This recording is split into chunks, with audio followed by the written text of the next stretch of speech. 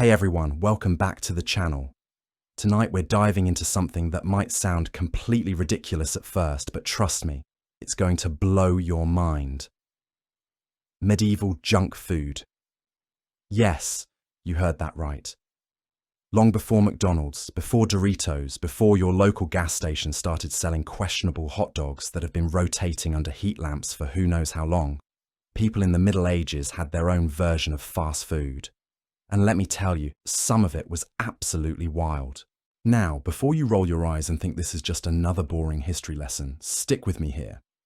Because what I discovered while researching this topic completely changed how I think about food, society, and human nature itself. We like to imagine that our modern obsession with quick, convenient, often unhealthy snacks is somehow unique to our time. That fast food is this recent invention that's corrupting our pure, natural eating habits. But that's complete nonsense. The truth is, humans have been craving greasy, sweet, salty, portable treats for over 1,000 years. The only difference is how we make them and where we get them. So grab something to snack on, maybe dim the lights a bit, and let's take a journey back to a time when your local fast food joint was a smoke-filled cookshop by the Thames. And your favorite guilty pleasure might have been a meat pie filled with, well, let's just say the health inspectors weren't exactly keeping tabs on things back then. Picture this. It's a crisp autumn morning in London, sometime around the year 1250.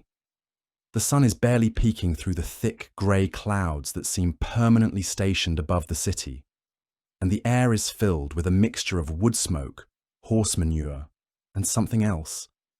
Something that makes your stomach growl, despite the questionable sanitation standards of the era. That something is the smell of food, hot food, being prepared and sold right there on the street. You're walking along the muddy, narrow roads that wind their way toward the Thames, dodging carts pulled by oxen, stepping carefully around puddles that you really don't want to think too hard about when you hear it.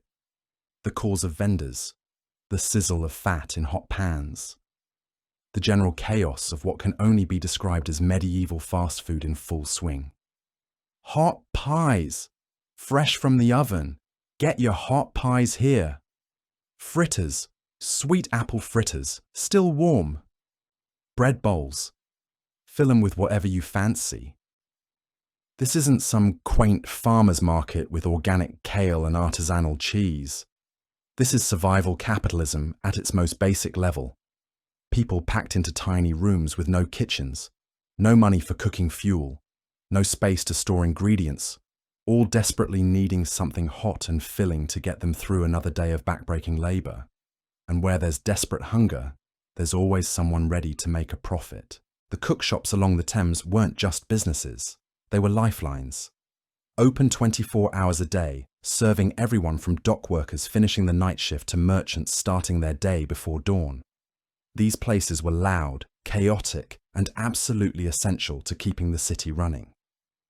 Think of them as the medieval equivalent of a 7-Eleven, but with way more fire hazards and significantly fewer health regulations. Let me introduce you to someone. Her name is Margot, and she's been running a cookshop near London Bridge for the past 15 years. She's up every morning at 4, lighting the fires, preparing the dough, getting ready for the endless stream of hungry customers who will start arriving before the sun comes up. Margot knows her business inside and out. She knows which dock workers prefer their meat pies extra greasy, which merchants will pay extra for the good stuff, and which customers she needs to keep an eye on because they'll try to walk off without paying. But Margot also knows something else. She knows that survival in this business means walking a very fine line between profit and poison, because in a world without refrigeration, without food safety inspectors, without any real way to tell if meat has gone bad until it's way too late, every meal is a gamble. And sometimes, when business is slow and money is tight, that gamble involves using ingredients that probably should have been thrown out days ago. "What'll it be today, love?" Margot calls out to a young man who's just stumbled up to her stall, still rubbing sleep from his eyes. He's clearly been working all night, probably loading cargo down at the docks, and he's got that hollow-eyed look of someone who needs food and needs it now. "Meat pie," he mumbles, digging around in his pocket for coins. "And make it a big one. Got a long day ahead. Margot reaches into one of her clay ovens and pulls out a steaming pie, the crust golden brown and glistening with fat. It's about the size of a modern hamburger, maybe a bit larger, and it's wrapped in a thick pastry shell that's been baked until it's hard enough to use as a bowl. This isn't delicate French pastry we're talking about. This is functional food, designed to be portable, filling, and sturdy enough to survive being carried around in a leather pouch for hours. The young dock worker takes his pie and bites into it immediately, not bothering to wait for it to cool down. Steam escapes from the crust, carrying with it the smell of meat, onions, and spices. His face lights up with relief and satisfaction. This is exactly what he needed. Hot, greasy, salty, and substantial enough to keep him going until his next break. But here's where things get interesting. What's actually in that pie? Well, if you're lucky, it's pork or beef or chicken, seasoned with whatever spices Margot could afford that week. If you're less lucky, it might be rabbit, or goose, or something else that was available and cheap. And if you're really unlucky, well, let's just say that the meat might have been sitting around a bit longer than it should have. This is the dark side of medieval fast food, and it's something that every customer understood, even if they didn't like to think about it. In a world where fresh meat was expensive and refrigeration was impossible, cookshop owners had to make tough choices. Do you throw away yesterday's leftover meat and lose money? Or do you dice it up, season it heavily, and hope the cooking process kills anything dangerous? The answer, more often than not, was the latter. Medieval cookshops were notorious for their creative approach to food safety. Spoiled meat could be disguised with extra spices. Day-old pies could be reheated and sold as fresh. And if a customer complained about the taste, well, that was just the risk you took when you ate fast food. But despite the risks, people kept coming back. They had to. For most medieval city dwellers, cookshops weren't a convenience. They were a necessity. The alternative was going hungry, and that wasn't really an option when you needed energy for 12 hours of manual labor. As our dock worker finishes his pie and heads off to work, another customer approaches Margot's stall. This one is different. Better dressed, cleaner, clearly someone with a bit more money to spend. This is Thomas, a merchant who deals in wool and cloth, and he's looking for something a bit more upscale than the basic meat pie. "Good morning, Margot," Thomas says with a polite nod. "What have you got that's special today?" Margot grins. This is the kind of customer she likes, someone who can afford the good stuff and isn't afraid to pay for it. "Well now, Thomas, I've got something you might fancy. Fresh chicken, wrapped in pastry with real ginger and a touch of honey. Cost you a bit more, but it's worth every penny."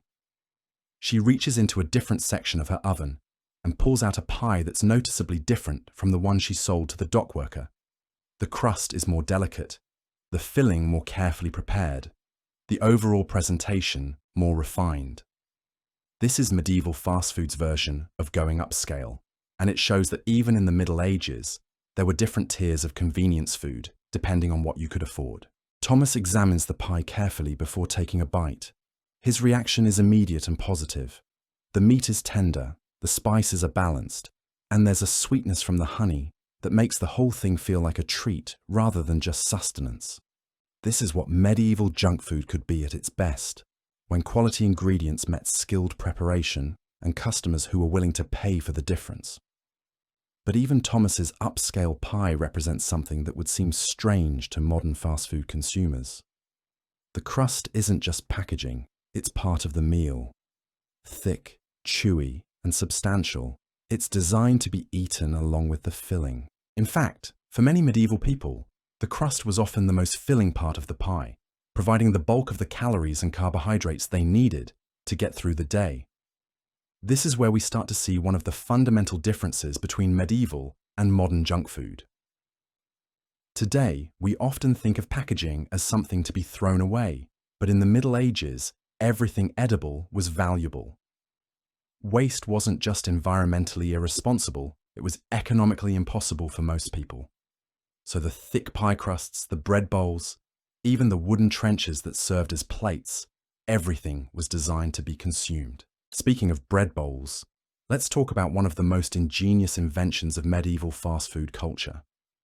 As Thomas finishes his pie and continues on his way, we notice another customer at a different stall, one that specializes in what we might call the medieval equivalent of a bread bowl from Panera. This customer is a young woman named Eleanor, and she's got a different kind of hunger than the dock worker or the merchant. She's looking for something that will serve as both container and meal, something portable that she can take with her as she goes about her daily business in the city. The vendor at this stall, a burly man named Edmund, specializes in trenchers. These are thick slices of bread, usually made from coarse whole wheat, that have been cut into squares about 4 inches wide and half an inch thick. But Edmund has taken the concept one step further.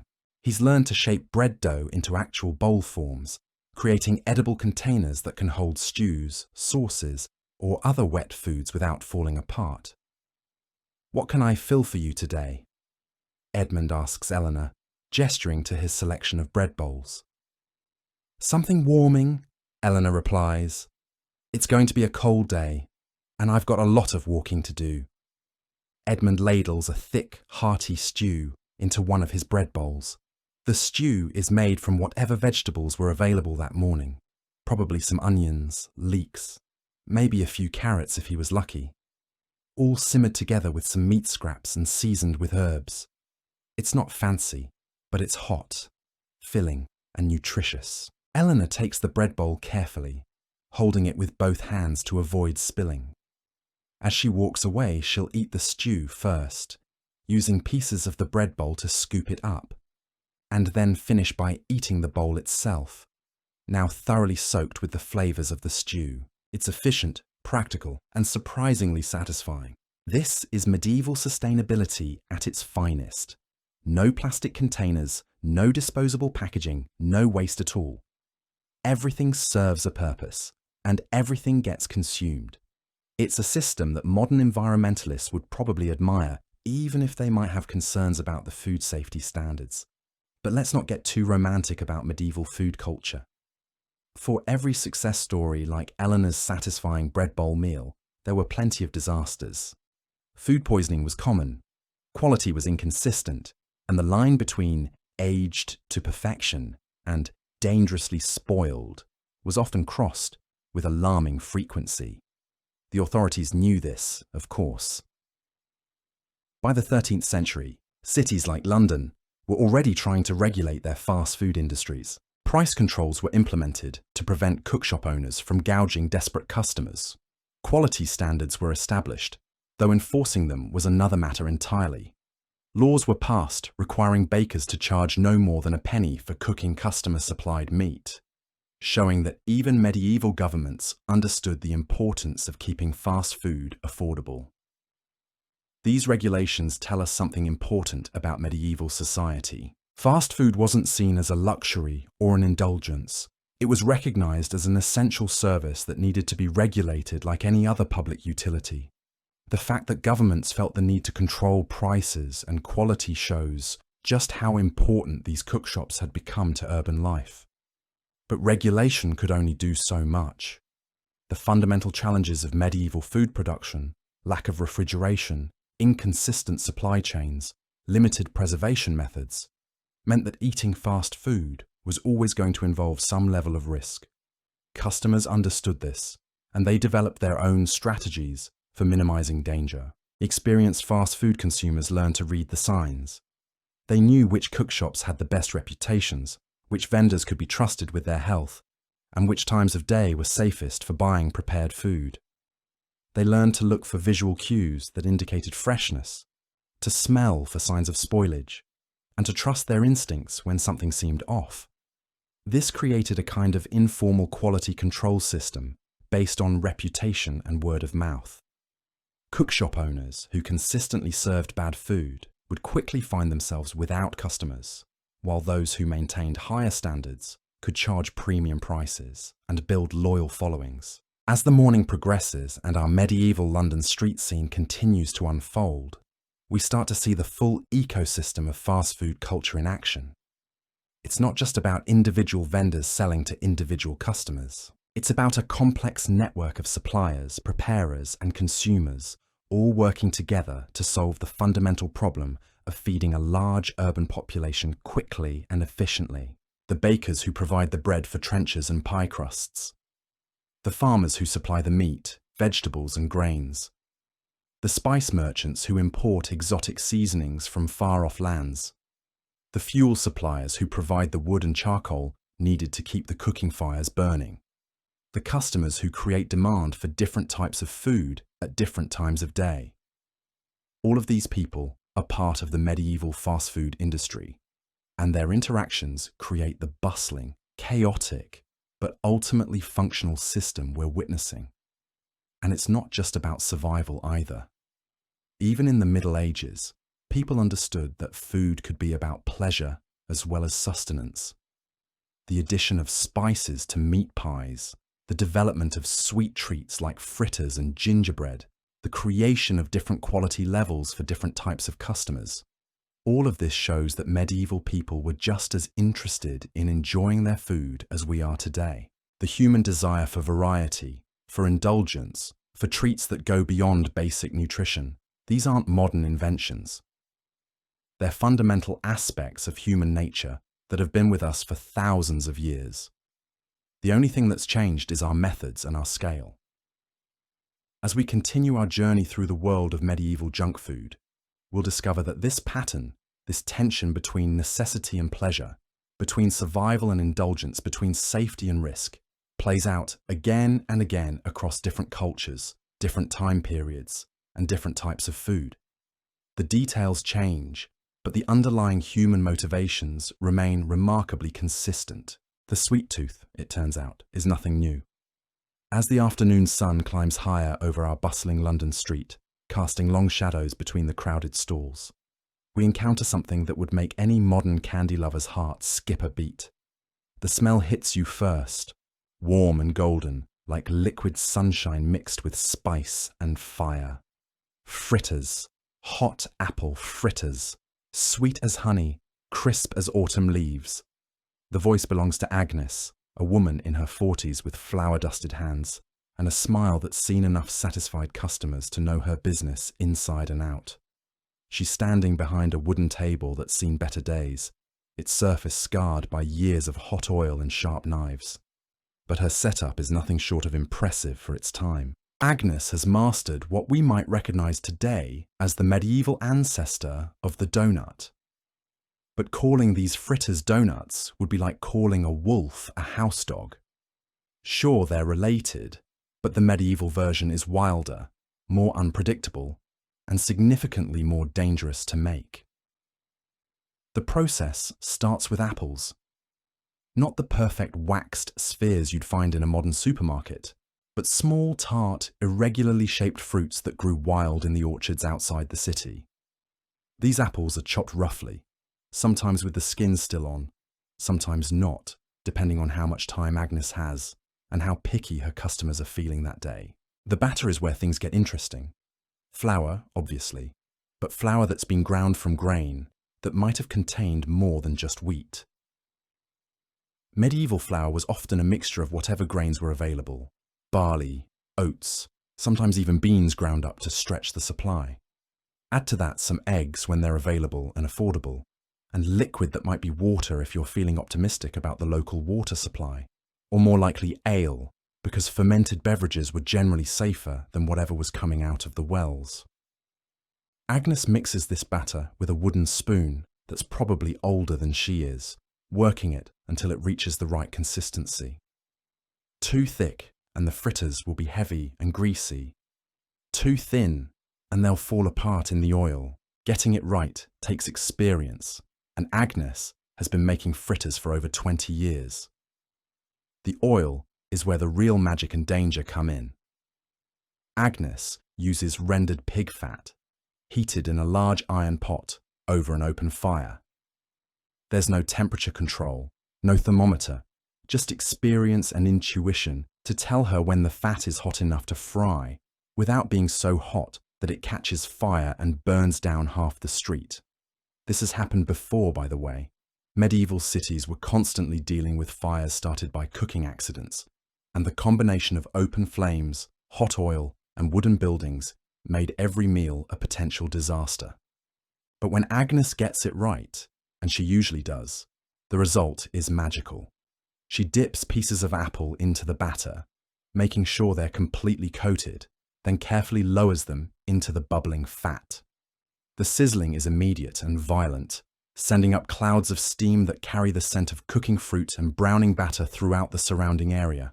Within minutes, the fritters are golden brown and crispy on the outside, tender and sweet on the inside.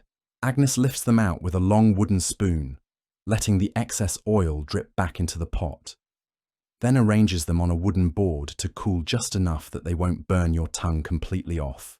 The final touch is honey. Real honey. Thick and golden, harvested from beehives that someone risked their life to raid.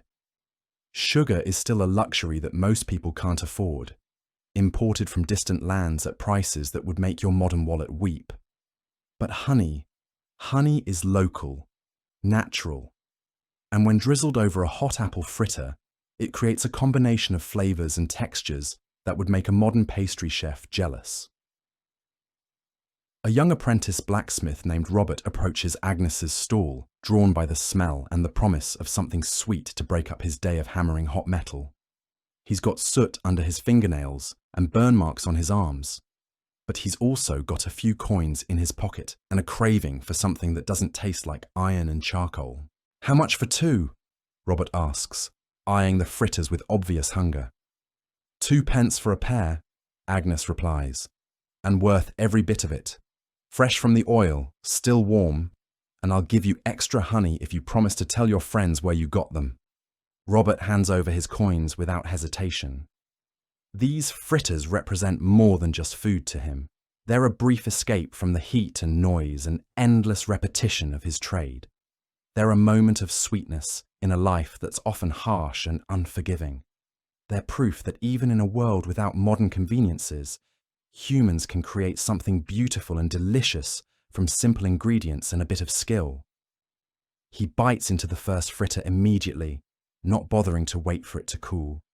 The exterior cracks under his teeth, releasing a burst of steam and the concentrated flavor of cooked apple. The honey runs down his chin, but he doesn't care. This is pure pleasure. The kind of simple joy that transcends centuries and connects us to our ancestors in the most basic way possible. But Robert's fritters are just the beginning of medieval sweet treats. As he walks away, savouring his purchase, we notice another vendor setting up shop just down the street.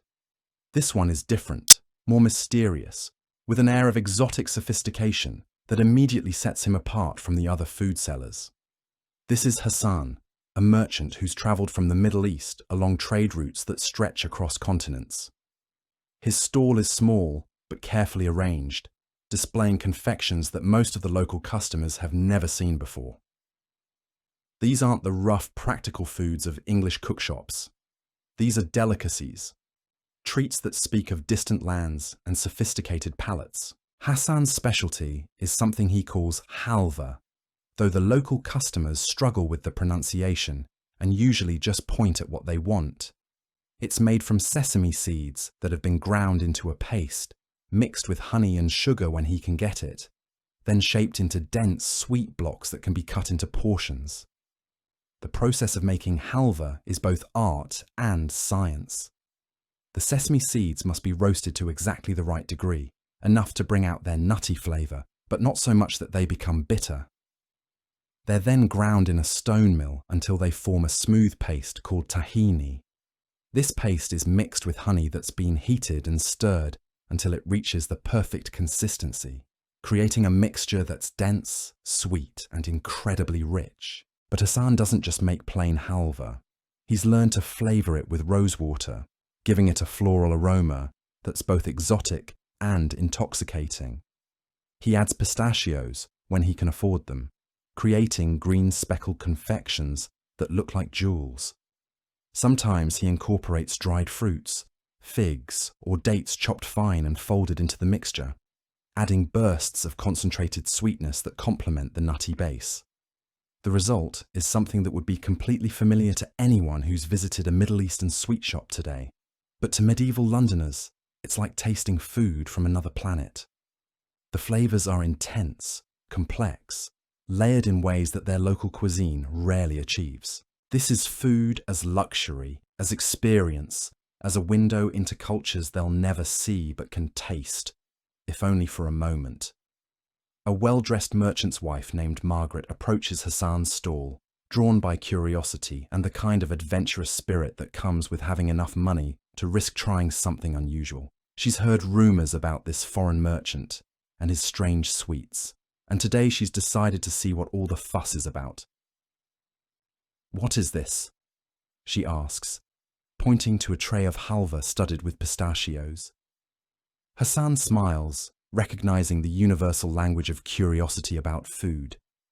"This is halva, my lady, made from sesame seeds and honey, flavored with rosewater from Damascus. Very sweet, very rich. In my country, we serve this at weddings and celebrations." Margaret looks skeptical but intrigued. The idea of food flavored with flowers is strange to her, but the merchant's obvious pride in his product is convincing. "How much?" "For you, my lady, because you are my first English customer today. Only 4 pence for a piece this size." Hassan cuts a generous portion of the halva, wrapping it carefully in a piece of clean cloth. Margaret pays and takes a small, cautious bite. Her reaction is immediate and dramatic. Her eyes widen, then close in pleasure as the complex flavors hit her palate. The nuttiness of the sesame, the sweetness of the honey, the delicate floral notes of the rosewater, all combine to create something completely unlike anything she's ever tasted.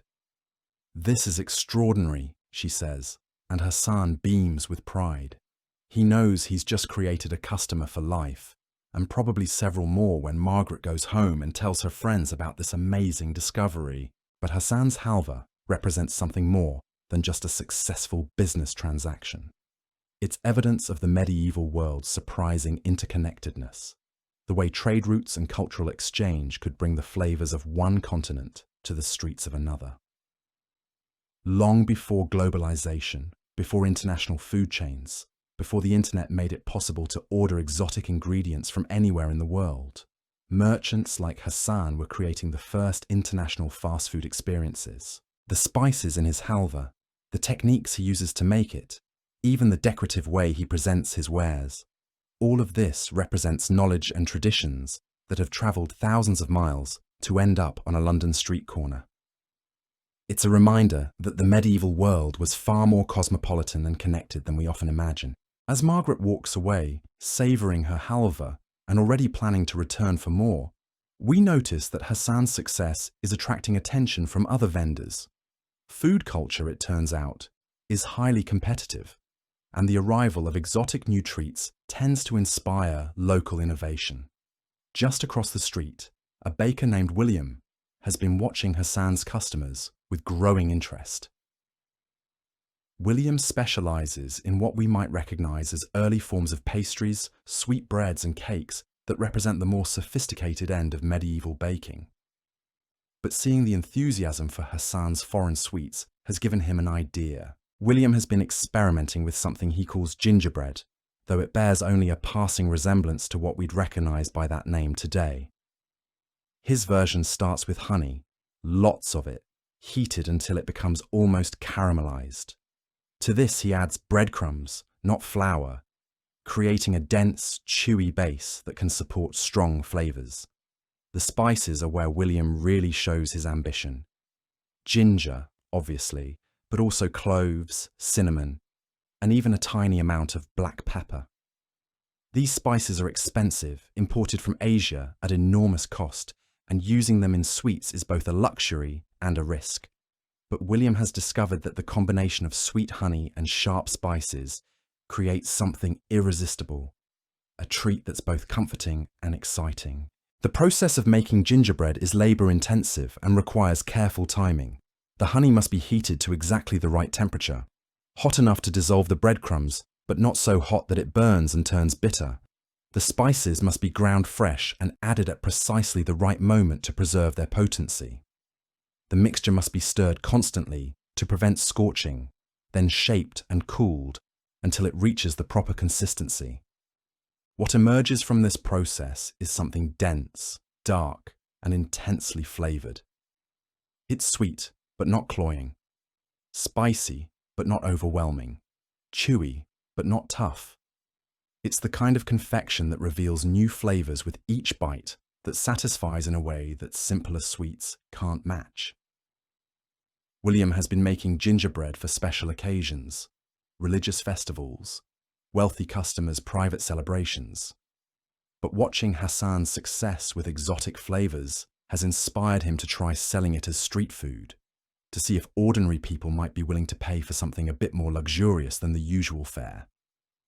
He cuts his gingerbread into small squares and arranges them on a wooden tray, then calls out to the passing crowd, "Gingerbread! Sweet gingerbread with spices from the East! Taste the flavors of distant lands." The response is immediate and enthusiastic. People who might never be able to afford whole exotic spices are eager to taste them in William's confections. A group of young clerks from a nearby monastery pool their money to buy a piece to share. A mother buys a small portion for her children, treating them to something special on what's otherwise an ordinary day.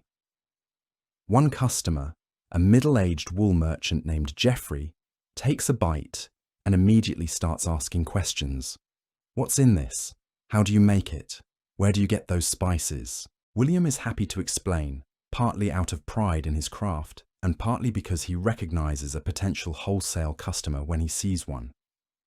Geoffrey, it turns out, has connections with other merchants, people who might be interested in buying gingerbread in larger quantities for their own customers or special events. This is how food trends spread in the medieval world.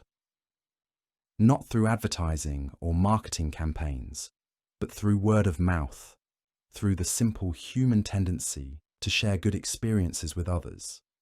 One successful vendor inspires another, one satisfied customer tells their friends, and gradually new flavors and techniques spread through the community. But medieval sweet treats weren't just about exotic spices and expensive ingredients. Some of the most beloved confections were made from humble, local materials, transformed through skill and creativity into something special. Take waffles, for instance, or rather what medieval people called arblis, thin wafers cooked between heated iron plates that created decorative patterns on the surface.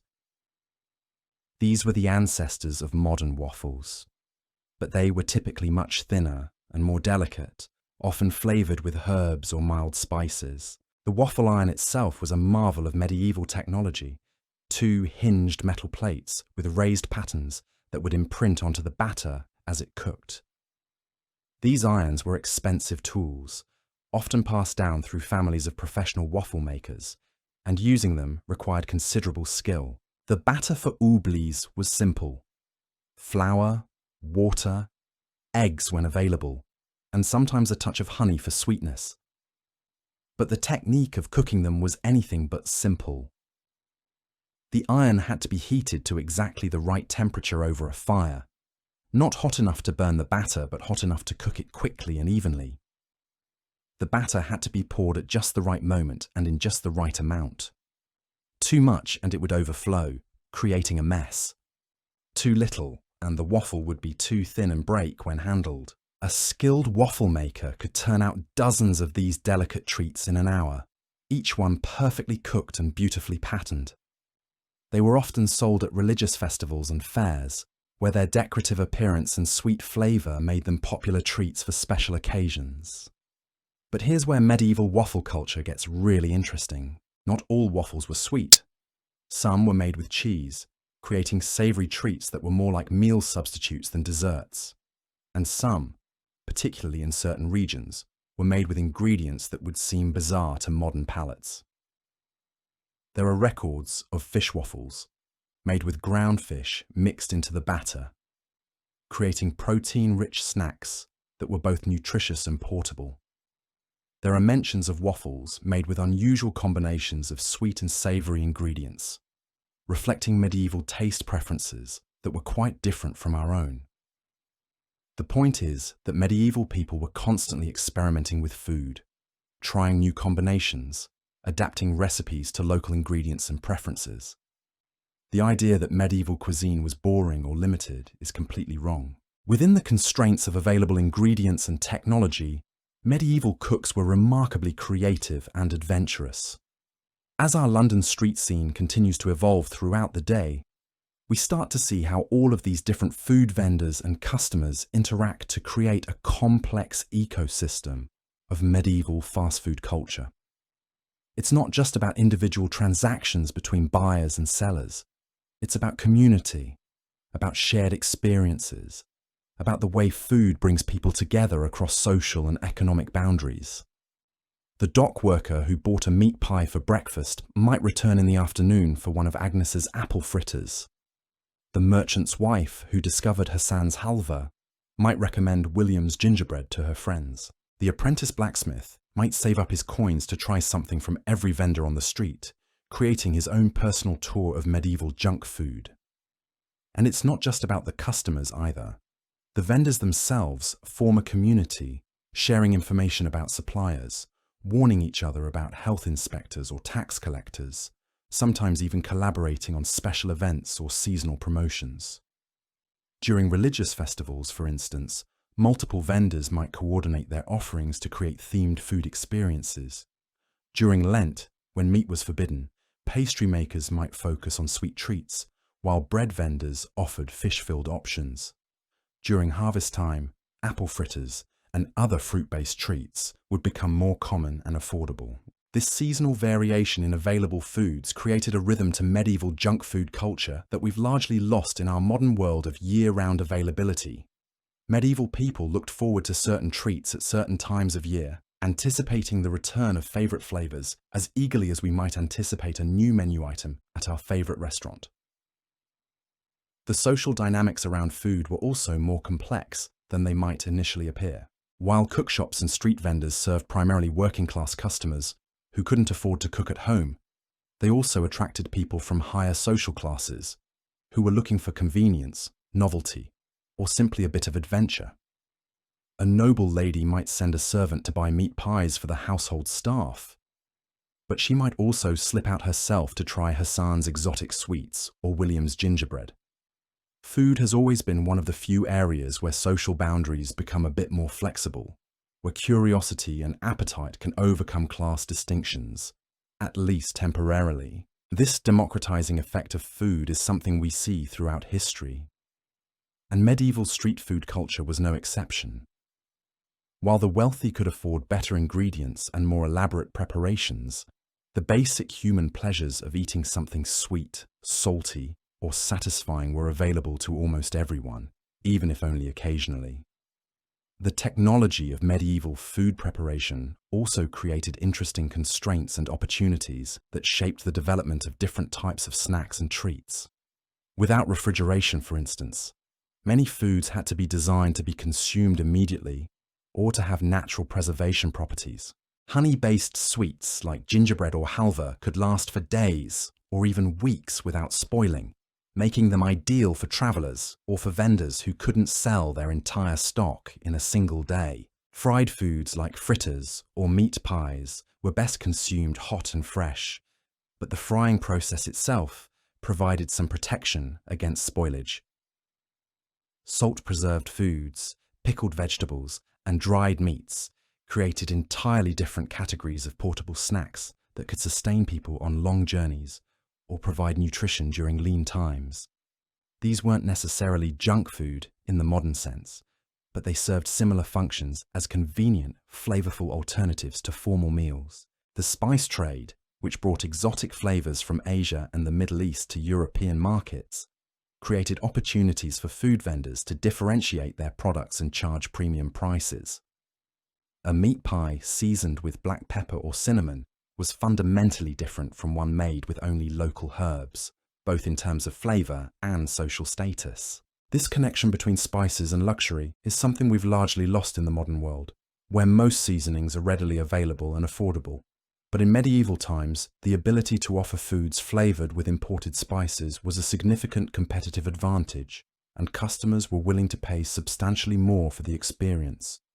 The religious calendar also played a major role in shaping medieval food culture, creating periods of restriction and indulgence that affected both what people could eat and how much they were willing to spend on special treats. During fasting periods, sweet foods that didn't contain animal products became more popular and commanded higher prices. During feast days and religious festivals, people were more willing to splurge on expensive or exotic foods, creating seasonal opportunities for vendors to introduce new products or charge premium prices for familiar ones. The church's influence on daily life meant that food culture was never purely secular, but always embedded in larger spiritual and social contexts. As evening approaches and our medieval London street begins to quiet down, we can see the full scope of what we've been witnessing. This isn't just a collection of individual food vendors trying to make a living. It's a complex social and economic system that serves multiple functions simultaneously. It feeds people who can't cook for themselves. It provides employment for entrepreneurs and workers. It creates opportunities for cultural exchange and innovation. It offers moments of pleasure and indulgence in lives that are often harsh and difficult. It connects local communities to global trade networks. It adapts to seasonal changes and religious requirements.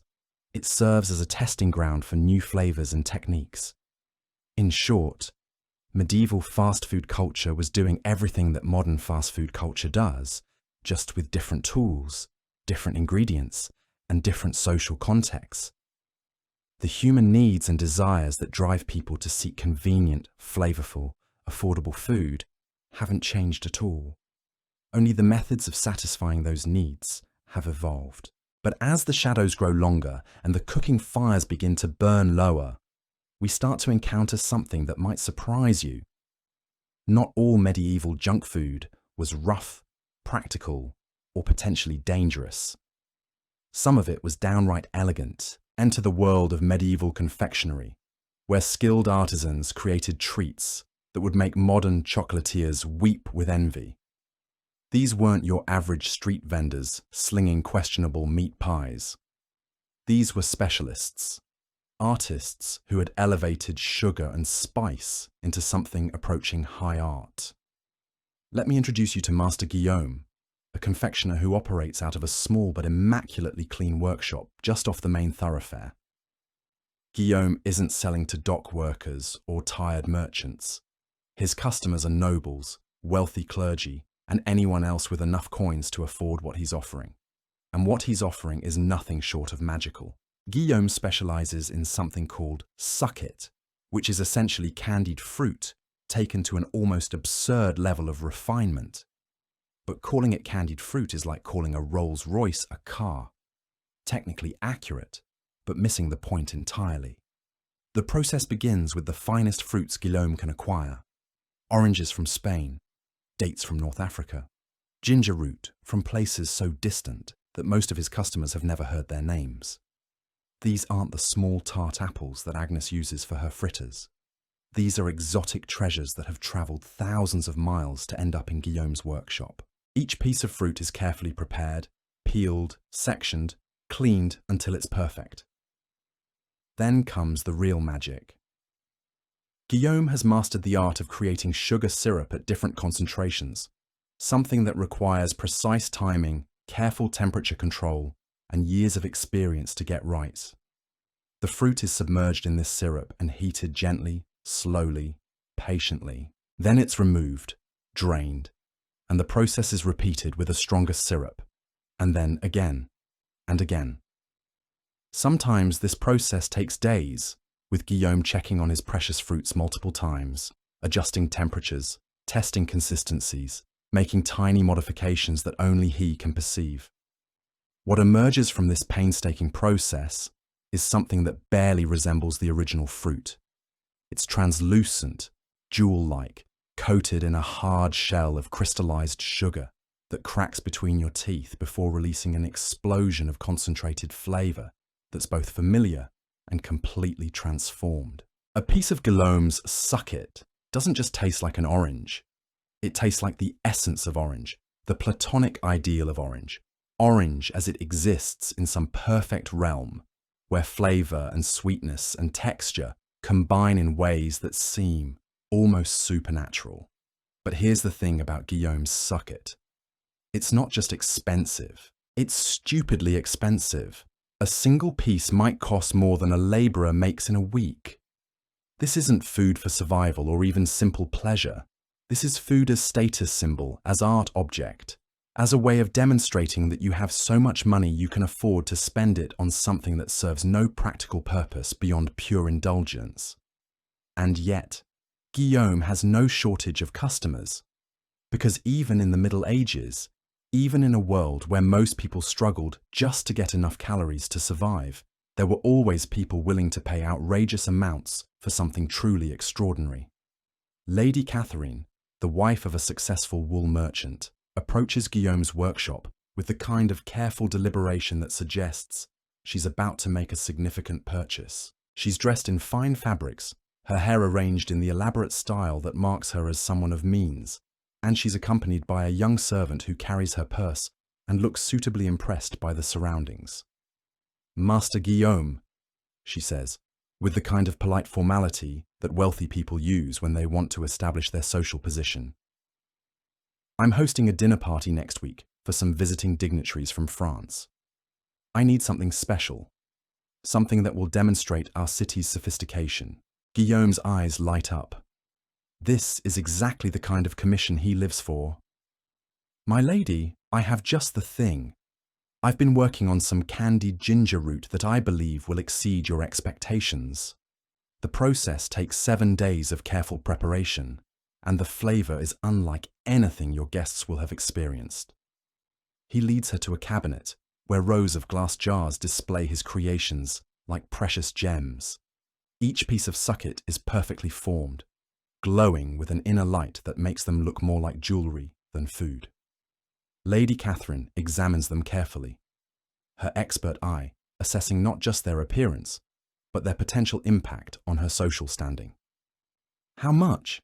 she asks, though her tone suggests that price is less important than quality. "For a selection suitable for 12 guests, 30 silver pieces," Guillaume replies without hesitation. It's an enormous sum, but he knows his market. Lady Catherine nods without blinking. "Perfect. I'll also need them presented properly, something that will showcase their beauty." "Of course, my lady. I have silver dishes designed specifically for this purpose. Each piece will be arranged to complement the others, creating a display that will be as visually stunning as it is delicious." This interaction reveals something important about medieval junk food culture. While most of what we've been discussing serves practical needs, hunger, convenience, basic pleasure, there's also a luxury tier that serves entirely different functions.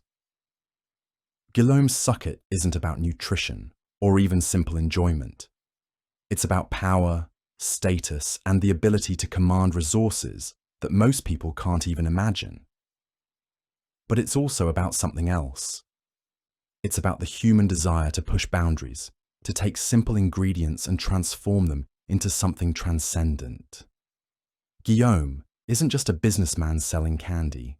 He's an artist using sugar and fruit as his medium, creating experiences that exist nowhere else in the world. This artistic impulse shows up throughout medieval food culture, even in much simpler contexts. The elaborate patterns on waffle irons, the careful spicing of gingerbread, the decorative arrangements of Hassan's halva, all of these represent attempts to elevate food beyond mere sustenance into something approaching art. As Lady Catherine completes her purchase and departs with her servant in tow, we notice that Guillaume's success has attracted attention from other food artisans in the area. Competition in the luxury food market is fierce, and everyone is constantly looking for ways to differentiate their products and justify premium prices. Just down the street, a baker named Pierre has been experimenting with something he calls marchpane, which is essentially an early form of marzipan. Pierre starts with almonds, expensive imported nuts that he grinds by hand into the finest possible powder. This almond flour is then mixed with honey and rosewater, kneaded until it forms a smooth, pliable paste that can be shaped into virtually any form. But Pierre doesn't just make simple shapes. He's learned to create elaborate sculptures, miniature castles, detailed flowers, even tiny replicas of animals, all made entirely from his almond paste.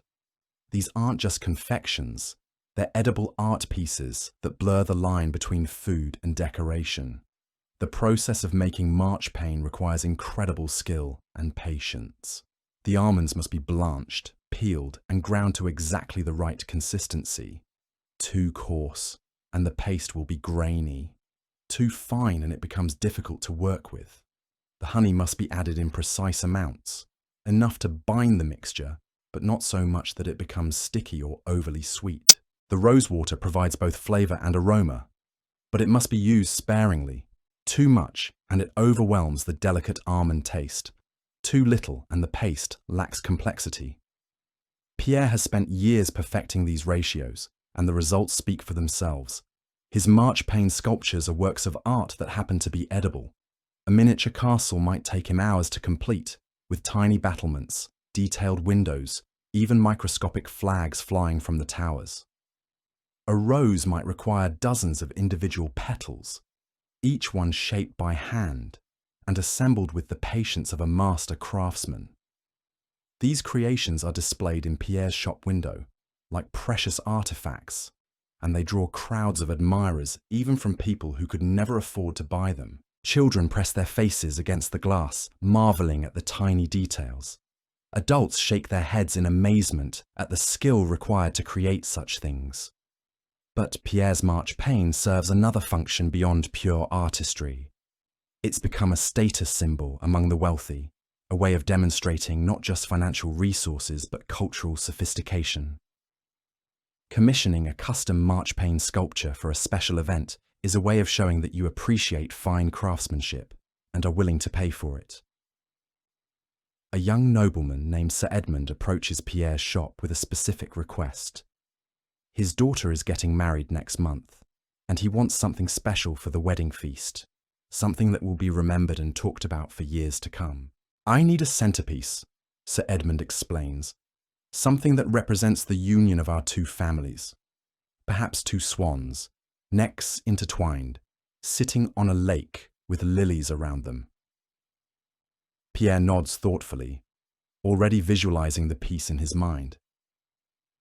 "It can be done, but it will take time. The detail work alone will require several days, and I'll need to create special tools for some of the finer elements." "Cost is not a concern," Sir Edmund says, though Pierre notices he doesn't ask for a specific price.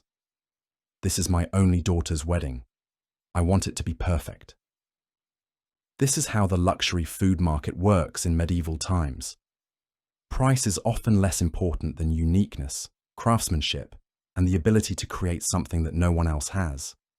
Pierre's marchpane sculptures aren't just desserts, they're conversation pieces, memory makers, symbols of the customer's taste and resources. But the influence of these luxury foods extends far beyond their immediate consumers. Techniques developed for expensive confections eventually filter down to more affordable foods. Decorative patterns, flavor combinations, presentation methods, all of these innovations eventually influence the broader food culture. A humble street vendor might not be able to afford rosewater or imported almonds, but they can learn to arrange their simpler wares in more attractive ways. They can experiment with local herbs to create more complex flavors. They can take inspiration from luxury techniques and adapt them to their own circumstances and customer base. This trickle-down effect is how food culture evolves, how innovations spread from the cutting edge to the mainstream. Medieval luxury confectioners like Guillaume and Pierre aren't just serving wealthy customers, they're pushing the boundaries of what's possible with food, creating techniques and concepts that will eventually benefit everyone. As we continue our journey through medieval London's food scene, we encounter something that might seem familiar to modern eyes, but represents a completely different approach to portable nutrition. Near the edge of the market area, close to where the city meets the countryside, we find vendors specializing in what we might recognize as early energy bars. These aren't the processed, packaged protein bars you'd find in a modern convenience store. Instead, they're dense, nutrient-packed confections made from nuts, dried fruits, honey, and sometimes grains, all pressed together into portable blocks that can sustain travelers, laborers, or anyone else who needs concentrated nutrition on the go. The woman making these treats is called Beatrice, and she's perfected a recipe that balances nutrition, flavor, and practicality in ways that would impress modern food scientists. Her basic mixture starts with almonds and walnuts, both expensive but packed with the kind of fats and proteins that provide sustained energy. These nuts are chopped roughly, not ground fine like Pierre's marchpane ingredients, because texture is important in these survival foods. To the nuts, Beatrice adds dried fruits, figs, and dates when she can get them, sometimes dried apples or pears from local orchards. These provide natural sugars for quick energy and help bind the mixture together. The sweetness also makes the finished product more palatable, which is important when you're trying to create something that people will actually want to eat during long journeys or hard labor. Honey serves as both sweetener and binding agent, but Beatrice uses it sparingly. Too much honey makes the bars sticky and difficult to handle. Too little and they fall apart. She's learned through years of experimentation exactly how much honey to use for different weather conditions, because humidity affects how the mixture behaves. Sometimes Beatrice adds oats or barley, grains that provide additional carbohydrates and help stretch the expensive nuts to make the bars more affordable. These grains are toasted first to improve their flavor and texture, then mixed in at just the right stage of the process to ensure even distribution. The final ingredient is salt, just a pinch, but it's crucial. Salt enhances all the other flavors and provides essential minerals that the body needs, especially during physical exertion. Medieval people understood the importance of salt in ways that we've largely forgotten, and Beatrice's careful use of it demonstrates this knowledge. The mixing process is done by hand in a large wooden bowl, with Beatrice using her fingers to ensure that every ingredient is evenly distributed. The mixture is then pressed into wooden molds and left to set for several hours until it firms up enough to hold its shape when cut. The finished bars are dense, chewy, and intensely flavorful. They're not particularly sweet by modern standards, but they're satisfying in a way that processed foods rarely achieve. Each bar contains enough nutrition to sustain a person for hours of physical activity, and they can last for weeks without spoiling if kept dry. Beatrice's customers are a different crowd from those who frequent Guillaume's luxury confectionery, or even Agnes's apple fritters. These are practical people who need practical food. Pilgrims preparing for long journeys to holy sites, merchants planning trading expeditions, soldiers heading off to distant campaigns, workers who need something substantial to eat during long shifts. A group of pilgrims approaches Beatrice's stall, easily identifiable by their simple robes, walking staffs, and the kind of determined expression that suggests they're about to undertake something significant. Their leader, a middle-aged man named Brother Francis, examines Beatrice's wares with the careful attention of someone who understands the importance of good provisions. "How long will these keep?" he asks, hefting one of the bars to test its weight and density. "Properly stored, at least a month," Beatrice replies. "I've had customers take them on journeys to Rome and beyond without any problems. The key is keeping them dry and wrapped properly." Brother Francis nods approvingly. He's been on enough pilgrimages to know that food can make the difference between a successful journey and a disaster. "We'll need enough for 12 people, 3 weeks on the road." Beatrice quickly calculates the quantity needed, factoring in not just the number of people and days, but also the physical demands of long-distance walking and the likelihood that they'll be able to supplement these rations with other foods along the way. 48 bars should be sufficient, she says, but I'd recommend 54 to be safe. Better to have too much than too little when you're days away from the nearest market. The transaction that follows is more than just a business deal. Beatrice carefully wraps each bar in cloth, then packs them in a wooden box designed to protect them from moisture and rough handling. She provides detailed instructions on how to store them, how to recognize signs of spoilage, and how to ration them effectively during the journey. This level of care and expertise demonstrates something important about medieval food culture. Even the most practical, utilitarian foods were created by people who understood their craft deeply and took pride in their work.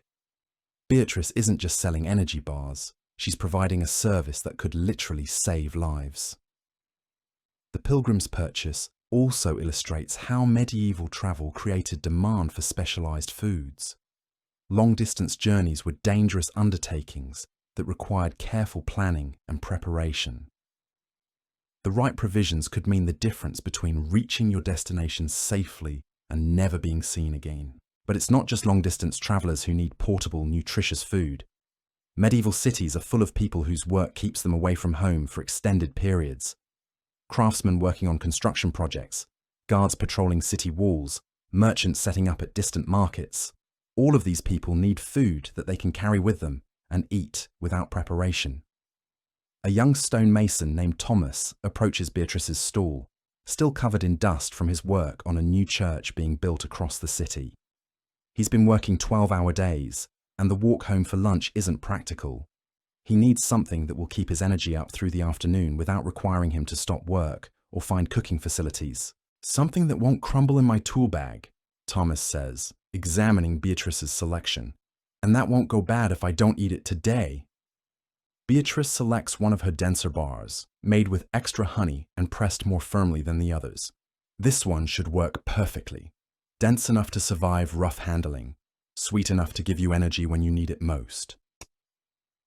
Thomas pays for several bars, enough to last him through the week. For him, these aren't exotic treats or special occasion foods.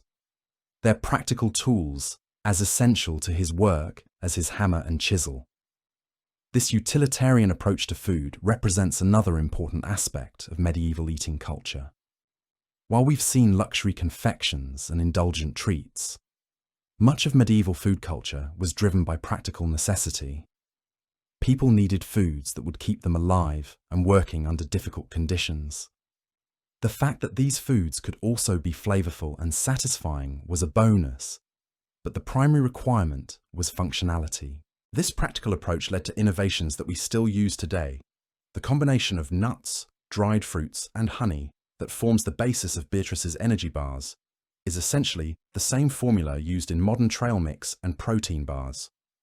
The understanding that certain combinations of ingredients provide sustained energy while remaining portable and shelf-stable represents sophisticated nutritional knowledge developed through centuries of trial and error. As the afternoon progresses and our exploration of medieval London's food scene continues, we begin to encounter vendors who specialize in what we might call comfort foods.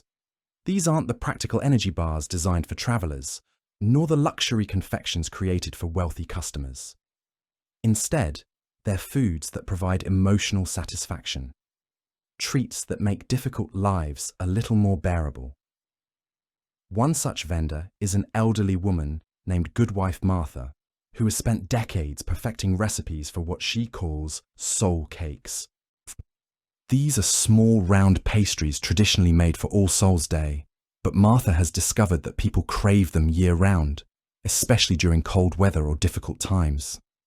Martha's soul cakes are deceptively simple. Made from flour, butter, eggs and spices, they're formed into small rounds and marked with a cross before baking. But the simplicity is misleading.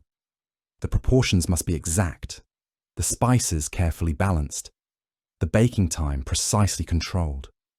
Too much flour, and they're dry. Too little, and they fall apart. Too much spice, and they're overwhelming. Too little, and they're bland. What makes Martha's soul cakes special isn't just their flavor, though that's certainly part of it. It's the memories and emotions they evoke. These are foods that connect people to their childhood, to religious traditions, to family gatherings, and community celebrations. Eating one of Martha's soul cakes isn't just about nutrition or even pleasure. It's about belonging, about being part of something larger than yourself. a young woman named Alice approaches Martha's stall with tears in her eyes. She's recently arrived in London from a small village, looking for work and finding the city overwhelming and lonely. The smell of Martha's baking reminds her of home, of her grandmother's kitchen, of a time when she felt safe and loved. "How much for one?" Alice asks, though she's clearly counting her coins carefully. Martha looks at the young woman and sees herself decades earlier, when she first came to the city as a frightened girl with no family and few prospects. "For you, dear, just a halfpenny, and take another for later. You look like you could use some comfort." This small act of kindness illustrates something important about medieval food culture. While much of what we've discussed has been commercial, transactional, focused on profit and efficiency, there's also a deeply human element. Food vendors aren't just business people. They're members of communities. People who understand that sometimes a warm pastry can provide more than just calories. Alice bites into her soul cake and immediately starts crying harder, but now her tears are mixed with relief and gratitude. The familiar flavors transport her back to her childhood, reminding her that she's not as alone as she feels. Martha pretends not to notice the tears, busying herself with arranging her remaining cakes. But her kindness has created a connection that transcends the simple exchange of money for food. This emotional dimension of food is something we sometimes forget in our modern world of processed convenience foods. But in medieval times, when most food was made by hand by people you knew, every meal carried emotional weight. The baker who made your bread, the woman who sold you fritters, the confectioner who created special treats for your wedding. These weren't anonymous corporate entities. They were neighbours, community members, people who shared your struggles and celebrated your successes. As evening approaches and the street vendors begin to pack up their wares, we encounter one final category of medieval junk food that deserves attention. These are the foods associated with festivals, celebrations, and special occasions, foods that appear only at certain times of year or in connection with specific events, creating anticipation and marking the passage of time. One such vendor is Master John, a pastry maker who specializes in what he calls festival cakes. These are elaborate confections designed for specific religious holidays, each one carefully crafted to reflect the themes and traditions of its associated celebration. Master John doesn't just make these cakes year-round. Instead, he follows the religious calendar, creating different specialties for different seasons. During Lent, when meat is forbidden and people are supposed to be fasting, Master John makes simple, humble cakes, sweetened only with honey and flavoured with herbs. These aren't indulgent treats, but they provide a small comfort during a time of deprivation and self-denial. For Easter, he creates elaborate egg-shaped confections decorated with intricate patterns and filled with sweet custards. These celebrate the end of Lent and the resurrection of Christ, representing rebirth and renewal through their very form and flavour. At Christmas, Master John's specialty is a dense, fruit-laden cake that's meant to be aged for weeks before eating. This cake is so rich and heavily spiced that a small slice provides intense satisfaction, and its long preparation time makes it a symbol of patience and anticipation. But perhaps most interesting are the cakes Master John makes for local festivals and celebrations that have nothing to do with religious observance. When the city celebrates a military victory, he creates patriotic confections decorated with heraldic symbols. When a noble couple gets married, he makes wedding cakes that tell the story of their courtship in sugar and spice. These festival foods serve multiple functions beyond simple nutrition or pleasure. They mark time, creating shared experiences that bind communities together. They preserve traditions, passing cultural knowledge from one generation to the next. They provide occasions for indulgence that might otherwise be considered sinful or excessive.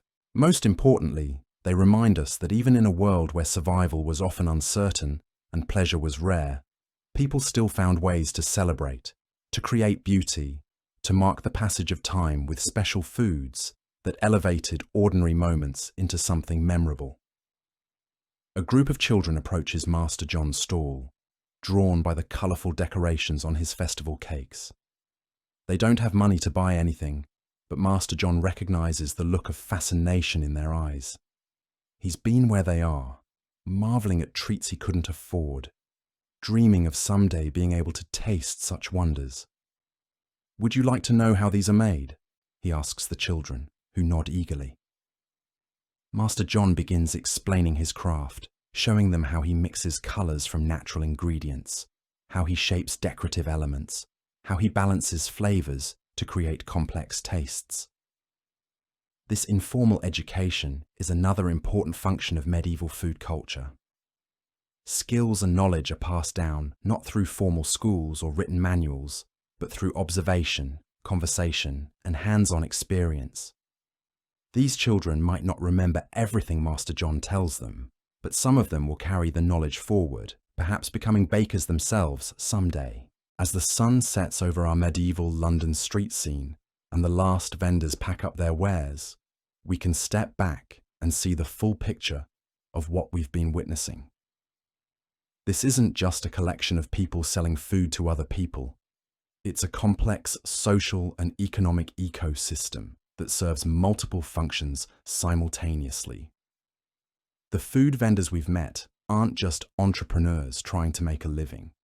They're artists, craftspeople, community members, and informal teachers. They provide not just nutrition, but comfort, pleasure, status, and connection. They preserve traditions while also innovating and experimenting. They serve practical needs while also fulfilling emotional and social functions. Their customers aren't just consumers looking for convenient calories. They're people seeking comfort in difficult times, adventure in monotonous lives, connection to their communities, and ways to mark special occasions. They're participants in a food culture that's both deeply local and surprisingly cosmopolitan, both traditional and constantly evolving. The foods themselves aren't just primitive versions of modern snacks. They're sophisticated responses to the constraints and opportunities of their time. They demonstrate remarkable creativity within limited resources, deep understanding of nutrition and preservation, and appreciation for the social and emotional dimensions of eating. Perhaps most importantly, this medieval food culture reminds us that the human relationship with food hasn't changed as much as we might think. The desire for convenient, flavorful, emotionally satisfying food is as old as civilization itself. The only thing that's really changed is our methods and our scale. The dock worker grabbing a quick meat pie before his shift, the merchant's wife seeking exotic flavors to impress her friends, the traveler stocking up on portable nutrition for a long journey, the child dreaming of sweets they can't afford. All of these people would recognize their modern counterparts immediately. We like to think that our modern food culture, with its global supply chains and processed convenience foods, represents something entirely new in human history. But the truth is, we're just the latest chapter in a story that's been going on for thousands of years.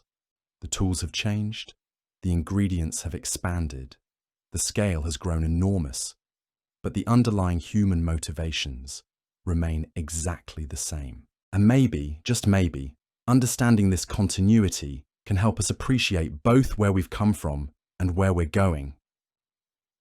The next time you grab a quick snack from a convenience store or treat yourself to something sweet from a fancy bakery, remember Margot and her questionable meat pies, Guillaume and his jewel-like sucket, Beatrice and her practical energy bars. You're participating in the same ancient human tradition of using food to satisfy not just hunger, but the deeper needs of comfort, pleasure, and connection. But our journey through medieval junk food isn't complete until we venture beyond the familiar streets of London. Because while English cookshops were serving their questionable meat pies and sweet fritters, entirely different food cultures were developing their own versio, of fast, convenient, indulgent eating. And some of these traditions would make even the most adventurous modern foodie pause and reconsider their definition of exotic cuisine. Let's travel east, across the Channel, through the forests and mountains of continental Europe. past the great trading cities of Venice and Constantinople, until we reach the bustling markets of medieval Baghdad. Here, in the heart of the Islamic world, street food culture had evolved in directions that would seem both familiar and utterly alien to our London vendors. The year is 1247, and the Abbasid Caliphate may be past its golden age, but Baghdad is still one of the largest, most sophisticated cities in the world. The streets are filled with merchants from every corner of the known world, scholars debating philosophy in multiple languages, and most importantly for our purposes, food vendors who have access to ingredients that European cooks can barely imagine. Meet Hakim ibn Yusuf, a street vendor who specializes in something he calls lukmat al-qadi, which translates roughly to judge's morsels. These are small balls of sweet dough that are fried until golden and then soaked in honey syrup, flavored with rosewater and orange blossom. To modern palates, they'd be recognizable as an ancestor of Greek lukumads or Middle Eastern awameh. But in 13th century Baghdad, they represent the cutting edge of sophisticated street food. Hakim's setup is more elaborate than anything we saw in London. He has multiple pots of oil bubbling over carefully tended fires, each maintained at a different temperature for different stages of cooking. His dough is mixed fresh throughout the day, using a recipe that's been passed down through his family for generations. The honey syrup is a complex creation that requires precise timing and temperature control to achieve the right consistency. But what really sets Hakim apart from his European counterparts is his access to ingredients. The rosewater comes from Damascus, famous throughout the medieval world for the quality of its roses. The orange blossom water is distilled from trees that grow in the gardens of Cordoba, thousands of miles to the west. The honey itself comes from bees that feed on wildflowers in the mountains of Persia, giving it a complex floral character that transforms the simple fried dough into something transcendent. The process of making lukmat al-qadi is almost ritualistic in its precision. Hakim starts with a yeast-based dough that must be allowed to rise for exactly the right amount of time. Too little, and the interior will be dense. Too much, and the dough becomes difficult to handle. The oil temperature is critical, hot enough to create the proper texture, but not so hot that the outside burns before the inside cooks through. Using a special spoon with a rounded bowl, Hakim drops small portions of dough into the oil, where they immediately begin to puff and turn golden. The timing is crucial here. Each piece must be turned at exactly the right moment to ensure even cooking. Too early, and they'll collapse. Too late, and they'll become tough and chewy. As the dough balls emerge from the oil, they're immediately plunged into the honey syrup, where they absorb the sweet, fragrant liquid while still hot. The contrast between the crispy exterior and the soft, honey-soaked interior creates a textural experience that's both familiar and surprising. A young scholar named Abdullah approaches Hakim's stall, drawn by the intoxicating aroma of frying dough and floral honey. Abdullah spends his days in the House of Wisdom, studying translations of Greek philosophical texts, and these sweet treats have become his preferred method of sustaining himself during long hours of intellectual work. The usual portion, Hakim asks, already reaching for his serving bowl. He's been feeding scholars like Abdullah for years and understands their needs. They want something sweet enough to provide energy for mental work, but not so heavy that it makes them sleepy. Actually, make it a double portion today, Abdullah replies. I'm working on a particularly difficult translation, and I suspect I'll be at it well into the night. Hakim nods and prepares a generous serving, arranging the golden spheres in a bowl and drizzling them with extra syrup. But he also adds something special, a sprinkle of crushed pistachios that adds both flavor and texture to the dish. This isn't just customer service, it's an expression of artistry, a demonstration of the sophisticated food culture that Baghdad has developed over centuries of cultural exchange and innovation. This kind of attention to detail and customer relationship, illustrates something important about medieval Middle Eastern food culture. It's not just about feeding people quickly and cheaply. It's about creating experiences, building relationships, and maintaining standards that reflect the cultural sophistication of the Islamic world during its golden age.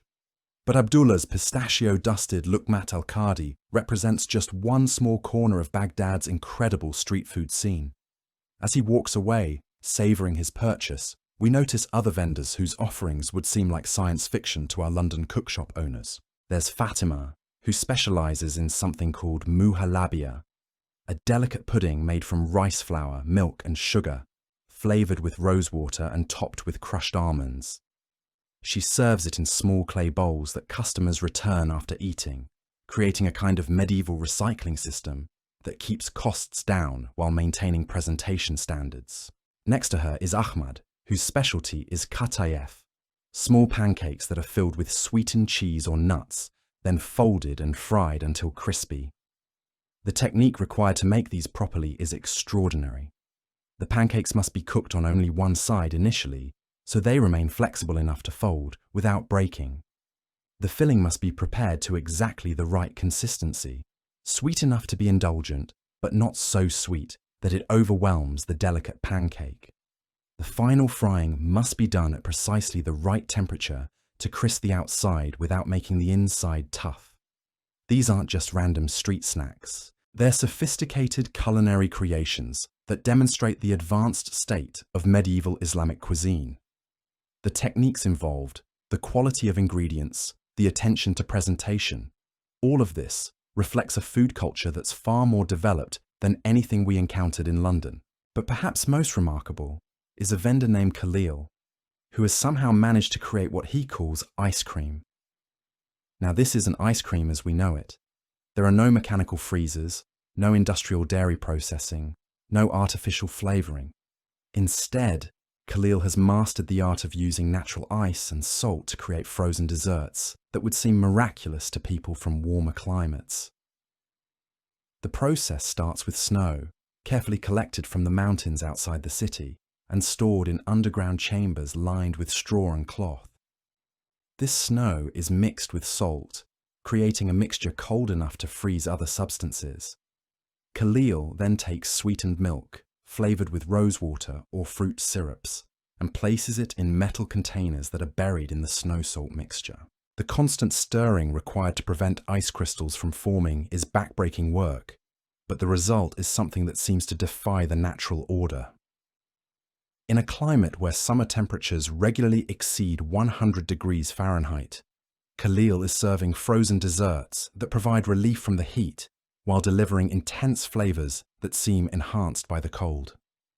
A group of merchants from India approaches Khalil's stall, drawn by curiosity about this impossible treat. They've travelled thousands of miles along trade routes that connect the known world, but they've never encountered anything like this frozen confection. "How is this possible?" asks Rajesh, the group's leader, examining the frozen dessert with the kind of wonder usually reserved for religious miracles. Khalil grins, enjoying the reaction he gets from first-time customers. "It's all about understanding how cold works," he explains, though he's careful not to reveal too many trade secrets. The right combination of ice, salt, and patience can create wonders. The Indian merchants purchase several servings, not just because they're curious about the taste, but because they recognize a business opportunity. If this technique could be replicated in their home cities, it would revolutionize summer food culture in ways that could generate enormous profits. This interaction illustrates something crucial about medieval food culture that we often overlook. These aren't isolated local traditions developing in isolation. They're part of a global network of trade, exchange, and innovation that's constantly spreading new ideas, techniques, and ingredients across vast distances. The spices that flavour Khalil's frozen desserts come from the same Indian merchants who are now learning his techniques. The sugar that sweetens Hakim's Luqmat al-Qadi was refined, using methods developed in India and improved by Islamic scholars. The rosewater that perfumes Fatima's muhalabia comes from techniques perfected in Damascus, but originally learned from Persian masters. This global exchange of culinary knowledge is creating a medieval food culture that's far more sophisticated and interconnected than most people realize. While European cookshops are still struggling with basic food safety and limited ingredient selection, Middle Eastern vendors are creating complex, refined treats that demonstrate advanced understanding of chemistry, temperature control, and flavor combination. But it's not just about sophistication, it's also about accessibility. Despite the exotic ingredients and complex techniques, many of these Middle Eastern street foods are surprisingly affordable.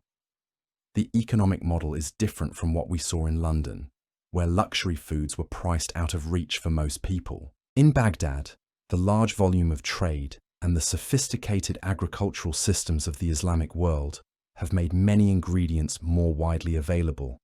Sugar, while still expensive, isn't the impossible luxury it is in Europe.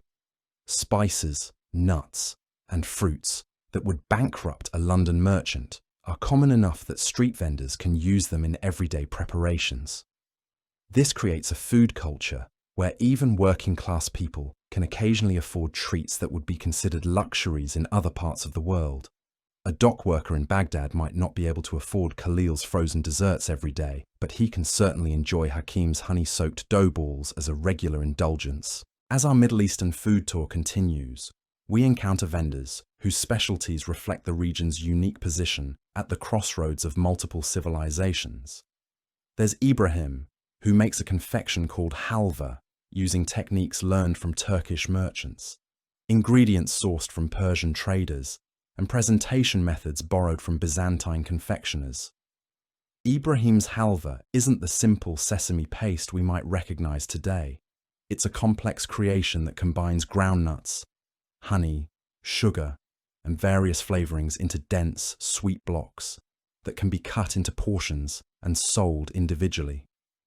The process requires precise temperature control and timing that Ibrahim has spent years perfecting. The base starts with sesame seeds that must be roasted to exactly the right degree. Too little roasting, and the flavor will be bland. Too much, and it becomes bitter. The seeds are then ground in a stone mill until they form a smooth paste, a process that can take hours of careful work. Meanwhile, honey and sugar are heated together in a copper pot, stirred constantly to prevent burning. The temperature must be monitored carefully, using techniques that medieval Middle Eastern confectioners have developed over centuries. When the syrup reaches the right consistency, it's combined with the sesame paste and mixed thoroughly. But Ibrahim doesn't stop there. He adds rosewater for fragrance, chopped pistachios for texture, and sometimes a touch of saffron for color and flavor. The mixture is then pressed into wooden molds and left to cool until it's firm enough to cut. The finished halva is unlike anything available in medieval Europe. It's intensely sweet, but also complex, with layers of flavor that reveal themselves as you eat. The texture is smooth but not uniform, with the chopped nuts providing contrast and interest. The rosewater adds a floral note that elevates the entire experience beyond simple sweetness. A young woman named Zara approaches Ibrahim's stall, but her interaction with the vendor reveals another important aspect of medieval Middle Eastern food culture. Unlike in Europe, where women's participation in food commerce is often limited, Zara is clearly a knowledgeable customer who understands quality and isn't afraid to negotiate. "This halva," she says, examining a piece carefully. "The pistachios look fresh, but I can't smell much rose. Are you using enough rosewater?" Ibrahim nods respectfully. Zara is a regular customer whose family runs a successful textile business, and her opinion carries weight in the community. "You're right, of course. This batch was made yesterday, and the rose scent fades quickly. Let me cut you a piece from this morning's preparation." He produces a different tray, and immediately the difference is apparent. The aroma is more intense, the color slightly different, the overall presentation more appealing. Zara nods approvingly and makes her purchase. But the interaction demonstrates the sophisticated palate and high expectations that characterize medieval Middle Eastern food culture. This level of customer knowledge and vendor expertise creates a competitive environment that drives constant innovation and quality improvement. Vendors can't get away with using inferior ingredients or sloppy techniques because their customers will notice immediately and take their business elsewhere. As we continue exploring Baghdad's food scene, we encounter something that would seem completely impossible to medieval Europeans. A vendor who specializes in cold drinks. Not just cool drinks, but actually cold beverages served with chunks of ice. This vendor, named Yusuf, has developed a system for creating and serving cold drinks that represents one of the most advanced examples of medieval food technology. He starts with the same ice storage techniques that Khalil uses for his frozen desserts. But instead of making ice cream, Yusuf creates refreshing beverages that provide relief from the desert heat. His basic drink is a mixture of fruit syrups, water, and various flavorings, served over crushed ice in clay cups. But the variety of syrups he offers is staggering.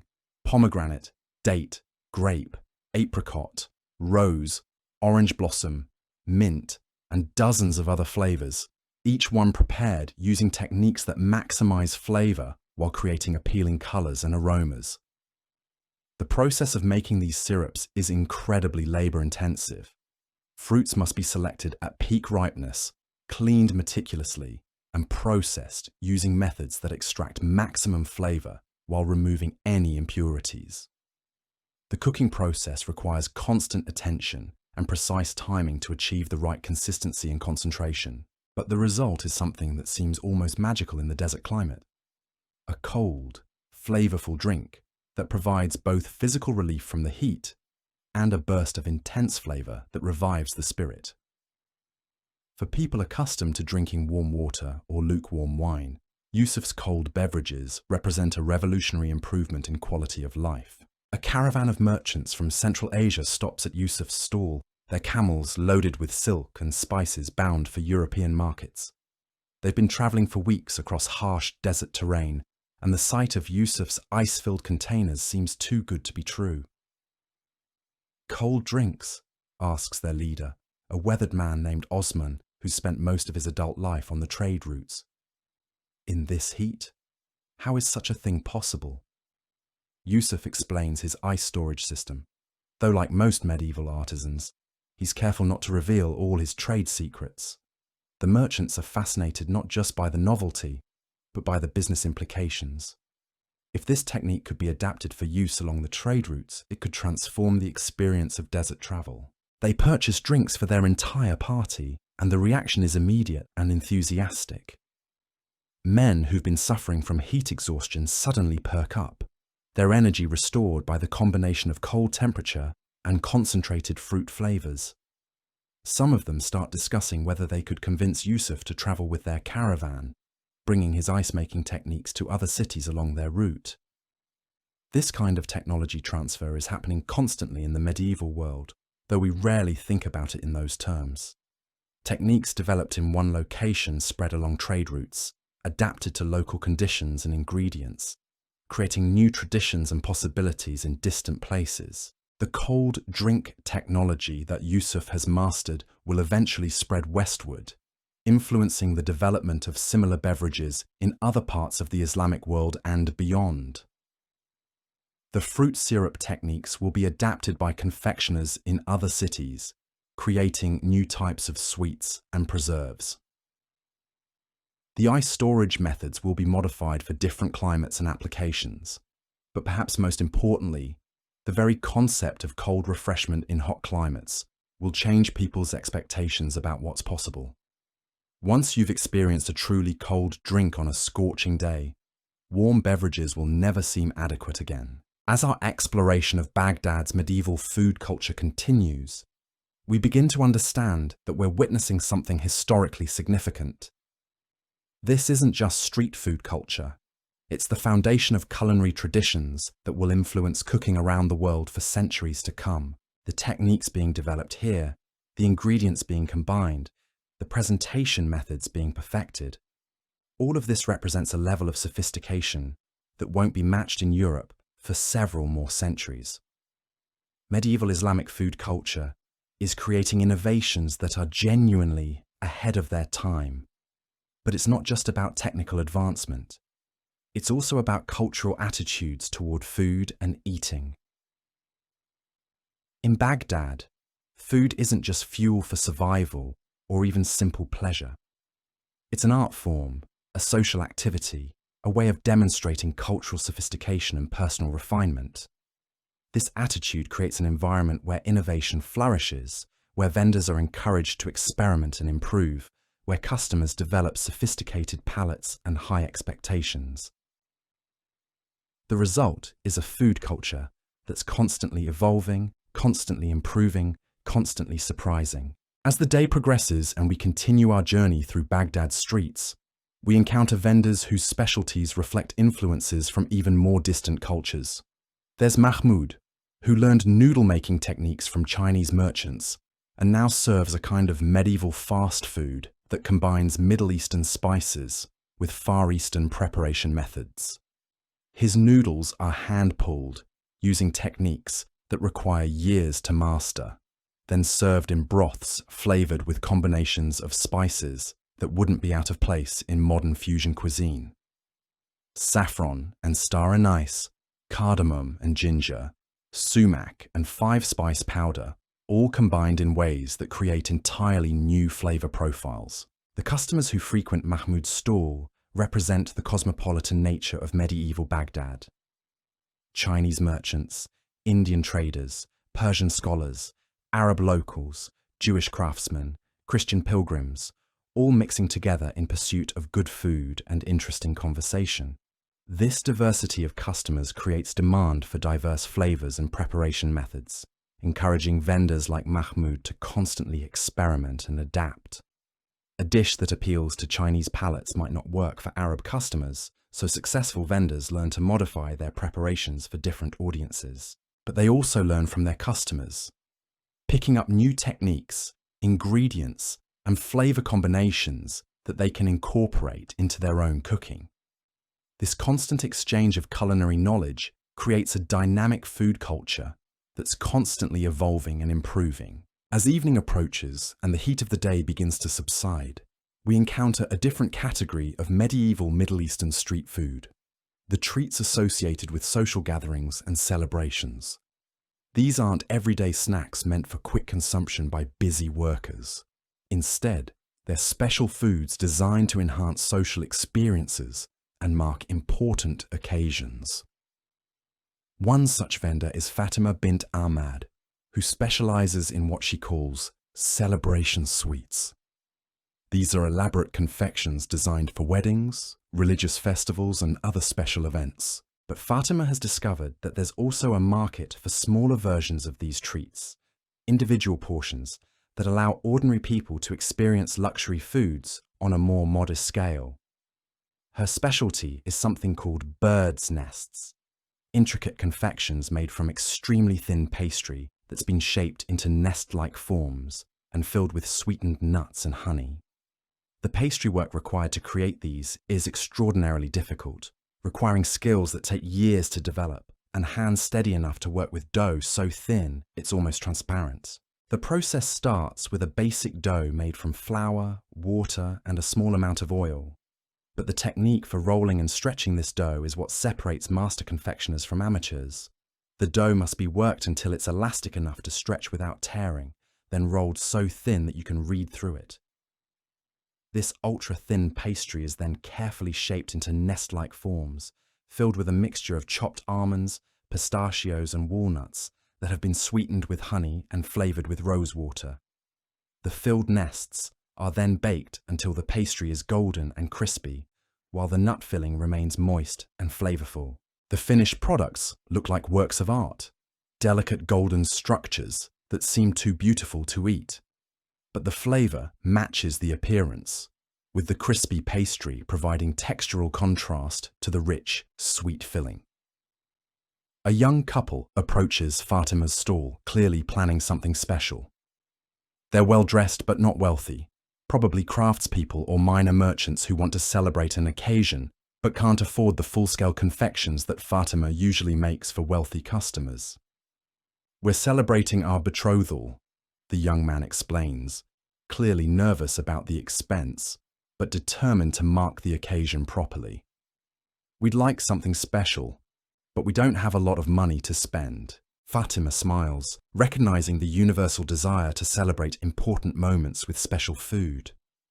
I have just the thing, she says, selecting several of her smaller birds' nests and arranging them on a decorative tray. These will serve 4 people perfectly, and I'll include some of my honey cakes as well. She adds several small cakes to the tray, creates an attractive arrangement, and charges the couple a price that's generous but not insulting. This kind of flexible pricing allows her to serve different market segments while maintaining her reputation for quality and fairness. The couple leaves with their purchase, clearly delighted with both the food and the service. For them, these confections represent more than just dessert. They're symbols of celebration, markers of an important life transition, evidence that their relationship deserves special recognition. This social function of food is something we see throughout medieval culture, but it's particularly developed in the Islamic world, where hospitality and celebration are highly valued cultural traits. Food isn't just about nutrition or even pleasure. It's about expressing values, maintaining relationships, and marking the important moments that give life meaning. As our day in medieval Baghdad draws to a close, we can see that we've witnessed something remarkable. This isn't just a more sophisticated version of the London cookshops we encountered earlier. It's a fundamentally different approach to food culture, one that values artistry, innovation, and social connection in ways that create entirely different possibilities. The vendors we've met aren't just trying to feed people quickly and cheaply. They're creating experiences, building relationships, and participating in a cultural tradition that values excellence and constant improvement. Their customers aren't just buying calories or even simple pleasures. They're participating in a sophisticated food culture that offers experiences unavailable anywhere else in the medieval world. But Baghdad represents just one example of advanced medieval food culture. As trade routes connect different parts of the world, similar innovations are happening in other cities, other cultures, other contexts. To truly understand the scope of medieval junk food, we need to venture even further east, to places where entirely different ingredients and techniques are creating their own versions of portable, indulgent, convenient eating. Let's travel now to Song Dynasty China, where the year is 1265, and the city of Hangzhou has become one of the largest, most prosperous cities in the world. Marco Polo, who will visit this city in just a few years, will describe it as the finest and most splendid city in the world, and much of that splendor is reflected in its extraordinary food culture. The streets of Hangzhou are filled with vendors whose techniques and ingredients would seem like magic to both our London cookshop owners and our Baghdad confectioners. This is a culture that has been refining its culinary arts for thousands of years, and the results are nothing short of spectacular. Meet Li Wei, a vendor who specializes in something called tang hulu, which are fruits coated in crystallized sugar and served on bamboo skewers. But calling them simply candied fruit would be like calling a Chinese palace a house. The technique Li Wei uses to create his sugar coating is so advanced that it won't be duplicated in Europe for several more centuries. The process starts with fresh fruits, hawthorn berries being the traditional choice, though Li Wei also uses grapes, strawberries, and other seasonal options. These fruits are carefully selected for ripeness and quality, then cleaned and arranged on bamboo skewers in attractive patterns. The sugar coating is where Li Wei's artistry really shows. He heats sugar and water together in precise proportions, monitoring the temperature by dropping small amounts into cold water and observing how they behave. When the syrup reaches exactly the right consistency, he quickly dips each skewer of fruit, creating a glass-like coating that hardens almost immediately. The result is something that looks like jewelry and tastes like concentrated sunshine. The sugar coating cracks between your teeth, releasing the natural fruit flavors in a burst of sweetness that's both intense and refreshing. The bamboo skewer makes the treats portable and fun to eat, perfect for people walking through busy market streets. But Li Wei's Tanghulu represents just the beginning of Chinese medieval street food sophistication. Nearby, a vendor named Chen Ming specializes in xiaolongbao, small steamed dumplings filled with meat and broth that represent one of the most technically challenging street foods ever created. The technique required to make proper xiaolongbao is extraordinary. The wrapper must be rolled thin enough to be delicate but strong enough to hold liquid without leaking. The filling must be prepared with gelatin that will melt during steaming, creating broth inside the dumpling. The pleating technique used to close the dumplings requires years of practice to master. Chen Ming learned this craft from his father, who learned it from his father, in a tradition that stretches back generations. Each family has its own slight variations in technique and seasoning, creating subtle differences that regular customers can detect immediately. The cooking process is equally complex. The dumplings must be steamed at exactly the right temperature for exactly the right amount of time. Too hot, and they'll burst.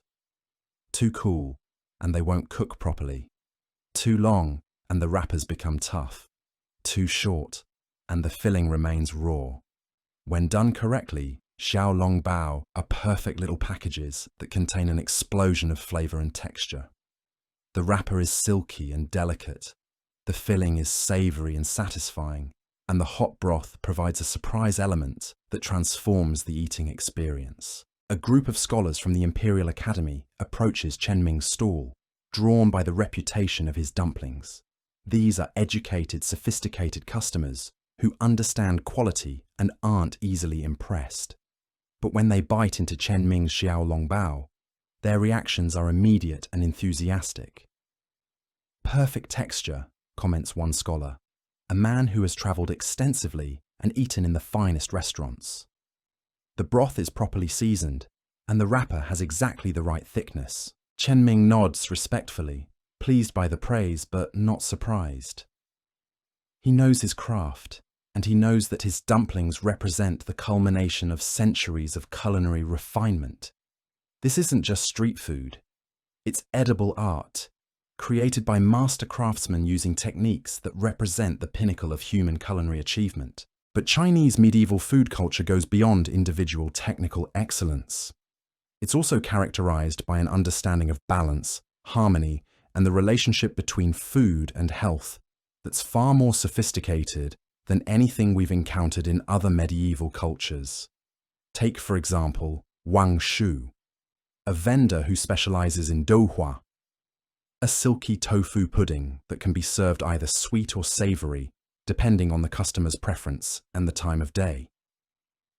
Wang Shu's understanding of how different foods affect the body's balance reflects centuries of Chinese medical and culinary knowledge. For morning customers, Wang Shu might serve douhua with ginger syrup, believing that ginger helps activate the body's energy for the day ahead. For afternoon customers, he might use a lighter sweet syrup that provides energy without overwhelming the system. For evening customers, he might offer a savory version with vegetables and light seasonings that won't interfere with sleep. This isn't just random variation based on personal preference. It's a systematic approach to food that considers not just flavor and nutrition, but also the timing of consumption, the customer's apparent constitution, and the seasonal influences that affect human health. Wang Shu learned these principles through years of study with traditional Chinese medicine practitioners, and he applies them to his street food with the same care that a court physician might use in prescribing treatments for the emperor. This integration of medical knowledge with culinary practice creates a food culture that's simultaneously delicious and therapeutic. A middle-aged merchant named Liu Bei approaches Wang Shu's stall, looking tired and slightly unwell after a long journey from the northern provinces. Wang Shu examines his customer carefully, noting the signs of exhaustion and possible digestive issues that come from eating unfamiliar foods during travel. You need something cooling and gentle, Wang Shu decides, preparing a bowl of douhua with a light almond syrup and a small amount of fresh mint. This will settle your stomach and restore your energy without overwhelming your system. Liu Bei accepts the recommendation trustingly.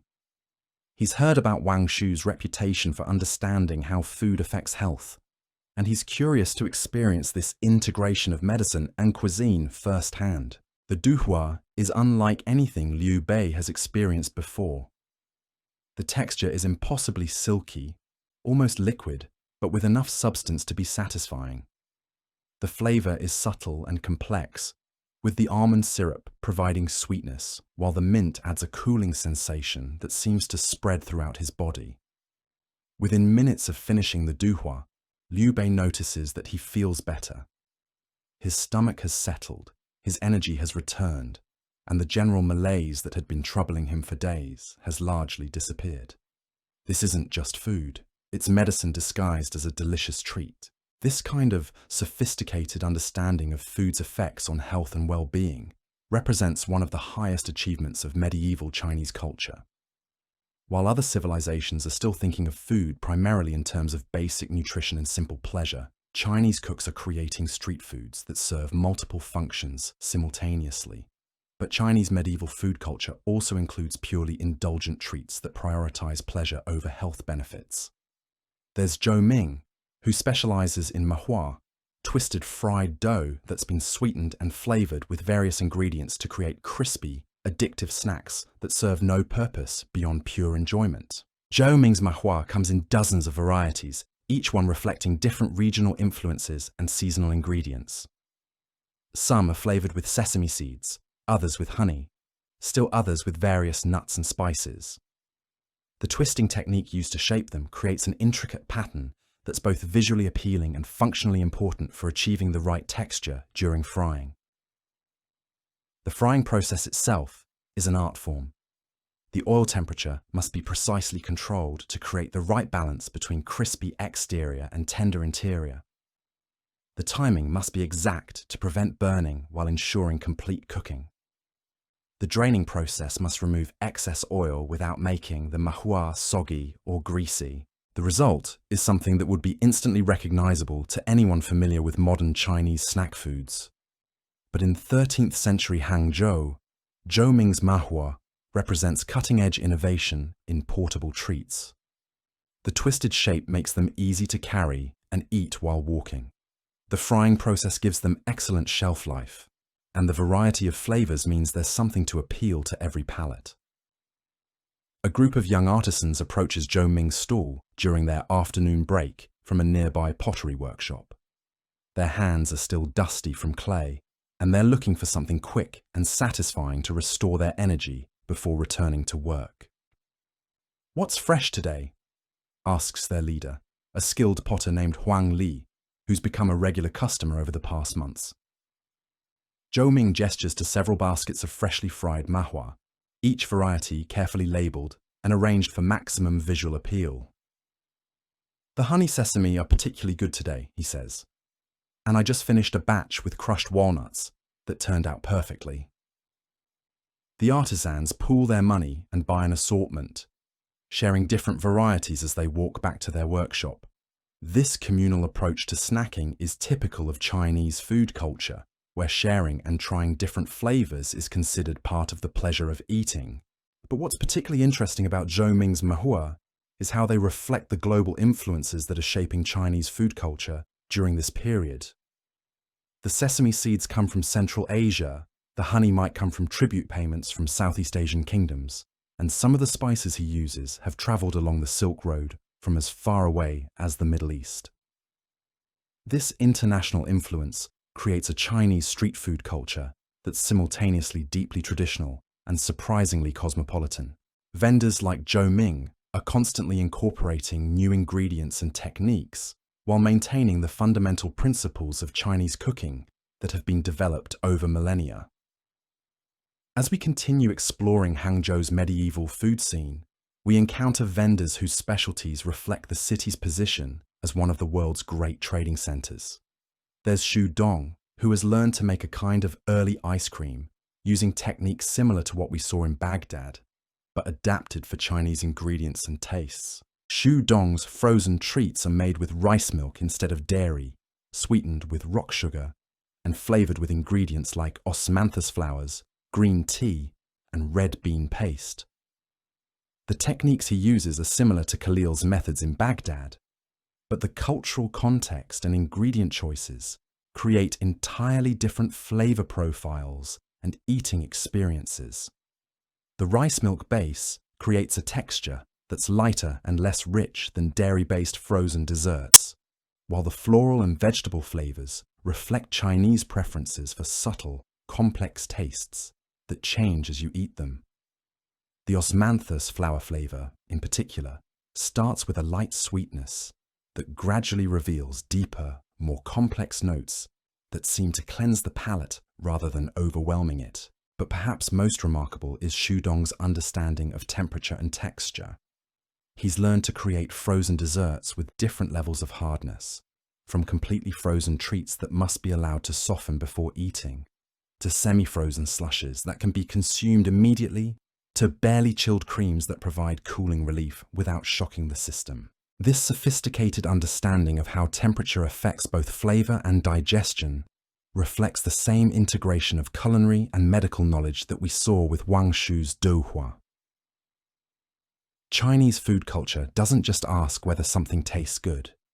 It also considers whether it's appropriate for the season, the time of day, the customer's apparent constitution, and the other foods they're likely to be eating.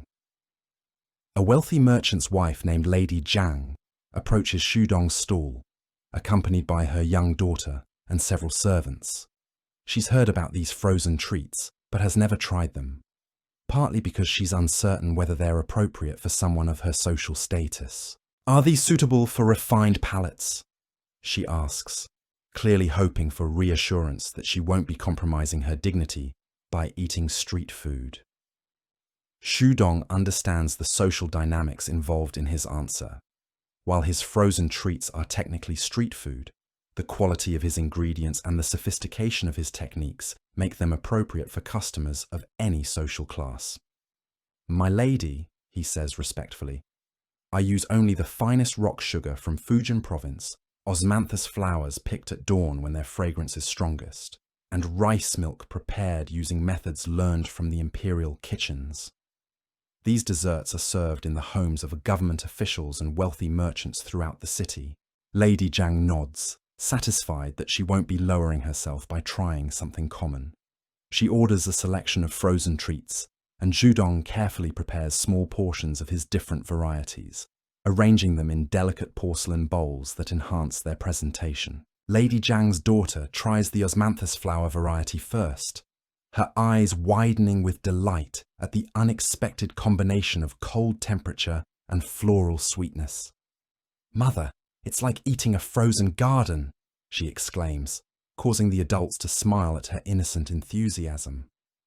But Lady Zhang's reaction is more measured and analytical. She recognizes the quality of the ingredients, the sophistication of the preparation, and the careful attention to presentation that marks Shudong as a master of his craft. This isn't just street food, it's a refined culinary experience that happens to be available on the street. As the afternoon progresses and our exploration of Hangzhou's food culture continues, we begin to understand that we're witnessing something historically unprecedented. This isn't just the most advanced street food culture of its time. It may be the most advanced street food culture that has ever existed, combining technical excellence, artistic presentation, health consciousness, and social sophistication in ways that won't be matched again for centuries. The vendors we've encountered aren't just trying to make a living by feeding people. They're participating in a cultural tradition that values continuous improvement, innovation, and the integration of multiple types of knowledge.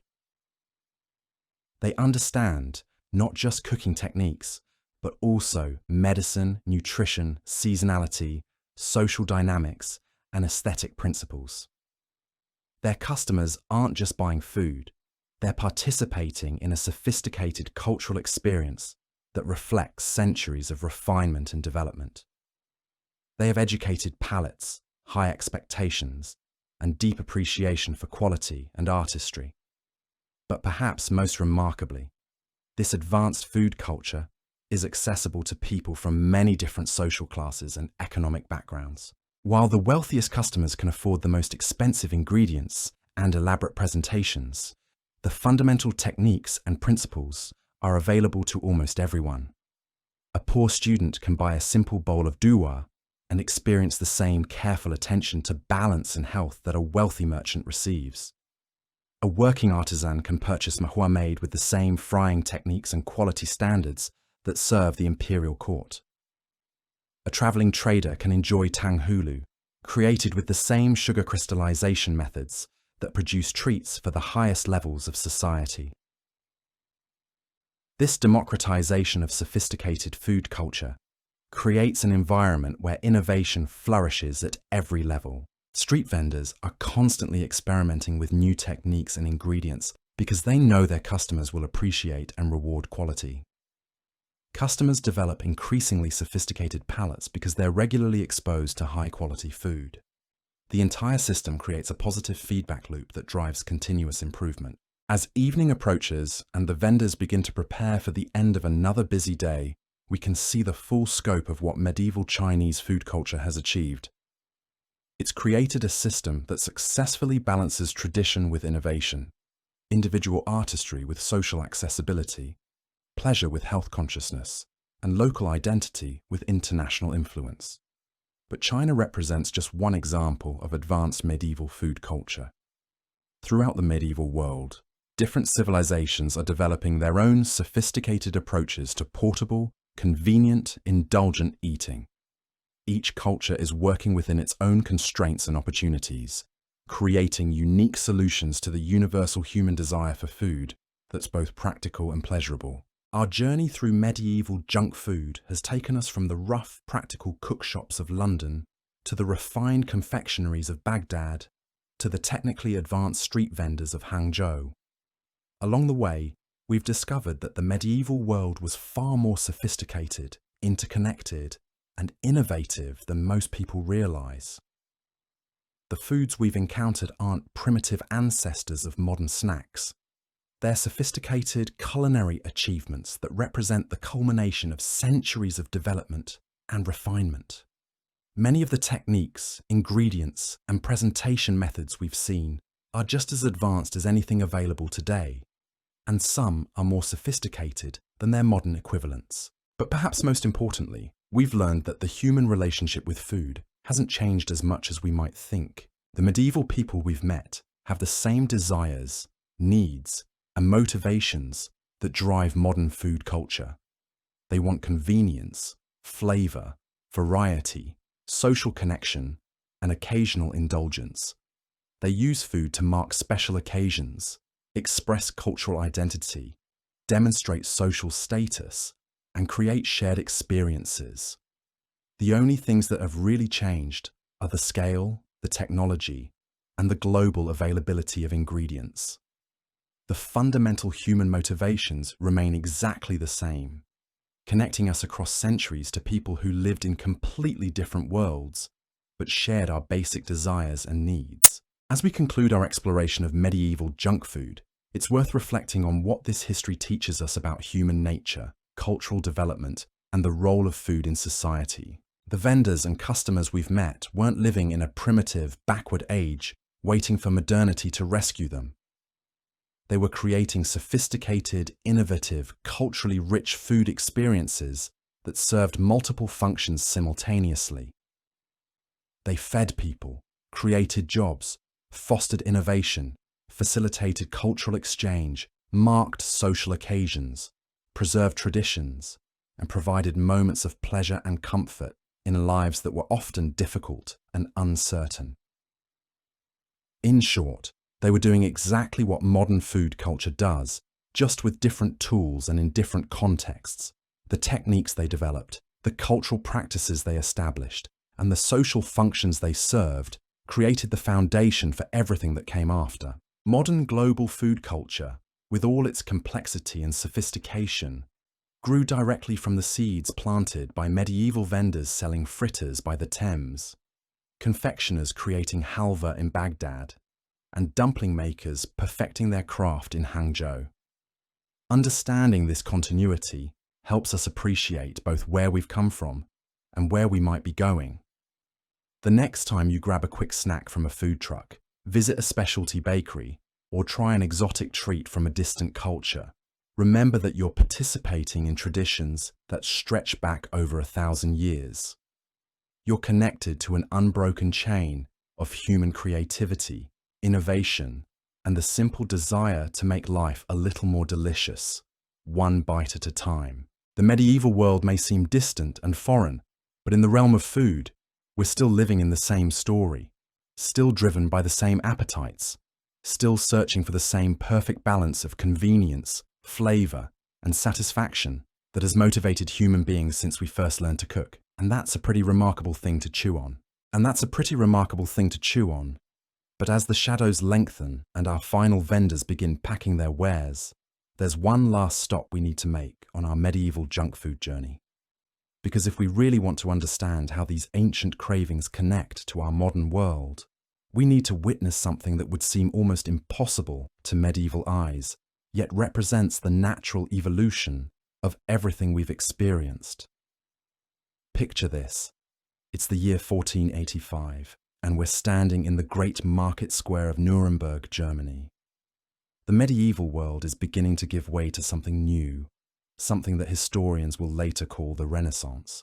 Trade routes are expanding, new ingredients are arriving from distant lands, and most importantly, new technologies are beginning to transform how food is made and sold.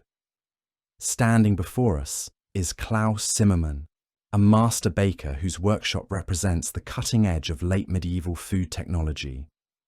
Klaus has just installed something revolutionary in his bakery, a proper oven with temperature control mechanisms that allow him to regulate heat with unprecedented precision. This might not sound impressive to modern ears, but to medieval food producers, it's like getting access to a spaceship.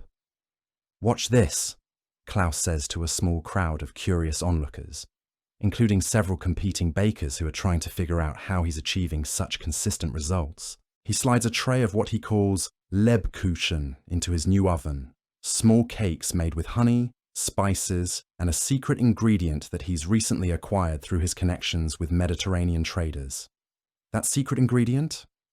Refined sugar.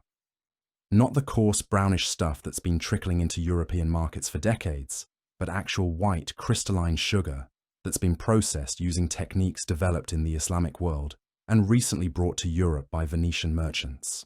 The difference this refined sugar makes is dramatic. Klaus's Lebkuchen aren't just sweet, they're precisely sweet, with a clean, intense flavour that doesn't carry the sometimes harsh undertones of honey or the grittiness of unrefined sugar. They're also more stable, lasting longer without spoiling and maintaining their texture in ways that earlier sweeteners couldn't match. But Klaus isn't just using this refined sugar in traditional ways. He's experimenting, creating new confections that push the boundaries of what medieval sweets can be. His latest creation is something he calls Zuckerbrot, literally sugar bread, but what we might recognize as an early form of cake. The process Klaus uses to make Zuckerbrot represents the culmination of centuries of medieval baking knowledge combined with new ingredients and technologies. He starts with the finest wheat flour, sifted multiple times to remove any impurities. To this he adds eggs, butter, and his precious refined sugar, but the proportions and mixing techniques he uses reflect generations of accumulated wisdom about how these ingredients interact. The mixing is done by hand, using wooden spoons that have been passed down through his family for generations. Klaus can tell by the sound the batter makes, by the way it feels as he stirs, by subtle changes in colour and texture, exactly when it's ready for the oven. This isn't just cooking, it's a kind of sensory science that can't be learned from books. But what really sets Klaus's Zuckerbrot apart is his use of spices. Not just the traditional cinnamon and cloves that German bakers have been using for decades, but new exotic seasonings that are just beginning to arrive in European markets. Cardamom from India, star anise from China, even tiny amounts of vanilla from the New World that cost more per ounce than silver. These spices transform his Zuckerbrot from simple sweet bread into something approaching modern cake. The flavors are complex, layered, sophisticated in ways that would have been impossible just a generation earlier. Each bite reveals new tastes, new combinations, new possibilities that hint at the culinary revolution that's beginning to transform European food culture. A group of wealthy merchants approaches Klaus's stall, drawn by the incredible aromas emanating from his new oven. These are men who have traveled extensively, who have tasted the sophisticated confections of Constantinople and Baghdad, who aren't easily impressed by provincial German baking. But when they taste Klaus's Zuckerbrot, their reactions are immediate and enthusiastic. "This is extraordinary," says Heinrich, a spice trader who's spent years traveling between Nuremberg and Venice. "The texture is unlike anything I've encountered in German baking, and these spice combinations are brilliant." Klaus nods proudly, but he's also thinking strategically. These merchants represent potential customers for large orders, special occasions, perhaps even export opportunities to other cities where German baking isn't well known. The refined sugar and exotic spices that make his confections special are expensive, but they also create opportunities for premium pricing that can justify the investment. "I could prepare custom orders," Klaus suggests, "for special events or wealthy households. The ingredients are costly, but the results speak for themselves." Vai. This conversation represents something historically significant. We're witnessing the moment when medieval artisan production begins to transform into something approaching modern commercial food manufacturing. Klaus isn't just a local baker serving his immediate community. He's an entrepreneur with global supply chains, sophisticated products, and ambitious expansion plans. But Klaus's innovations aren't happening in isolation. Throughout late medieval Europe, similar transformations are taking place as new ingredients, technologies, and trade connections create opportunities for food producers who are willing to experiment and invest. In nearby Frankfurt, a confectioner named Anna Weber has begun using refined sugar to create what she calls marzipan, an almond-based confection that's more sophisticated than anything previously available in German markets. Her techniques are borrowed from Islamic confectioners she met through trade connections, but she's adapted them for local ingredients and tastes. Anna's marzipan isn't just sweet almond paste. It's a sculptural medium that she shapes into elaborate forms, miniature fruits, detailed flowers, even tiny replicas of famous buildings. These aren't just confections. They're edible art pieces that blur the line between food and decoration in ways that anticipate modern cake decorating techniques. The process Anna uses to create her marzipan sculptures requires skills that combine cooking, artistry, and engineering. The almond paste must be prepared to exactly the right consistency, firm enough to hold detailed shapes, but soft enough to work with. The coloring agents she uses are derived from natural sources, each one requiring different preparation methods and application techniques. But perhaps most remarkably, Anna has figured out how to preserve her marzipan sculptures for extended periods without spoilage. By controlling moisture content and using natural preservatives derived from various plants, she can create confections that last for weeks or even months while maintaining their appearance and flavor. This preservation technology opens up entirely new possibilities for the confectionery business. Anna can now take custom orders for events scheduled weeks in advance, ship her products to distant cities, and build inventory during slow periods for sale during busy seasons. She's not just a craftsperson anymore. She's running a sophisticated business operation. A noble family from a nearby castle approaches Anna's workshop with an ambitious request. Their daughter is getting married in 3 months, and they want centerpieces for the wedding feast that will be both beautiful and memorable. They've heard about Anna's sculptural abilities and want to commission something unprecedented. "We'd like a miniature replica of our castle," explains the family's steward, a man accustomed to organizing elaborate events. "Something detailed enough that guests will recognize it immediately, but edible so it can be consumed during the celebration." Anna considers the request carefully.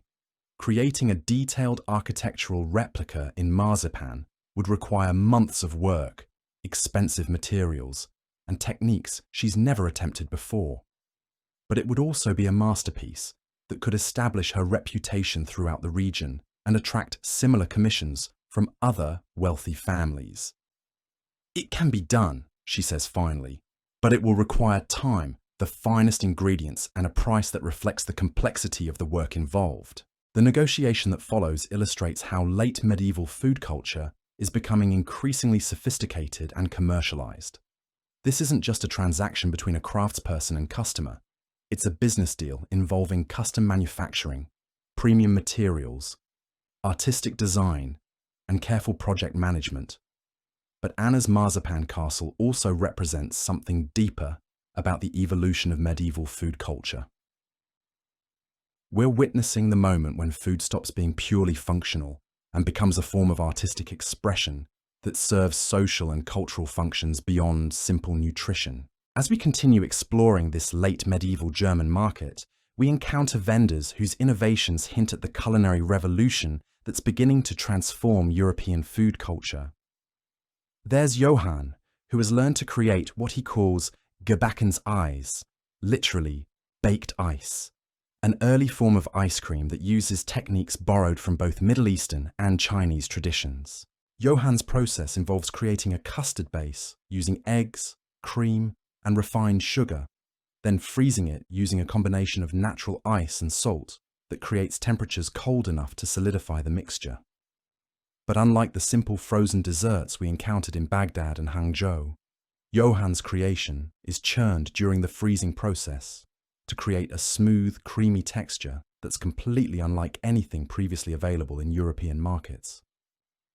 The churning process is labor-intensive and requires precise timing, but the results are revolutionary. Johann's gebacken's Eis has a texture that's simultaneously solid and creamy, cold and rich, providing sensory experiences that seem to defy the natural order of things. But Johann has gone beyond simply copying techniques from other cultures. He's adapted his ice cream for German tastes and ingredients, creating flavors that reflect local preferences and seasonal availability. His honey cinnamon variety uses local wildflower honey and spices imported through established trade routes. His apple spice version incorporates fruit from regional orchards and seasoning combinations that German palates find familiar and appealing. A group of university students from the nearby academy approaches Johann's stall, drawn by curiosity about this impossible treat. These are young men who will become the scholars, merchants, and leaders of the next generation, and their willingness to try new foods reflects the changing attitudes that are beginning to transform European culture. How is it possible to create something frozen in this weather? Asks Wilhelm, a theology student whose studies have made him skeptical of anything that seems to violate natural law. Johann grins, enjoying the opportunity to demonstrate his mastery of what seems like magical techniques. It's all about understanding how cold works, he explains, showing them his ice-salt mixture and explaining the principles behind temperature control. The same knowledge that preserves meat through winter can be used to create treats that provide relief from summer heat. The students are fascinated not just by the novelty of frozen dessert, but by the scientific principles involved. They're living at the beginning of the Renaissance, when European culture is becoming increasingly interested in understanding and manipulating natural phenomena. Johann's ice cream represents exactly the kind of technological innovation that characterizes this new age. But as remarkable as these individual innovations are, they're part of a larger transformation that's beginning to reshape European food culture.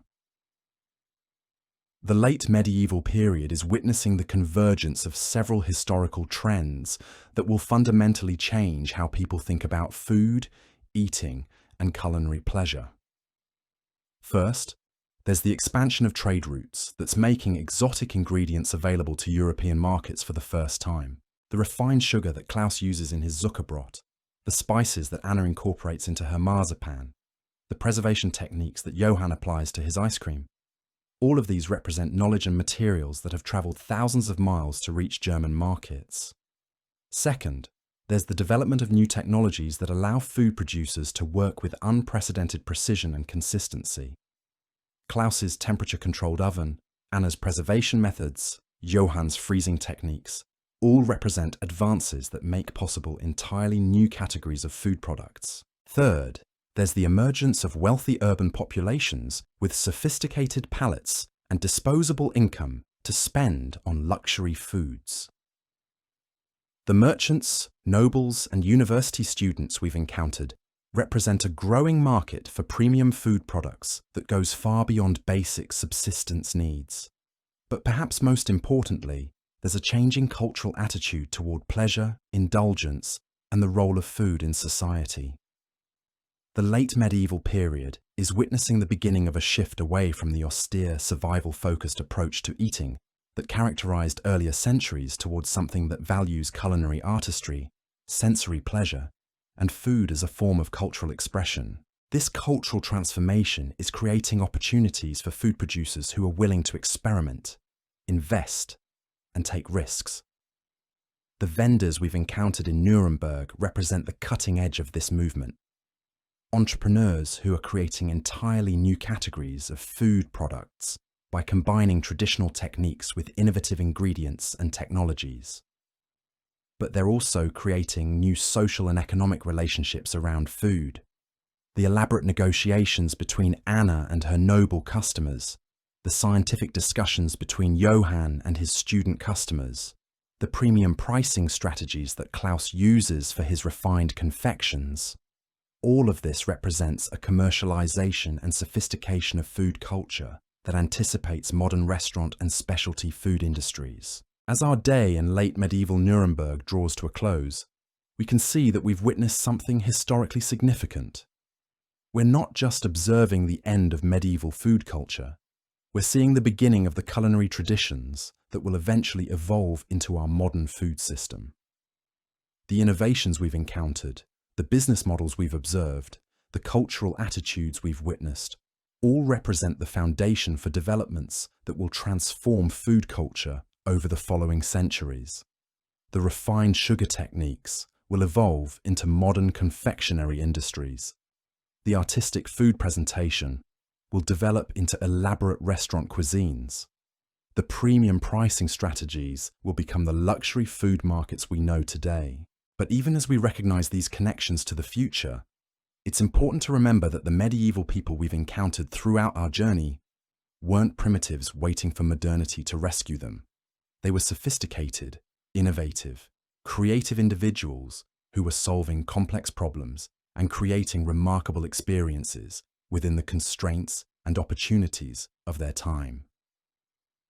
The London cookshop owners, who served questionable but essential meals to working-class customers, were providing crucial services that kept urban populations fed and employed. The Baghdad confectioners who created jewel-like sweets were preserving and advancing culinary traditions that represented centuries of accumulated knowledge. The Chinese street vendors, who combined technical excellence with health consciousness, were participating in food cultures that achieved levels of sophistication that wouldn't be matched in Europe for several more centuries. Each of these food cultures developed its own solutions to the universal human desire for convenient, flavorful, occasionally indulgent eating. Each created its own balance between tradition and innovation, individual artistry and social accessibility, practical necessity, and pure pleasure. And each contributed to the global exchange of culinary knowledge that was gradually creating the interconnected, diverse, constantly evolving food culture that we've inherited today. The spice routes that brought cardamom to Klaus's bakery, the trade networks that carried ice-making techniques from China to Germany, the cultural exchanges that allowed Anna to learn marzipan making from Islamic confectioners, all represent the foundation of our modern global food system. But perhaps most importantly, our journey through medieval junk food has revealed that the fundamental human motivations behind food culture haven't changed at all. The dock worker who grabbed a quick meat pie before his shift in medieval London has the same needs and desires as the office worker who stops at a food truck for lunch today. The merchant's wife, who sought exotic flavors to impress her friends in 13th century Baghdad, shares the same social motivations as the modern food enthusiast posting Instagram photos of artisanal desserts. The university students who were fascinated by Johann's impossible ice cream in 15th century Nuremberg display the same curiosity and willingness to try new experiences that characterizes modern food culture. The children, who dreamed of sweets they couldn't afford in medieval markets, experience the same longing and anticipation that drives modern candy store visits. What's changed isn't human nature, but the scale, technology, and global reach of our food systems. We have access to ingredients from every corner of the world, cooking techniques that can control temperature and timing with scientific precision, and distribution networks that can deliver fresh food across continents in a matter of hours. But we're still motivated by the same basic desires that drove medieval food culture: the need for convenient nutrition, the craving for familiar comfort foods, the desire for occasional indulgence, the social functions of shared eating experiences, and the simple pleasure of discovering new flavors and textures. The medieval fritter seller, who carefully balanced sweet and savory flavors to please her customers, was solving exactly the same problems that modern snack food manufacturers address with focus groups and market research. The difference is scale and methodology, not fundamental purpose. The medieval confectioner, who used expensive imported spices to create luxury treats, was serving exactly the same market segment that modern artisanal food producers target with premium ingredients and specialized techniques. The business model hasn't changed, just the specific ingredients and marketing methods. The medieval street vendors who created portable, shelf-stable foods for travelers and workers were addressing exactly the same needs that modern convenience food industries serve with processed snacks and ready-made meals. The fundamental challenge of providing convenient nutrition remains identical. Even the health concerns that worried medieval customers about cookshop food safety have direct parallels in modern anxieties about processed foods, artificial ingredients, and industrial food production methods. The desire for food that's both convenient and healthy represents a continuous thread connecting medieval and modern food culture. Understanding this continuity helps us appreciate both the remarkable achievements of medieval food culture and the ongoing challenges facing modern food systems. The medieval vendors we've encountered were remarkably innovative and sophisticated within their constraints, creating experiences and solving problems in ways that often rival modern approaches. Their deep understanding of seasonal ingredients, their integration of culinary and health knowledge, their emphasis on personal relationships between producers and consumers, their celebration of food as cultural expression, all represent values and approaches that many modern food enthusiasts are trying to recover and reintegrate into contemporary eating practices. The farm-to-table movement, with its emphasis on local ingredients and personal relationships with producers, echoes the medieval preference for knowing where your food comes from and who made it. The artisanal food movement, with its focus on traditional techniques and premium ingredients, reflects the same values that drove medieval luxury confectioners to create unique, high-quality products. The growing interest in food as cultural expression, from elaborate restaurant presentations to social media food photography, continues the same tradition of using food to communicate identity, status, and aesthetic values that characterized medieval feast culture. Even the modern fascination with exotic ingredients and fusion cuisines represents a continuation of the same curiosity and experimentation that led medieval merchants to seek out new spices and techniques from distant cultures. But our journey through medieval junk food also reveals some things that we've lost in the transition to modern food systems. The personal relationships between food producers and consumers that characterize medieval markets created accountability and trust that's often missing from industrial food production. The seasonal rhythms that shaped medieval eating patterns created anticipation and variety that's been diminished by year-round availability of all ingredients. The integration of food with cultural and religious observances gave eating a depth of meaning that's often absent from modern food experiences. The emphasis on craftsmanship and individual artistry that characterized medieval food production created a level of personal investment and pride that's difficult to maintain in mass production systems. Perhaps most importantly, the medieval understanding of food as simultaneously practical and pleasurable, necessary and celebratory, individual and communal, represents a balanced approach to eating that modern food culture sometimes struggles to achieve. As we conclude our exploration of medieval junk food, it's worth reflecting on what this history teaches us about human nature, cultural development, and the possibilities for future food culture. The medieval people we've encountered weren't living in a primitive, backward age, waiting for progress to rescue them. They were creating sophisticated, innovative, culturally rich food experiences that served multiple functions simultaneously and often achieved levels of quality and satisfaction that modern food systems struggle to match. Their solutions to the challenges of feeding large populations, creating convenient portable foods, balancing nutrition with pleasure, and integrating food with cultural expression represent accumulated wisdom that remains relevant today.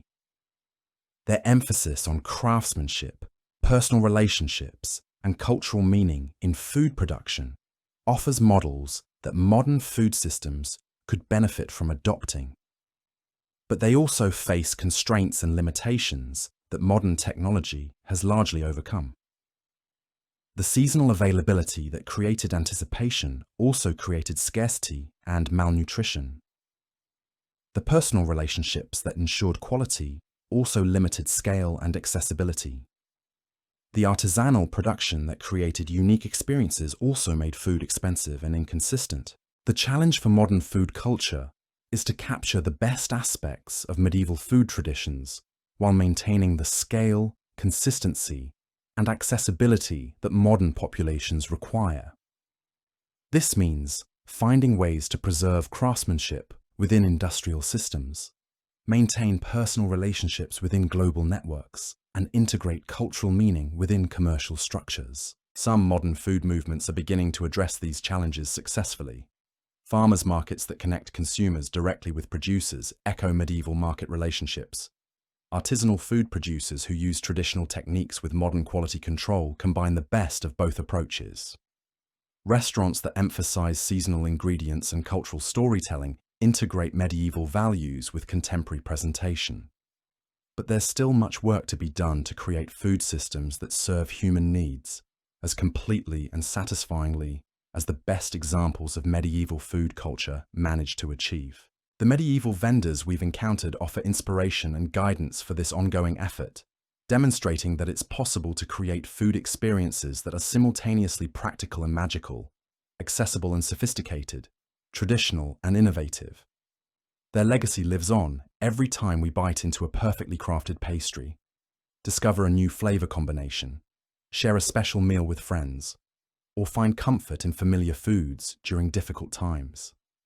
They remind us that food is never just about nutrition, but always about the deeper human needs for pleasure, connection, meaning, and the simple joy of being alive in a world full of delicious possibilities. And that, perhaps, is the most important lesson we can learn from our journey through medieval junk food, that the desire to make life a little sweeter, a little more flavorful, a little more satisfying, represents one of the most enduring and universal aspects of human nature. Whether we're talking about a 13th century apple fritter, or a modern artisanal donut, a medieval meat pie, or a contemporary food truck taco, a Byzantine honey cake, or a modern birthday cake, we're all participating in the same ancient human tradition of using food to transform ordinary moments into something special. The tools change, the ingredients evolve, the scale expands, but the fundamental human motivation remains exactly the same. We eat not just to survive, but to celebrate, to connect, to explore, to comfort ourselves, and to add a little sweetness to the sometimes bitter experience of being human. And in that sense, we're no different from the medieval people whose food adventures we've been sharing. They would recognize our cravings, understand our pleasures, and probably laugh at our pretensions while secretly envying our access to chocolate. We're all part of the same ongoing story, the same endless human quest to answer the eternal question, what's for dessert? And thank goodness for that. Because a world without that question, without the endless creativity and ingenuity it inspires, would be a much less delicious place to live. So the next time you grab a quick snack, try something new, or share a special treat with someone you care about, take a moment to appreciate the thousands of years of human creativity, experimentation, and sheer stubborn determination to make food better that made that moment possible. You're not just eating, you're participating in one of humanity's oldest and most important cultural traditions. You're carrying forward a legacy that stretches back through countless generations of people who shared your appetite for something a little bit special, and that's a pretty remarkable thing to chew on.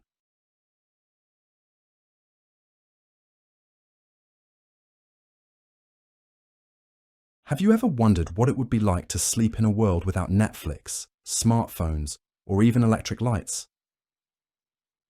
Well, tonight we're diving into something that will completely change how you think about your bedtime routine. We're exploring the absolutely bizarre and fascinating sleep habits of medieval people. And trust me, what you're about to discover will make your worst night's sleep seem like luxury. Before we begin this journey into the strange world of medieval slumber, make sure to hit that like button if you're ready to have your mind blown, and subscribe only if you genuinely enjoy diving deep into history's weirdest secrets. And hey, drop a comment letting me know what time you're watching this and where you're tuning in from. It's always incredible to see our community of night owls and history lovers from around the globe. Now, dim those lights, get comfortable, and prepare yourself for a story that spans centuries of human sleep behavior that would seem absolutely alien to us today. Because what I'm about to reveal isn't just interesting, it's going to fundamentally shift your perspective on rest, comfort, and what it truly means to get a good night's sleep. Picture this. It's the year 1347, somewhere in rural England. The sun has just disappeared behind the rolling hills, and as darkness blankets the countryside, an entire village prepares for what we would consider the most unusual sleep schedule imaginable. But here's the thing that's going to blow your mind. This wasn't considered weird at all. This was just how human beings naturally slept for thousands of years. You see, before electricity transformed our world, before gas lamps lit up city streets, before even candles became commonplace in ordinary homes, medieval people had developed a sleep pattern so different from ours that modern scientists are still studying it today. And the more they discover, the more they realize that maybe, just maybe, we're the ones doing it wrong. Let me paint you a picture of what a typical medieval night looked like, because it's going to challenge everything you think you know about sleep. As soon as the sun went down, which could be as early as 4 in the afternoon during winter months, families would gather around their hearths, say their evening prayers, and settle in for what they called first sleep. But here's where it gets interesting. After about 4 hours of deep, restful slumber, something extraordinary would happen. These people would wake up. Not because of an alarm clock, not because of a crying baby or a noisy neighbour, but because their bodies were naturally programmed to do so. And this wasn't insomnia. This wasn't a sleep disorder. This was intentional, purposeful, and absolutely normal. What happened next during these midnight hours is where medieval sleep habits become truly fascinating. Between their first sleep and what they called second sleep, medieval people would enter what historians now refer to as the watch period. And during this time, which could last anywhere from 1 to 3 hours, they would engage in activities that might surprise you. Some would tend to their fires, making sure the embers stayed alive through the cold night. Others would check on their livestock, because nothing ruins your sleep cycle quite like wondering if wolves had gotten to your sheep. But perhaps most surprisingly, this quiet midnight hour was considered the ideal time for prayer, meditation, and yes, even intimate relations between married couples. Medieval physicians and marriage manuals of the time noted that during this watch period, the mind was calm, the body was rested, and people were in what they considered the perfect state for both spiritual reflection and physical intimacy. It was believed that children conceived during these quiet midnight hours would be healthier and more intelligent. Whether there's any scientific truth to that claim, we'll never know, but it shows just how seriously they took this unusual sleep pattern. The watch period wasn't just about practical activities, though. This was also when people would engage in what we might call medieval midnight socializing. Neighbors would visit each other, families would tell stories, and in larger households, servants and masters might actually interact more freely than they would during the rigid social structures of daylight hours. Imagine that. Instead of scrolling through your phone at 2 a.m, medieval people were having meaningful conversations, sharing folklore, and strengthening community bonds.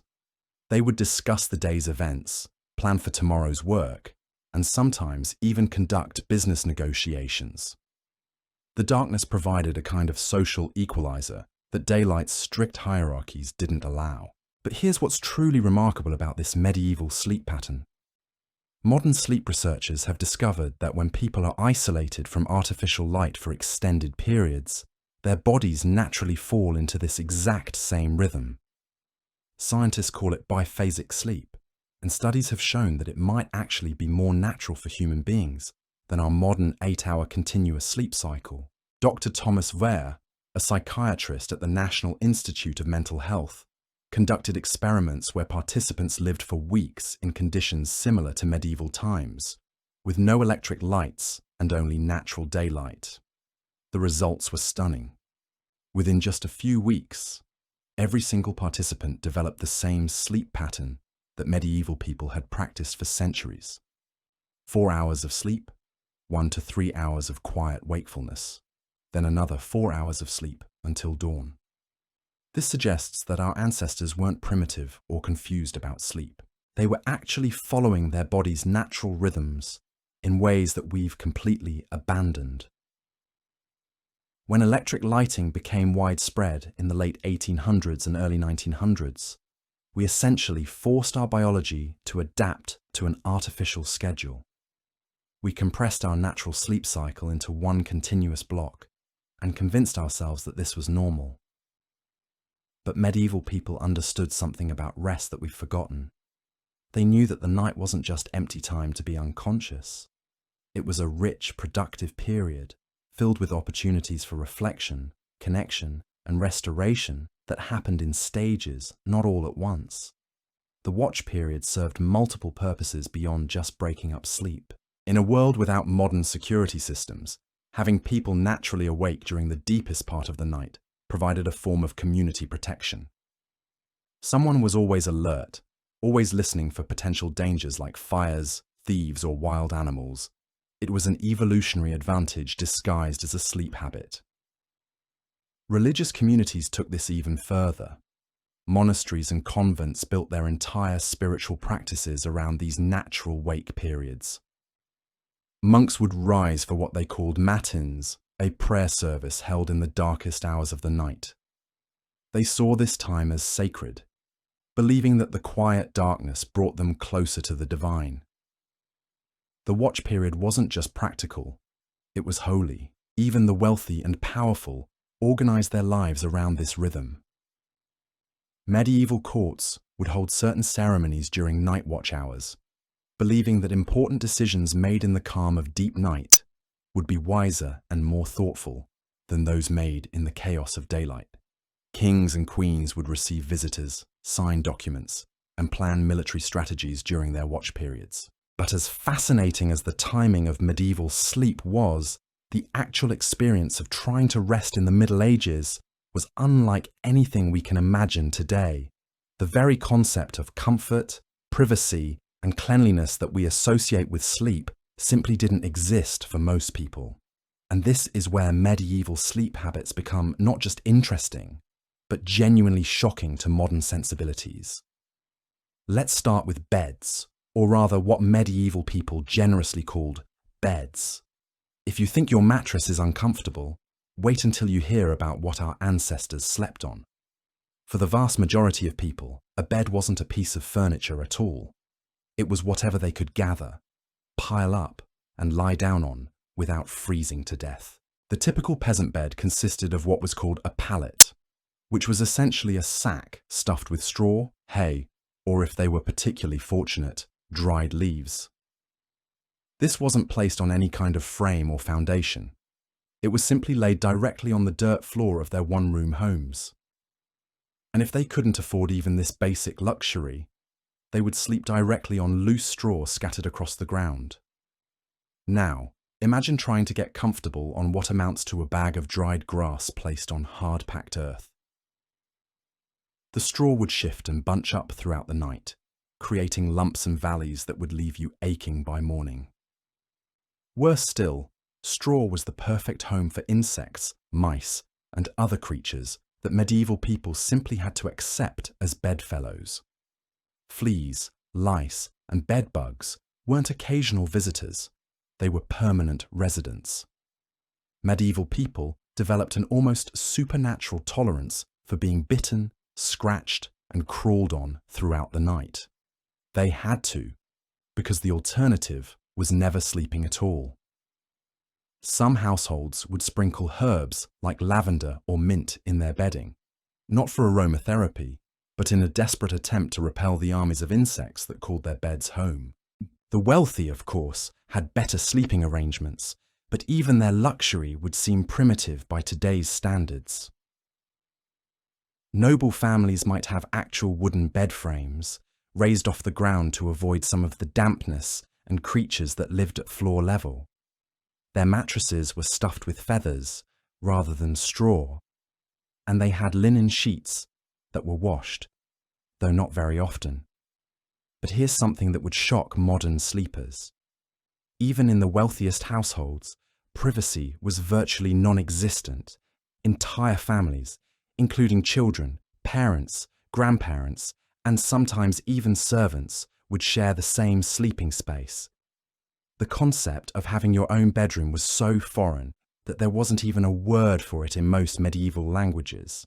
In castles and manor houses, the Great Hall would be transformed into a communal sleeping area each night. Mattresses, pallets, and blankets would be laid out across the floor, and dozens of people would settle down together.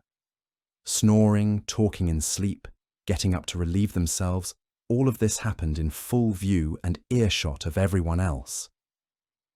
But perhaps most surprising of all was how medieval people dealt with the cold. Central heating wouldn't be invented for centuries, and glass windows were luxury items that most people couldn't afford. Homes were drafty, damp, and bitterly cold during winter months. The only source of warmth was a central fire, and even that would die down to embers during the night. So how did they stay warm? They shared body heat, not just with family members, but often with their animals as well. Chickens, pigs, goats, and dogs would all crowd into the same space where people slept. This wasn't considered unsanitary or strange. It was a survival strategy. Animals generate significant body heat, and in a world where freezing to death was a real possibility, warmth trumped comfort every time. Medieval people also wore their clothes to bed, not just undergarments, but often their full daily outfits. The idea of special sleepwear was completely foreign. You slept in whatever you had worn during the day, sometimes adding extra layers if the night was particularly cold. Taking off your clothes would have meant losing precious body heat that might be impossible to regain. But the challenges of medieval sleep went far beyond physical discomfort. The very act of falling asleep was fraught with spiritual and supernatural concerns that would seem bizarre to us today. Medieval people believed that sleep was a time when the soul was vulnerable, when evil spirits could influence dreams, and when the boundary between the living world and the realm of the dead became dangerously thin. This is why bedtime prayers weren't just religious observance, they were considered essential protection. Before lying down each night, medieval people would engage in elaborate spiritual preparations designed to safeguard their souls, during the vulnerable hours of sleep. They would confess their sins, recite protective prayers, and sometimes even sprinkle holy water around their sleeping area. The fear wasn't just superstition, it was deeply practical. In a world where sudden death from disease, accident, or violence was common, going to sleep meant acknowledging that you might not wake up. Medieval bedtime prayers often included explicit preparations for death, with people literally saying goodnight as if it might be goodbye forever. Children were taught from an early age that sleep was a rehearsal for death and that proper spiritual preparation was the only thing standing between them and eternal damnation. The famous prayer, "Now I lay me down to sleep, I pray the Lord my soul to keep. If I should die before I wake, I pray the Lord my soul to take," isn't just a quaint children's rhyme. It's a medieval survival manual disguised as a lullaby. Dreams in the medieval world weren't just random neural firing or your brain's way of processing the day's events. They were messages, warnings, prophecies, and sometimes terrifying glimpses into the supernatural realm. Medieval people believed that during sleep the soul partially separated from the body, making it vulnerable to divine visions, demonic temptations, and prophetic revelations that could literally determine their eternal fate. Church doctrine taught that dreams fell into three categories. There were dreams sent by God, which were considered sacred visions that might reveal future events or provide spiritual guidance. Then there were natural dreams, caused by bodily humours and daily experiences, which were generally harmless. But most terrifying of all were dreams sent by Satan, designed to corrupt the soul, plant sinful thoughts, or drive people toward damnation. The problem was that medieval people had no reliable way to tell which type of dream they were experiencing. That peaceful vision of a deceased relative might be a blessed visitation, or it could be a demon in disguise trying to lead you astray. That nightmare about falling into a pit of fire might be a warning from God about your spiritual state, or it could be Satan's attempt to fill your mind with images of hell. This uncertainty created an entire industry of dream interpretation. Monks, priests, and self-proclaimed holy men would analyze dreams for spiritual significance, often charging fees for their services. They had elaborate systems for decoding symbolic meanings. Dreaming of water might represent purification or baptism, but it could also symbolize drowning in sin. Fire could mean the warmth of God's love, or the flames of eternal punishment. Medieval dream interpretation guides were bestsellers of their time, passed down through generations and copied by hand in monasteries across Europe. These books contained hundreds of symbols and their possible meanings, but they always came with warnings. The interpretation of dreams was considered so spiritually dangerous that some religious authorities argued only ordained priests should attempt it. Women's dreams were viewed with particular suspicion. Medieval society already considered women more susceptible to temptation and deception, so their dreams were often dismissed as either meaningless female hysteria or dangerous demonic influence. A woman who claimed to have prophetic dreams might be revered as a mystic, but she was just as likely to be accused of witchcraft. The fear of demonic dreams led to elaborate bedtime rituals designed to protect the sleeping mind. People would place blessed objects under their pillows, recite specific prayers, and even sleep in certain positions, believed to ward off evil influences. Some would tie small bags of herbs or holy relics to their clothing, hoping these talismans would create a spiritual barrier around their dreams. But medieval people didn't just fear bad dreams, they actively sought out good ones. They believed that sleeping in holy places, near religious relics, or after consuming certain blessed foods could induce divine visions. Pilgrims would travel hundreds of miles to sleep in churches where saints were buried, hoping to receive healing dreams or spiritual revelations. The practice of dream incubation became so popular that some monasteries and shrines established special sleeping chambers, where visitors could pay to spend the night in hopes of receiving prophetic dreams. These sacred dormitories were often located directly above the tombs of saints, as close as possible to holy remains that might influence the sleeper's visions. Medieval literature is filled with stories of life-changing dreams. Kings claimed to receive military strategies in visions. Scholars said mathematical theorems were revealed to them in sleep, and artists insisted their greatest works came from divine dreams. Whether these accounts were genuine spiritual experiences or clever ways to claim divine authority for human ideas, they show how seriously medieval society took the world of sleep and dreams. But while the wealthy could afford elaborate dream interpretation services and pilgrimages to holy sites, ordinary people had to navigate their nighttime visions alone. They developed their own folk wisdom about dreams, passed down through families and communities. Certain images were universally considered good omens, while others were seen as warnings of disaster or death. The medieval understanding of dreams also influenced their approach to sleep itself. If your soul was traveling to other realms while you slept, then the physical conditions of your body became even more important.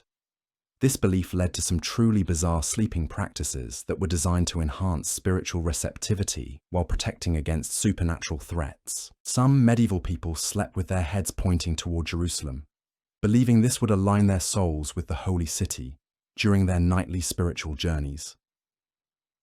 Others insisted on sleeping with certain objects in their hands, particularly crosses, blessed beads, or pieces of holy text, to maintain their connection to divine protection throughout the night.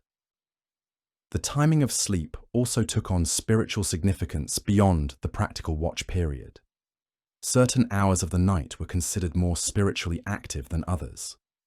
The period just after midnight was thought to be when the veil between worlds was thinnest, making it both the most dangerous and potentially most revelatory time to be asleep. This spiritual dimension of medieval sleep extended to the very architecture of their homes. Windows weren't just about light and air, they were potential entry points for supernatural forces. Many medieval homes had specific symbols carved around windows and doors, not for decoration, but as protective barriers against evil spirits that might try to influence sleepers. The positioning of beds within a room wasn't random either. Medieval people believed that sleeping with your head toward the east, facing the direction of the rising sun and the Holy Land, would provide spiritual protection and potentially induce holy dreams. Sleeping with your feet toward the door was considered extremely unlucky, as it resembled the position of a corpse being carried out for burial. Even the materials used in bedding carried spiritual significance. Straw from fields that had been blessed by priests was considered superior to ordinary straw. Feathers from certain birds were thought to promote peaceful sleep, while others were believed to cause nightmares. The wealthy would sometimes pay premium prices for bedding materials that had been consecrated or had come from locations with religious significance. These spiritual concerns about sleep created a complex nighttime economy that most people today never consider. Professional watchers, usually older women in the community, would sometimes be hired to sit with people during their sleep, particularly during times of illness or spiritual crisis. These watchers weren't just medical attendants, they were spiritual guardians whose job was to observe the sleeper for signs of supernatural visitation and to perform protective rituals if needed. The medieval obsession with sleep and spirituality also influenced their understanding of insomnia. If you couldn't sleep, it wasn't just a physical problem, it was potentially a spiritual crisis. Chronic sleeplessness might indicate that your soul was under attack, that you had unconfessed sins preventing peaceful rest, or that God was calling you to a more religious life. Monasteries developed elaborate treatments for insomnia that combined herbal remedies with intensive spiritual counseling. Sleepless monks might be assigned additional prayers, fasting periods, or physical labor designed to exhaust the body while purifying the soul. The idea was that proper spiritual alignment would naturally lead to proper sleep. But perhaps the most fascinating aspect of medieval sleep spirituality was how it connected individual rest to community welfare. If important people in a village or town were experiencing disturbing dreams or sleep problems, it was often interpreted as a warning about threats to the entire community. Collective prayer sessions, community fasting, and group pilgrimages might be organized to address what was seen as a shared spiritual crisis, manifesting through individual sleep disturbances. This communal approach to sleep problems extended to the practice of dream sharing. Medieval people regularly discussed their dreams with family members, friends, and religious advisors, not just for interpretation, but because they believed that dreams might contain information relevant to the entire community. A peasant's dream about flooding might be taken as seriously as a nobleman's vision of war, because both could represent divine warnings that affected everyone. The social aspect of medieval sleep went far beyond spiritual concerns, though. The sheer logistics of getting rest in a world designed around community survival created sleeping arrangements that would seem impossible to modern people accustomed to privacy and personal space. Consider the medieval inn, which was less like a modern hotel and more like a human storage facility. Travelers didn't rent private rooms. They rented space in a bed, and that bed was usually occupied by complete strangers. A typical inn bed might sleep 4 to 6 people, arranged like sardines, with their belongings serving as pillows and their cloaks as blankets. These shared sleeping arrangements weren't just about saving money, they were about survival. In a world without reliable heating, strangers' body heat might be the difference between a cold night and a deadly one. Innkeepers would actually market their establishments based on how many warm bodies they could fit into each bed, advertising the thermal benefits of communal sleeping. The etiquette of shared sleeping was complex and strictly enforced. There were rules about which side of the bed you could occupy based on your social status, your destination, and even your profession. Merchants might sleep with other merchants, pilgrims with pilgrims, and soldiers with soldiers, creating temporary communities united by nothing more than their shared need for warmth and rest. But shared beds weren't just for travelers.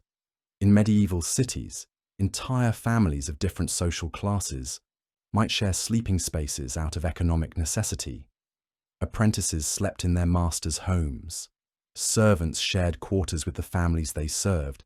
And even in wealthy households, privacy was a luxury that few could afford. The lack of private sleeping space had profound effects on medieval society that we're only beginning to understand.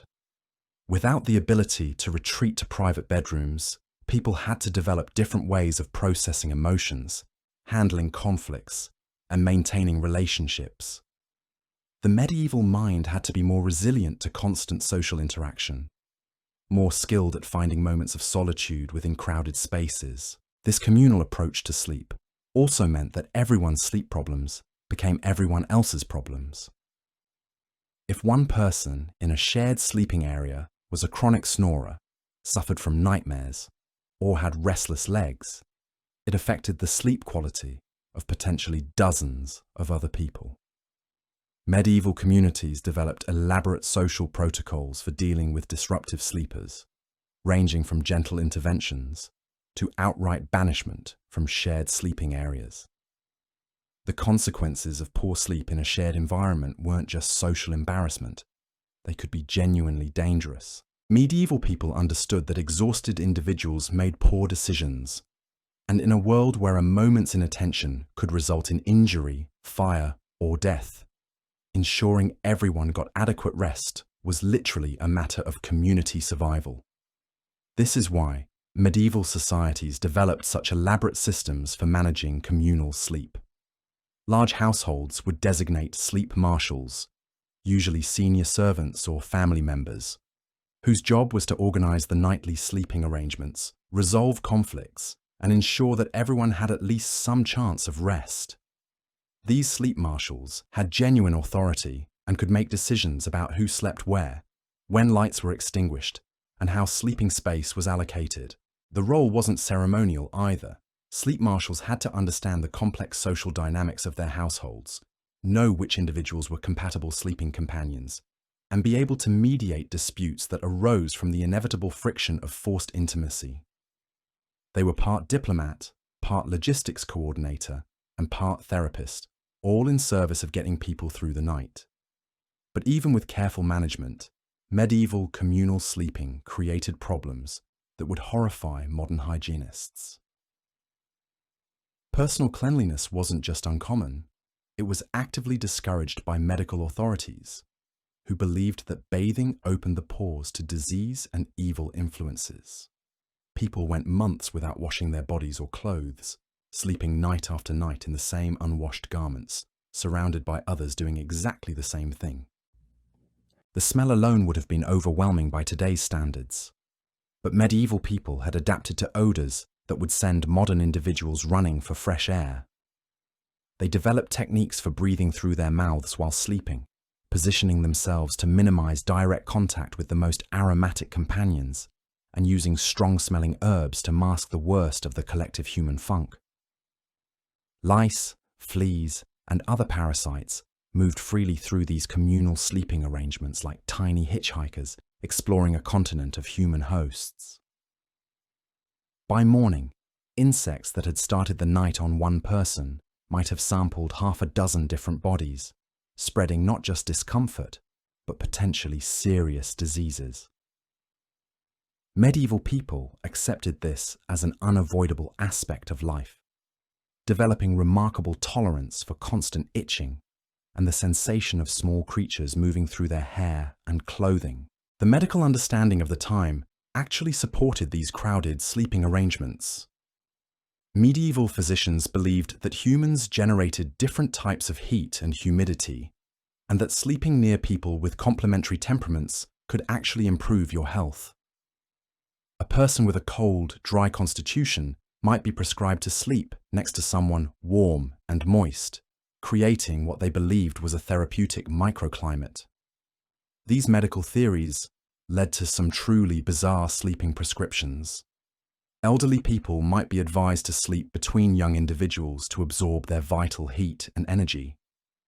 Sick people were sometimes surrounded by healthy sleepers, who were thought to share their robust humours through proximity. Children were deliberately placed near adults with desired characteristics, in the belief that prolonged nighttime exposure would help them develop similar traits. The wealthy took these theories to extremes that seem almost comical today. Some nobles employed professional bed warmers, servants whose only job was to lie in their masters' beds before bedtime to heat the sheets and mattresses. These bed warmers were chosen not just for their body temperature, but for their supposed moral and physical qualities that might transfer to the primary sleeper. Even more bizarre were the medieval sleep consultants, learned men who claimed expertise in optimizing sleeping arrangements for health and spiritual benefit. These consultants would visit wealthy households and spend days analyzing the sleep patterns, dreams, and physical characteristics of family members before prescribing elaborate sleeping configurations designed to maximize everyone's well-being. The recommendations could be incredibly specific. A consultant might determine that the youngest daughter should sleep on the east side of the family bed to absorb morning energy, while the eldest son belonged on the west side to channel evening calm. Parents might be positioned based on the phases of the moon, the season of the year, or even their astrological signs. But while the wealthy could afford sleep consultants and professional bed warmers, ordinary people had to rely on folk wisdom passed down through generations. Families developed their own sleeping traditions based on what seemed to work, creating elaborate informal protocols about who slept where, when, and in what position. These family sleeping arrangements were taken so seriously that they were often included in inheritance documents and marriage contracts. A bride might negotiate not just her dowry, but her position in her new family's sleeping hierarchy. Children understood from an early age that their sleeping location reflected their status within the family, and that changes in sleeping arrangements often signaled shifts in family dynamics. The death of a family member required complete reorganization of sleeping arrangements, not just because of the empty space, but because medieval people believed that the spiritual energy of the deceased continued to influence their former sleeping area. Some families would abandon certain sleeping locations entirely after a death, while others would hold elaborate blessing ceremonies to cleanse the space for new occupants. But perhaps nowhere were medieval sleeping arrangements more complex than in religious communities. Monasteries and convents had to balance spiritual requirements with practical necessities, creating dormitory systems that were part military barracks, part hospital ward, and part prayer hall. Monastic dormitories were designed around the principle that sleep should be communal, supervised, and spiritually productive. Beds were arranged in long rows with minimal space between them, ensuring that no monk or nun could engage in private activities without being observed by their neighbours. This wasn't just about preventing misconduct. It was based on the belief that solitary sleep was spiritually dangerous. The sleeping schedule in religious communities was even more regimented than in secular households.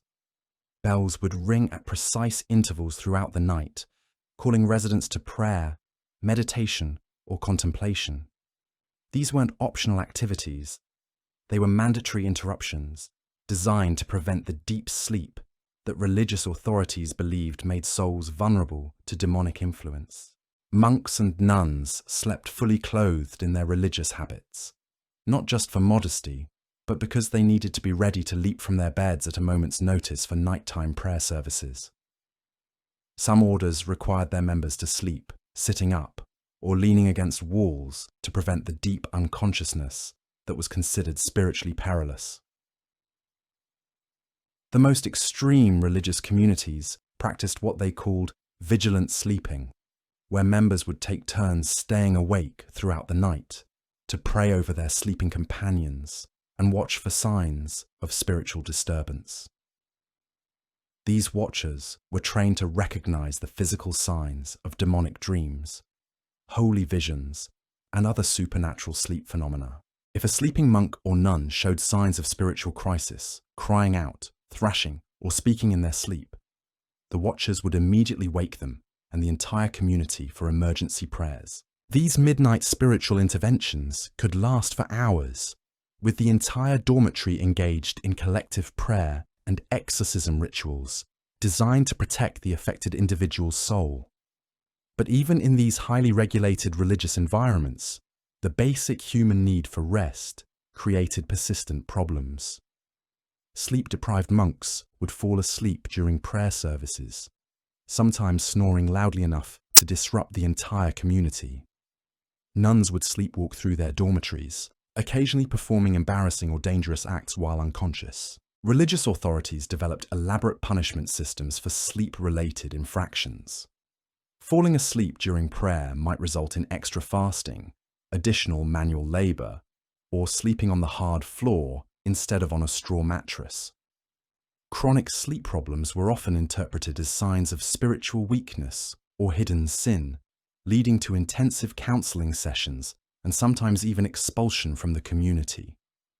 The pressure to maintain perfect spiritual vigilance during sleep created a paradox that medieval religious thinkers struggled to resolve. They needed their bodies to rest in order to function during the day, but they believed that true sleep made their souls vulnerable to damnation. The solution was a form of conscious sleeping that required years of training to master. Advanced practitioners claimed they could remain spiritually aware while allowing their bodies to rest, a technique that sounds remarkably similar to what modern meditation experts call lucid dreaming. These spiritually advanced sleepers reported being able to pray, contemplate religious mysteries, and even have conversations with saints and angels while their bodies appeared to be unconscious. The training required to achieve this conscious sleeping was intense and often dangerous. Novice monks and nuns would practice staying mentally alert while physically exhausted, learning to maintain spiritual awareness even as their bodies demanded rest. Many failed to master the technique and suffered from chronic sleep deprivation that affected their health and mental stability. But those who succeeded became legends within their communities, revered as living saints who had transcended the normal limitations of human consciousness. These masters of conscious sleeping were consulted on spiritual matters, sought out for their prophetic dreams, and sometimes elevated to leadership positions based primarily on their ability to remain spiritually active while physically asleep. The techniques they developed influenced medieval understanding of consciousness, spirituality, and the relationship between mind and body in ways that extended far beyond religious communities. Secular scholars studied these sleep masters, trying to understand how human awareness could function independently of physical consciousness. Medieval physicians incorporated these observations into their medical theories, developing treatments for sleep disorders that combined physical remedies with spiritual exercises designed to maintain mental control during rest. The boundary between medicine and mysticism became increasingly blurred as doctors prescribed prayer, meditation, and conscious sleeping techniques alongside herbal remedies and dietary changes. But while religious communities were experimenting with transcendent sleep practices, the majority of medieval people were simply trying to survive their nights. The physical challenges of medieval sleep went far beyond uncomfortable bedding and crowded conditions. The very air they breathed while sleeping was often toxic, filled with smoke, fumes, and particles that would be considered hazardous by modern standards. Medieval homes were heated by open fires that burned wood, peat, animal dung, or whatever combustible material could be found. These fires produced thick smoke that filled living spaces, creating a perpetual haze that irritated eyes, throats, and lungs. People slept breathing this smoky air night after night, developing chronic respiratory problems that were simply accepted as normal parts of aging. The chimneys that did exist were crude and inefficient, often allowing as much smoke to enter the room as they expelled. Many homes had no chimneys at all, just holes in the roof that provided minimal ventilation, while allowing rain, snow, and cold air to enter freely.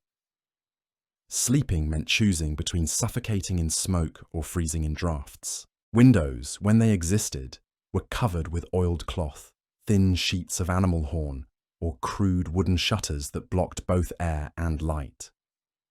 Opening windows for fresh air meant losing precious heat and potentially allowing dangerous intruders to enter. Most people slept in sealed, smoky environments that would trigger modern fire safety alarms within minutes.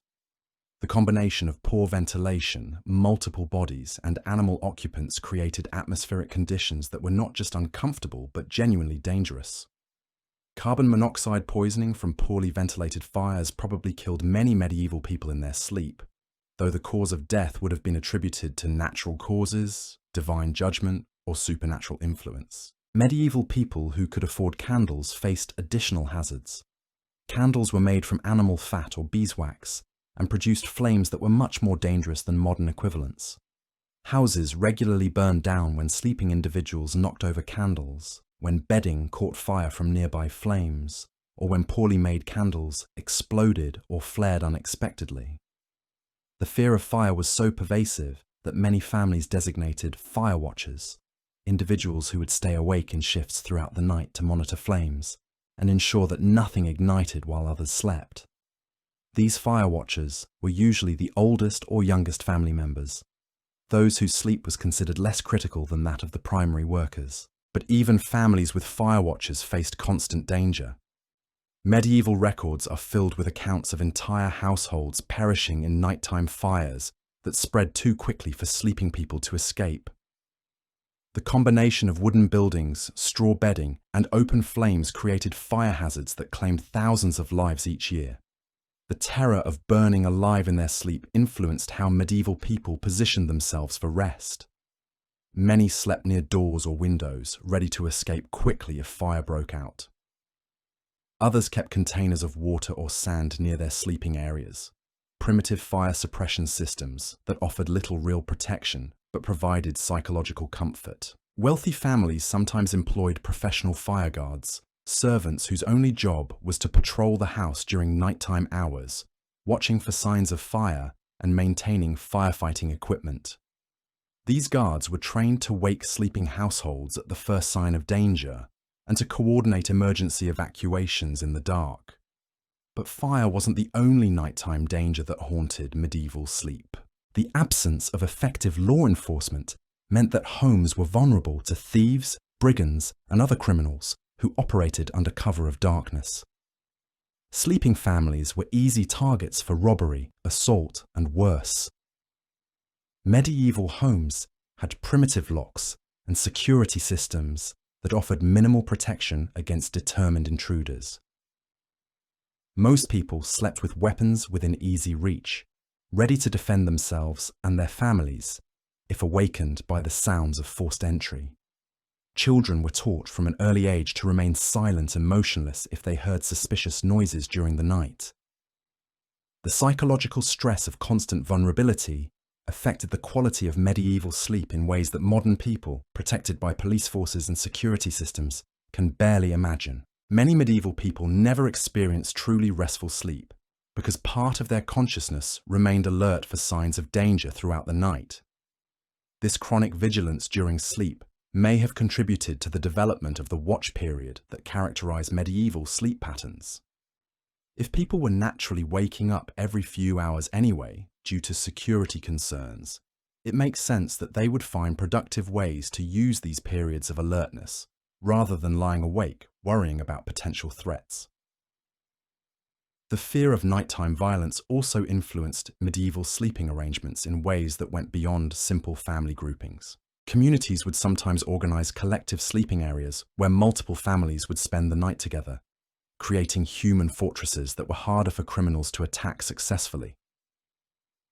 These community sleeping arrangements were particularly common during times of war, plague, or social unrest, when the dangers of nighttime isolation outweighed the discomforts of crowded conditions.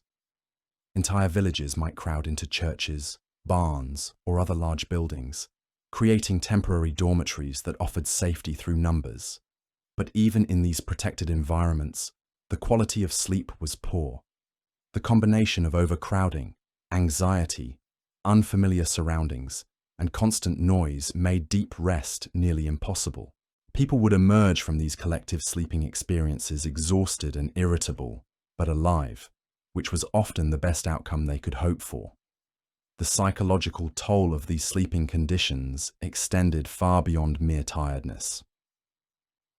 Medieval people lived with chronic sleep deprivation that affected their mental health, decision-making abilities, and emotional stability in ways that probably contributed to the violence, superstition, and social instability that characterized much of the medieval period. Modern sleep research has shown that chronic sleep deprivation can cause hallucinations, paranoia, aggressive behavior, and impaired judgment. It's possible that many of the phenomena that medieval people attributed to supernatural causes, demonic possession, or divine punishment, were actually symptoms of severe sleep disorders caused by their impossible living conditions. The visions, voices, and supernatural experiences that filled medieval accounts of daily life might have been the predictable result of minds pushed beyond their limits by months or years of inadequate rest. The medieval world's obsession with demons, angels, and otherworldly visitations could have been, at least in part, a mass hallucination caused by an entire civilization that was chronically sleep-deprived. This perspective doesn't diminish the genuine spirituality and religious devotion of medieval people, but it does suggest that their sleeping conditions may have created altered states of consciousness that made supernatural experiences seem more common and more real than they would in a well-rested population. The irony is that medieval people were so concerned about the spiritual dangers of sleep that they created physical sleeping conditions that were genuinely dangerous to their mental and physical health. Their elaborate precautions against demonic dreams and supernatural threats may have been responses to very real psychological symptoms caused by the sleep deprivation that their precautions helped to perpetuate. But despite all these challenges, dangers, and discomforts, medieval people did sleep. They found ways to rest, to dream, and to restore their bodies and minds despite conditions that would seem impossible to modern sleepers. Their resilience, adaptability, and sheer determination to survive created a sleep culture that was unlike anything before or since. The medieval approach to sleep reveals fundamental truths about human adaptability and the relationship between culture, environment, and basic biological needs. These people created meaning, community, and even beauty within sleeping conditions that were objectively terrible, finding ways to transform necessity into ritual, survival into spirituality, and shared hardship into human connection. Their sleep habits weren't just weird or primitive. They were sophisticated responses to challenging circumstances that required creativity, cooperation, and courage that most modern people never have to develop. The medieval bedroom wasn't just a place to rest. It was a theatre where the full drama of human existence played out night after night, season after season, generation after generation.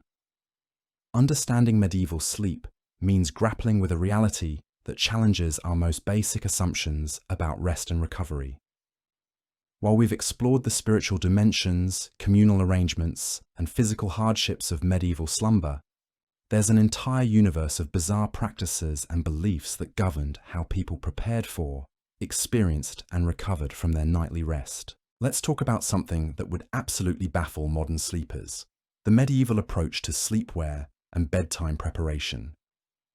We think of pajamas as a basic necessity, but medieval people had developed an entirely different philosophy about what to wear while sleeping, and their reasoning will surprise you. Most medieval people slept in the exact same clothes they had worn during the day. This wasn't laziness or poor hygiene. Though cleanliness certainly wasn't a priority, it was a calculated survival strategy. In a world where temperatures could drop below freezing inside homes, removing your day clothes meant losing crucial layers of insulation that might mean the difference between life and death. But it went deeper than just warmth.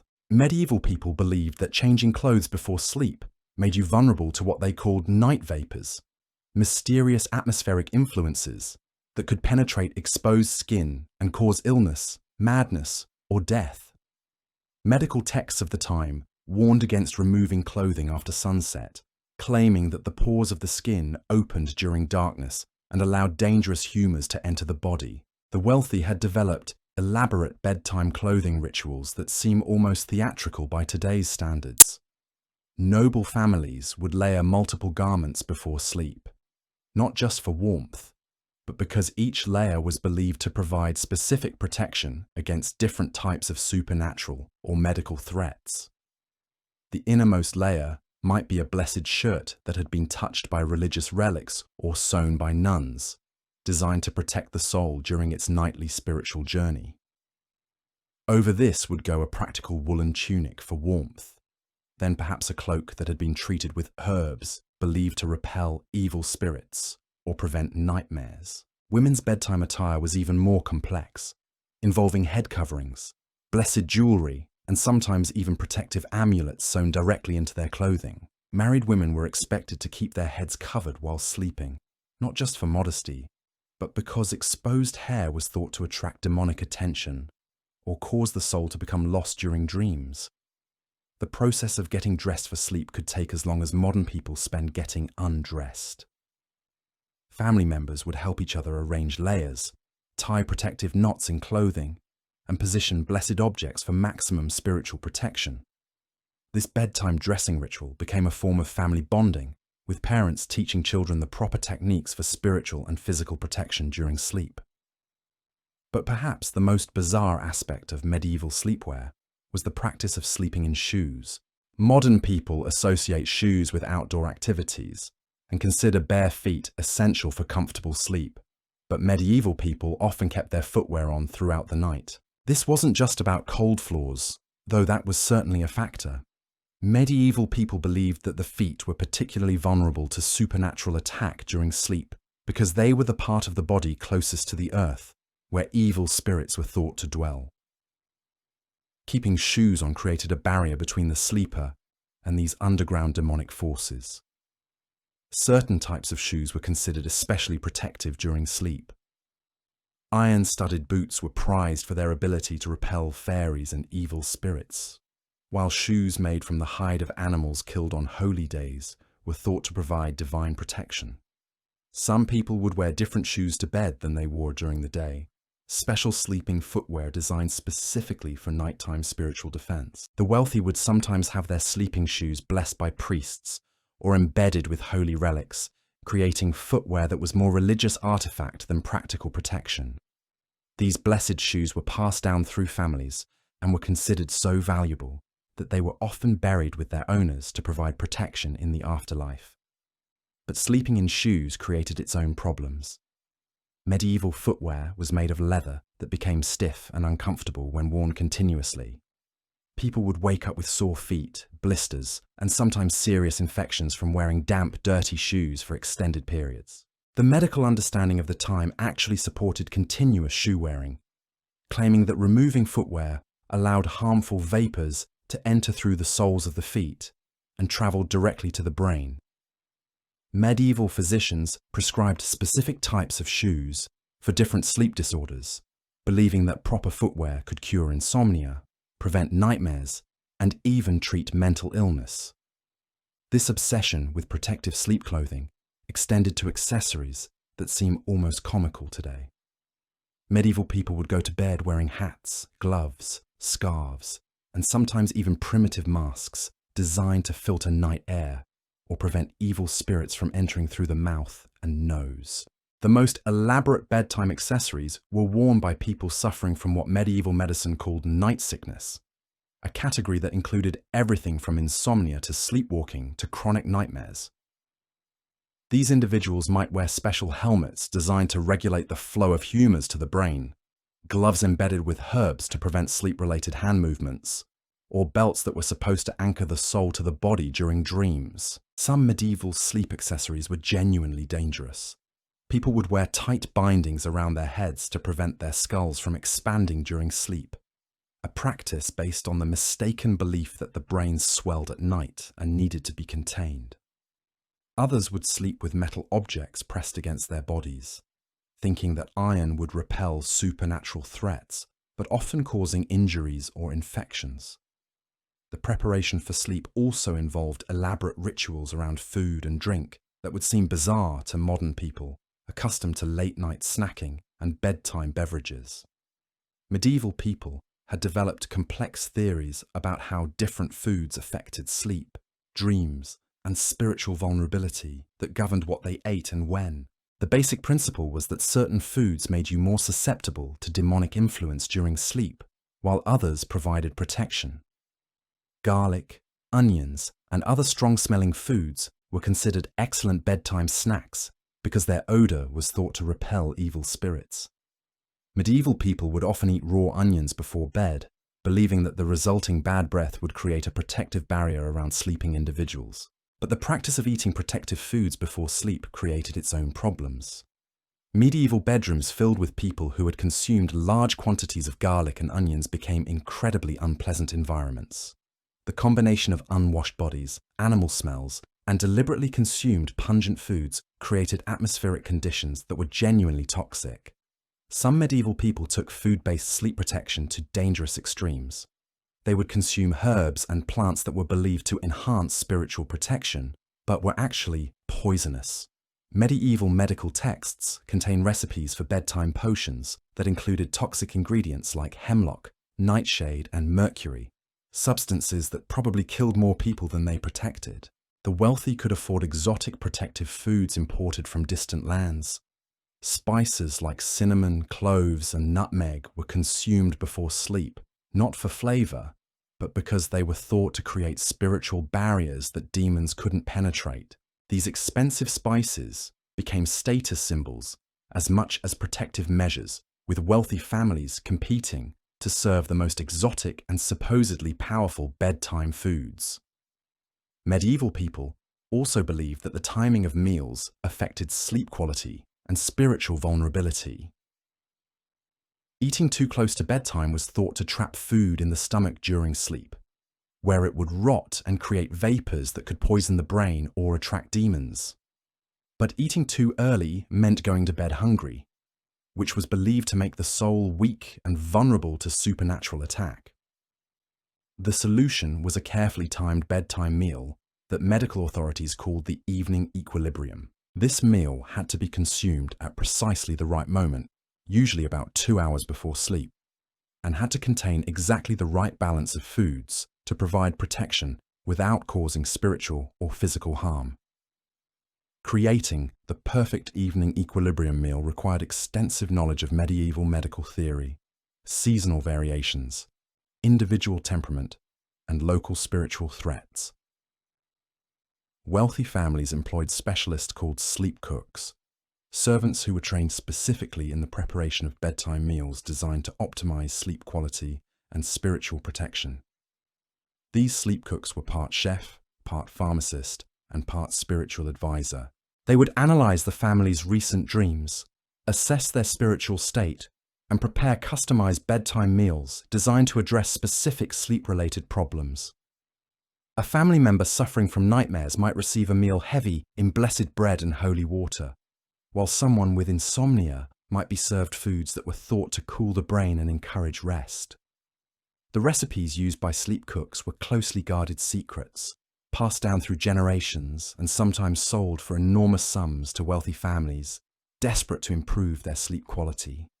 Some of these recipes were genuinely helpful, incorporating herbs and foods that actually do promote relaxation and better sleep.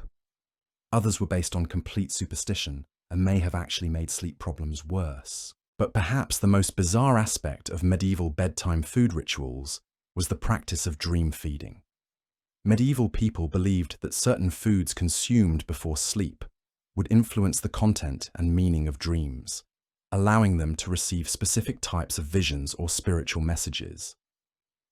Someone hoping to dream of a deceased relative might eat foods that the dead person had enjoyed in life, believing this would attract their spirit during sleep. People seeking prophetic dreams would consume foods mentioned in religious texts, thinking this would open their minds to divine revelation. Those trying to avoid nightmares would eat bland, colorless foods that were thought to create spiritually neutral dreams. The practice of dream feeding became so elaborate that some medieval people would plan their bedtime meals weeks in advance, carefully timing the consumption of specific foods to coincide with religious holidays, astronomical events, or personal anniversaries when certain types of dreams were considered most likely to occur. Medieval dream feeding created an entire industry of specialist food providers who claimed expertise in sleep-related nutrition. These dream merchants would travel from town to town, selling exotic foods and mysterious potions that were supposed to guarantee specific types of dreams or prevent unwanted nighttime visions. Many of these dream foods were probably harmless, consisting of common herbs and spices that were given elaborate backstories and sold at inflated prices to gullible customers. But some dream merchants sold genuinely dangerous substances, including hallucinogenic plants and toxic minerals that could cause serious illness or death. The demand for dream-inducing foods was so high that it created a black market in substances that religious authorities considered spiritually dangerous. Underground networks of herbalists, alchemists, and folk healers would smuggle banned dream foods into communities where they were officially prohibited, selling them to desperate people willing to risk legal punishment for the chance at better sleep or more meaningful dreams. This underground dream food trade connected medieval sleep practices to broader networks of forbidden knowledge, supernatural beliefs, and religious dissent that challenged official church doctrine about dreams and spiritual communication.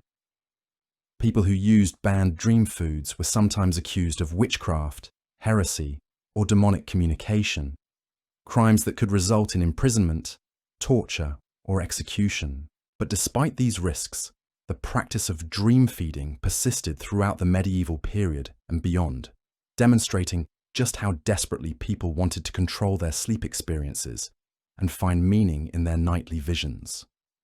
The willingness to risk everything for better dreams reveals how central sleep was to medieval people's understanding of themselves, their relationships with the divine, and their place in the cosmic order. The medieval obsession with controlling sleep extended beyond food and clothing to elaborate rituals performed in and around the bedroom itself. These weren't just personal habits, they were community practices that involved entire households and sometimes whole neighborhoods in the nightly preparation for rest. Medieval people believed that the physical environment of sleep was just as important as personal preparation, and they developed incredibly detailed protocols for arranging sleeping spaces to maximize both comfort and spiritual protection. Every aspect of the bedroom, from the direction of the bed to the objects placed around it, was governed by rules that combined practical wisdom with supernatural beliefs. The positioning of beds wasn't random or based simply on convenience. Medieval people followed elaborate guidelines about bed placement that took into account the cardinal directions, the phases of the moon, the season of the year, and the spiritual history of the room itself. A bed placed in the wrong location could supposedly cause everything from insomnia to demonic possession.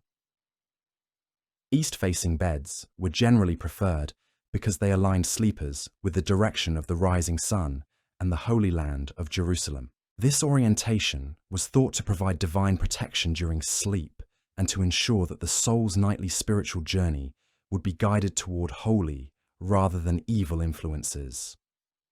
People would sometimes go to enormous expense to modify their homes so that beds could face the proper direction. But the ideal bed orientation varied depending on individual circumstances. Sick people might be positioned to face south, toward the supposed source of healing energies, while pregnant women were often placed facing north to align with what medieval people believed were fertility-enhancing cosmic forces. Children's beds were positioned based on their parents' assessment of their spiritual needs and character development goals. The area around the bed was treated like a sacred space that required careful preparation and maintenance. Medieval people would create protective circles around their sleeping areas using blessed salt, holy water, or herbs that were thought to repel evil spirits. These circles had to be renewed regularly and required specific prayers and rituals to maintain their effectiveness. Some families would place protective objects at the four corners of the sleeping area, creating what they called a spiritual fortress around the sleepers. These objects might include religious relics, iron implements, precious stones, or personal items that had been blessed by priests or had special family significance. The most elaborate bedroom protection rituals involved multiple family members working together to prepare the sleeping space each night. Children would be assigned to sprinkle protective herbs. Adults would arrange blessed objects, and elderly family members would recite prayers and perform blessing ceremonies designed to sanctify the area for safe sleep. These nightly bedroom preparation rituals could take hours to complete and involved the entire household in complex choreographed activities. Everyone had specific roles and responsibilities, and failure to perform the rituals correctly was believed to put the entire family at risk of supernatural attack during sleep. The rituals also served important social functions beyond their supposed spiritual benefits.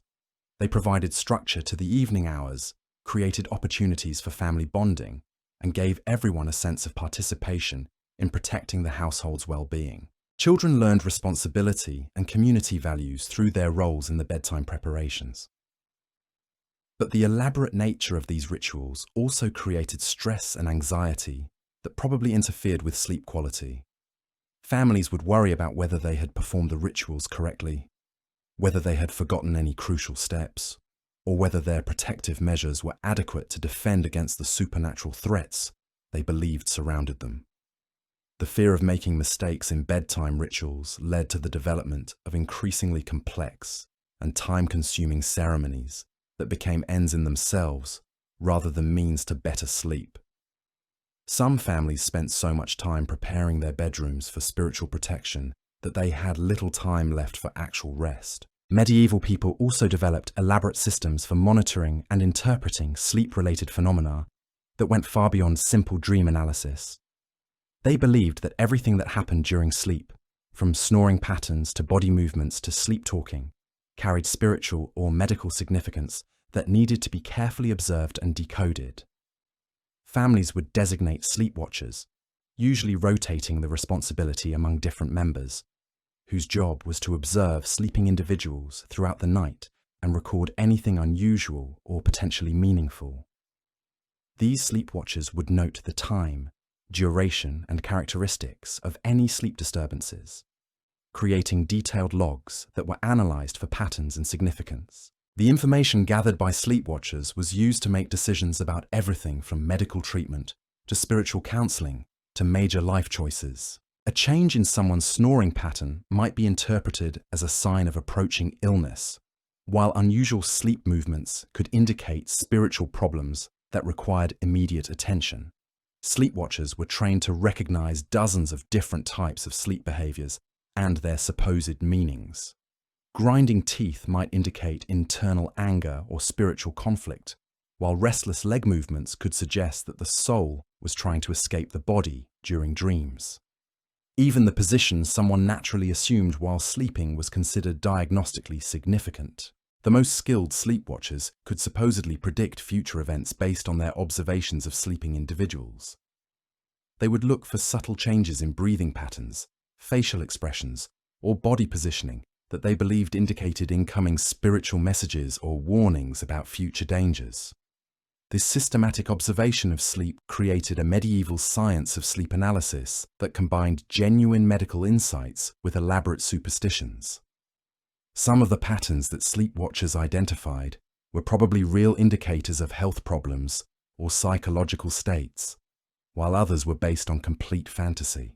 The practice of sleepwatching also created new forms of family tension and social control. Being constantly observed while sleeping was psychologically stressful and probably interfered with sleep quality. People would worry about what their sleep behaviors might reveal about their spiritual state, or what consequences might result from unusual sleep patterns. Some individuals became obsessed with controlling their sleep behaviors to avoid negative interpretations from sleepwatchers. They would try to maintain specific sleeping positions, control their breathing patterns, or suppress natural sleep movements, creating artificial sleep behaviors that were even more psychologically stressful than being observed. The social pressure created by sleepwatching led to the development of what medieval people called virtuous sleeping, the practice of deliberately performing ideal sleep behaviors for the benefit of observers. People would train themselves to sleep in positions that were considered spiritually pure, to maintain facial expressions that suggested holy dreams, and to avoid any sleep behaviors that might be interpreted negatively. But the most fascinating aspect of medieval sleepwatching was how it created communities of shared sleep knowledge. Sleepwatchers would compare their observations with others in their community, developing local expertise about sleep patterns, their meanings, and their implications for individual and community well-being. This shared sleep knowledge became part of the oral tradition that bound medieval communities together. Stories about remarkable sleep phenomena, interpretations of unusual dreams, and theories about the spiritual significance of sleep behaviors were passed down through generations and became part of local folklore. The communal nature of sleep knowledge also meant that individual sleep problems became community concerns that required collective solutions. If someone developed chronic sleep disturbances, it wasn't just a personal medical issue. It was a community problem that might require group prayers, collective fasting, or even intervention by religious authorities. Medieval communities would sometimes organize group sleep sessions where multiple families would sleep together while community elders watched for signs of spiritual problems or supernatural threats. These community sleep events were part social gathering, part medical examination, and part religious ceremony. The most elaborate community sleep events were organized around religious holidays or times of crisis when the entire community felt spiritually vulnerable. During these events, dozens or even hundreds of people would gather in churches, barns, or other large buildings to sleep under the protection of blessed spaces and community vigilance. These mass sleep gatherings created unique social dynamics that don't exist in modern society. People who might never interact during daylight hours would find themselves sleeping side by side, sharing the most vulnerable and intimate aspects of human experience. Social hierarchies would temporarily dissolve as everyone faced the same fundamental need for rest and protection. The logistics of organizing community sleep events were incredibly complex and required sophisticated coordination and planning.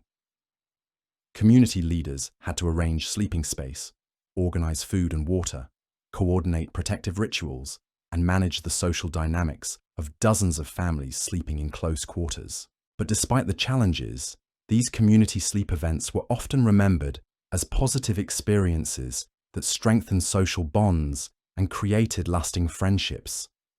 People would form connections during these vulnerable shared experiences that lasted for years and sometimes influenced major life decisions like marriages, business partnerships, and political alliances. The medieval approach to sleep reveals a fundamental truth about human nature that modern individualistic society has largely forgotten. For our ancestors, sleep wasn't a private, personal experience.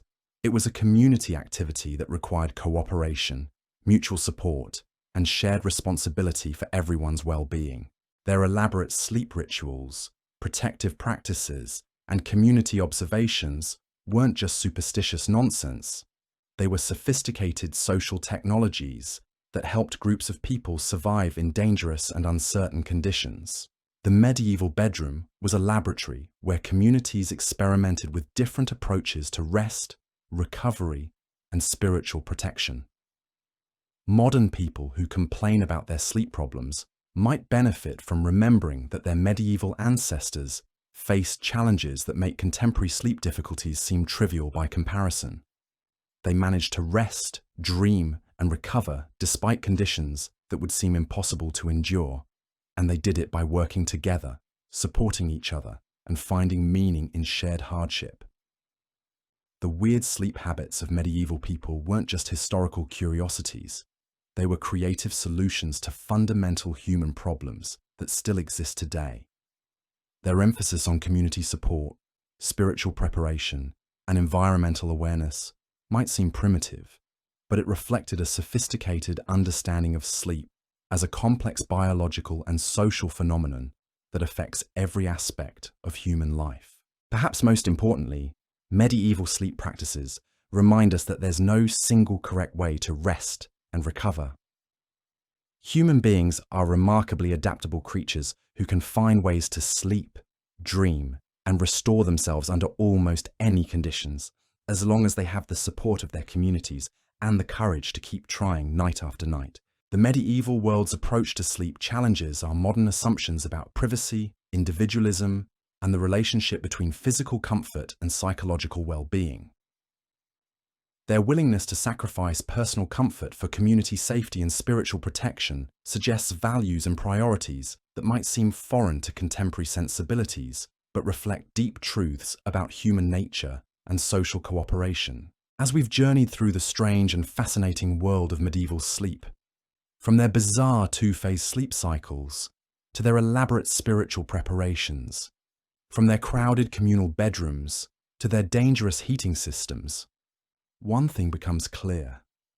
Our ancestors lived in a world where every night was an adventure. Every dream was potentially significant, and every morning represented a small miracle of survival. Their sleep habits weren't just weird, they were adaptive responses to challenges that required creativity, courage, and an unshakable commitment to community survival. The medieval bedroom was a theatre where the full drama of human existence played out nightly, where families bonded through shared vulnerability, where communities worked together to protect their most defenseless members, and where individuals found ways to rest and recover despite conditions that would challenge even the most resilient modern sleepers. Understanding these medieval sleep realities forces us to confront something that might be even more shocking than their physical hardships. The mental and emotional toll of medieval sleep wasn't just about discomfort or inconvenience. It was about living with a level of psychological stress that would probably break most modern minds within weeks. Consider what it meant to close your eyes each night, knowing that you might not wake up. Not in the abstract way that modern people occasionally contemplate mortality, but with the immediate, visceral awareness that death was a genuine possibility before dawn. Medieval people went to sleep every night conducting what amounted to a final inventory of their souls, just in case this was their last opportunity to make peace with eternity. This wasn't paranoia or excessive anxiety. It was rational fear based on daily reality. Disease could kill you overnight. Fires could consume entire buildings in minutes. Raiders could attack without warning. Even something as simple as a change in weather could prove fatal to people living in drafty, poorly insulated homes with inadequate heating and nutrition. The psychological preparation required for this kind of sleep was immense. Medieval people had to develop mental techniques for accepting the possibility of death while still maintaining enough hope and energy to function during waking hours.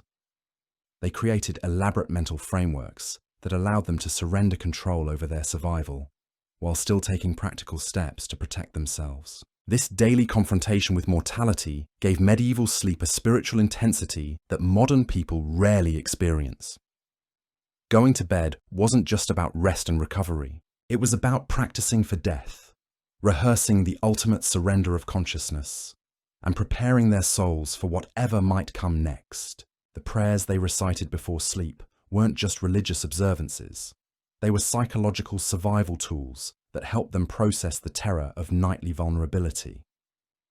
These bedtime prayers often included detailed confessions of sins, expressions of gratitude for survival through another day, and requests for protection that read like negotiations with divine powers who held life and death in their hands.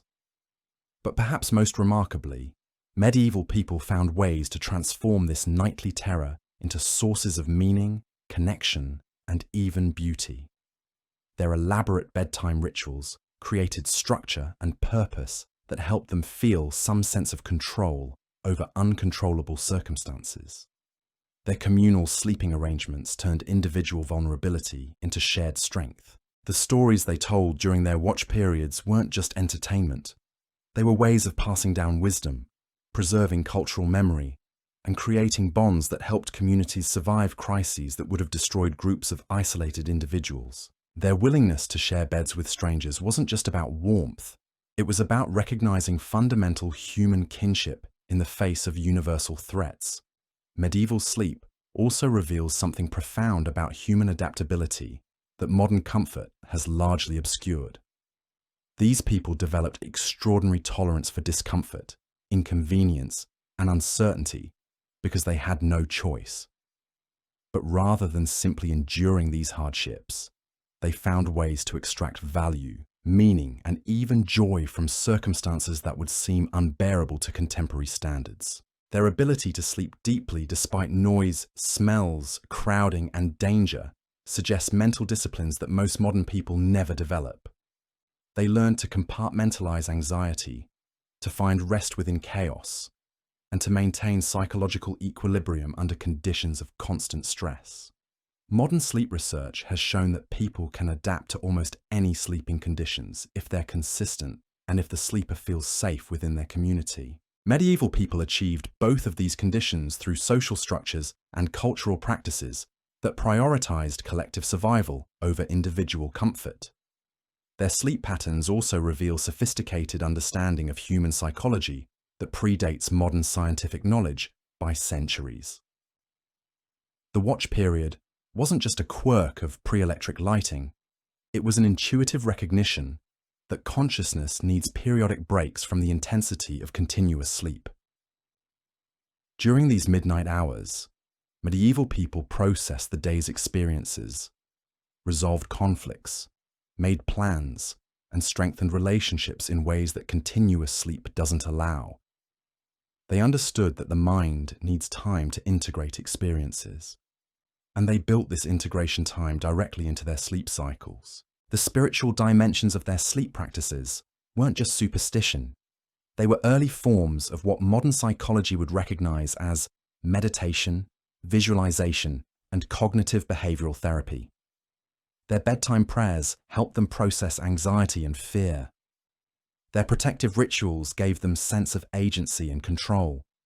Their dream interpretation provided frameworks for understanding subconscious experiences.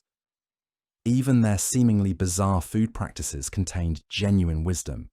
Eating garlic and onions before bed probably did provide some protection against illness, though not through supernatural mechanisms. Their emphasis on timing meals correctly reflected intuitive understanding of how digestion affects sleep quality. Their insistence on wearing protective clothing to bed served psychological functions that were probably more important than any physical benefits. Feeling prepared and protected helped them relax enough to actually fall asleep, despite legitimate dangers surrounding them. But medieval sleep practices also reveal the dark side of community-based survival strategies. The constant observation, judgment, and social pressure that characterized their sleeping arrangements came with psychological costs that were probably severe. Living without privacy meant never having opportunities for authentic self-expression or emotional processing that required solitude. The fear of being judged based on sleep behaviors created additional layers of anxiety that interfered with natural rest patterns. The pressure to conform to community sleep standards prevented individuals from developing personalized approaches to rest that might have been more effective. The religious intensity surrounding sleep created spiritual anxiety that was probably as disruptive as physical discomfort. People worried constantly about the state of their souls, the meaning of their dreams, and their vulnerability to supernatural threats.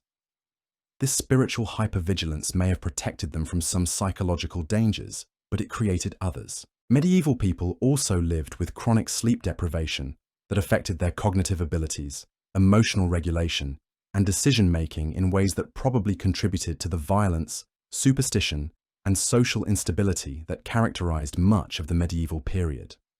Sleep-deprived individuals are more prone to aggression, paranoia, and poor judgment, all of which were abundant in medieval society.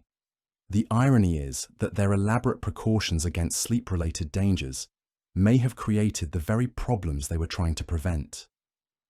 Their fear of demons and evil spirits was probably exacerbated by the hallucinations and psychological disturbances that result from chronic sleep deprivation. Their obsession with spiritual purity during sleep may have created the anxiety and guilt that made restful sleep impossible. Their community-based protective systems may have generated the social tensions and conflicts that made communities feel dangerous in the first place. Modern people who romanticize medieval life often overlook these psychological costs of pre-modern survival strategies. The community solidarity and spiritual intensity that characterized medieval culture came at the price of individual autonomy and psychological freedom that most contemporary people would find intolerable. But understanding these costs doesn't diminish the remarkable achievements of medieval sleep culture. These people created meaning, beauty, and human connection under circumstances that would challenge the strongest modern individuals. They developed social technologies for collective survival that allowed human communities to persist through centuries of war, disease, and environmental catastrophe. Their sleep practices weren't just about getting through the night. They were about maintaining the cultural continuity that preserved human civilization through its darkest periods. The stories told during watch periods, the prayers recited before sleep, the protective rituals performed in bedrooms.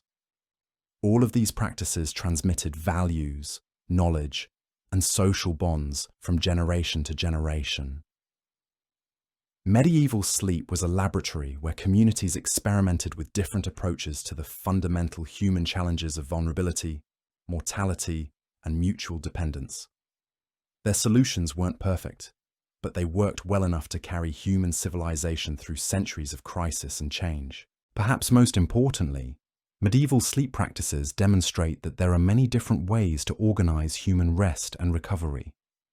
Our modern emphasis on individual comfort, privacy, and uninterrupted sleep isn't the only possible approach, and it may not even be the best approach for all circumstances. The medieval world's emphasis on community support, spiritual preparation, and shared responsibility for collective well-being offers insights that might be valuable for addressing contemporary sleep problems. Their understanding of sleep as a social and spiritual activity, rather than just a biological necessity, suggests dimensions of rest that modern individualistic culture largely ignores. As we face modern challenges like social isolation, anxiety disorders, and the psychological costs of technological acceleration, we might benefit from reconsidering some aspects of the medieval approach to sleep. Not their specific practices, which were adapted to very different circumstances, but their underlying principles of community support, spiritual preparation, and acceptance of vulnerability. The weird sleep habits of medieval people weren't just historical curiosities. They were creative responses to universal human needs that still exist today. Their willingness to sacrifice individual comfort for collective security, their integration of spiritual and practical concerns, and their recognition of sleep as a community activity all reflect insights about human nature that transcend historical periods. Modern sleep science has confirmed many intuitions that medieval people developed through centuries of experimentation. The importance of consistent sleep schedules, the value of bedtime rituals, the connection between mental state and sleep quality, the benefits of feeling safe and supported. All of these insights were embedded in medieval sleep practices long before they were validated by scientific research.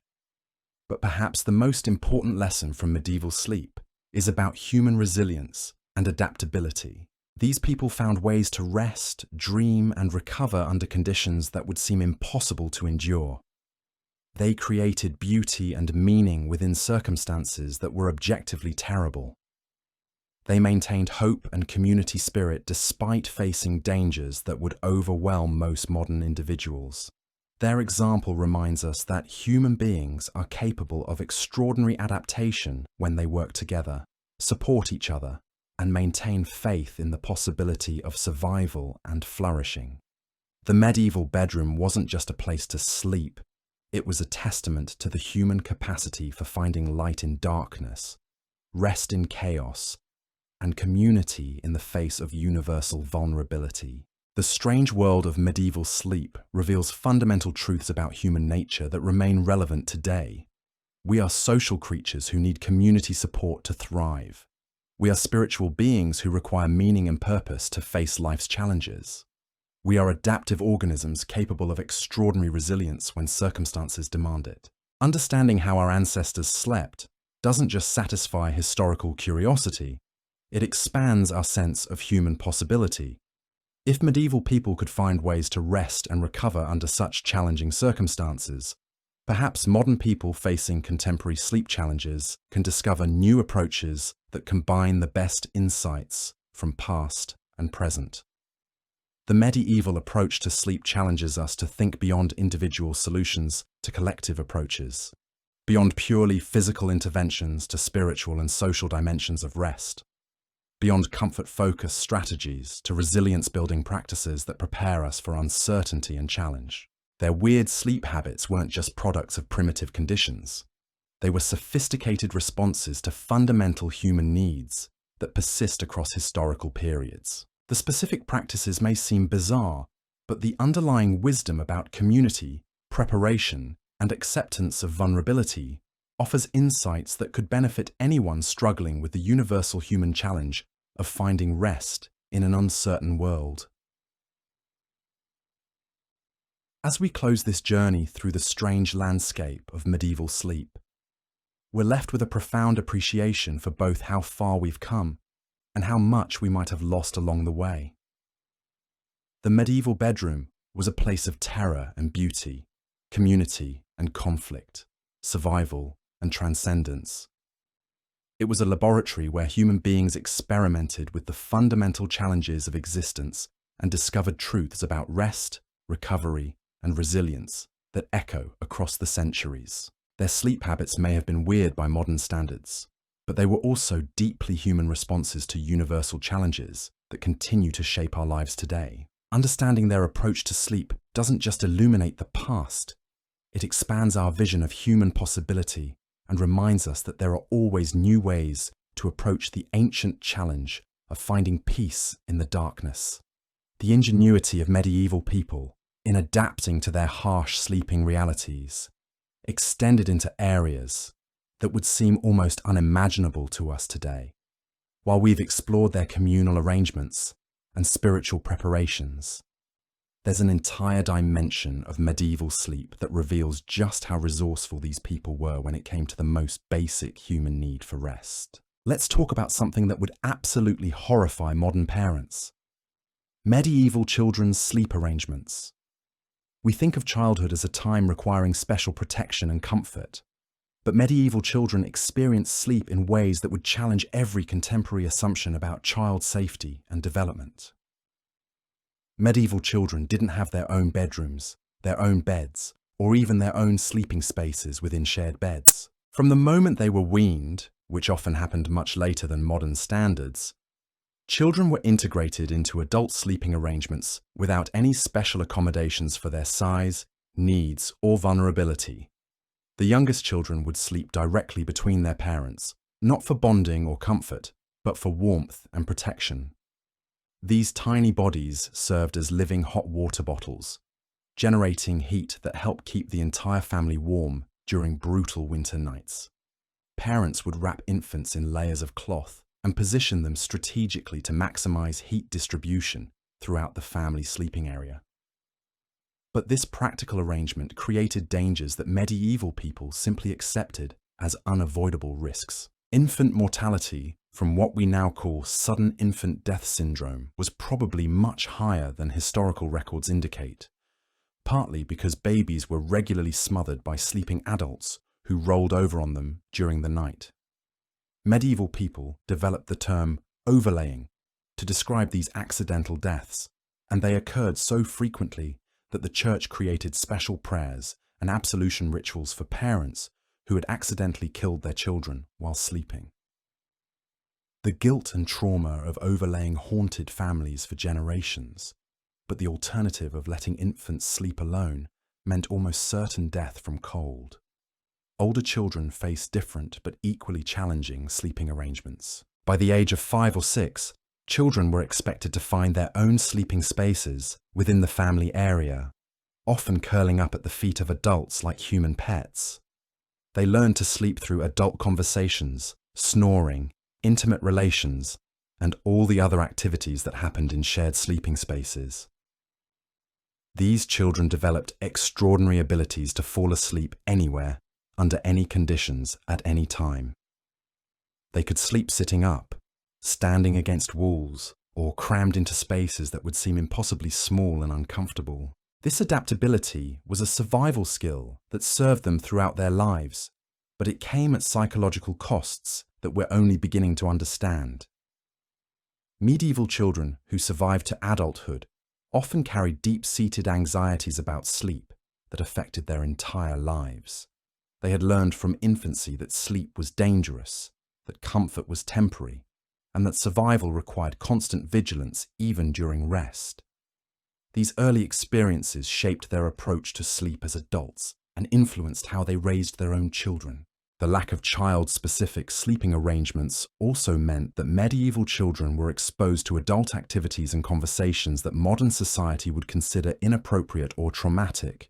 They witnessed domestic violence, sexual relations, death and dying, and intense emotional conflicts, all while lying in the same sleeping spaces as the adults involved. This exposure created a kind of premature psychological development that forced children to process adult experiences before they had the emotional tools to handle them.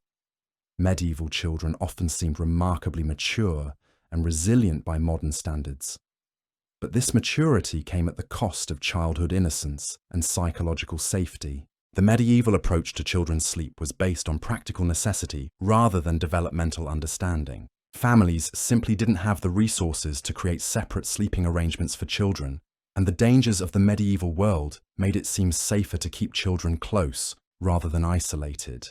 But medieval people weren't completely insensitive to children's sleep needs. They developed folk practices and cultural traditions designed to help children cope with their challenging sleeping arrangements. Lullabies weren't just entertainment. They were psychological tools that helped children process fear and anxiety about sleep. Medieval lullabies were often darker and more complex than their modern counterparts, addressing themes of death, danger, and survival that reflected the realities of medieval childhood. These songs helped children develop coping mechanisms for the psychological challenges of sleeping in dangerous, uncomfortable conditions. Storytelling during the watch period also served important functions for medieval children. The tales told during these midnight hours weren't just entertainment. They were cultural education that taught children about their world, their values, and their place in society. Children learned history, morality, and practical survival skills through stories told in the darkness. But perhaps the most remarkable aspect of medieval children's sleep was how they learned to find comfort and security within circumstances that would terrify modern children. They developed attachment relationships with family members, found safety in familiar routines, and created meaning from shared hardship in ways that demonstrated extraordinary psychological resilience. These children grew up understanding that comfort was earned rather than expected, that safety came from community rather than isolation, and that survival required cooperation rather than individual advantage.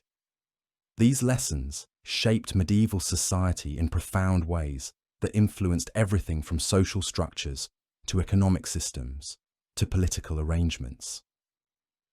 The medieval approach to children's sleep also reveals something important about human developmental plasticity. Children who grew up in these challenging conditions develop capabilities and tolerances that modern children never need to acquire. They became extraordinarily hardy, adaptable, and resourceful because their survival depended on these qualities. Modern child development experts might argue that medieval children were deprived of essential developmental experiences, and there's probably truth to this perspective. But it's also possible that these children developed strengths and capabilities that modern childhood, with all its protections and comforts, doesn't foster. The question of whether medieval or modern approaches to children's sleep are better is probably unanswerable, because they were designed for completely different worlds with different dangers, opportunities, and values. But understanding medieval children's sleep experiences expands our sense of human developmental possibility and challenges assumptions about what children need to thrive. Medieval approaches to children's sleep also influence their understanding of family relationships and social hierarchies in ways that persisted throughout their lives. Children who had slept at the feet of adults learned their place in social orders that emphasized hierarchy, respect for authority, and acceptance of their position within community structures. These sleep-based lessons in social hierarchy were reinforced by the physical arrangements of medieval bedrooms, where sleeping position reflected social status, age, and family importance. Children internalize these hierarchies through nightly experience in ways that shape their behavior and expectations throughout their lives. The medieval family bedroom was a laboratory for social education, where children learned complex lessons about power, authority, intimacy, and survival through direct physical experience. These lessons were probably more powerful and lasting than any formal education they might receive, because they were learned through the body during the vulnerable state of sleep. Understanding medieval children's sleep helps explain many aspects of medieval society that seem puzzling from modern perspectives. The acceptance of hierarchy, the emphasis on community over individual needs, the tolerance for discomfort and hardship. All of these cultural characteristics were shaped by childhood experiences of sleeping in challenging communal arrangements. But medieval children's sleep experiences also fostered positive qualities that modern childhood might not develop as effectively. These children learned early that their survival depended on others, that community cooperation was essential, and that individual comfort was less important than collective well-being. They developed empathy, resilience, and social awareness through shared vulnerability that created bonds and understanding that lasted throughout their lives.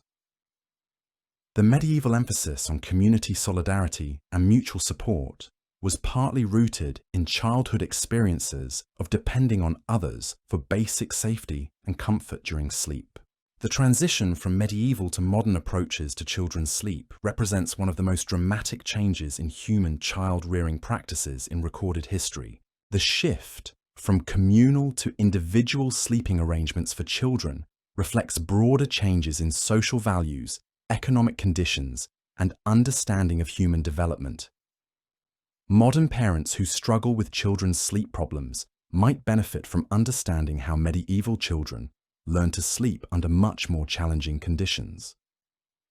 Not by replicating medieval practices, which would be inappropriate and potentially dangerous in modern contexts, but by recognizing that children are capable of greater adaptability and resilience than contemporary parenting often assumes. The medieval example suggests that some modern sleep problems might be partly created by excessive protection and comfort that prevents children from developing natural coping mechanisms. While we shouldn't expose children to medieval levels of hardship, we might consider whether some controlled challenges could help children develop better sleep skills and greater resilience. Medieval children's sleep experiences also highlight the importance of community support systems in child development. These children survived and thrived partly because they were embedded in communities that took collective responsibility for their well-being.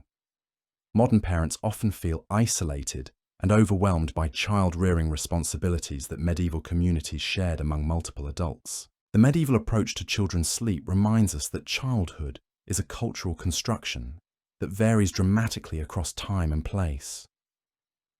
What seems essential for healthy child development in one context might be unnecessary or even harmful in another. Understanding this variation expands our sense of human possibility and challenges assumptions about optimal child-rearing practices. But perhaps most importantly, medieval children's sleep experiences demonstrate the extraordinary adaptability of human beings, especially during their formative years.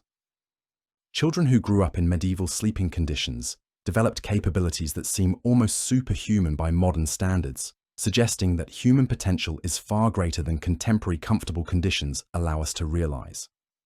The legacy of medieval children's sleep continues to influence modern society in ways that most people don't recognize.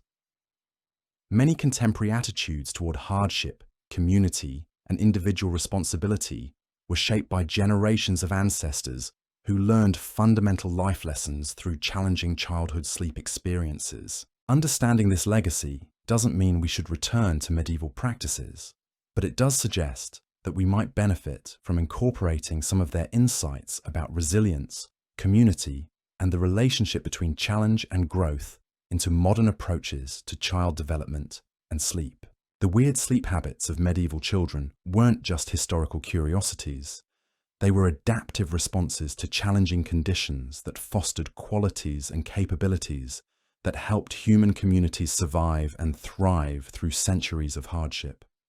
Their example reminds us that children are capable of extraordinary adaptation when circumstances require it, and when they have the support of caring communities. As we consider modern challenges in children's sleep and development, we might benefit from the medieval understanding that comfort and safety are important, but so are resilience, adaptability, and the ability to find rest and peace, even in challenging circumstances.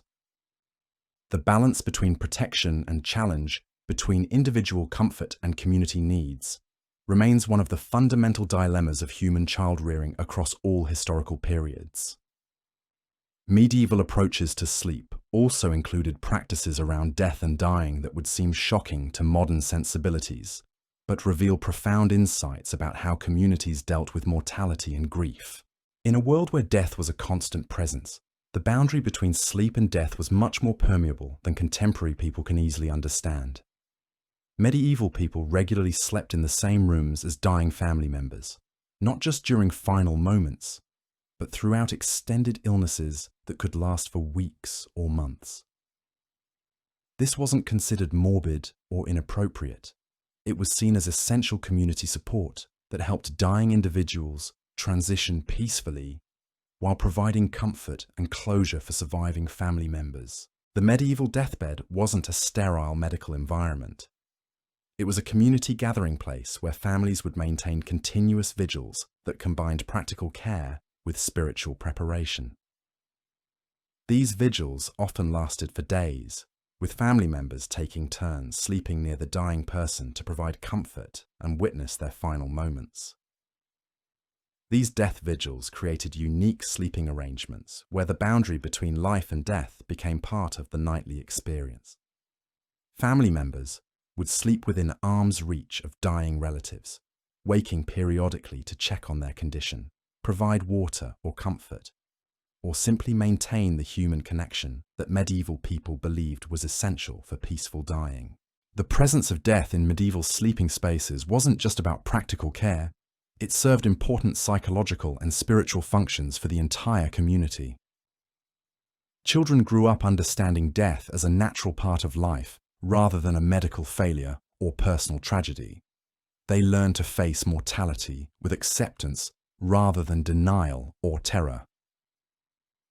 This intimate familiarity with death shaped medieval attitudes towards sleep in profound ways.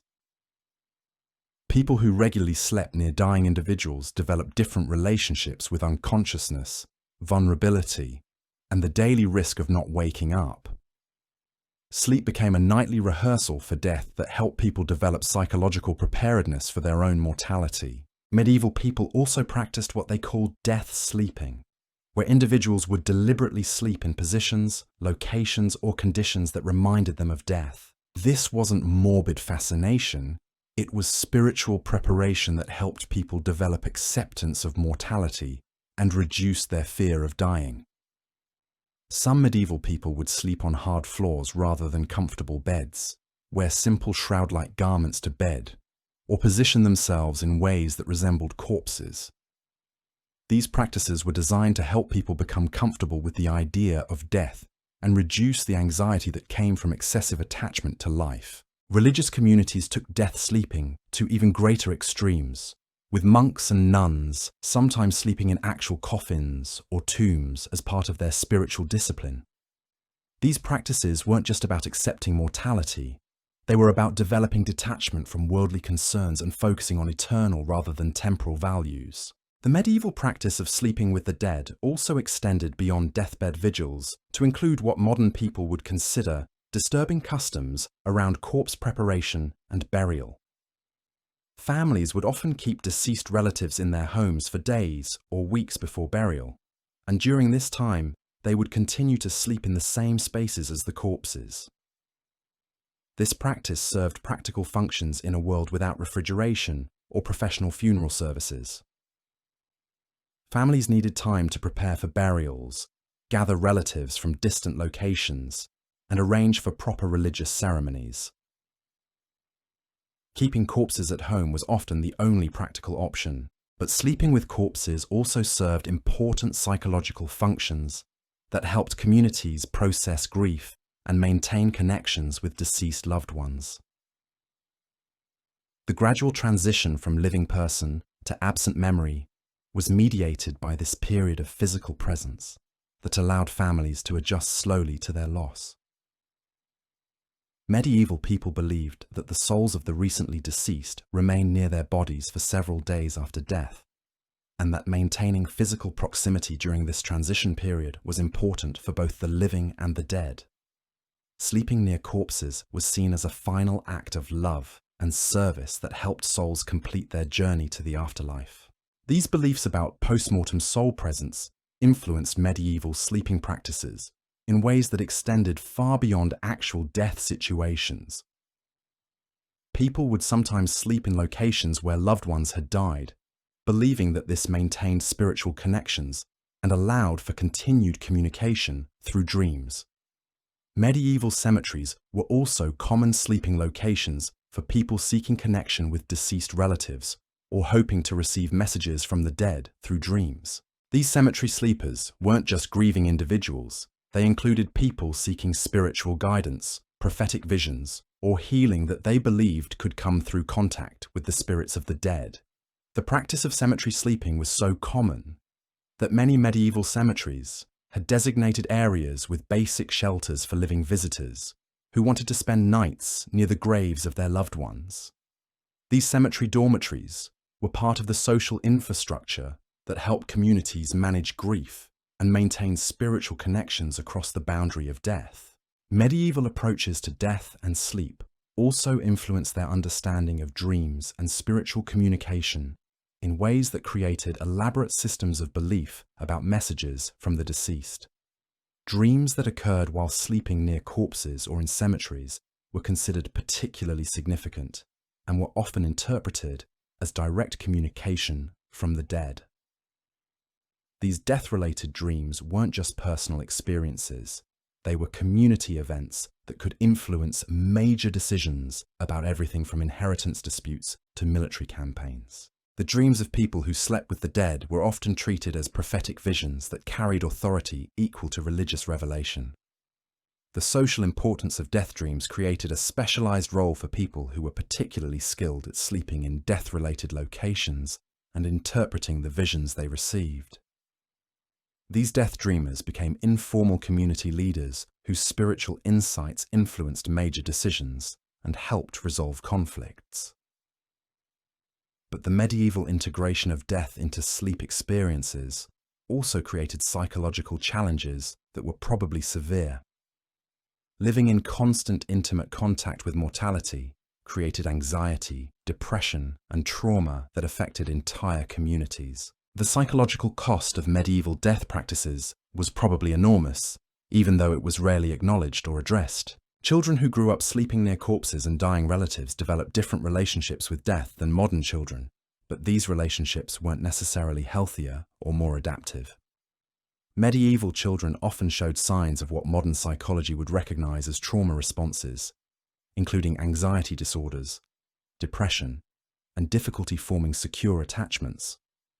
The medieval acceptance of death was probably partly a psychological defense mechanism that helped people function in circumstances where grief and loss were constant experiences. This acceptance came at the cost of emotional depth and psychological flexibility that might have made medieval people more resilient in some ways, but less capable of joy and emotional connection in others. Modern approaches to death and sleep represent a dramatic shift away from medieval practices, but this shift has created its own problems. Contemporary people often have little direct experience with death and dying, which can make mortality seem more terrifying and unnatural than it actually is.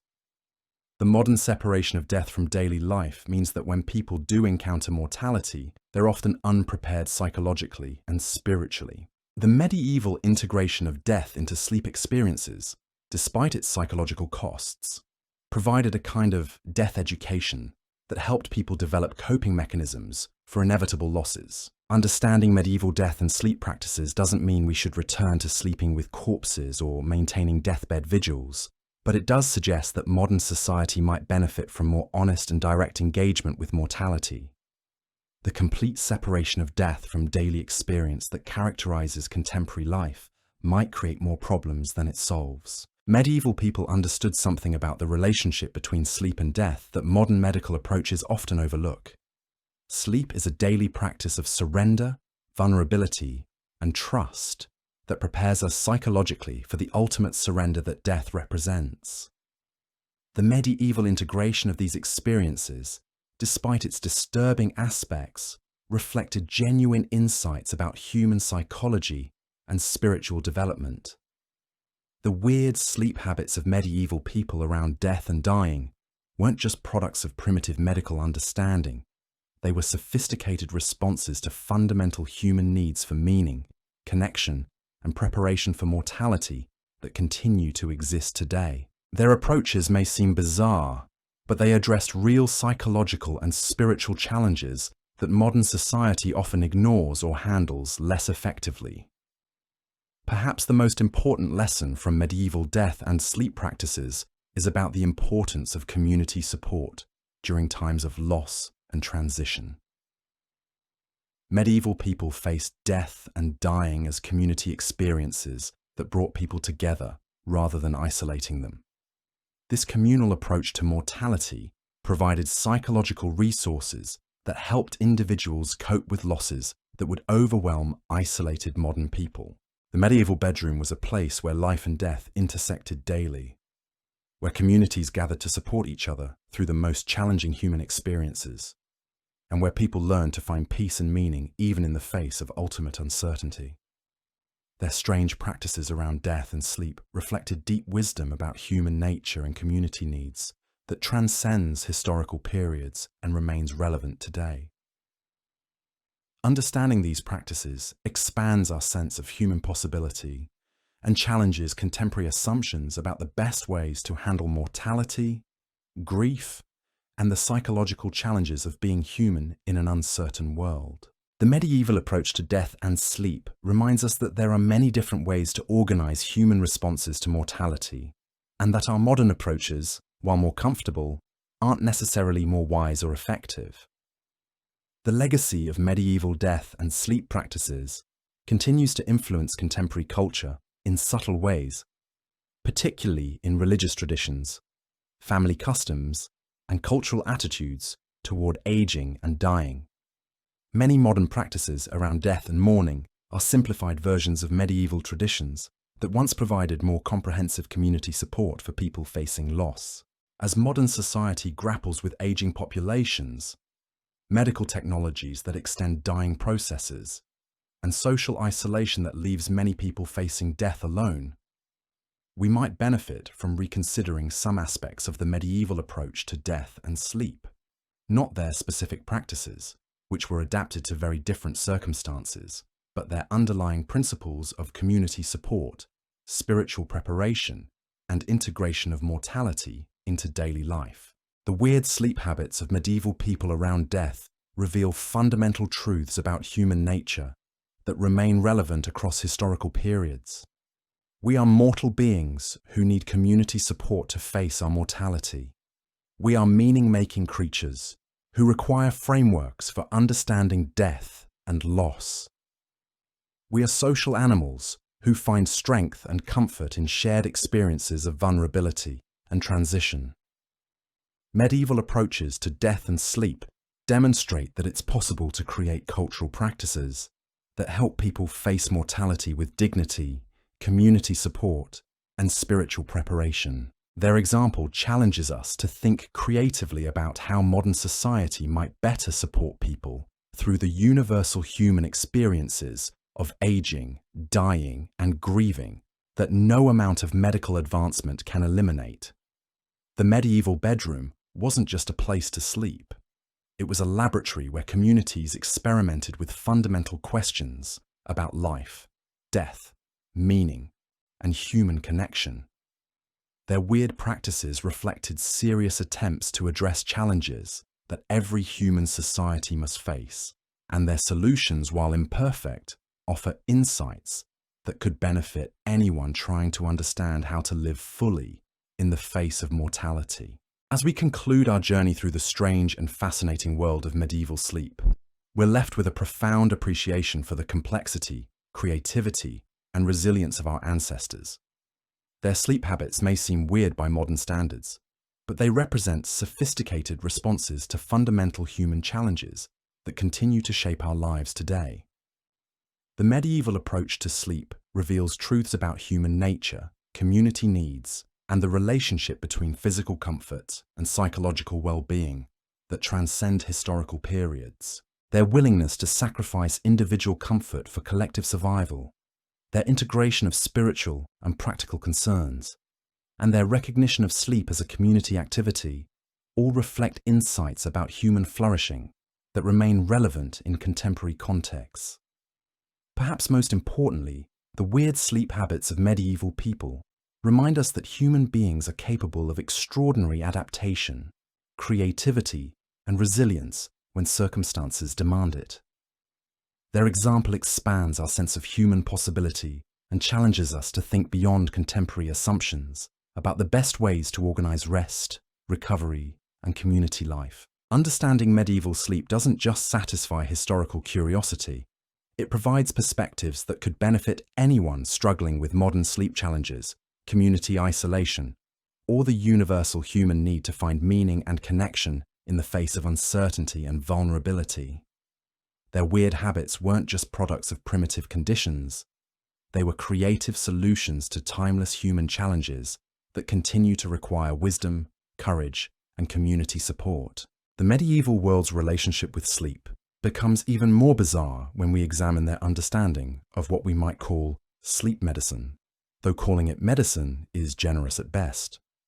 Medieval physicians, working with a combination of ancient Greek theories, folk wisdom, and religious doctrine, developed treatments for sleep disorders that would seem like elaborate pranks if they weren't taken so seriously by everyone involved.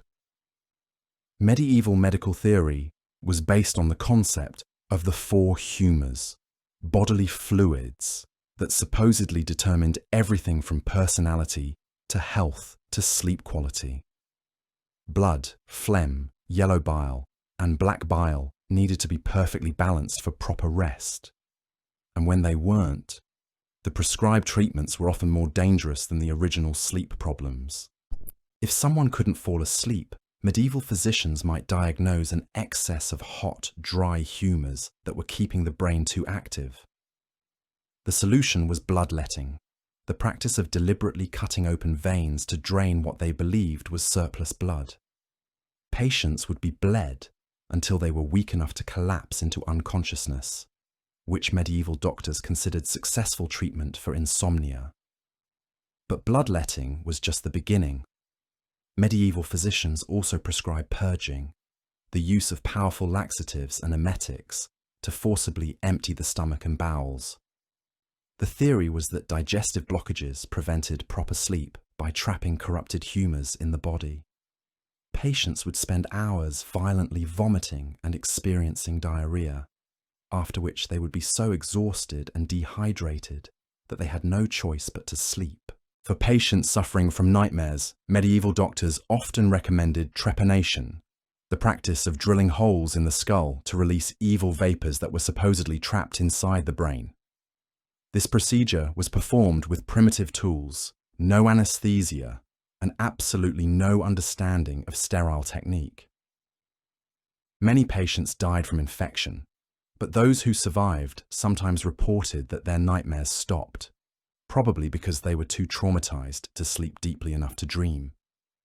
Medieval physicians also prescribed bizarre dietary treatments for sleep disorders that combined genuine nutritional wisdom with complete superstition. Patients with insomnia might be fed diets consisting entirely of lettuce and poppies, plants that actually do contain mild sedative compounds, but they would also be required to eat these foods while standing on one foot, facing east, and reciting specific prayers, because medieval medicine never met a simple solution it couldn't complicate. Sleepwalking was treated with even more dramatic interventions.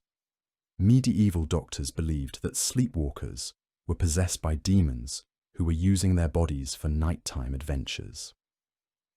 The standard treatment involved chaining the patient to their bed, blessing them with holy water, and sometimes performing full exorcisms, complete with prayers, incantations, and religious relics. But the most bizarre medieval sleep treatments involved what they called humoral balancing through environmental manipulation. Patients would be placed in rooms heated to specific temperatures, surrounded by objects of particular colours, and exposed to carefully controlled sounds and smells designed to rebalance their internal fluids. A patient diagnosed with too much cold, wet phlegm might be placed in a red room heated by multiple fires, surrounded by spicy foods and loud music. Someone with excess hot, dry yellow bile would be put in a blue room cooled with ice, surrounded by bland foods and soft singing. These environmental prescriptions could last for weeks and required enormous resources to maintain. Medieval physicians also developed elaborate theories about the relationship between sleep position and health that led to some truly uncomfortable prescribed sleeping arrangements. Different sleep positions were thought to encourage different humoral flows, and doctors would prescribe specific postures designed to cure particular ailments. Patients with digestive problems might be required to sleep standing up, leaning against specially constructed frames that kept them vertical throughout the night. Those with respiratory issues would be forced to sleep face down, with their heads hanging off the edge of their beds. People suffering from melancholy were sometimes required to sleep upside down, suspended from ropes or chains. These prescribed sleep positions were often maintained for months at a time, causing muscle cramps, joint problems, and circulation issues that were probably worse than the original complaints. But medieval physicians interpreted any changes in the patient's condition as evidence that their treatments were working, even when those changes were clearly harmful. The wealthy could afford even more elaborate sleep treatments that involved teams of specialists working together to create optimal sleeping conditions. Sleep physicians would collaborate with astronomers to determine the best times for rest based on planetary alignments. They would work with musicians to compose specific melodies designed to induce particular types of dreams. They would consult with perfumers to create scent combinations that supposedly balanced humors while the patient slept. These comprehensive sleep treatment programs could cost fortunes and involve dozens of servants and specialists. Wealthy patients might have their bedrooms completely reconstructed multiple times as physicians adjusted their environmental prescriptions. Some nobles spent more on sleep treatments than on food, housing, or clothing, desperately seeking solutions to sleep problems that were probably caused by the stress of living in medieval times. But medieval sleep medicine wasn't limited to physical treatments. Physicians also prescribed elaborate mental exercises designed to prepare the mind for proper rest.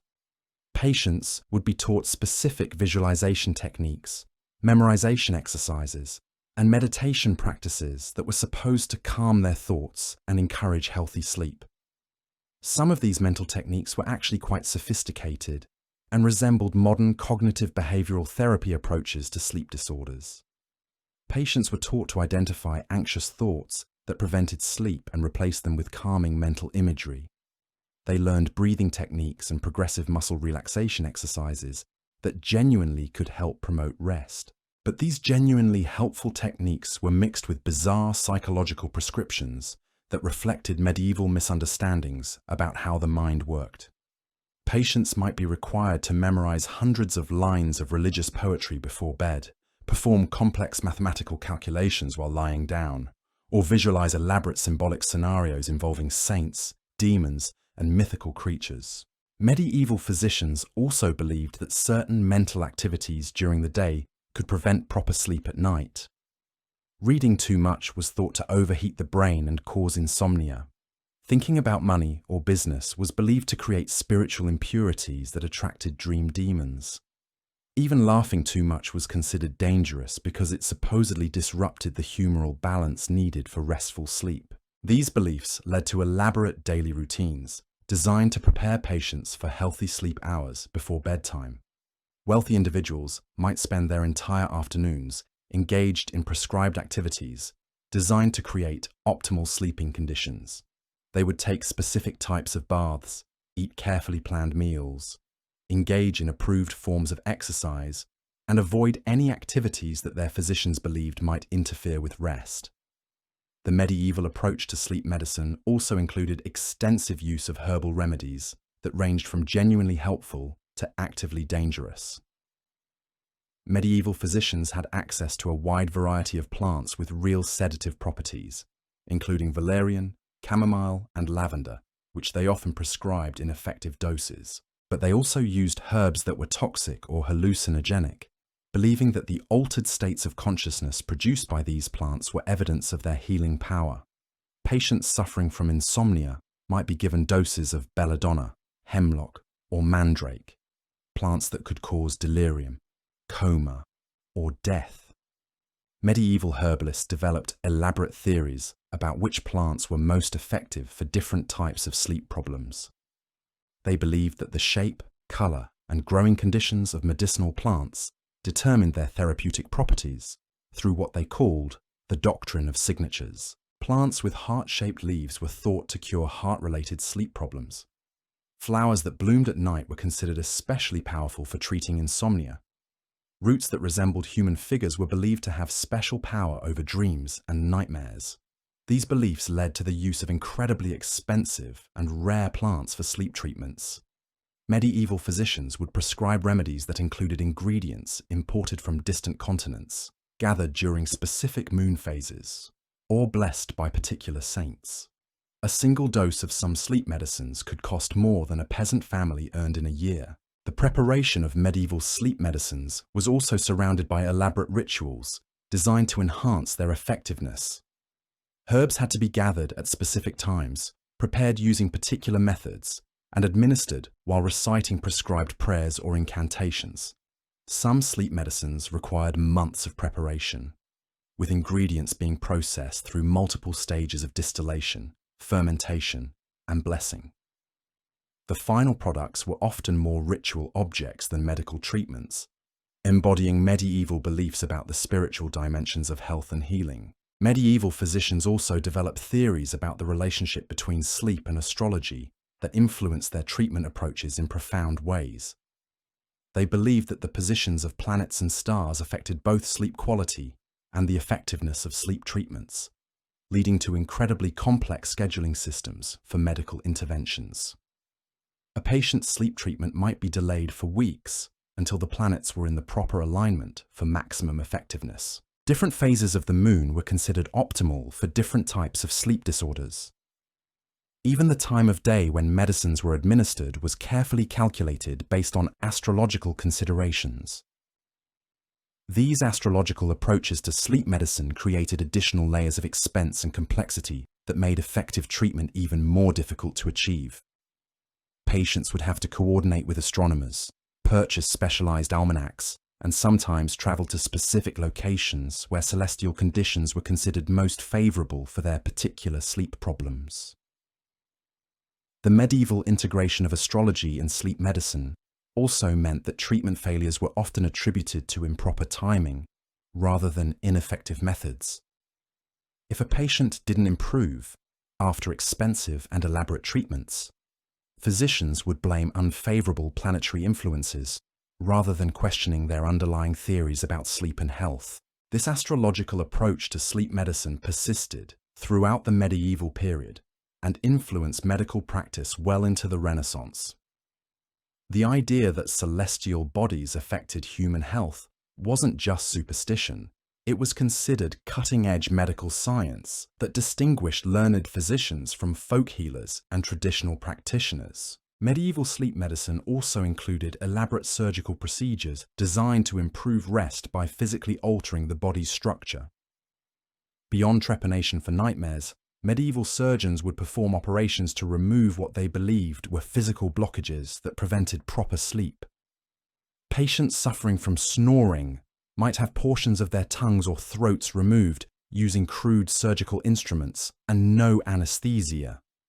Those with sleep-related breathing problems would undergo procedures to widen their nasal passages or remove tissue from their airways. These surgical interventions were incredibly dangerous and often fatal, but they were considered state-of-the-art medical treatment by the standards of the time.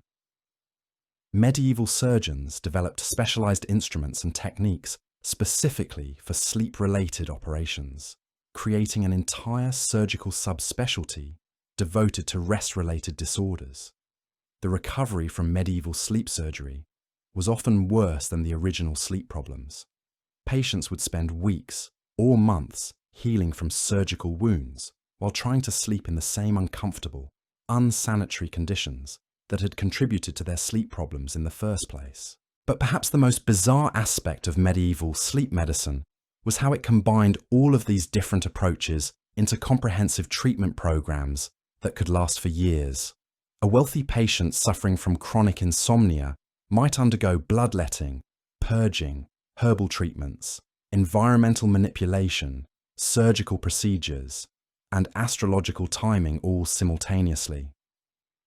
These comprehensive programs created a medieval sleep medicine industry that employed thousands of physicians, surgeons, herbalists, astronomers, and support staff.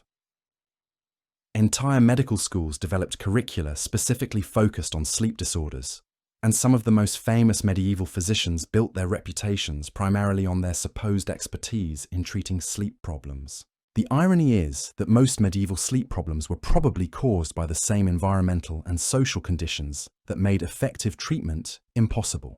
The stress, discomfort, and danger of medieval life created sleep disorders that couldn't be cured by medical interventions, no matter how elaborate or expensive.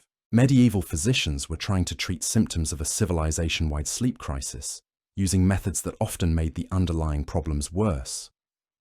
Their bloodletting weakened patients who were already malnourished. Their purging dehydrated people who were already struggling with poor health. Their surgical procedures created new sources of pain and infection in bodies that were already under enormous stress. But understanding medieval sleep medicine isn't just about cataloguing bizarre historical practices. It reveals important truths about how societies develop medical knowledge and how cultural beliefs influence approaches to health and healing. Medieval physicians were working with the best knowledge available to them, applying logical reasoning to observations about sleep and health that seemed accurate within their worldview. Their methods seem bizarre to us because we have different foundational assumptions about how the body works and what causes disease. The medieval approach to sleep medicine also demonstrates how economic and social factors influence medical practice in ways that can either help or harm patients. The elaborate and expensive treatments prescribed by medieval physicians served social and economic functions beyond their supposed medical benefits. Wealthy patients who could afford comprehensive sleep treatments gained social status from their ability to purchase cutting-edge medical care. Physicians who developed reputations for treating sleep disorders could charge enormous fees and gain influence within medieval society. These social and economic incentives encouraged the development of increasingly complex and expensive sleep treatments, even when simpler approaches might have been more effective. The medieval medical system rewarded innovation and elaboration rather than effectiveness, leading to treatments that were impressive but often harmful. Modern sleep medicine has inherited some of these same tendencies toward complexity and expense, though our underlying scientific understanding is much more accurate. Contemporary sleep specialists sometimes prescribe elaborate treatment programs that may be more about demonstrating expertise than addressing the root causes of sleep problems. Understanding medieval sleep medicine helps us recognize how cultural beliefs, economic incentives, and social expectations continue to influence medical practice today. It reminds us to question whether complex and expensive treatments are necessarily better than simpler approaches, and to consider how our own assumptions about health and healing might seem bizarre to future generations. The weird sleep medicine of medieval people wasn't just historical curiosity, it was a sincere attempt to address real human suffering using the best knowledge and methods available at the time. Their failures teach us as much about effective healing as their occasional successes, reminding us that medical progress requires not just new knowledge, but also the wisdom to abandon approaches that don't work, no matter how impressive or traditional they might seem. Perhaps most importantly, medieval sleep medicine demonstrates the fundamental human desire to find healing and rest, even under the most challenging circumstances. Medieval people were willing to endure painful and dangerous treatments because they understood something that modern, comfortable society sometimes forgets: that good sleep is essential for human flourishing, and that it's worth almost any sacrifice to achieve. Their bizarre treatments may not have worked, but their commitment to finding solutions to sleep problems reflects a deep understanding of how crucial rest is for physical health, mental well-being, and spiritual development. In their willingness to try anything that might help them sleep better, medieval people demonstrated a truth that remains relevant today: that the search for peaceful rest is one of the most fundamental human endeavors, driving innovation, creativity, and determination across all historical periods. The legacy of medieval sleep medicine continues to influence contemporary approaches to sleep disorders in subtle but important ways.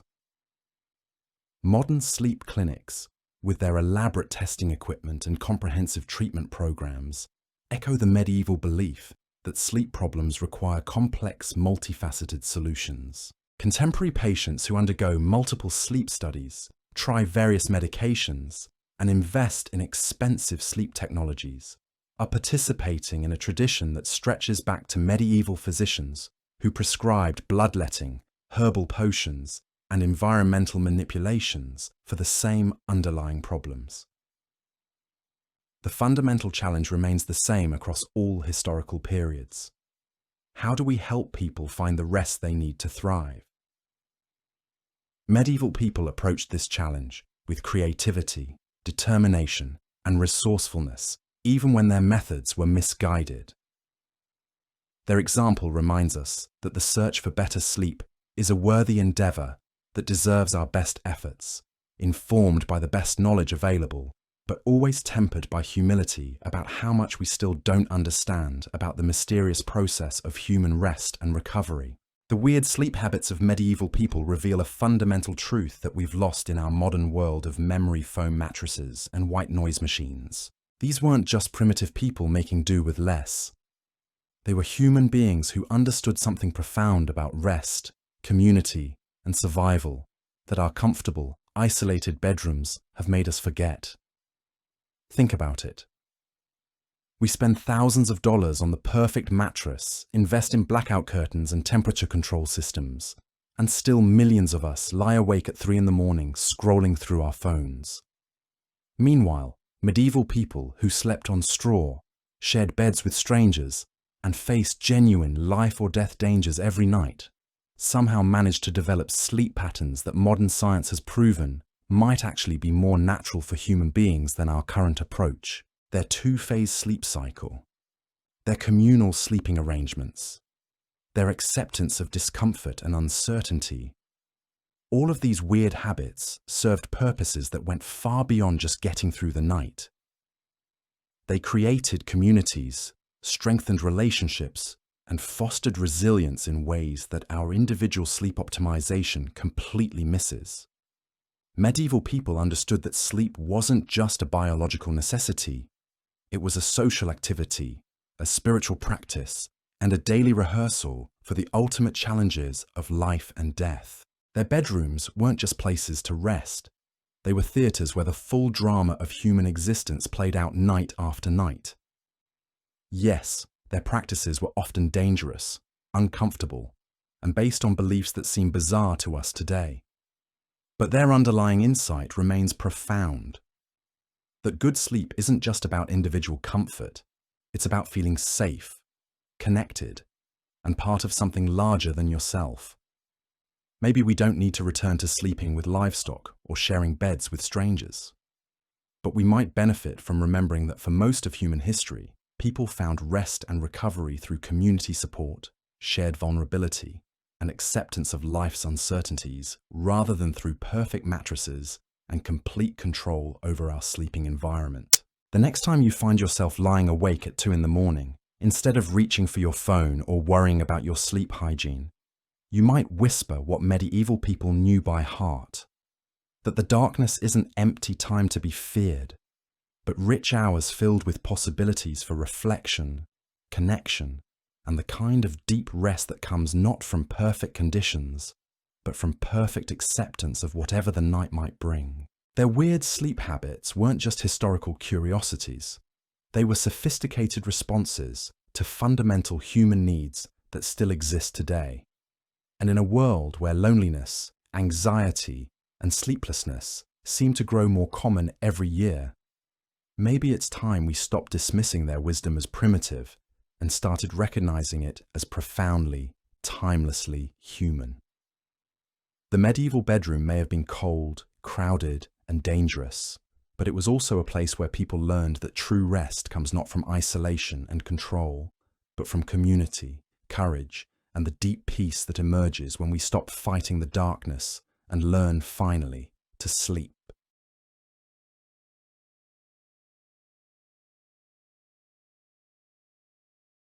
Hey everyone! Tonight we're diving into something a little different, a question that's been bouncing around in my head for months now. What if cell phones had existed in medieval times?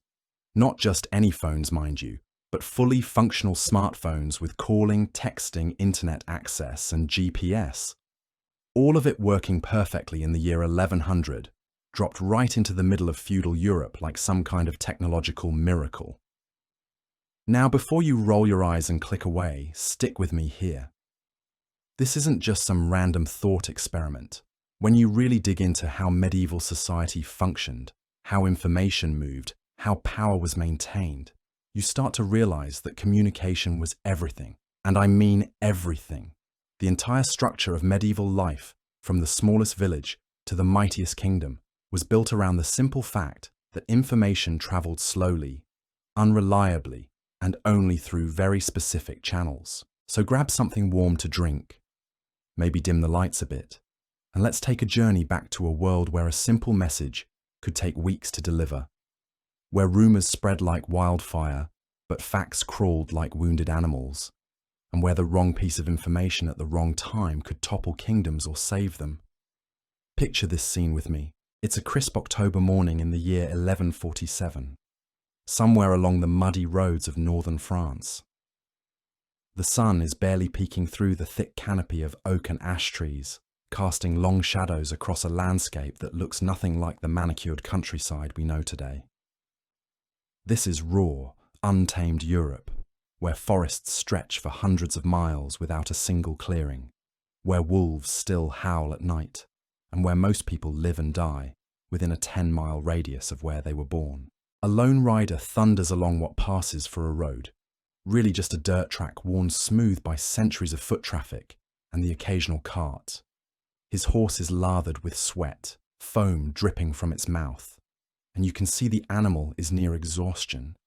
The rider himself looks like he's been through hell. His clothes are torn, his face is streaked with mud and dried blood, and there's a wild desperation in his eyes that speaks of terrible urgency.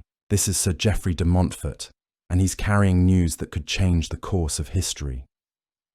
3 days ago, he witnessed something that will shake the very foundations of Christendom. The Second Crusade, that grand holy war launched with such fanfare and blessed by the Pope himself, has met with absolute disaster at the walls of Damascus. Thousands of Christian knights lie dead in the Syrian sand. The flower of European nobility has been cut down like wheat before the scythe. But here's the thing that would have been unthinkable to anyone living in 1147. Geoffrey is the only person in all of Europe who knows this. The only one. As he rides through village after village, past peasants working their fields and merchants hawking their wares at market crosses, he carries with him knowledge that could prevent thousands more deaths, could save entire kingdoms from bankruptcy, could reshape the political landscape of the continent, and yet he's just one man on one horse, racing against time and exhaustion to deliver his message to King Louis VII in Paris. Geoffrey's horse stumbles, nearly throwing him from the saddle. The animal is done, finished, and Geoffrey knows it. He slides down and looks around desperately. He's still 2 days hard riding from Paris, assuming he can find another mount. 2 days during which armies are still marching east, during which nobles are still mortgaging their lands to fund a war that's already lost, during which the political balance of Europe hangs in the balance of his ability to stay in the saddle. This, my friends, was medieval communication in all its brutal reality. One man, one horse, one message that could change everything, crawling across a continent at the speed of hoofbeats. Now imagine, just for a moment, that Geoffrey reaches into his mud-stained cloak and pulls out something that would have seemed like pure magic to anyone in 1147. A sleek, glowing rectangle that fits in the palm of his hand. He taps it a few times, and suddenly he's connected to every king, every noble, every merchant, every peasant across Europe. The news of Damascus spreads not in weeks or months, but in minutes. The entire course of European history pivots on a few thumb taps instead of the endurance of one exhausted horse. That's the world we're about to explore tonight. A world where the fundamental limitation that shaped medieval society, the speed of information, suddenly vanishes. Where peasants in remote villages can coordinate uprisings with farmers hundreds of miles away.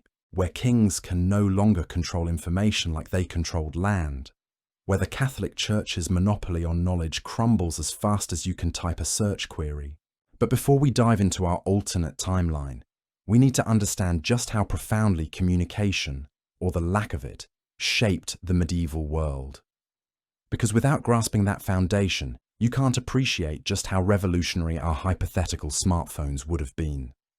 Let's start with the most basic question. How did people actually communicate in medieval Europe? The answer is both simpler and more complex than you might think.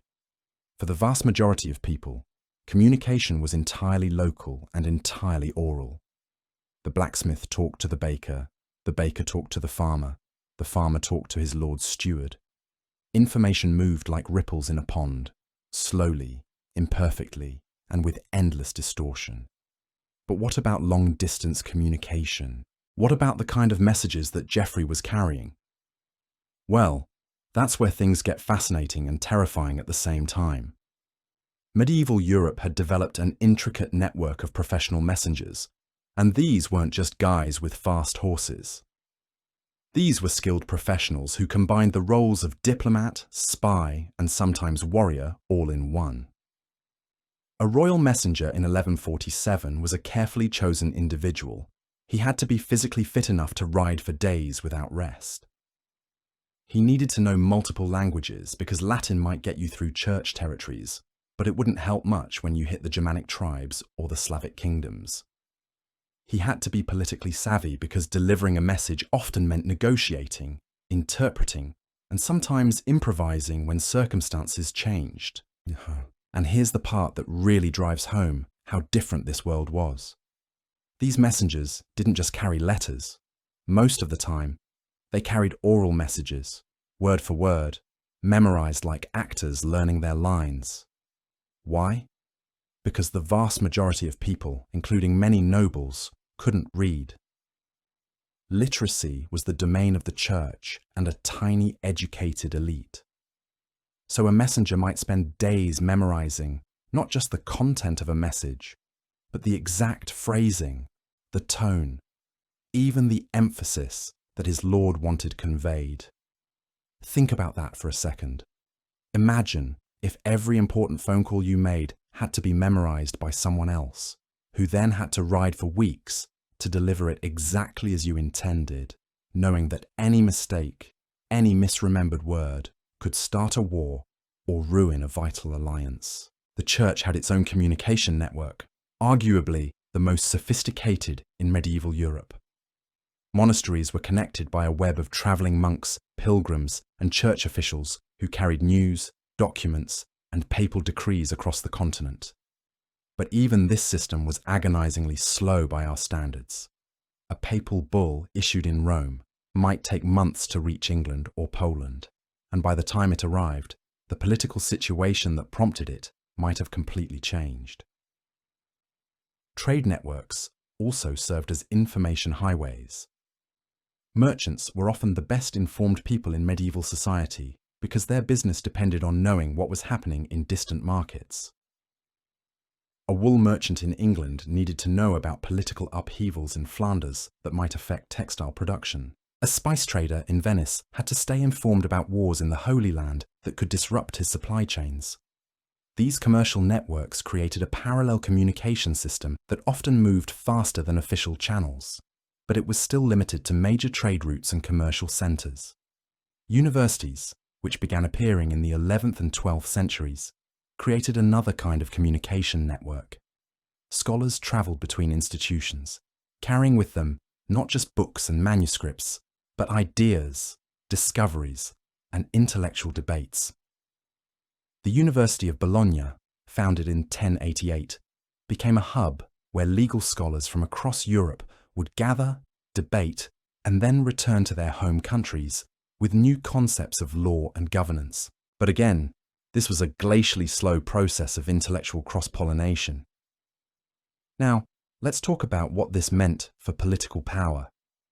In our modern world, we take for granted that a government can communicate with its citizens instantly. Press releases, emergency broadcasts, social media posts, all of it happens in real time. But in medieval Europe, political power was intimately tied to control over information. A king's authority often extended only as far as his messengers could ride in a reasonable amount of time. This created a fascinating and precarious balance of power. Local nobles had enormous autonomy, simply because the king couldn't keep tabs on what they were doing day to day. A duke in a distant province might spend months making decisions, implementing policies, even waging small wars before the crown even learned what was happening. This wasn't necessarily defiance or rebellion.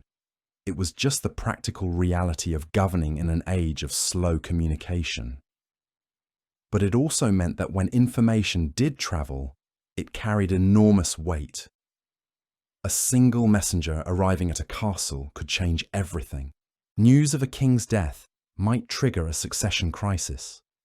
Reports of a good harvest could affect military planning for the next year.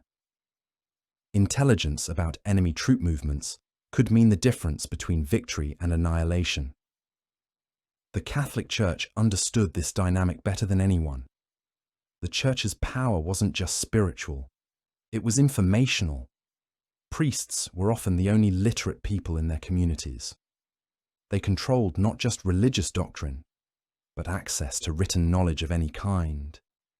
If you wanted to know what was happening in the wider world, if you needed a document written or read, if you required legal advice based on written law, you went to the church. This gave the church enormous leverage over secular authorities. Popes could issue interdicts that cut entire kingdoms off from religious services, but more importantly, they could cut them off from the informational networks that the church controlled. When Pope Innocent III placed England under interdict in 1208, he wasn't just threatening King John's spiritual authority, he was threatening to isolate England from the broader European communication system. Military operations were perhaps the most dramatically affected by communication limitations. Medieval warfare was a slow, ponderous affair, not just because of logistics and technology, but because of information.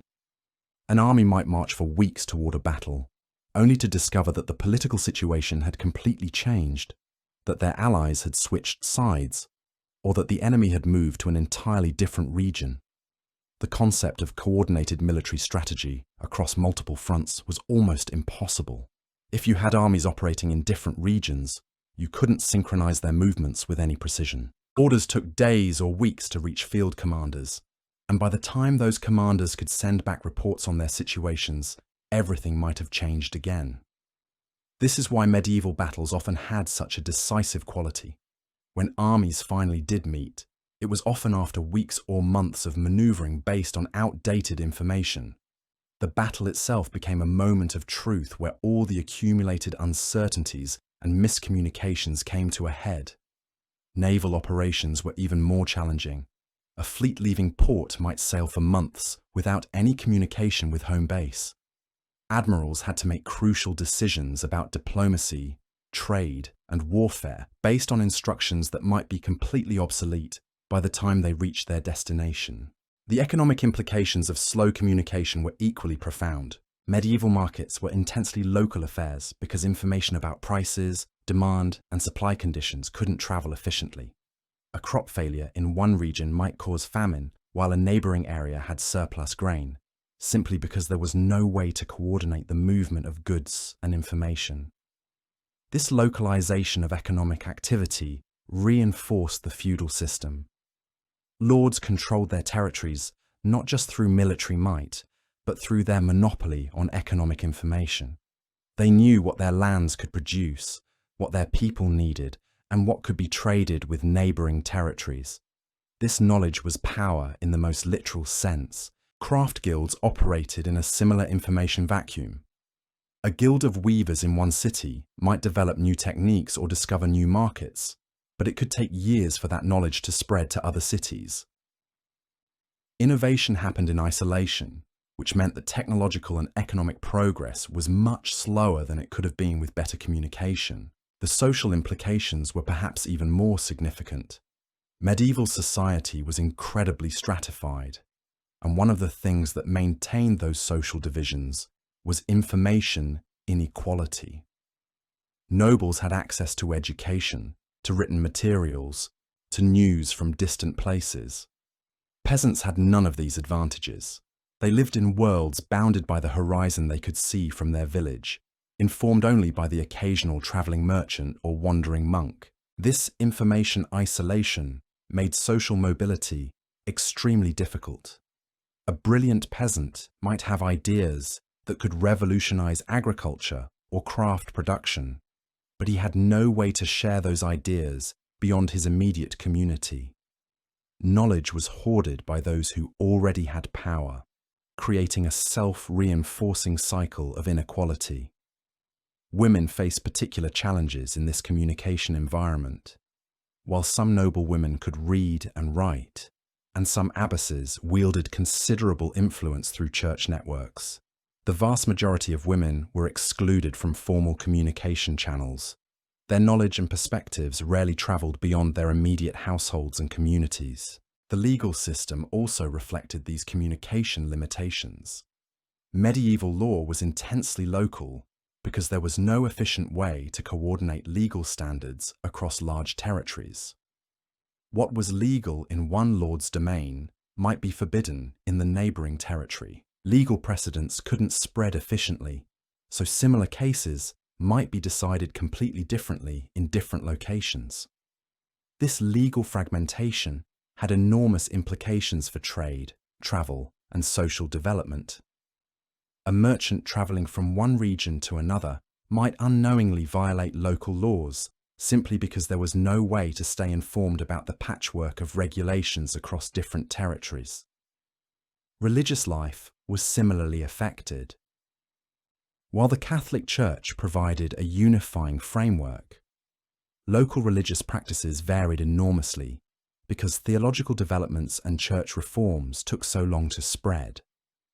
A religious innovation or controversy that emerged in one monastery might take decades to influence practices in distant regions. The pace of intellectual development was constrained by these same communication limitations. Scholars might spend years developing ideas that had already been explored elsewhere, simply because there was no efficient way to share knowledge across the scholarly community. The wheel was constantly being reinvented in different locations. All of these limitations created a world that was simultaneously more local and more mysterious than anything we can easily imagine today. People lived in communities where everyone knew everyone else's business, but they had almost no reliable knowledge of what was happening beyond their immediate surroundings. The world beyond the horizon was a place of rumours, legends, and wild speculation. Into this world of communication scarcity, imagine the sudden appearance of devices that could instantly connect any person to any other person, anywhere in Europe or beyond. Imagine peasants who could coordinate their activities across hundreds of miles. Imagine nobles whose every action was immediately visible to their rivals and their king. Imagine merchants who could track prices and opportunities in real time across the entire continent. The transformation wouldn't just be technological, it would be social, political, economic, and spiritual. The very foundations of medieval society would shift beneath everyone's feet, creating opportunities and dangers that no one could have anticipated. That's the world we're about to explore. A world where the fundamental constraint that shaped 1,000 years of European history suddenly vanishes, replaced by the kind of instant, universal communication that we take for granted today. The question isn't just how technology would change medieval life, but how medieval people would change technology, and ultimately, how both would change the course of human history. So let's begin our journey into this alternate timeline, starting with that same October morning in 1147. But this time, Sir Geoffrey de Montfort reaches into his cloak and pulls out something that will change everything. Geoffrey's fingers close around the smooth surface of something that shouldn't exist, something that would have been called witchcraft, sorcery, or divine miracle, depending on who witnessed it. The device pulses with a soft, ethereal light that cuts through the morning mist, like a beacon from another world. He stares at it for a moment, this impossible rectangle that appeared in his saddlebags 3 days ago, along with identical devices that materialize simultaneously across every corner of Christendom. In monasteries and manor houses, in peasant hovels and royal chambers, in the tents of crusading armies, and the holds of merchant ships, these miraculous tablets had simply appeared, as if placed there by the hand of God himself. The surface responds to his touch with supernatural precision. Symbols and letters appear as if written by invisible scribes, glowing with their own inner fire. Geoffrey has watched Brother Marcus, the monastery's most learned scribe, weep with joy and terror as he discovered that this device contained every text ever written, every map ever drawn, every piece of knowledge that had ever existed in the minds of men. But Geoffrey doesn't need Brother Marcus's scholarly wisdom right now. He needs something far simpler and far more revolutionary. He needs to speak to his king right now, across hundreds of miles, as easily as if Louis VII were standing beside him on this muddy road. His thumb finds the symbol that Brother Marcus showed him, the one that resembles a horn used to call men to battle. The device awakens with sounds that seem to come from the heavens themselves. Then, impossibly, miraculously, the voice of his sovereign fills the morning air. "Geoffrey? Is it truly you speaking from the road to Damascus?" The words hang in the crisp October air like visible things. Geoffrey's horse shies away from the disembodied voice, and for a moment the knight himself nearly drops the device in terror. But training takes over, the iron discipline that has carried him through a dozen campaigns. "My lord, I bear terrible news. The siege has failed. Count Raymond's forces were routed at dawn 3 days past. The flower of French knighthood lies dead beneath the walls of Damascus. The crusade is lost." The silence that follows stretches across continents. Geoffrey can hear faintly the sounds of the royal court in Paris, the rustling of silk, the whisper of courtiers suddenly falling silent as his words sink in. Then Louis's voice again, but changed now, heavy with the weight of catastrophe. "How many? How many of our knights?" "Near 3,000, my lord. Baron de Courtenay fell in the first assault. The Count of Vermandois took an arrow through the throat. Sir William de Montpellier was cut down by Saracen cavalry. The list of the dead," Geoffrey's voice breaks slightly. "The list would take hours to recite." What Geoffrey doesn't know, what he cannot know as he stands beside his exhausted horse on a French country road, is that his words are reshaping the political landscape of Europe in real time. In the royal palace at Paris, scribes are already running to halt the departure of reinforcement armies. In London, King Stephen is receiving word through his own miraculous device and calculating how this disaster might affect the balance of power between England and France.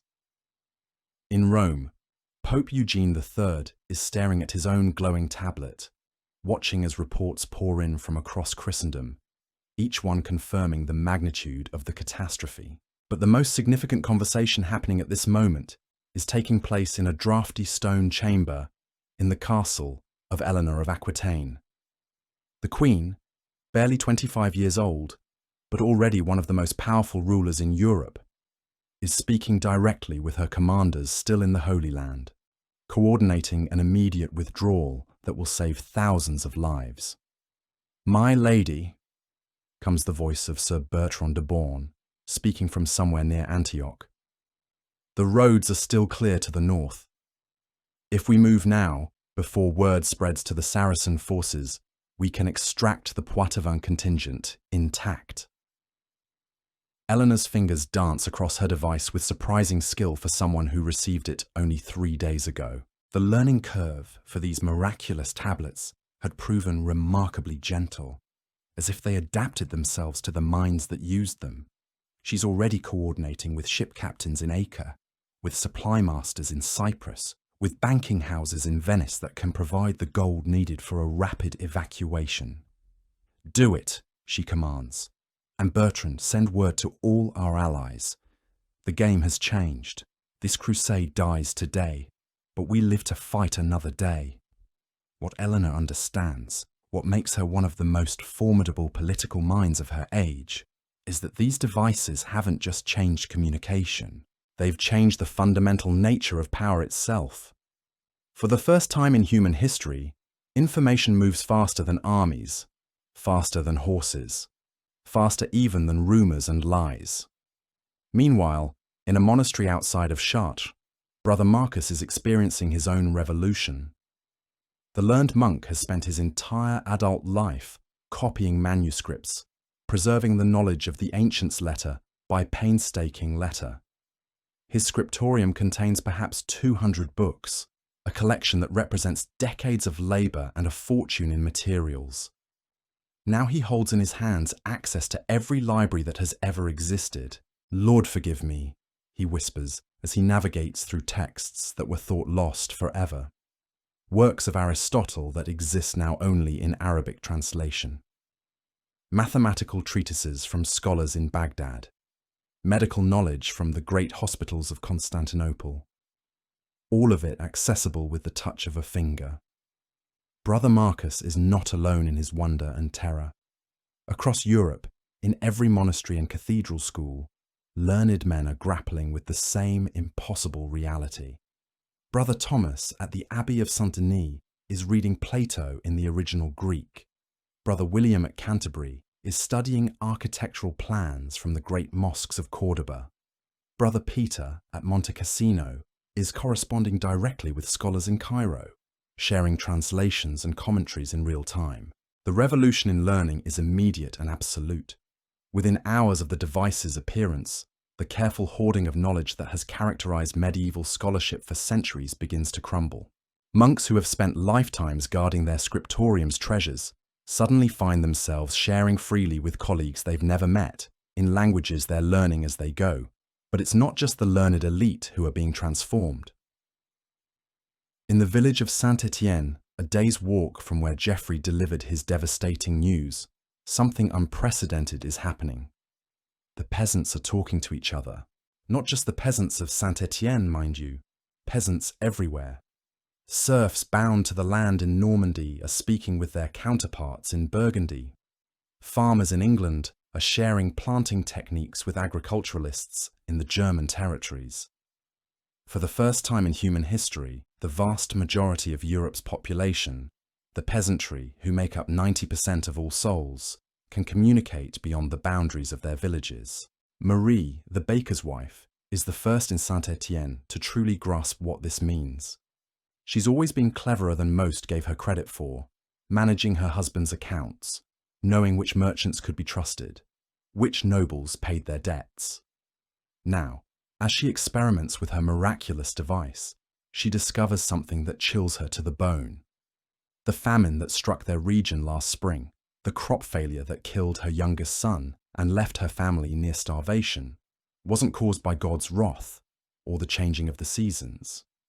It was caused by their lord, Sir Raoul de Montclair, who had sold their grain stores to Flemish merchants while his own people starved. She knows this because she's talking to peasants in other villages, peasants who survived that same spring because their lords chose differently. She's learning about grain prices in distant markets, about the profits that Sir Raoul made while children died in Saint-Étienne, and she's discovering that she's not alone in her anger. "Sister," comes a voice from her device, a woman she's never met from a village 2 days' ride to the east. "Our Lord did the same, sold the harvest while we ate bark and roots. But now we know, now we all know." The conversation spreads like wildfire through the invisible networks that connect every village, every hamlet, every collection of peasant hovels across the continent. For the first time in 1,000 years, the common people of Europe are comparing their situations, sharing their grievances, coordinating their responses. In the great hall of Sir Raoul's castle, the Lord himself is learning about his own vulnerability. His steward, a nervous man named Philip who has served the family for 30 years, approaches with obvious reluctance. "My lord, there are developments in the village. The peasants, they're talking." Talking? Sir Raoul barely looks up from his own device, which he's been using primarily to coordinate with other nobles about the disturbing news from the crusade. "Peasants always talk, Philippe. It's what they do when they're not working." "No, my lord. They're talking to peasants in other villages. They're sharing information about the grain sales last spring, about the profits, About Philippe swallows hard, about how things are done in other domains. For the first time, Sir Raoul gives his steward his full attention. The implications hit him like a physical blow. The careful balance of power that has sustained feudalism for centuries depends on isolation, on peasants knowing only their immediate circumstances, on the inability of the common people to coordinate or compare their situations. How many of them have these devices? All of them, my lord. Every soul in the village, from the oldest grandmother to the youngest child who can hold one. They appeared 3 days ago, just as yours did. Sir Raoul sets down his own device and walks to the narrow window that looks out over his domain. Below, he can see clusters of peasants gathered around their cottages, the strange blue glow of their devices visible even in the daylight. They're not working. They're not tending their fields or caring for their animals. They're just talking. And for the first time in his life, Sir Raoul de Montclair, Lord of Saint-Étienne and master of 300 souls, feels afraid. The transformation happening in Saint-Étienne is being replicated in thousands of villages across Europe. The fundamental assumption that has underpinned medieval society, that information is scarce and controllable, is crumbling in real time. Peasants who have never travelled more than a few miles from their birthplaces are suddenly part of a continental conversation. But the peasantry isn't the only class being revolutionised. In the great commercial centres of Europe, merchants are discovering that their carefully guarded trade secrets are becoming common knowledge overnight. In Venice, Giovanni Di Marco has built his fortune on information. He knows which ports are safe, which trade routes are profitable, which currencies are stable.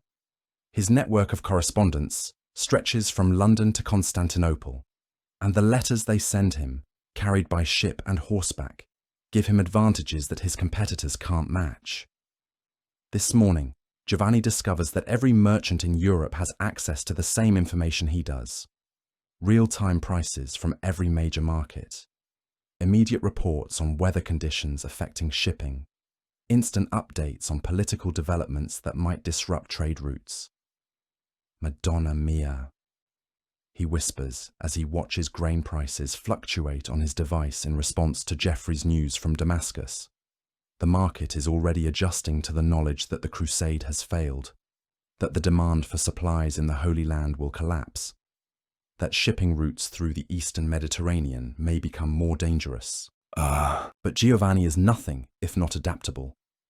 Within an hour, he's coordinating with partners in London, Bruges, and Seville to reorganize his entire trading strategy. Instead of competing for information, merchants are beginning to collaborate, sharing costs and risks in ways that were impossible when communication took weeks or months. The speed of this transformation is breathtaking. By midday, new partnerships are forming across Europe. Merchant houses that have been rivals for generations are discovering mutual advantages in cooperation.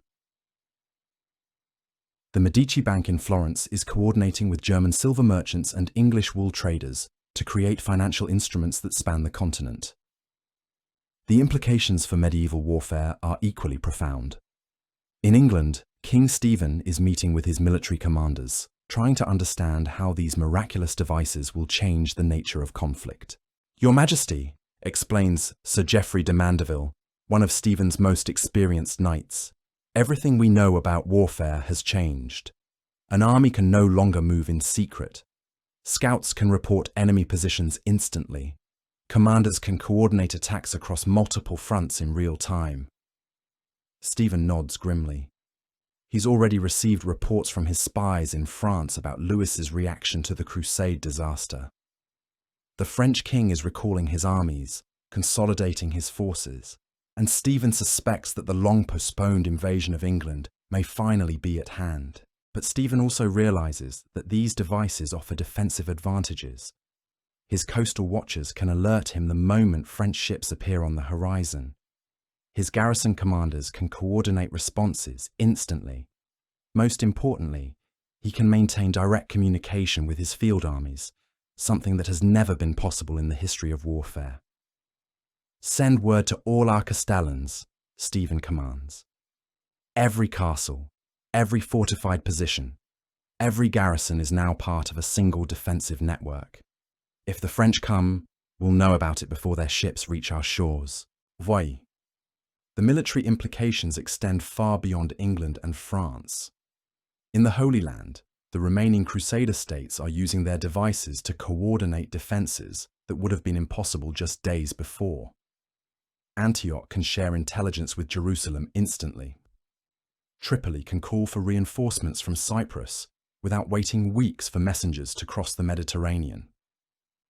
The Saracen forces, led by the brilliant Nur ad-Din, are facing the same transformation. Muslim commanders from Damascus to Cairo are coordinating strategies, sharing intelligence, and adapting their tactics to this new reality of instant communication. But perhaps the most significant military development is happening not in the great castles or army camps, but in the villages and towns where common soldiers are beginning to question the wars they're asked to fight. In the English garrison at Dover, men-at-arms are talking to soldiers serving in France, in Scotland, in Ireland. They're comparing their pay, their treatment, their chances of survival. They're learning about battles fought for causes they don't understand, about lords who profit from wars while common soldiers die. "Brother," comes a voice through the device of Thomas the Archer, speaking from a castle in Normandy. "Why do we fight each other? Your king and our king, they're cousins, are they not? What quarrel do you and I have that's worth dying for, Thor?" It's a question that's being asked by soldiers across Europe, and the answers they're discovering are troubling to the nobles who depend on their service. The carefully maintained myths that sustain medieval warfare, the codes of honor and feudal obligation that send men to die for causes they barely understand, are being challenged by the simple ability of common soldiers to talk to each other. In Rome, Pope Eugene III is facing perhaps the greatest challenge to papal authority in the history of the Church. The Holy Father has always depended on controlling the flow of information, on being the sole source of divine interpretation, on maintaining the mystery and distance that surrounds papal power. Now, every priest in Christendom has access to the same theological texts that the Pope does. Village clergy, who have never seen anything but their local prayer books, are reading the works of Augustine, Aquinas, and Jerome. They're corresponding with scholars in Constantinople, with Islamic theologians in Cordoba, with Jewish rabbis in communities across Europe. The Pope's secretary, Cardinal Albino, brings him the most disturbing news of all. "Holy Father," there are reports from across Christendom. Priests are questioning certain interpretations. They're comparing different versions of Scripture. They're asking about practices that may not have clear scriptural basis. Eugene III has ruled the Church for 5 years, and he understands power better than most. The Catholic Church's authority rests not just on faith, but on the careful control of knowledge, on the inability of local clergy to challenge Rome's interpretations. What kind of questions, Cardinal? About the sale of indulgences, Holy Father, about the celibacy of priests, about the authority of Rome to interpret Scripture. Some are even corresponding with Eastern Orthodox theologians, comparing different traditions. The Pope walks to his window overlooking St. Peter's Square. Below, pilgrims gather as they have for centuries, seeking blessing and guidance from the successor of St. Peter. But now, many of those pilgrims carry devices that connect them directly to sources of religious knowledge that the Church has never controlled. How many of our clergy have these devices? All of them, Holy Father. Every priest, every monk, every abbess. From the grandest cathedral to the humblest village church. They appeared 3 days ago, just as yours did.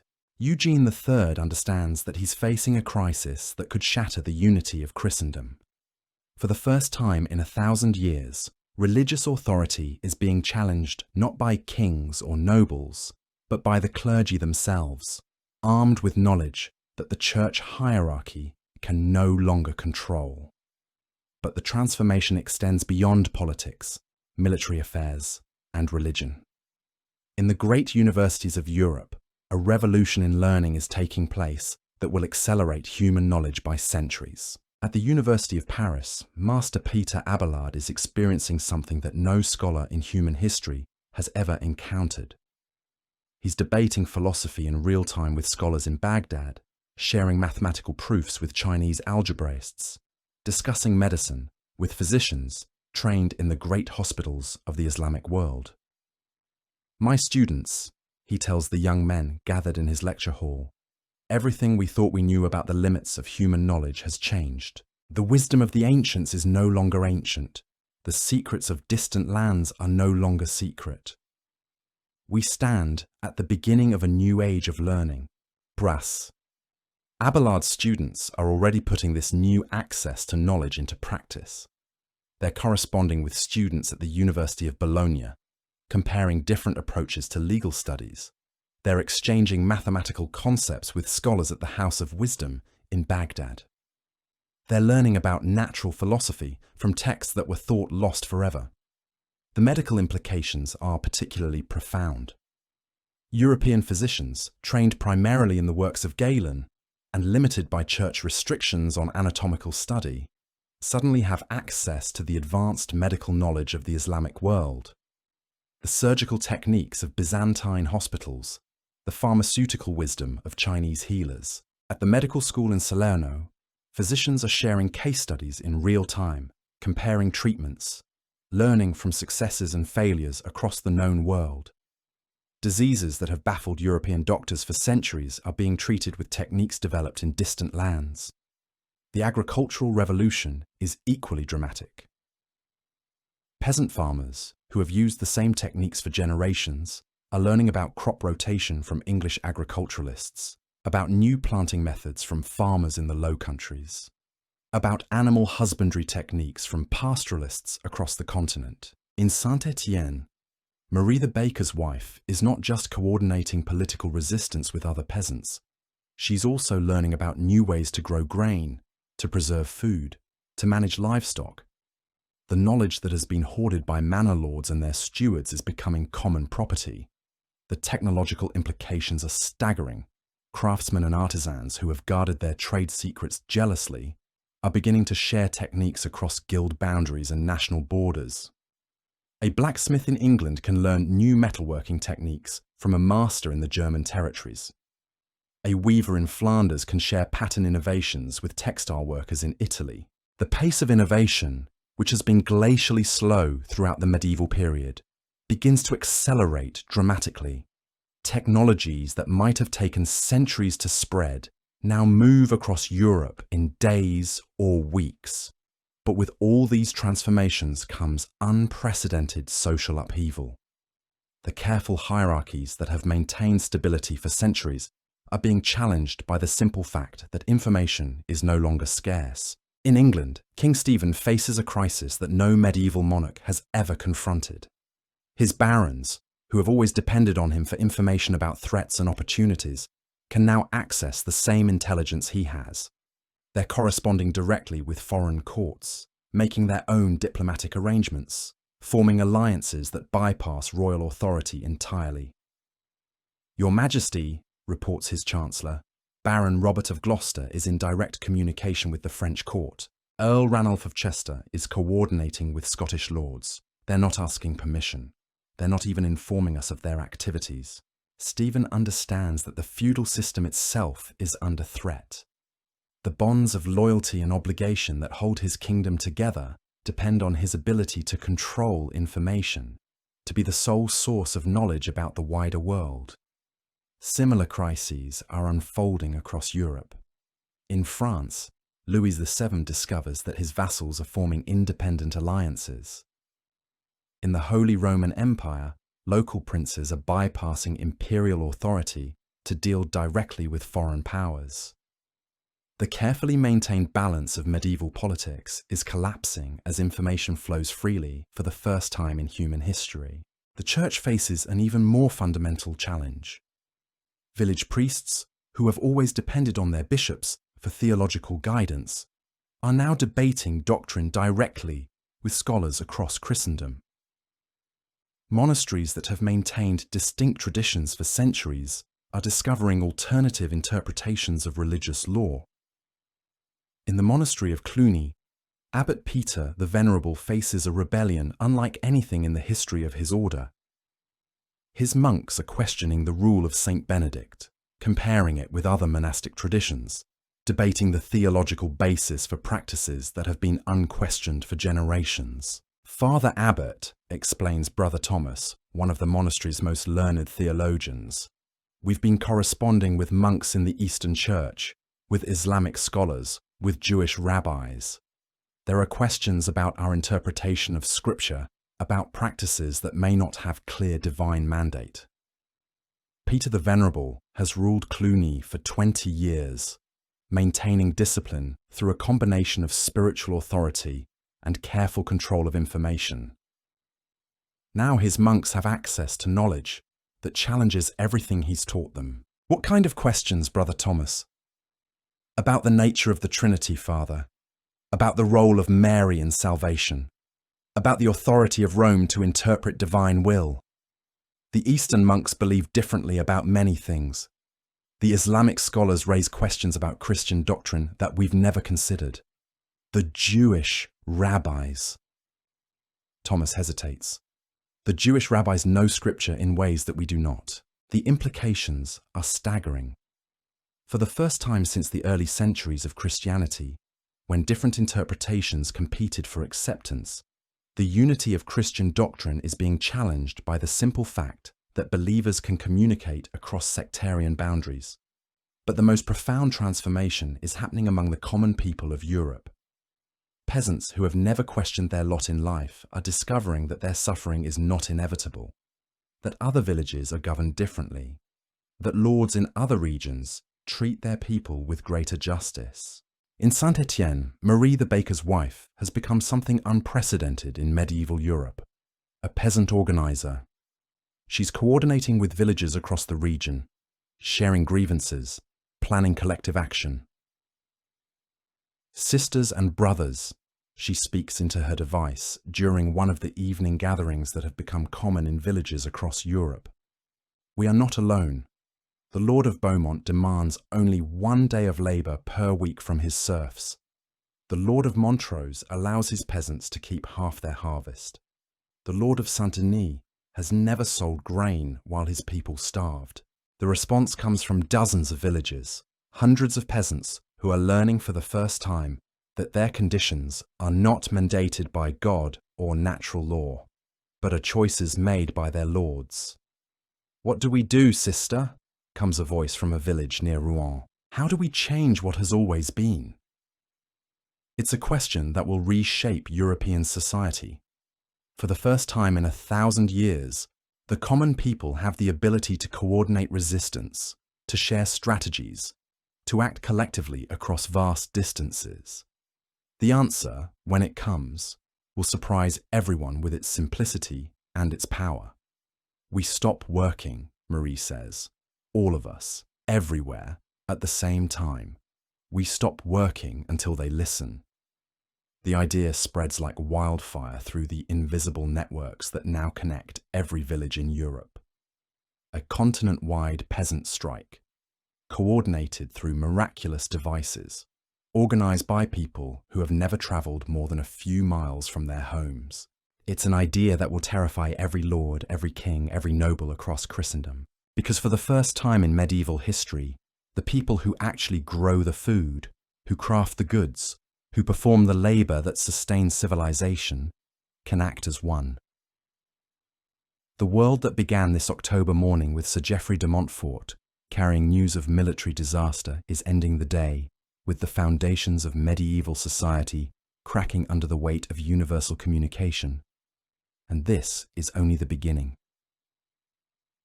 The morning sun had barely crested the hills surrounding the village of Saint-Étienne when the first horns began to sound, not the hunting horns that usually echoed through the valley, but something different, something that made the very air seem to vibrate with possibility and terror. Marie, the baker's wife, stood in her doorway, flour still dusting her hands from the morning's bread. watching as her neighbours emerged from their cottages with expressions she'd never seen before. Wonder mixed with fear, excitement tangled with confusion. In every hand, those impossible devices glowed with their otherworldly light. "Marie!" called out old Guillaume the Thatcher, his voice trembling with something between reverence and panic. "Marie, you must see this! The device, it speaks of things. It knows things that no mortal man should know." She hurried over to where Guillaume stood, with several other villagers, all clustered around his glowing tablet like moths drawn to flame. On its surface, images moved and shifted, showing places that existed beyond the horizon of their small world. "Look here," Guillaume whispered, pointing at the device with a gnarled finger that shook from more than just age. "It shows the great cathedral at Chartres, but not as we remember it from our pilgrimage years ago. It shows it as it stands today, this very morning. See the scaffolding on the North Tower? The work they began after the fire last spring." Marie stared at the image, her mind struggling to comprehend what she was seeing. The cathedral stood in perfect detail, captured as if by the eye of God himself. But that was impossible. Chartres was 3 days' hard ride from Saint-Étienne. No messenger could travel that distance and return with such detailed knowledge in the time since these devices had appeared.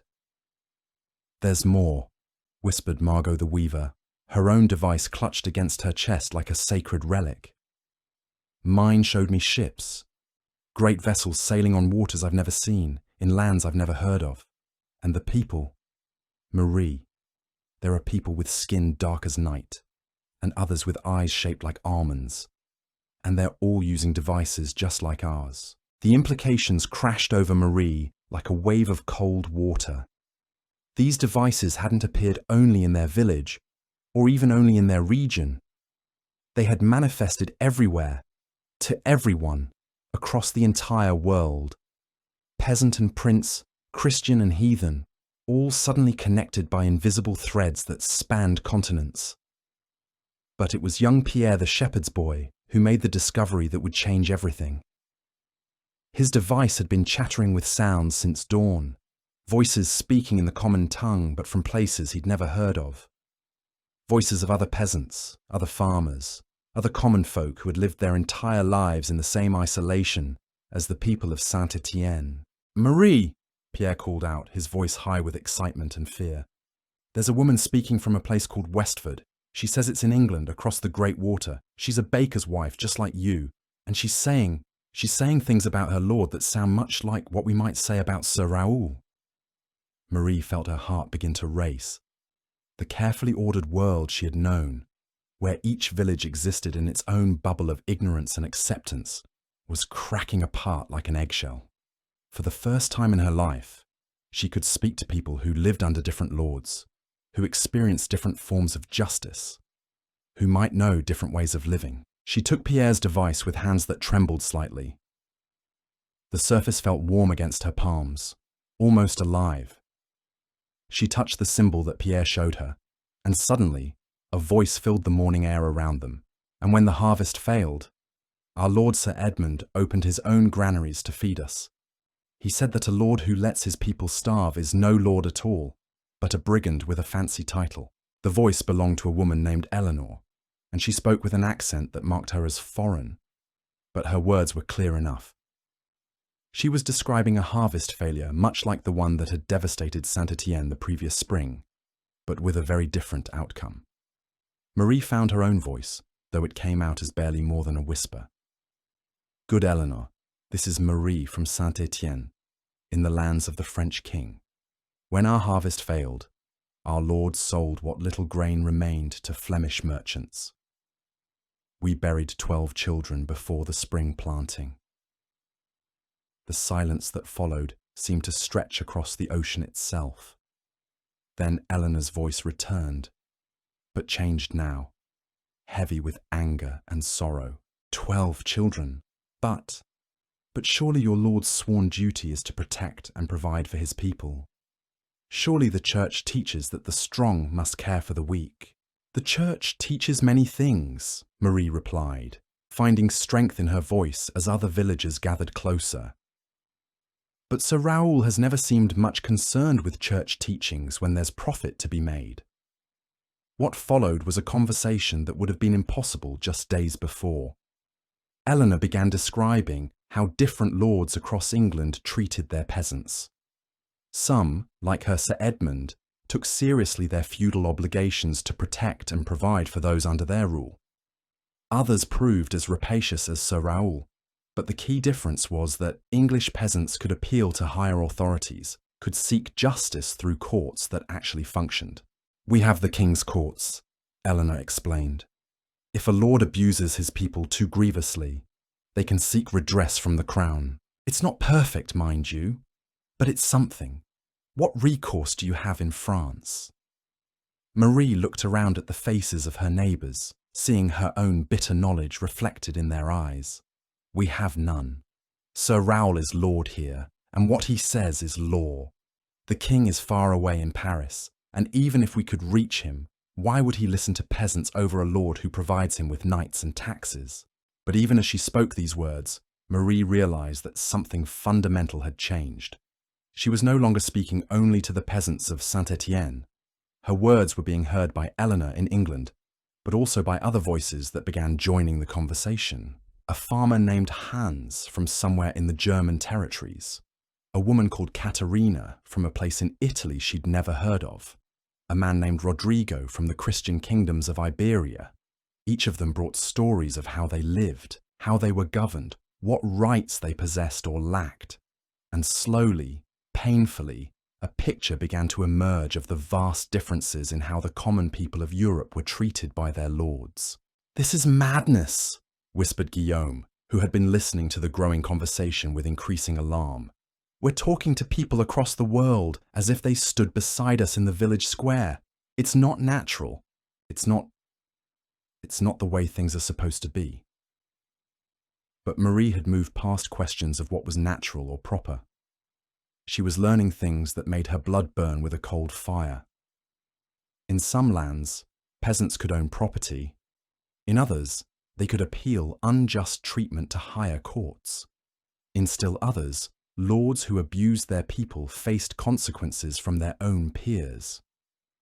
"Eleanor," she said, her voice carrying clearly across the impossible distance. "Tell me more about these king's courts. How does a peasant approach the king's justice?" What Eleanor told her seemed like a fairy tale. In England, any free man could petition the royal courts for justice.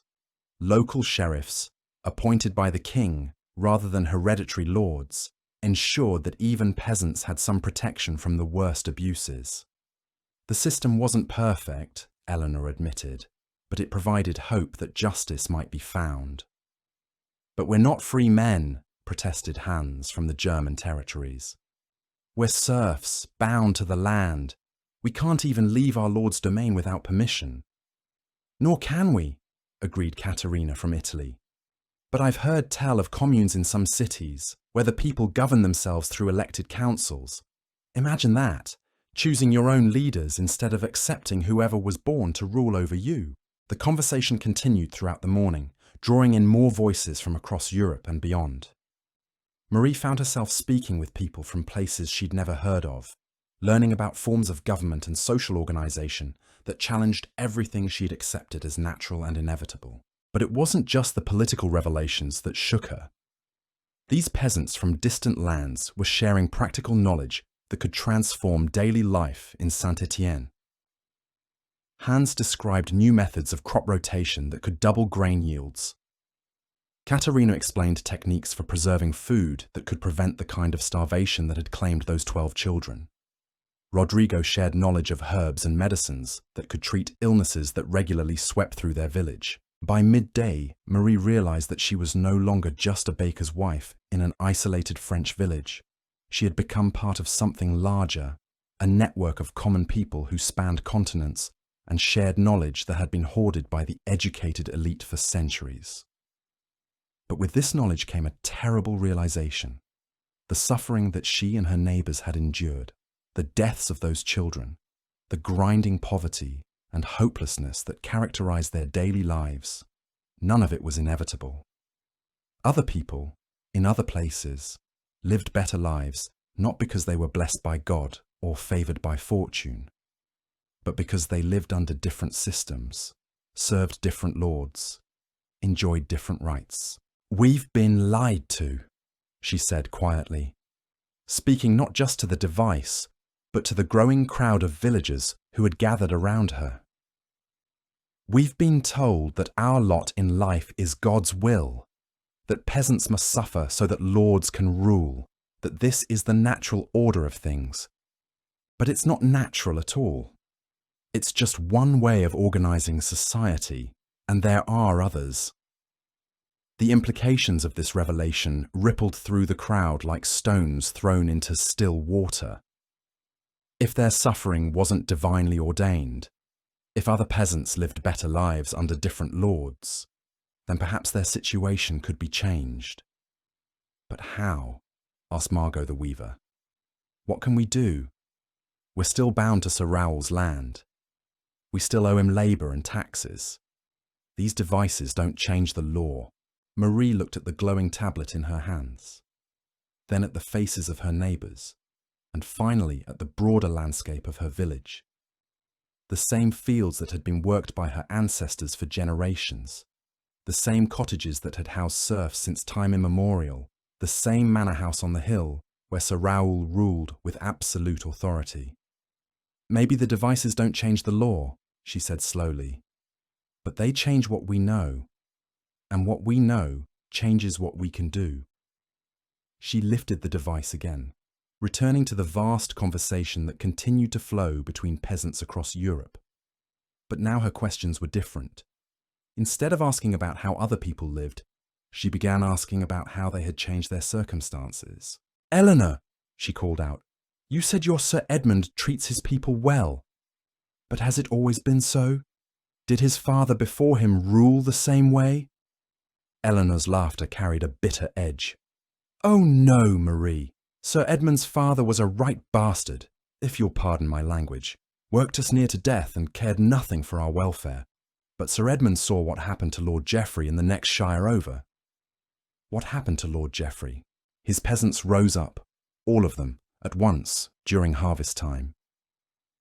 They refused to work until he agreed to reduce their labour obligations and open his granaries during bad harvests.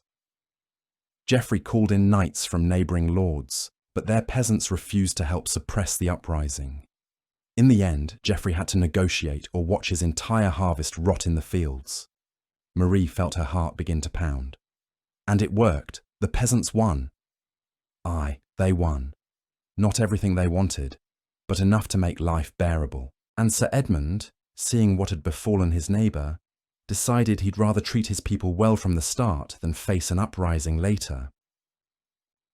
The conversation that followed drew in voices from across Europe, each sharing stories of successful peasant resistance, of lords who had been forced to moderate their demands, of communities that had won concessions through coordinated action.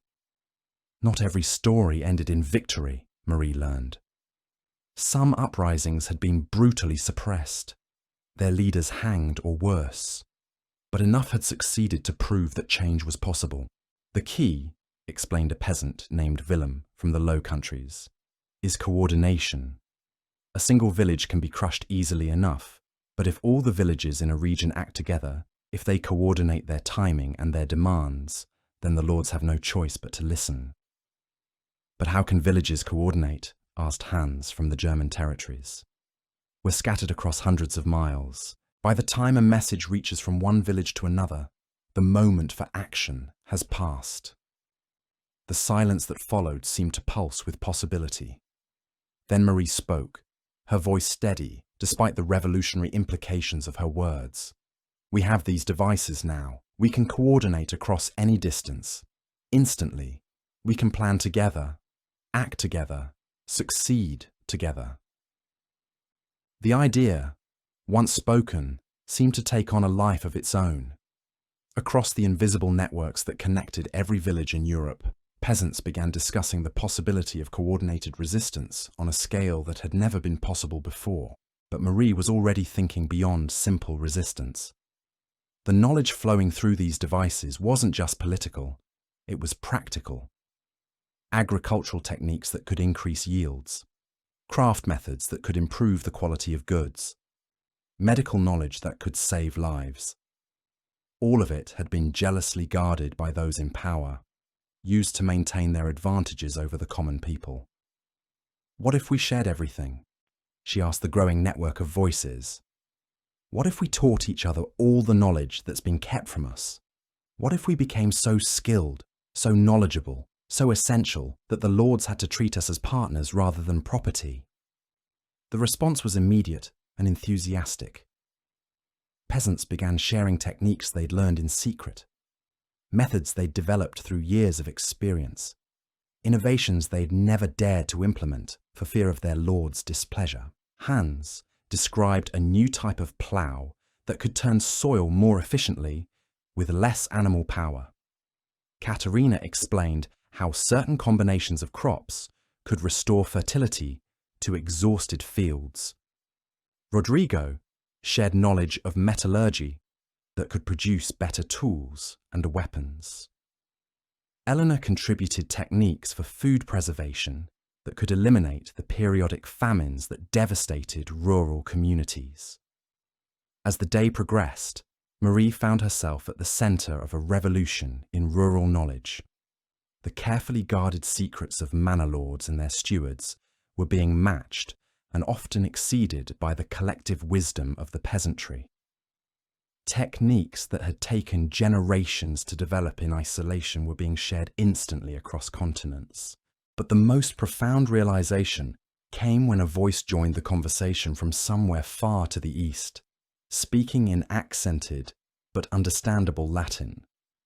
It was a monk named Brother Dmitri, calling from what he described as the lands of the Rus, far beyond the borders of what Marie had thought of as the civilized world. "My friends," Brother Dmitri said, his voice carrying the authority of education but tempered with genuine sympathy, "I have been listening to your conversation throughout this day, and I must tell you something that may change how you see your situation." Marie felt a chill of anticipation. "What is it, brother?" "I have access through this miraculous device to texts, to knowledge, to the writings of scholars and saints that have been hidden away in monastery libraries for centuries. And I have learned something that your lords and bishops have kept from you. The Bible, the very word of God that is used to justify your servitude, does not command that peasants must serve lords. Indeed, it teaches quite the opposite." The silence that followed was profound. Every peasant in the conversation understood the implications. Their entire lives had been justified by religious teaching that painted their servitude as divinely ordained. If that teaching was false... "Brother," Marie said carefully, "are you saying that the church has lied to us? Not the church itself, but those who interpret its teachings for their own benefit. I can share with you the actual words of Scripture in Latin and translated into your common tongues. You can see for yourselves what God truly commands about the relationship between the powerful and the powerless." What followed was a theological education that shattered the religious foundations of feudalism. Brother Dmitri, aided by other learned voices that joined the conversation, shared passages from Scripture that emphasized the dignity of all people, the obligation of the powerful to care for the weak, the sinfulness of oppression and exploitation. Marie listened with growing amazement as the religious justifications for her servitude crumbled under the weight of actual biblical teaching. The God she had been taught demanded her submission to earthly lords was revealed as a God who commanded justice, mercy, and the protection of the innocent. "But if this is true," she said, her voice barely above a whisper, "if God does not command our servitude, then why do the priests tell us otherwise?" The answer came from multiple voices, educated men and women from across Europe who had access to knowledge that had been carefully controlled. "Because the church, like the lords, benefits from your servitude," explained a woman who identified herself as Abbess Hildegard from a German convent. "The tithes you pay, the labour you provide, the unquestioning obedience you offer, all of it supports a system that enriches those at the top while impoverishing those at the bottom.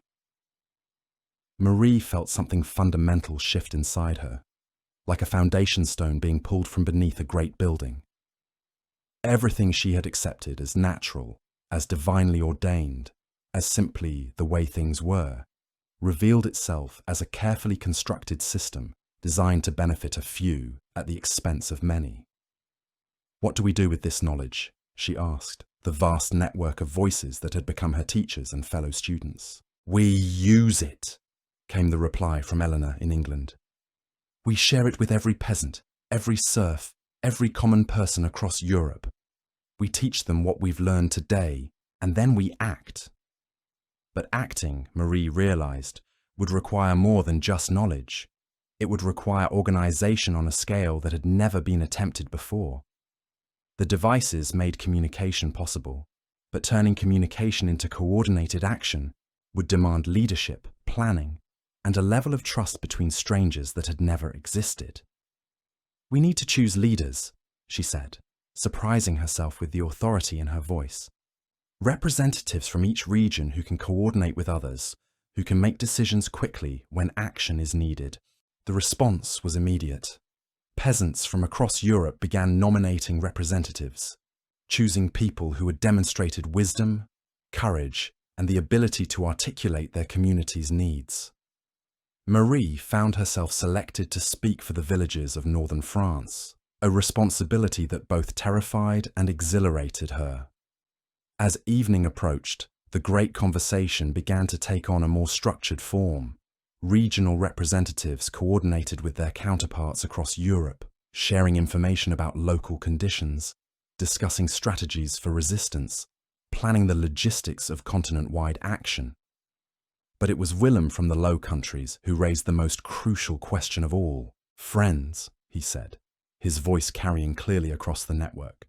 "We've spent this day learning and planning, but we haven't discussed timing. When do we act, and what exactly do we demand?" The discussion that followed stretched long into the night. Some argued for immediate action, striking while the lords were still confused by the appearance of the devices. Others counseled patience, suggesting that they should spend more time organizing and educating their communities before attempting coordinated resistance. Marie found herself thinking not just about her own village, but about the millions of peasants across Europe who were having similar conversations in their own communities. The magnitude of what they were contemplating was staggering. A continent-wide uprising of the common people, coordinated through devices that seemed to come from heaven itself. "I think," she said finally, "that we should begin with something smaller, not a full uprising, but a demonstration of our ability to act together. Something that shows the lords we can coordinate across vast distances, but that doesn't provoke them to immediate violence." "What do you suggest?"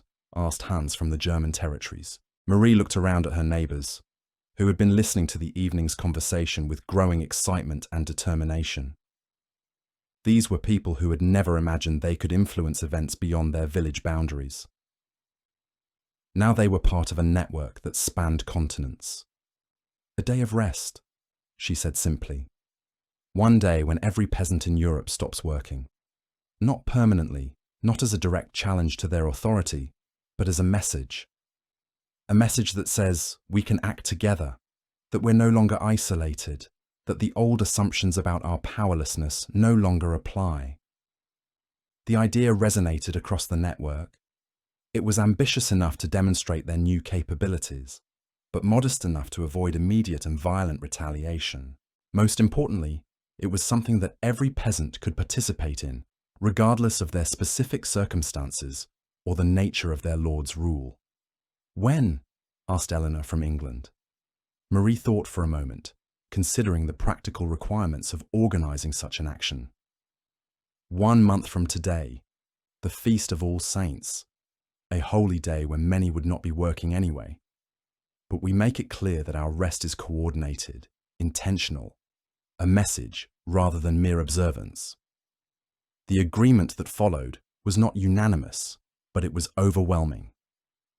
Across Europe, peasant representatives committed their communities to the Great Demonstration, a continent-wide day of rest that would announce to lords and kings that the age of peasant isolation had ended forever.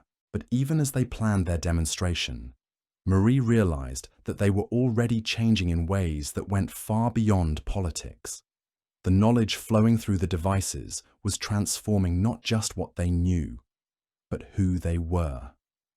Young Pierre, who had discovered Eleanor's voice that morning, was now corresponding with shepherd boys from across Europe, learning about animal husbandry techniques that could double the productivity of their flocks. Margot the weaver was sharing pattern innovations with textile workers in distant lands, developing new designs that combined traditions from multiple cultures. Old Guillaume, despite his initial fear of the devices, had become fascinated by their ability to show him places he'd never imagined. He spent his evenings exploring distant lands through the miraculous windows, marveling at architecture, landscapes, and peoples that existed beyond the horizon of his previous understanding. The transformation wasn't limited to practical knowledge.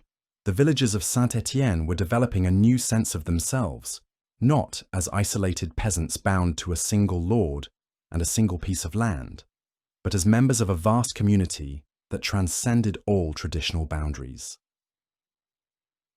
"We're becoming something new," Marie said to her husband Jean that night as they lay in their bed, the glow of their devices providing the only light in their cottage.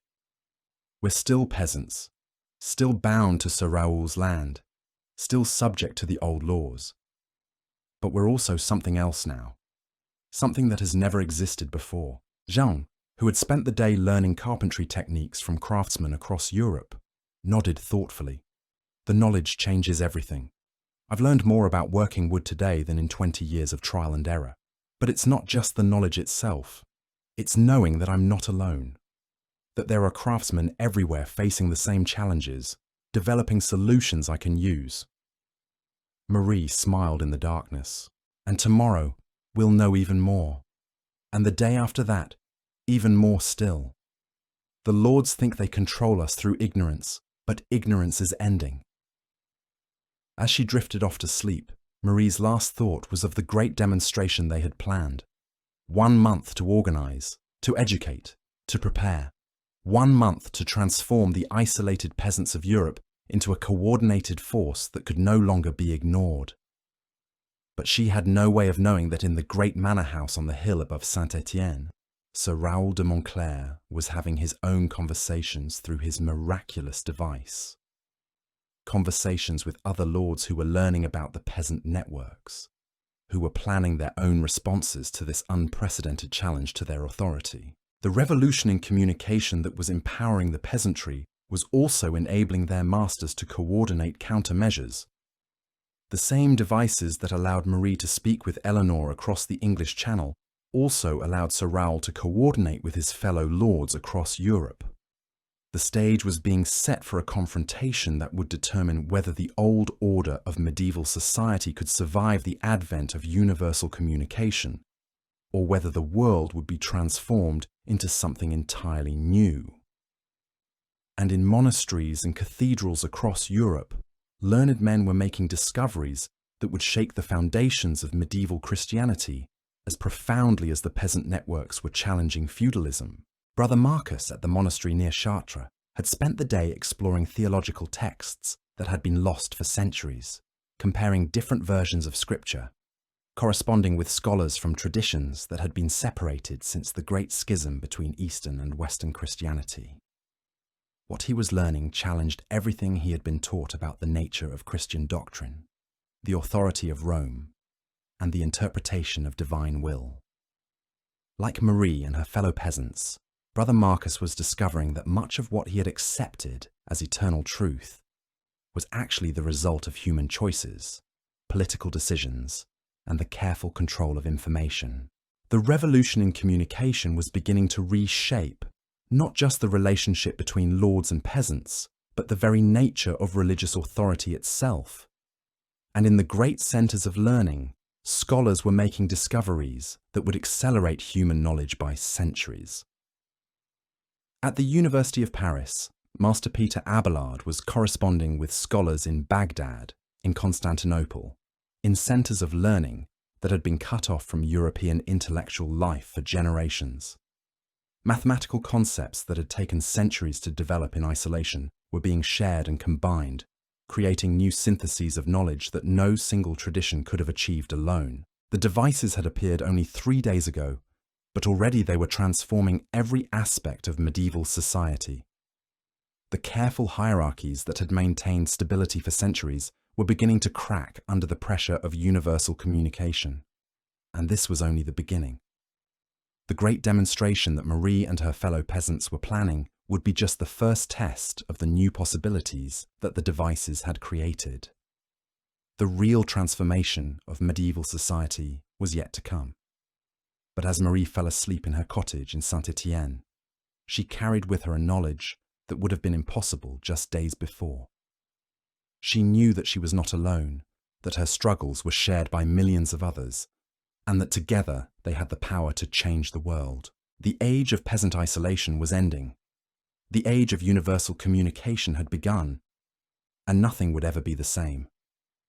In the weeks that followed that first day of revelation, the transformation of European society accelerated beyond anyone's ability to control or predict. The devices, which had seemed miraculous enough when they first appeared, revealed new capabilities daily. The morning of the great demonstration dawned grey and cold across Europe, with frost touching the fields and a sharp wind carrying the promise of winter. In Saint-Étienne, Marie the baker's wife rose before dawn, as she had every day of her adult life. But this morning felt different. This morning, she would not light her ovens. This morning, she would not knead dough or tend to the endless tasks that had defined her existence since childhood. This morning, she would join her voice with millions of others in a silence that would echo across continents. She stepped outside her cottage to find the village square already filling with her neighbours, all carrying their miraculous devices, all connected to the vast network that had transformed their understanding of themselves and their world. The same faces she had known since birth, but changed now, carrying themselves with a dignity that hadn't existed a month ago. "Marie!" called out old Guillaume, his weathered face creased with something that might have been pride. "They're gathering in every village from here to the Holy Land. Listen." He held up his device, and through it came the sound of voices, hundreds of them, thousands, calling out from villages across Europe. Peasants speaking their own names, their village names, their commitment to this day of coordinated rest. Jean de Villeneuve, from the village of Carcassonne, in the lands of the Count of Toulouse. We stand with our brothers and sisters across Christendom. Anna Eriksdottir, from the village of Uppsala, in the lands of the Swedish king. We are here. We are united. Dmitry Volkov, from the village of Novgorod, in the lands of the Rus prince. Today we show them we are no longer alone. The voices came in languages Marie barely recognized, but the message was universal. For the first time in human history, the common people of Europe were acting as one, their individual voices combining into something that could not be ignored. But even as the peasants gathered in village squares across the continent, another kind of gathering was taking place in the great halls and fortified castles where the lords of Europe conducted their business. In his manor house overlooking Saint-Étienne, Sir Raoul de Montclair stood before a gathering of his fellow nobles, their own devices glowing with communications from lords across the region. The past month had been one of growing alarm as reports filtered in about peasant activities, about the unprecedented coordination that these miraculous devices had made possible. "My lords," Sir Raoul addressed the assembly, his voice carrying the authority of a man accustomed to command. "What we face today is not merely a peasant uprising. It is a challenge to the natural order itself, to the very foundations upon which our society rests." Baron Henri de Montfort, whose lands bordered Sir Raoul's to the east, nodded grimly. "My steward reports that not a single serf reported for labour this morning. Not one. They stand in their village square, holding those cursed devices, speaking with peasants in lands I've never heard of. It's as if the very concept of local authority has been swept away overnight. Count Guillaume de Nevers, the most powerful lord in the region, leaned forward in his chair. What concerns me most is not this single day of defiance, but what it represents. These devices have given the peasantry something they've never possessed before, the ability to coordinate across vast distances. If they can organize one day of rest, what prevents them from organizing something far more dangerous? The question hung in the air like smoke from a green fire. Every lord present understood the implications. The feudal system depended on the isolation of peasant communities, on their inability to share information or coordinate resistance. That isolation had ended forever.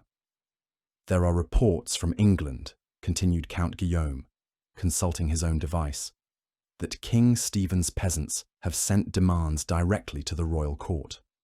Not through their local lords, not through the proper channels of feudal hierarchy, but directly. They demand representation in the king's councils, reduction of their labor obligations, protection from arbitrary taxation. Sir Raoul felt his stomach tighten. And the king's response? He's negotiating with them. Stephen recognizes that he cannot suppress every peasant community in England simultaneously. The mathematics of oppression have changed, my lords. When peasants acted in isolation, a few knights could suppress any uprising. But when they act in coordination, the unfinished sentence carried its own weight. Every lord present had calculated the same grim arithmetic. Their authority rested ultimately on force, on their ability to marshal knights and men-at-arms to crush resistance. But that force could not be everywhere at once. A coordinated uprising of millions of peasants across multiple kingdoms would require an army larger than any that had ever been assembled in the history of warfare. Perhaps, suggested Baron de Montfort hesitantly, we could destroy the devices themselves. If they are the source of this coordination.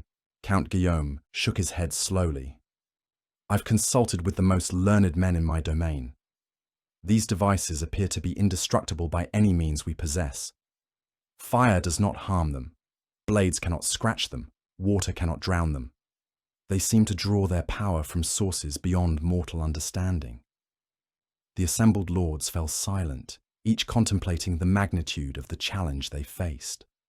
The world they had known, where information was scarce and controllable, where peasants remained isolated and manageable, had ended as suddenly as if the sun had failed to rise. It was Sir Raoul who finally voiced what they were all thinking.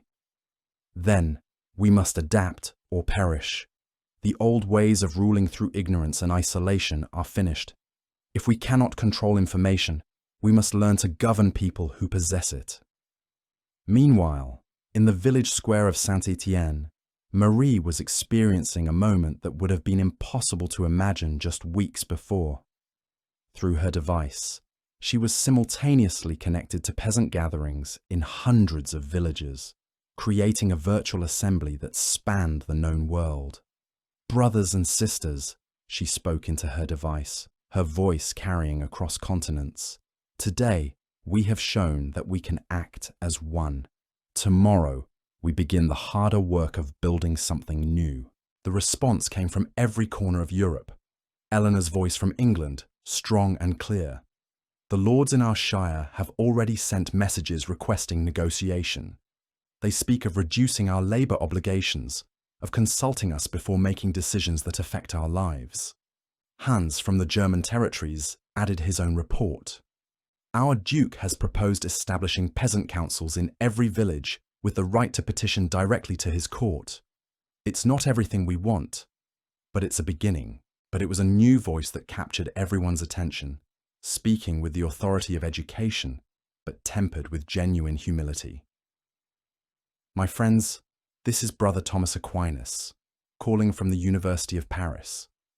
I have been studying the theological implications of your actions, and I believe you are engaged in work that serves God's will. The silence that followed was profound. For a peasant movement to receive endorsement from one of Europe's greatest theologians represented a transformation that went far beyond politics. "Brother Thomas," Marie said carefully, "the Church has long taught that our station in life is ordained by God, that to resist our lords is to resist divine will itself. The Church has taught many things, good Marie, and not all of them reflect the true message of Christ. I have spent these past weeks studying Scripture with scholars from across the Christian world, comparing texts, examining the foundations of our teachings. What I have found challenges much of what we have accepted without question." Brother Thomas's words were being heard not just by the peasants in their village squares, but by monks and priests across Europe who had their own devices, their own access to the vast libraries of knowledge that had suddenly become available to all. "The Christ I find in Scripture," Thomas continued, "is one who challenged the powerful, who defended the poor, who taught that the first shall be last, and the last shall be first. Your peaceful demonstration today, your demand for dignity and justice, aligns more closely with Christ's teachings than the systems of oppression that have been justified in his name." The theological revolution that Thomas was articulating would prove as significant as the social and political upheavals taking place across Europe. In every monastery, every cathedral school, every centre of religious learning, scholars were discovering that access to complete libraries and the ability to correspond with colleagues across all traditions was undermining centuries of carefully constructed religious authority. Brother Marcus, in his monastery near Chartres, had spent the morning corresponding with Eastern Orthodox theologians in Constantinople, Islamic scholars in Cordoba, and even Jewish rabbis in communities across Europe. The theological discussions that resulted challenged fundamental assumptions about Christian doctrine that had seemed unquestionable just weeks before. "My brothers," he reported to his fellow monks during their midday assembly, "I have learned things that trouble me deeply. The differences between Eastern and Western Christianity appear to be based more on political considerations than theological necessities. Many of the practices we consider essential to the faith are unknown in the Eastern churches, yet their devotion to Christ seems no less sincere than our own." Abbot Peter the Venerable, who had ruled the monastery with unquestioned authority for 2 decades, found himself facing challenges that no medieval religious leader had ever confronted. His monks were no longer dependent on him for access to theological knowledge. They could correspond directly with the greatest scholars of their age, could access texts that had been lost for centuries, could compare different interpretations of divine will without reference to established hierarchies. "Brother Marcus," the abbot said carefully, "these Eastern practices you mention, are they consistent with the teachings of Rome?" "That is precisely the question that troubles me, Father Abbot. I have been corresponding with scholars who have access to the earliest Christian texts, to documents that predate the establishment of papal authority. What they show me suggests that many of our current practices developed gradually over centuries, often in response to political rather than spiritual considerations. The implications were staggering. If the authority of Rome was based on historical development rather than divine mandate, if the practices that distinguished Western Christianity were matters of choice rather than eternal truth, then the entire structure of medieval religious authority was built on foundations far less solid than anyone had imagined." Similar conversations were taking place in every religious institution across Europe. Village priests who had never questioned the teachings they received from their bishops were suddenly corresponding with scholars who possessed knowledge that their superiors lacked. The careful hierarchy of religious knowledge that had sustained church authority for centuries was crumbling as surely as the feudal systems that governed secular life. But the most dramatic transformation was taking place in the great centres of learning, where scholars were making discoveries that would accelerate human knowledge by centuries. At the University of Bologna, legal scholars were comparing different systems of law from across the known world. Roman law, which had formed the foundation of European legal thinking, was being examined alongside Islamic jurisprudence, Byzantine legal codes, and the customary laws of various tribal peoples. Master Irnerius, the university's most respected legal scholar, found himself corresponding with judges and legal experts from Baghdad to Cordoba, comparing approaches to justice that had developed in complete isolation from each other. What we are discovering, he explained to his students, challenges our assumption that Roman law represents the pinnacle of legal thinking. The Islamic scholars have developed concepts of individual rights that surpass anything in our tradition. The Byzantine codes show approaches to commercial law that could revolutionize trade. We are not learning just from the past, but from living traditions that continue to evolve. At the medical school in Salerno, physicians were sharing case studies and treatment methods that had been developed in complete isolation from European medical practice. Dr. Constantine the African, who had spent years translating Arabic medical texts, suddenly found himself in direct communication with the physicians who had written those texts, learning not just their methods, but their reasoning. My colleagues, he told the assembled medical faculty, we have been practicing medicine based on ancient Greek texts that were already obsolete when they were written. The physicians of Baghdad, of Cairo, of Cordoba have continued to develop medical knowledge, while we have remained trapped in the past. They perform surgical procedures we consider impossible, treat diseases we cannot cure, understand the human body in ways that surpass anything in our tradition. The medical revolution that followed was immediate and dramatic. European physicians began adopting surgical techniques developed in the Islamic world, pharmaceutical knowledge discovered in China, diagnostic methods refined in India. Diseases that had been death sentences in medieval Europe became treatable conditions almost overnight. The agricultural implications were equally profound. Peasant farmers who had used the same techniques for generations were learning about crop rotation methods developed in distant lands, about new varieties of plants that could thrive in European climates, about animal husbandry techniques that could double the productivity of their livestock. Marie herself had become something of an expert in agricultural innovation, corresponding with farmers from across the known world, learning techniques that were transforming the productivity of Saint-Étienne's fields.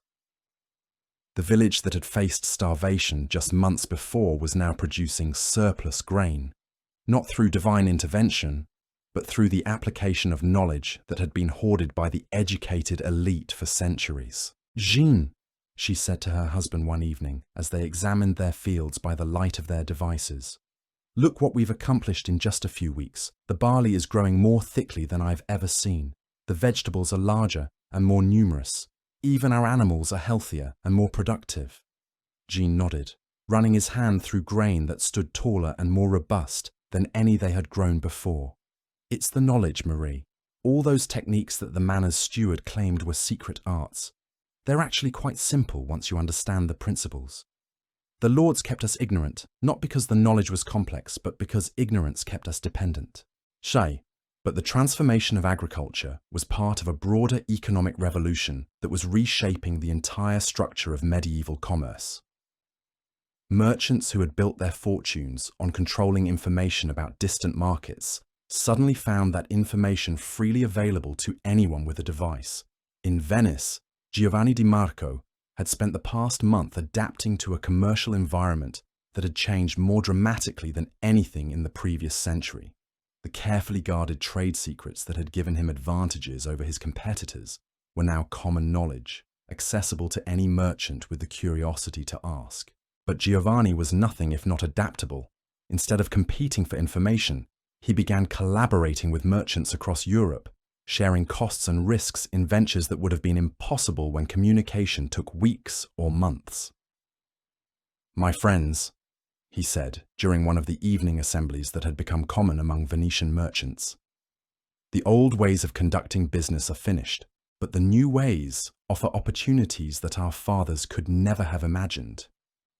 He gestured to his device, which displayed real-time information about trade conditions from London to Constantinople.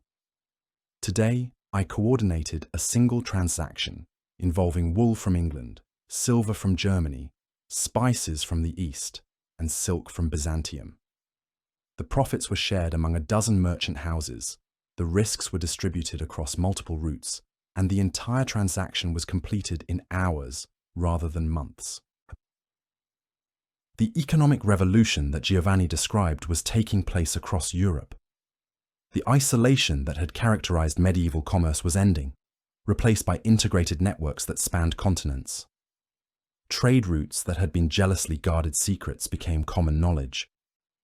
Market information that had given individual merchants temporary advantages became universally available. But perhaps the most significant economic change was the empowerment of producers at the local level. Peasant farmers could now access information about market prices in distant cities, allowing them to negotiate better terms with local merchants. Craftsmen could learn about demand for their products in regions they had never heard of, opening new markets for their goods. The guild system, which had controlled craft production for centuries, found itself under pressure from artisans who no longer needed guild approval to access knowledge about their trades. A blacksmith in a remote village could learn advanced metallurgy techniques by corresponding with masters in the great cities. A weaver could discover new patterns and methods by communicating with textile workers across Europe. The social implications of these economic changes were profound. The rigid hierarchies that had characterized medieval society were beginning to blur as information became universally available. Peasants who had been trapped in cycles of ignorance and poverty were developing skills and knowledge that elevated their status. Merchants who had depended on information monopolies were forced to compete on the basis of service and efficiency rather than secrecy. But the most dramatic changes were taking place in the realm of warfare, where the ability to coordinate military operations in real time was revolutionizing the nature of conflict itself. In England, King Stephen was meeting with his military commanders to discuss the implications of the new communication capabilities for national defense. The past month had brought reports of similar discussions taking place in every royal court across Europe as monarchs grappled with the reality that warfare would never be the same. "Your Majesty," explained Sir Robert de Beaumont, Stephen's most experienced military advisor, "every assumption about military strategy has been overturned. An army can no longer move in secret because scouts can report its position instantly to enemy commanders. But this same capability allows us to coordinate our own forces with unprecedented precision." Stephen nodded thoughtfully. He had spent sleepless nights considering the implications of these changes for the defense of his realm. What of our coastal defenses? Can we maintain the element of surprise against seaborne invasion? No, Your Majesty, but we no longer need to. Our watchers along the coast can alert us the moment enemy ships appear on the horizon. Every garrison commander can receive orders instantly. We can concentrate our forces at the point of attack faster than any invading army can establish a beachhead. The military revolution that Stephen and his advisors were discussing was being replicated in every kingdom across Europe. The slow, ponderous nature of medieval warfare, where armies moved like blind giants across the landscape, was giving way to conflicts characterized by rapid movement, instant communication, and precise coordination. But the changes extended beyond tactics to the very nature of military authority. Soldiers who had been isolated from information about the wars they fought were suddenly able to communicate with their counterparts in enemy armies, to learn about the political causes of conflicts, to question the purposes for which they were asked to risk their lives. In the English garrison at Dover, Thomas the Archer was engaged in a conversation that would have been impossible just weeks before. Through his device, he was speaking with a French soldier stationed across the Channel, discussing the political dispute between their kings that had led to their current state of hostility. "Pierre," Thomas said, addressing his counterpart in the French garrison at Calais, "help me understand this quarrel between our lords. Your king claims sovereignty over English lands that my king inherited from his grandfather. But both of them trace their claims to the same Norman duke, do they not?" Pierre's voice carried clearly across the water that separated them. Aye, Thomas. And that's what troubles me. We're asked to kill each other over a dispute between cousins, over lands that neither of us will ever own, for profits that will never reach our purses. The conversation that followed was being repeated in garrisons across Europe, as common soldiers discovered that their supposed enemies were men much like themselves, with similar grievances, similar hopes, similar questions about the conflicts they were expected to fight. The implications for military discipline were profound. Kings and nobles who had depended on the isolation and ignorance of their soldiers to maintain unquestioning obedience found themselves facing questions that challenged the very foundations of medieval warfare. But the most significant military development was taking place in the Holy Land, where the remaining Crusader states were using their new communication capabilities to coordinate defences against the growing power of Islamic forces. Prince Raymond of Antioch stood in his castle's great hall, surrounded by maps and devices that connected him to every Christian stronghold from Armenia to Egypt. The past month had brought a transformation in crusading strategy that surpassed anything achieved in the previous century of holy war. "My lords," he addressed the assembled commanders, "for the first time since we conquered these lands, we can coordinate our defences as a unified Christian force. Jerusalem can share intelligence with Antioch instantly. Tripoli can call for reinforcements from Cyprus without waiting weeks for messengers to cross the Mediterranean. But Raymond also understood that their enemies possessed the same advantages. Nur ad-Din's forces could coordinate their attacks with unprecedented precision, sharing intelligence and concentrating their strength at the most vulnerable points in Christian defences. We face an enemy who has adapted to these new capabilities as quickly as we have," Raymond continued. "But we possess advantages that they lack. Our connection to Europe allows us to coordinate with potential reinforcements, to share our situation with Christian kingdoms that might provide aid." The military revolution in the Holy Land was mirrored by equally dramatic changes in the conduct of the Crusades themselves. European monarchs who had previously launched crusading expeditions based on limited and often outdated information about conditions in the East could now receive real-time reports from Christian commanders on the ground. In Paris, King Louis VII was meeting with his advisors to discuss whether the disaster at Damascus that had prompted his early return from the Second Crusade might be reversed through better coordination and more accurate intelligence. "Your Majesty," reported his chancellor, "Prince Raymond sends word that Nur ad-Din's forces are concentrated around Aleppo, leaving the southern approaches to Damascus relatively undefended. If we could coordinate a simultaneous attack from multiple directions." Louis held up his hand to interrupt. The past month had taught him caution about military adventures based on incomplete information. And what do our contacts in Damascus itself report? What of the city's defences, the disposition of its people, the likelihood of support from other Islamic rulers? The conversation that followed drew on intelligence gathered from sources across the Islamic world. Christian merchants trading in Muslim cities, Eastern Christians living under Islamic rule, even Islamic scholars who had been drawn into the great conversations that now connected every corner of the known world. What Louis learned challenged many of his assumptions about the nature of the conflict between Christianity and Islam. The religious divisions that seemed absolute from the perspective of Paris appeared far more complex when viewed through the eyes of people who lived in the contested borderlands where the two faiths met and mingled. "Your Majesty," reported one of his advisors, who had been corresponding with Christians in Islamic territories, "there are Eastern Christians who serve in Nur ad-Din's armies, who consider him a more just ruler than some Christian princes they have known. There are Islamic scholars who speak respectfully of Christian theology, who see our faiths as different paths to the same divine truth." The implications were staggering.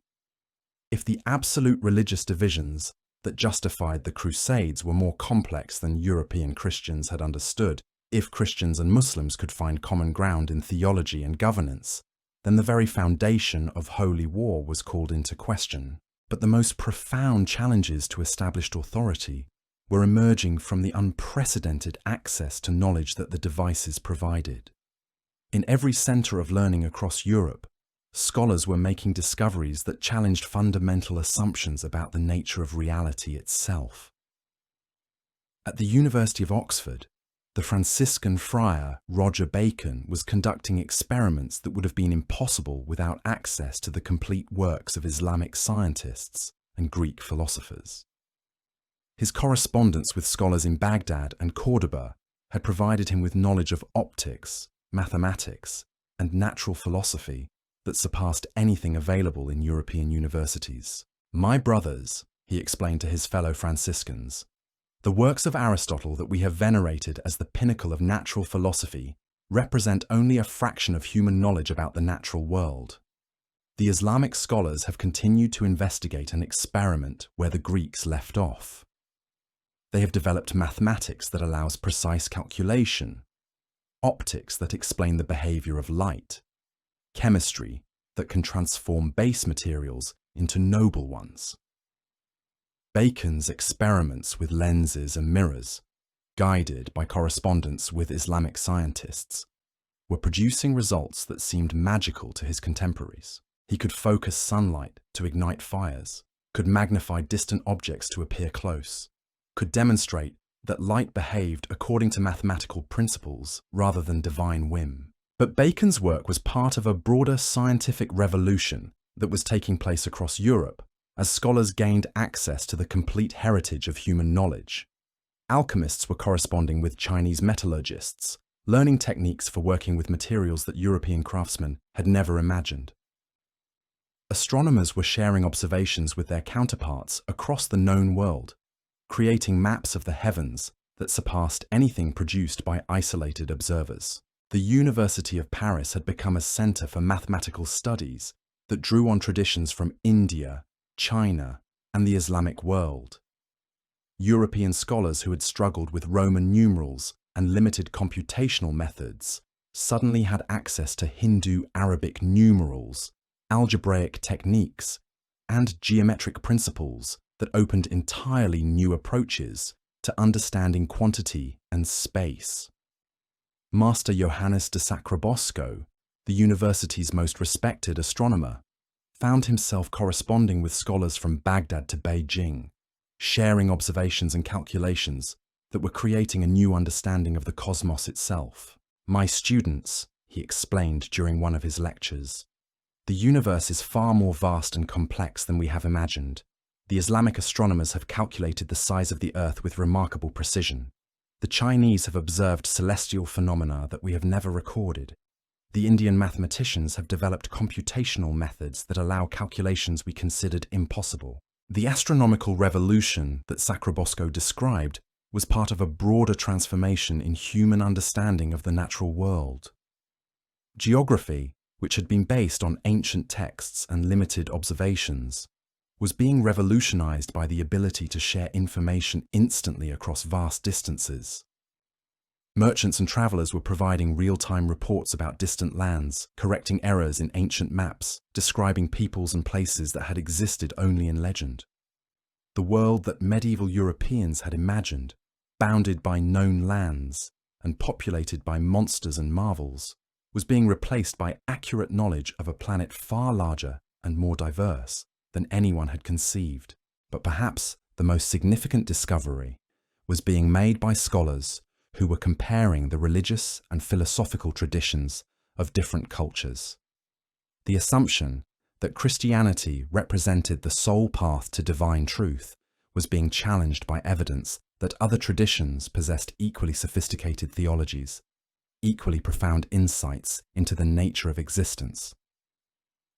Brother Thomas Aquinas, whose endorsement of the peasant demonstration had sent shockwaves through the church hierarchy, was engaged in theological discussions that would have been impossible without the universal access to knowledge that the devices provided. "My friends," he said during one of the evening discussions that had become common among scholars across Europe, "I have been corresponding with Islamic theologians who demonstrate devotion to God that equals anything in Christian tradition. I have read the works of Jewish scholars, whose understanding of Scripture surpasses that of many Christian doctors. I have learned of Eastern traditions that seek divine truth through methods we have never considered. The theological implications of Thomas's discoveries were profound.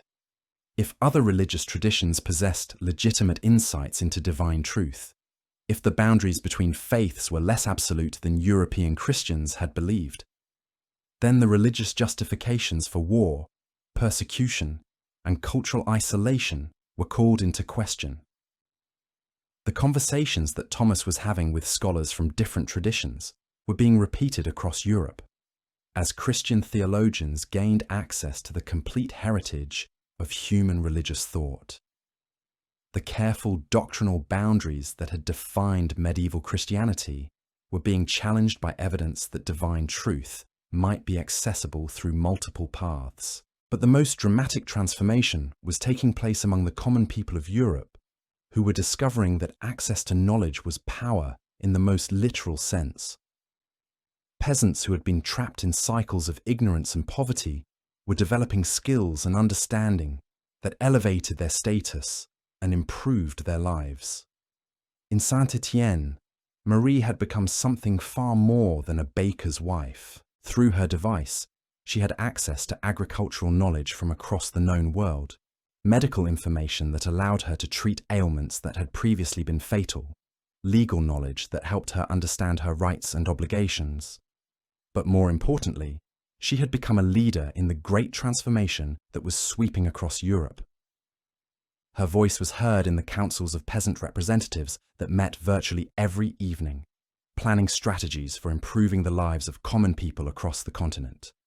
"My friends," she said during one of these evening assemblies, "we have proven that we can act together across any distance. We have shown that knowledge shared is power multiplied. Now we must decide what to build with this power." The question Marie posed was being debated in every village across Europe. The old systems of authority, based on the control of information and the isolation of communities, were crumbling. But what would replace them remained to be determined. Some peasant leaders argued for gradual reform, for negotiating with existing authorities to improve conditions within the established system. Others called for more radical transformation, for the creation of entirely new forms of government based on the participation of common people. The debate that followed would determine not just the future of European society, but the course of human civilization itself. For the first time in history, the majority of humanity had access to the knowledge and communication capabilities necessary for self-governance. The question was whether they would choose to use these capabilities to reform existing systems or to create something entirely new. As winter deepened across Europe, the great conversation continued in every village, every town, every center of population. The devices that had appeared so mysteriously just months before had transformed human society more dramatically than any development in recorded history. The age of ignorance was ending. The age of universal knowledge had begun, and no one could predict where it would lead. In the great libraries of Europe, scholars were discovering that they had access to the complete heritage of human knowledge. In the workshops and fields, craftsmen and farmers were learning techniques that multiplied their productivity. In the halls of power, kings and nobles were grappling with subjects who could no longer be controlled through ignorance. And in a small village in northern France, a baker's wife named Marie was helping to coordinate a transformation that would reshape the world. The devices had given humanity the tools for universal communication and unlimited knowledge. What humanity would build with those tools remained to be seen. But one thing was certain: the world would never be the same again. The winter of 1147 had settled over Europe like a shroud when the first reports began reaching the papal court in Rome. Pope Eugene III sat in his private chambers, the weight of Christendom heavy on his shoulders, as Cardinal Albino delivered news that would shake the foundations of the Church itself. "Holy Father," the Cardinal began, his voice trembling with implications he barely understood, "we have received word from monasteries across Europe. The devices, They have given the common clergy access to texts that have been restricted to the highest levels of church hierarchy for centuries. Eugene III had ruled the church for 5 years, and he understood power better than prayer. The Catholic Church's authority rested not merely on faith, but on the careful control of theological knowledge, on the inability of village priests to challenge Rome's interpretations of divine will. What manner of texts, Cardinal? The complete works of the Church Fathers, Holy Father, every theological treatise ever written, the proceedings of councils that established doctrine, even the earliest versions of Scripture in their original languages, with scholarly commentaries that question interpretations we have held as absolute truth. The Pope walked to his window overlooking the eternal city. Below, pilgrims gathered as they had for centuries, seeking blessing and guidance from the successor of St. Peter. But now, many of those pilgrims carried devices that connected them directly to sources of religious knowledge that Rome had never controlled. In the monastery of Monte Cassino, Brother Benedict was experiencing his own theological revolution. For 30 years, he had copied manuscripts with the devotion of a true believer, preserving the wisdom of the Church one letter at a time. His scriptorium contained perhaps 300 volumes, a collection that represented the accumulated religious knowledge of his lifetime. Now, through his miraculous device, he had access to every theological text ever written. "Lord, preserve us," he whispered as he navigated through documents that challenged everything he had been taught. The Gospel of Thomas, rejected by the early church but preserved in hidden libraries. Gnostic texts that offered radically different interpretations of Christ's message. Letters between the early church fathers that revealed the political considerations behind doctrinal decisions. Brother Benedict was not alone in his wonder and terror. Across Europe, in every monastery and cathedral school, learned men were grappling with the same impossible reality. The careful edifice of church doctrine, built over centuries of selective interpretation and controlled access to knowledge, was crumbling as surely as ancient Roman walls. But the most profound challenge came from an unexpected source. In the great cathedral school of Notre Dame in Paris, a young scholar named Peter Abelard was engaged in discussions that would have been impossible just months before. Through his device, he was debating theology in real time with Eastern Orthodox scholars in Constantinople, with Coptic Christians in Alexandria, with Nestorian theologians as far away as Persia. "My Christian brothers," Abelard said during one of the evening assemblies that had become common among European scholars, "I have discovered that our disputes with the Eastern Church rest not on fundamental differences in faith, but on political decisions made by men long dead. The filioque controversy, the nature of papal authority, even our different approaches to the Eucharist. All of these divisions appear more human than divine when examined in the light of complete knowledge." The implications were staggering. If the great schism of 1054, which had divided Christianity between East and West, was based more on politics than theology, then the religious justifications for maintaining that division were called into question. In Constantinople, Patriarch Michael Carolarius was facing his own crisis of authority. The devices had appeared in the Eastern Empire as well, giving Byzantine theologians access to Western texts, allowing direct communication between scholars who had been separated by language, distance, and political hostility for nearly a century. "Your Holiness," reported Archbishop John of Antioch, "our theologians are corresponding directly with scholars in Rome, in Paris, in the German territories. They are discovering that many of our disagreements with the Western Church stem from misunderstandings, from incomplete knowledge of each other's positions." Michael Cerularius had spent his entire career defending Eastern Orthodox Christianity against what he saw as Roman innovations and heresies. The discovery that these differences might be less fundamental than he had believed threatened not just his authority, but his understanding of his own faith. but the theological revolution extended far beyond Christianity. In Córdoba, the great center of Islamic learning in Iberia, the scholar Ibn Rushd was engaged in discussions with Christian theologians that would have been unthinkable in an age of religious warfare. "My learned friends," Ibn Rushd said during one of the philosophical debates that had become common across religious boundaries, "I find in your Augustine and our Al-Ghazali more similarities than differences. Both seek to reconcile reason with revelation. Both struggle with the relationship between divine sovereignty and human freedom. Both recognize that ultimate truth may transcend the capacity of human language to express." The conversations that Ibn Rushd was having with Christian scholars were being replicated across the Islamic world, as Muslim theologians gained access to the complete heritage of Christian thought. The careful boundaries that had separated the Abrahamic faiths were being challenged by evidence that they shared more common ground than their adherents had realized. In the Jewish communities scattered across Europe, a similar transformation was taking place.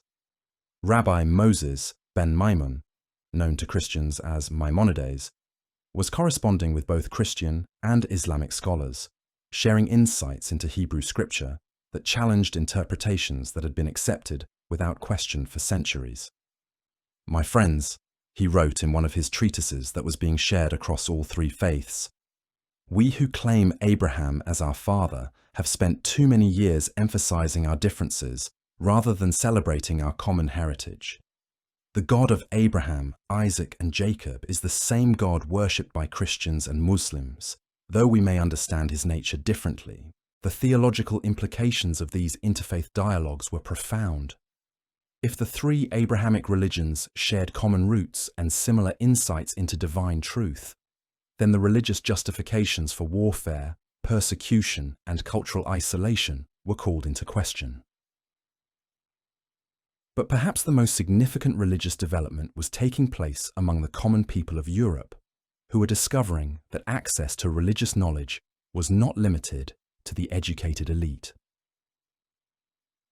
In the village of Saint-Étienne, Marie the baker's wife had become something of a theological scholar in her own right.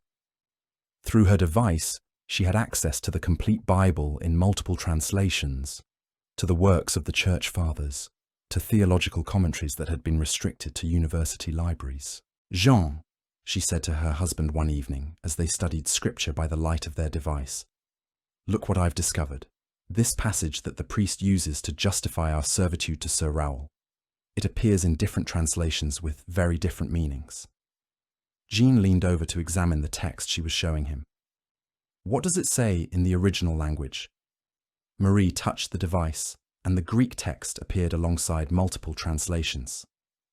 In Greek, it speaks of voluntary service motivated by love, not forced labor demanded by secular authority. The word that our priest translates as obedience can also mean attentiveness or careful consideration.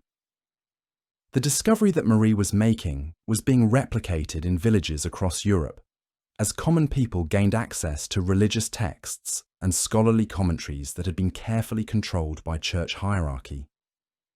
The justifications for social inequality, political oppression, and economic exploitation that had been based on selective biblical interpretation were being challenged by people who could now read scripture for themselves.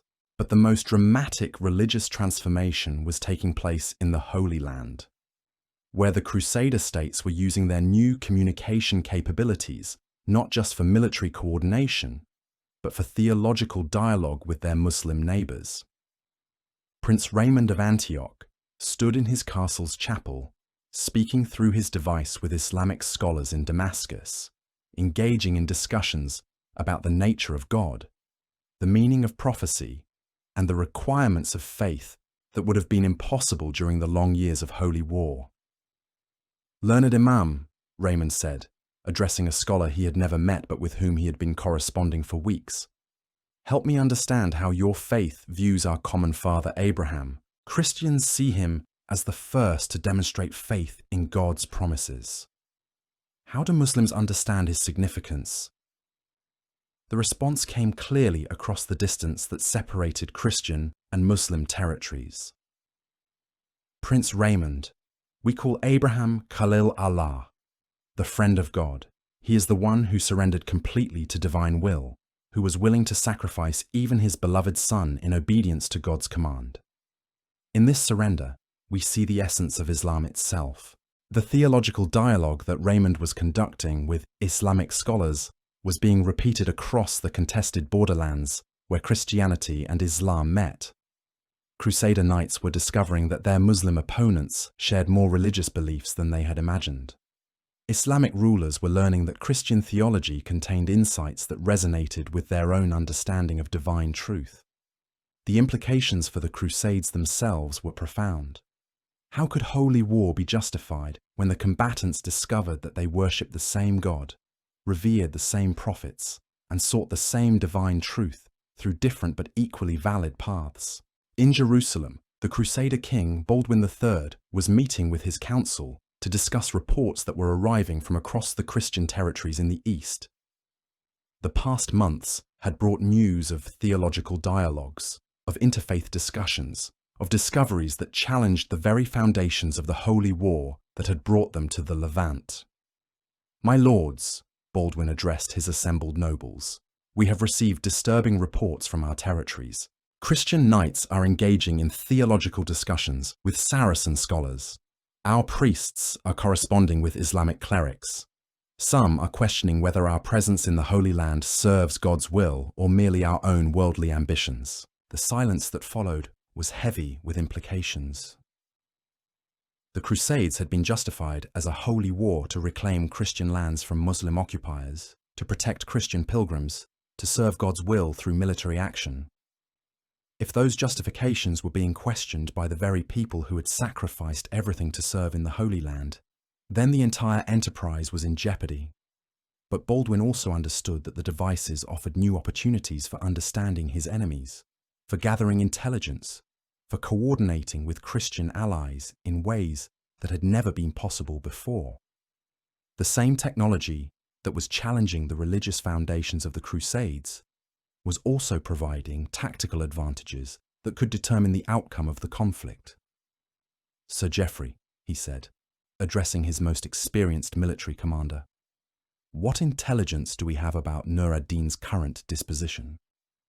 Can our contacts in Damascus provide information about his intentions?" Sir Geoffrey consulted his own device, accessing reports from a network of spies, merchants and sympathizers that spanned the entire region.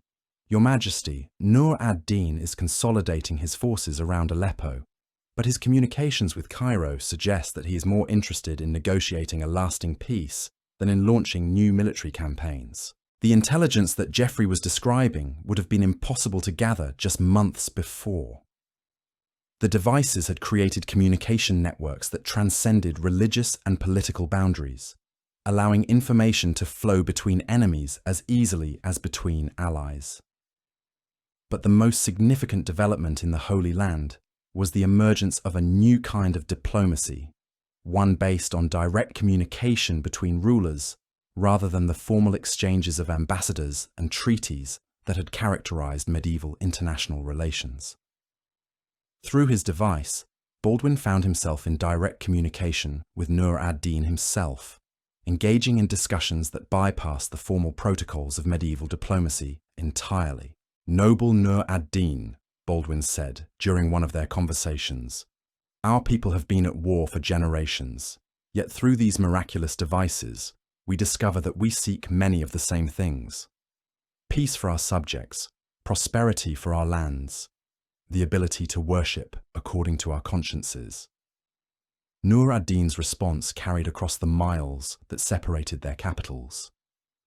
"King Baldwin, the Quran teaches that God made different peoples so that they might know one another, not so that they might destroy each other.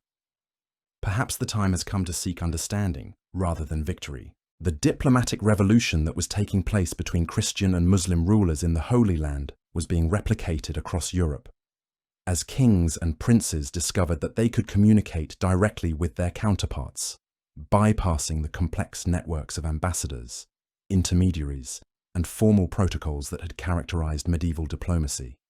In England, King Stephen was engaged in direct discussions with Louis VII of France attempting to resolve territorial disputes that had simmered for generations through negotiation rather than warfare. "Brother Louis," Stephen said, using the familiar address that would have been impossible in formal diplomatic correspondence, "our quarrel over the Norman territories serves neither of our kingdoms well. Our subjects suffer from constant warfare. Our treasuries are drained by military expenses. Our knights die for lands that produce nothing but further conflict." Louis's response was immediate and candid. "Stephen, you speak truth, but how do we resolve claims that have been pressed by our ancestors for generations? How do we abandon territories that our fathers died to acquire?" The conversations that followed were more direct and productive than any formal diplomatic negotiations could have been. Without the elaborate protocols and face-saving measures that characterized medieval diplomacy, the two kings could address their disputes with unprecedented frankness. But the most significant diplomatic development was taking place in Rome, where Pope Eugene III was attempting to navigate the theological and political crises that the devices had created for church authority. "Cardinal Albino," the Pope said during one of their daily conferences, "we face challenges that no pope in history has confronted. Our authority rests on our role as interpreters of divine will, but now every village priest has access to the same theological knowledge that we possess. Our political power depends on our ability to coordinate the activities of Christian rulers, but now those rulers communicate directly with each other." Cardinal Albino nodded grimly. "Holy Father, there are reports from across Christendom of theological discussions that bypass Roman authority entirely. Eastern and Western Christians are discovering that their differences are less fundamental than they believed. Christian and Muslim scholars are finding common ground in their understanding of divine truth. Even Jewish rabbis are being included in theological discussions that were once limited to Christian clerics." The Pope walked to his private oratory, where he had spent countless hours in prayer, seeking divine guidance for the challenges facing the Church. The same God who had called him to lead Christendom had apparently provided these miraculous devices that were undermining the very foundations of church authority. "Perhaps," he said quietly, "God's will is not what we have assumed it to be. Perhaps these devices are a call to humility, a reminder that divine truth is too vast to be contained within any single institution or interpretation." The theological revolution that Pope Eugene III was acknowledging was reshaping Christianity across Europe.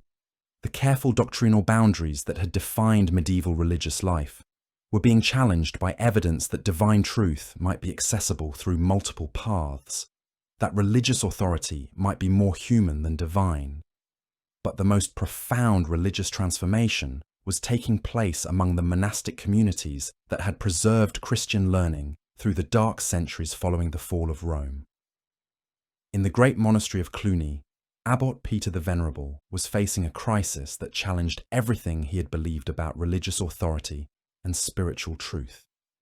His monks, who had lived lives of unquestioning obedience to the rule of Saint Benedict, were now questioning that rule itself, comparing it with other monastic traditions, debating the theological basis for practices that had been accepted without question for generations. "Father Abbot," explained Brother Thomas, one of the monastery's most learned theologians, "we have been corresponding with Eastern Orthodox monks whose understanding of monastic life differs significantly from our own.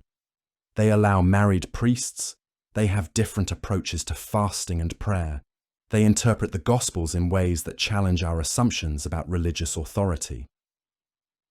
Peter the Venerable had ruled Cluny for 20 years, maintaining discipline through a combination of spiritual authority and careful control of information. Now his monks had access to knowledge that challenged everything he had taught them. "And what conclusions have you drawn from these discoveries, Brother Thomas?" "That our way of serving God is one among many, Father Abbot. That the rule of Saint Benedict, sacred as it is, represents human wisdom rather than divine commandment. That perhaps we have been too concerned with maintaining institutional authority and too little concerned with seeking spiritual truth." The conversation that followed would have been impossible in any previous century of Christian history. A monk was challenging not just the authority of his abbot, but the foundations of Western monasticism itself, and doing so not from rebellion or heresy, but from a position of expanded knowledge and genuine spiritual seeking. Similar conversations were taking place in monasteries across Europe as monks gained access to the complete heritage of Christian monasticism, to the practices of Eastern Orthodox communities, to the spiritual traditions of other faiths that offered different approaches to the search for divine truth. The result was not the collapse of monastic life, but its transformation. Communities that had been isolated for centuries began corresponding with each other, sharing innovations in prayer and work, developing new approaches to spiritual life that drew on the best insights from multiple traditions. In the monastery of Saint-Denis, outside Paris, Abbot Suger was overseeing a revolution in religious architecture that would have been impossible without the knowledge that the devices provided. Through his communications with architects and craftsmen across Europe and beyond, he was developing new techniques for church construction that would create spaces of unprecedented beauty and spiritual power. "My brothers," he explained to his assembled monks, "the Islamic architects of Cordoba have developed techniques for manipulating light and space that surpass anything in our tradition. The Byzantine builders of Constantinople have created domes that seem to float without visible support. We can learn from their knowledge while maintaining our own spiritual purposes." The architectural revolution that Suger was pioneering at Saint-Denis would transform religious architecture across Europe, creating the Gothic style that would characterize cathedral building for centuries to come. But more importantly, it represented a new approach to religious learning that drew on the best insights from multiple traditions rather than limiting itself to a single cultural heritage. But perhaps the most significant religious development was the emergence of new forms of popular piety that bypassed traditional church authority entirely. In villages across Europe, common people were forming religious communities based on their own reading of Scripture, their own understanding of divine will, their own approaches to prayer and worship. These communities were not heretical in the traditional sense. They remained Christian in their fundamental beliefs, but they operated independently of church hierarchy, creating new forms of religious life that drew their authority directly from Scripture rather than from institutional tradition. Marie the baker's wife had become a leader in one such community in Saint-Étienne. Through her device, she had access to the complete Bible, to the works of mystics and saints, to theological commentaries from across the Christian world. But more importantly, she had discovered that religious truth was not limited to the educated elite, that common people could understand divine will as clearly as any bishop or theologian. "My friends," she said during one of the evening gatherings that had become common in her village, "we have learned that God speaks to all people, not just to those who wear special robes or live in special buildings. The Christ we find in Scripture is one who chose fishermen and tax collectors as his disciples, who preached to crowds of common people, who challenged the religious authorities of his time." The religious movement that Marie was helping to lead was being replicated in villages across Europe, as common people discovered that they could form religious communities based on their own understanding of divine will rather than accepting interpretations handed down by church hierarchy. These popular religious movements were not anti-clerical in the sense of rejecting Christianity itself, but they represented a fundamental challenge to the monopoly on religious authority that the Catholic Church had maintained for centuries. They suggested that divine truth was accessible to all people, not just to those who had been ordained by institutional authority. The implications for church power were profound. If common people could understand divine will as clearly as trained theologians, if religious communities could function without clerical authority, if spiritual truth could be found through direct reading of Scripture rather than through institutional interpretation, then the entire structure of medieval Christianity was called into question. But the most dramatic religious transformation was taking place in the universities, where scholars were making discoveries that would reshape human understanding of divine truth itself. At the University of Paris, Thomas Aquinas was engaged in theological discussions that drew on the complete heritage of human religious thought. Through his device, He was corresponding with Islamic philosophers in Baghdad, with Jewish scholars in Cordoba, with Eastern Christian theologians in Constantinople, creating new syntheses of religious knowledge that transcended the boundaries of any single faith tradition. "My learned colleagues," he said during one of the great theological debates that had become common among European scholars, "I have discovered that the God described by the Islamic philosopher Al-Ghazali bears remarkable similarity to the God revealed in Christian mystical literature. The divine attributes explored by the Jewish scholar Maimonides illuminate aspects of God's nature that Christian theology has barely considered. We serve the same God, though we may understand his nature through different lenses. The theological synthesis that Aquinas was developing would revolutionize Christian thought, creating new approaches to understanding divine truth that drew on the best insights from multiple religious traditions. But more importantly, it represented a fundamental shift in how religious knowledge was understood and transmitted. Instead of religious truth being the exclusive possession of a single institution or tradition, it was becoming a shared heritage of all humanity, accessible to anyone with the curiosity and dedication to seek it. The careful boundaries that had separated different faiths were being challenged by evidence that divine truth transcended all human categories and institutions. The religious revolution that was reshaping medieval Christianity was part of a broader transformation in human understanding of truth itself. The assumption that knowledge could be controlled by institutions, that truth could be monopolized by authorities, that understanding could be limited to educated elites was being challenged by the simple fact that information was now universally accessible. In every village, every monastery, every cathedral school, every university, people were discovering that they had access to the complete heritage of human knowledge. The careful hierarchies that had controlled information for centuries were crumbling as surely as the ancient Roman walls that still dotted the European landscape. But what was emerging to replace those hierarchies remained to be determined. The religious revolution that was transforming medieval Christianity was just one aspect of a broader social, political, and intellectual transformation that was reshaping human civilization itself. The age of institutional monopoly on truth was ending. The age of universal access to knowledge had begun, and no one could predict what humanity would build with these new capabilities. In the great cathedrals of Europe, bells continued to ring as they had for centuries, calling the faithful to prayer. But the faith they called people to was changing, becoming more personal, more diverse, more inclusive, of different approaches to understanding divine truth. The God who had seemed distant and accessible only through institutional mediation was becoming immediate and personal, available to anyone with the sincerity to seek divine truth. The religious revolution that was transforming medieval Christianity was creating new possibilities for spiritual life that had never existed before. And in a small village in northern France, a baker's wife named Marie was helping to lead that transformation. One conversation at a time, one discovery at a time, one prayer at a time.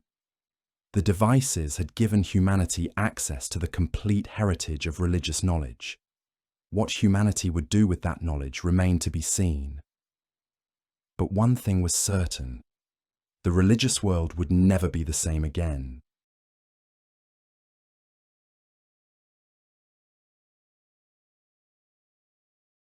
Hey guys, tonight we begin with something that will make you question everything you think you know about survival.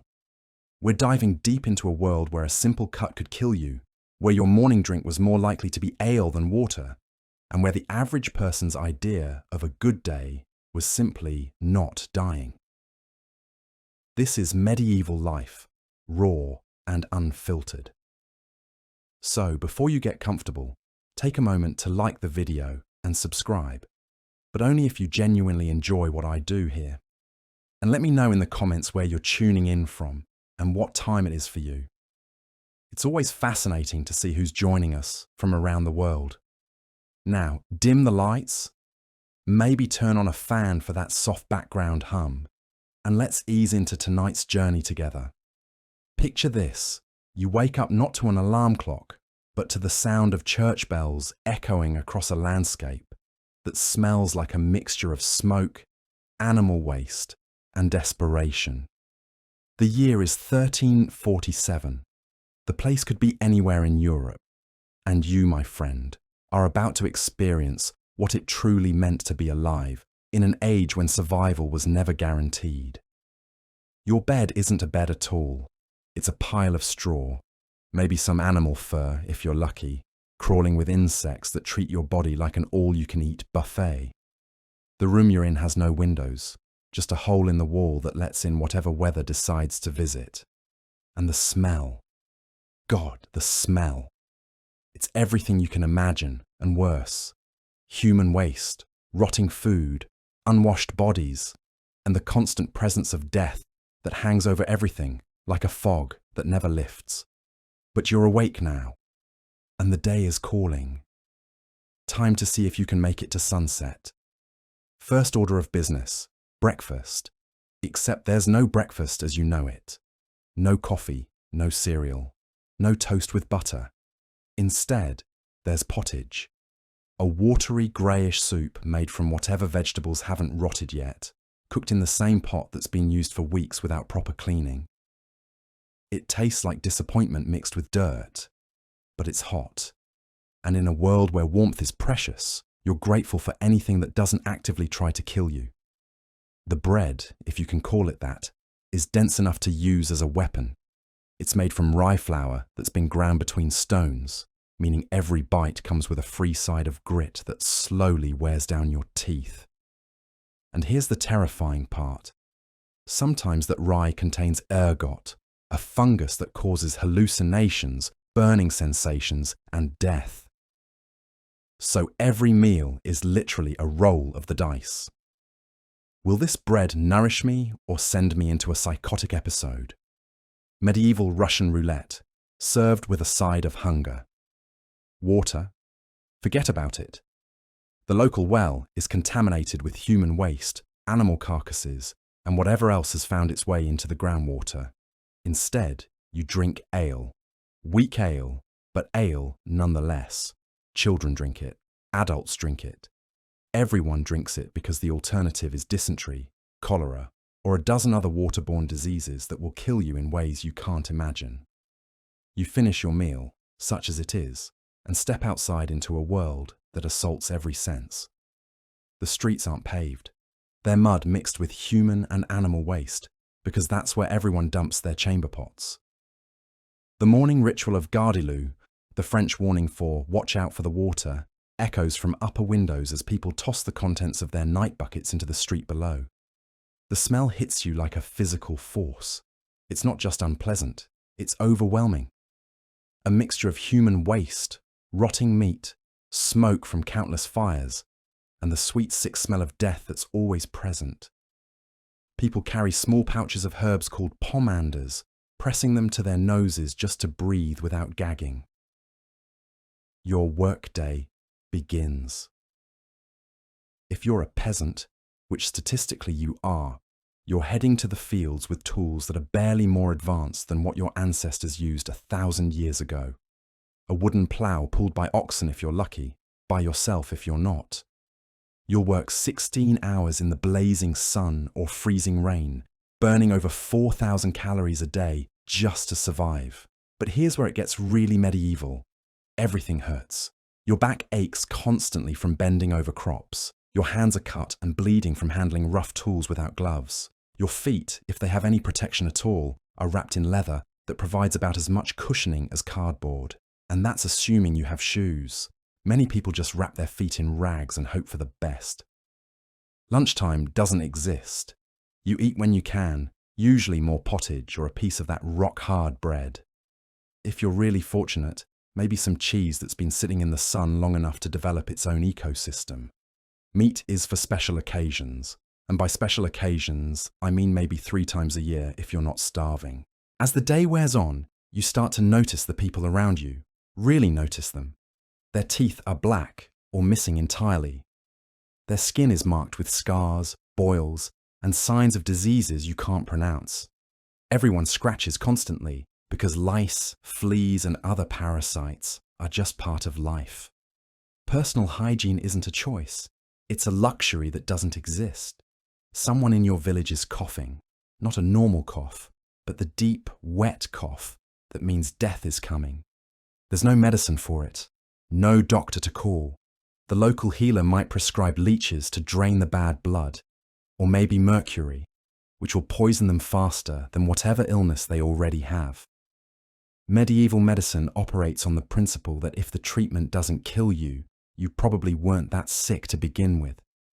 The sun begins to set, and you realize you've survived another day, but sunset brings its own terrors. The streets become even more dangerous as thieves and worse emerge from whatever holes they hide in during daylight. There's no street lighting, no police force, no one to help if something goes wrong. You make your way home, stepping carefully around the waste and refuse that fills every street, listening to the sounds of the night, dogs barking, people fighting, the occasional scream that might be pain, might be fear, might be something worse. You don't investigate. In medieval times, curiosity isn't a virtue, it's a liability. Back in your hovel, you prepare for sleep. But sleep is elusive when you're sharing your space with rats, insects, and the constant knowledge that tomorrow might be the day everything goes wrong. Disease could strike without warning. War could arrive with an army that takes everything you own. The harvest could fail, and you could starve before spring. You lie down on your pile of straw, pull your thin blanket around you, and listen to the sounds of a world that doesn't care if you live or die. The person in the next room is coughing again. Someone's baby is crying. In the distance, church bells mark the hours, reminding everyone that time passes, and with each hour, death grows a little closer. This was life in the Middle Ages, not the romantic version you see in movies, with brave knights and fair maidens. This was the reality for 90% of the population, a daily struggle against hunger, disease, violence, and a world that seemed designed to kill you in as many creative ways as possible. And yet somehow, people survived. They fell in love, had children, found moments of joy in a world that offered very little. They created art, told stories, built cathedrals that still stand today. They endured because humans are remarkably adaptable creatures, capable of finding hope, even in the darkest circumstances. But make no mistake, you wouldn't last a day. None of us would. We've become soft, dependent on modern conveniences that our ancestors couldn't even imagine. Antibiotics, clean water, food safety regulations, human rights, the simple luxury of being able to brush our teeth without risking infection. The next time you complain about your Wi-Fi being slow or your coffee being too cold, remember the people who lived and died in a world where clean water was a luxury and a simple cut could mean death. Remember that you're living in the most comfortable time in human history, standing on the shoulders of countless generations who endured unimaginable hardship so that you could have the privilege of being bored. Medieval life wasn't an adventure. It was survival in its rawest form. And every single person who made it through even one day deserves our respect, our amazement, and our gratitude for their incredible resilience. Because in the end, their struggle is why you're here today, clean, fed, and alive in a world they could never have imagined. You've barely survived your first medieval morning. The stale bread sits like a rock in your stomach. The weak ale has left you with a dull headache, and you're already wondering how you'll make it to sunset. But here's the thing about medieval life. The morning was just the warm-up act. Now comes the real test. medieval work. And let me be clear about something right off the bat. There are no sick days in the Middle Ages. There's no calling in with a headache, no working from home, and definitely no paid vacation time. You work or you starve. It's really that simple. You'll spend your days bent over in fields, using tools that would make modern farmers weep with laughter. Your plough is essentially a sharp stick dragged by an ox that's probably as malnourished as you are. Your scythe is a curved blade attached to a wooden handle that gives you splinters just by looking at it. But here's where it gets really fun. Medieval farming isn't just physically brutal, it's also a constant gamble with death. One bad harvest and your entire village starves. Too much rain? Your crops rot. Too little rain? They wither and die. Locusts, blight, or just bad luck with the weather. And suddenly you're eating tree bark soup and hoping it counts as a vegetable. And don't think you can just take a break when your back starts screaming in agony. Medieval workdays run from sunrise to sunset, which in summer means about 16 hours of back-breaking labour. Your lunch break consists of sitting on a rock for 5 minutes while you gnaw on more of that granite-hard bread and pretend the warm ale isn't making you feel worse. Women, you're not getting off easy either. While the men are in the fields, you're grinding grain by hand. And I mean literally grinding it between stones like some kind of human-powered flour mill. Your arms will be burning, your back will be aching, and you'll still have to cook dinner, tend the children, spin wool, and somehow find time to help with the harvest when needed. Oh, and about those children, they start working around age 5.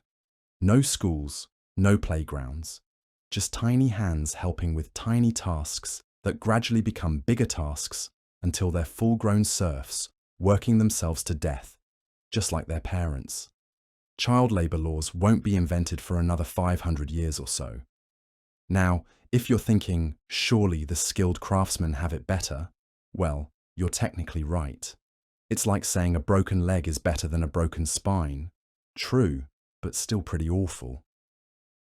Blacksmiths spend their days in smoke-filled forges that reach temperatures hot enough to literally melt your face off. They breathe in toxic fumes all day and regularly suffer burns that would send modern workers straight to the emergency room. Tanners, who turn animal hides into leather, work with urine and toxic chemicals that stain their skin yellow and give them a smell so bad that they're basically banned from polite society. They use dog feces, rotting brains, and other delightful substances to cure the leather. The smell clings to them so thoroughly that you can identify a tanner from 3 villages away just by the aroma. And here's a fun fact about medieval job training. It starts when you're 7 years old. That's when you'd be shipped off to become an apprentice, basically a combination of student and slave. You'll work 6 or 7 days a week for up to 14 years before you're considered skilled enough to maybe, possibly, earn a living wage. Medieval career counselling was pretty straightforward. Can you lift heavy things without dying? The pay for all this back-breaking labour? Barely enough to keep you alive. A day labourer might earn 1 or 2 pennies per day. Just enough to buy a couple loaves of that rock-hard bread we talked about earlier. Getting rich wasn't even a fantasy. It was literally impossible unless you were born into nobility or managed to marry up, which was about as likely as finding a unicorn in your chamber pot. But here's the part that would really break you. There's no hope of things getting better. Social mobility is essentially non-existent. You're born a peasant. You live as a peasant. You die as a peasant. Your children will be peasants, and their children will be peasants. The American dream? More like the medieval reality? Work until you die and hope your kids don't starve. And just when you think you've got the rhythm of this brutal work life figured out, just when you think you can handle the physical pain and the exhaustion and the constant hunger, medieval life throws you another curveball. Because all that work you're doing, all that grain you're growing and bread you're baking and leather you're tanning, well, most of it doesn't belong to you. Welcome to the feudal system, where everything you produce goes to someone else, and you get to keep just enough to survive until tomorrow. It's like having the world's worst boss, except this boss owns you, your family, your house, and probably your soul. But we'll save that particular nightmare for later. Right now, you've got about 14 more hours of work ahead of you, and the sun isn't getting any cooler. Time to get back to those fields. That grain isn't going to harvest itself, and your lord is expecting his cut. You've just woken up in 1347, and the first thing you notice isn't the cold stone floor beneath your straw mattress, or the rats scurrying through the walls. It's the smell. A thick, choking mixture of unwashed bodies, rotting food and human waste that would make a modern sewage treatment plant seem like a perfume factory. Welcome to medieval Europe, where surviving a single day required more courage than most people possess in a lifetime. Your bed isn't really a bed at all. It's a pile of straw stuffed into a rough cloth sack, crawling with fleas, lice, and things that definitely weren't there when you went to sleep. The straw hasn't been changed in months because fresh straw costs money, and money is something you definitely don't have. Your blanket is a scratchy wool cloth that feels like it was woven from the hair of particularly angry goats, and it carries the accumulated stench of everyone who's ever used it before you. The room you're in barely qualifies as shelter. The walls are made of wattle and daub, essentially sticks and mud mixed with animal dung, and they're riddled with gaps that let in wind, rain, and the occasional small animal. There's no glass in the single window opening, just a piece of oiled cloth that flaps uselessly in the breeze. The floor is packed earth that turns to mud when it rains, which it does frequently, and drainage is whatever the gods provide. You share this luxurious accommodation with your entire family, plus any relatives who couldn't afford their own hovel, plus the livestock that's too valuable to leave outside. That's right. You sleep next to cows, pigs, and chickens because their body heat is the only thing keeping you from freezing to death, and their presence is the only thing keeping them from being stolen by neighbors who are just as desperate as you are. Now, you need to relieve yourself, which brings us to one of medieval life's most pressing concerns. Literally. There's no bathroom in your home because the concept of indoor plumbing won't be invented for several centuries. Instead, you have a chamber pot, which is exactly what it sounds like. A pot you chamber in. Once it's full, you get to carry it outside and dump it wherever seems convenient, which in most medieval towns means directly into the street. The streets themselves are open sewers. There's no garbage collection, no street cleaning, no concept of public sanitation. A corruption of the French gardez à l'eau, or watch out for the water, though what's coming down is decidedly not water. Walking down a medieval street means constantly looking up to avoid being showered with the contents of someone's chamber pot.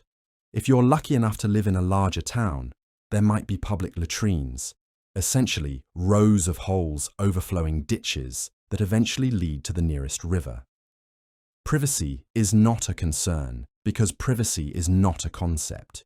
You'll do your business shoulder to shoulder with strangers while trying not to breathe too deeply or look too closely at what's floating in the ditch below. For toilet paper, you'll use whatever's available: leaves, moss, rags, or if you're particularly wealthy, scraps of wool. Most people just use their left hand and hope for the best, which explains why the left hand was considered unclean and why eating with it was taboo. Now that you've survived your morning constitutional, it's time for breakfast, assuming you have anything that qualifies as food. Medieval cuisine wasn't exactly what you'd call appetizing. Your typical meal consists of pottage, a watery gruel made from whatever vegetables you can grow, boiled in the same pot for days at a time. It tastes like absolutely nothing, assuming it tastes like anything at all. Bread is the staple of your diet, but it's not the fluffy white bread you know. Medieval bread is dark, dense, and often contains more than just flour. The grinding stones used to make flour leave grit and stone chips in the grain. so every bite is literally wearing down your teeth. Worse, the grain often contains ergot, a fungus that causes hallucinations, burning sensations, and sometimes death. Some historians believe ergot poisoning contributed to witch trial hysteria because entire communities would start hallucinating simultaneously. Meat is a luxury you might see a few times a year, usually during religious festivals or when an animal dies and needs to be eaten quickly before it rots completely. When you do get meat, it's often borderline spoiled because there's no refrigeration. The heavy use of spices in medieval cooking wasn't about flavour, it was about masking the taste of decomposition. You can't wash this terrible food down with water because drinking water will kill you faster than the food will. Most water sources are contaminated with human waste and other delightful substances. Instead, everyone drinks ale or weak beer, including children as young as 5. The average medieval peasant consumed about 8 pints of ale per day because it was literally safer than water. The brewing process killed most of the germs that made water deadly. After your nutritious breakfast of gritty bread and warm ale, it's time to go to work. If you're like 90% of the population, you're a peasant farmer, which means you'll spend the next 12-16 hours doing backbreaking labour with primitive tools under the blazing sun or in the freezing rain. You'll plough fields with wooden implements pulled by oxen, plant seeds by hand, and harvest crops with basic sickles that are barely sharper than butter knives. The work is so physically demanding that the average farm worker burns over 4,000 calories per day just from labour. You don't need a gym membership in medieval times. You just need to survive Tuesday. There are no breaks, no weekends, no vacation days. You work from sunrise to sunset, 6 days a week, with Sunday off only if there's not an emergency that requires your immediate attention. If you're not a farmer, your alternatives aren't much better. Blacksmiths spend their days in smoke-filled forges, breathing toxic fumes and risking burns and eye injuries. Tanners work with urine and toxic chemicals that turn their skin yellow and give them a smell that follows them everywhere. Millers breathe flour dust all day, slowly suffocating their lungs. Every profession comes with its own unique way of shortening your life. The pay for all this labour is barely enough to keep you alive.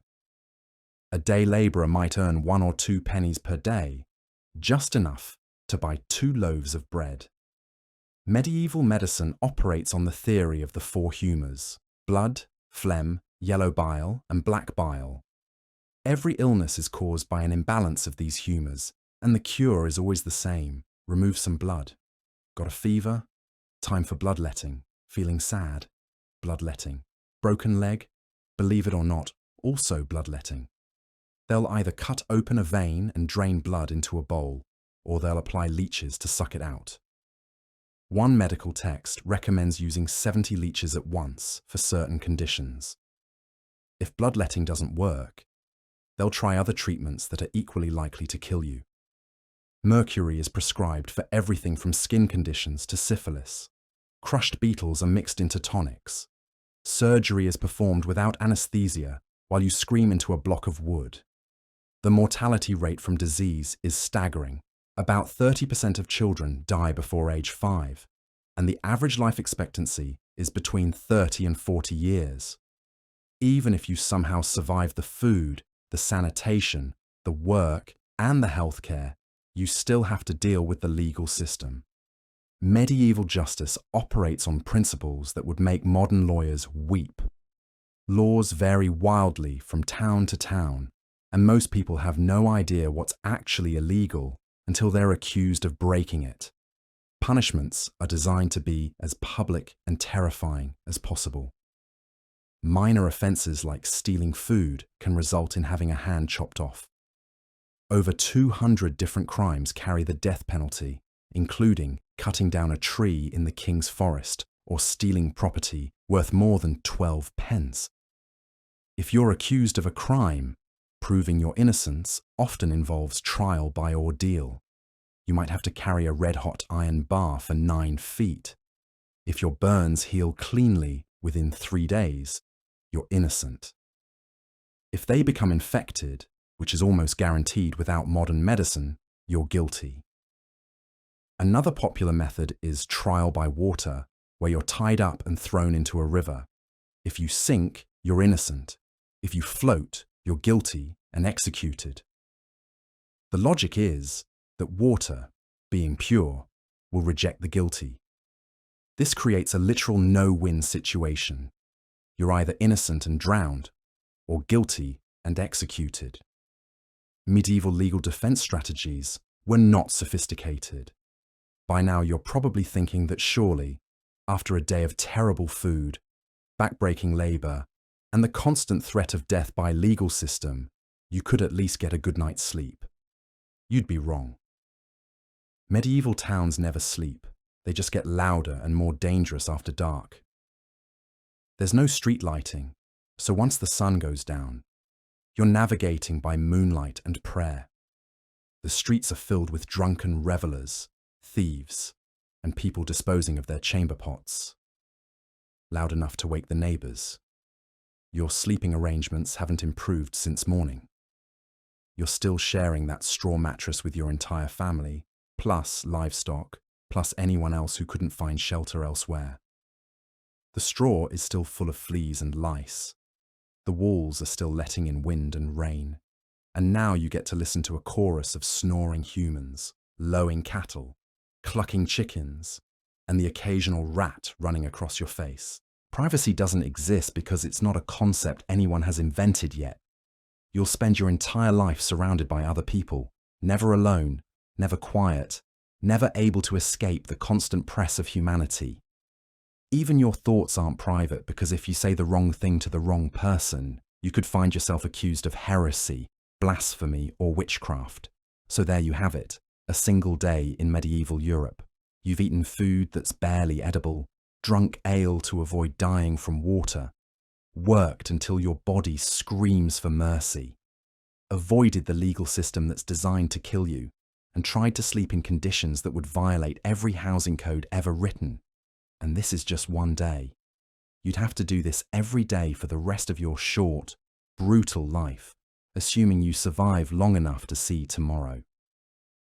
The average medieval person dealt with this daily reality not for days or weeks, but for decades, and somehow they built cathedrals, wrote poetry, and created art that we still admire today.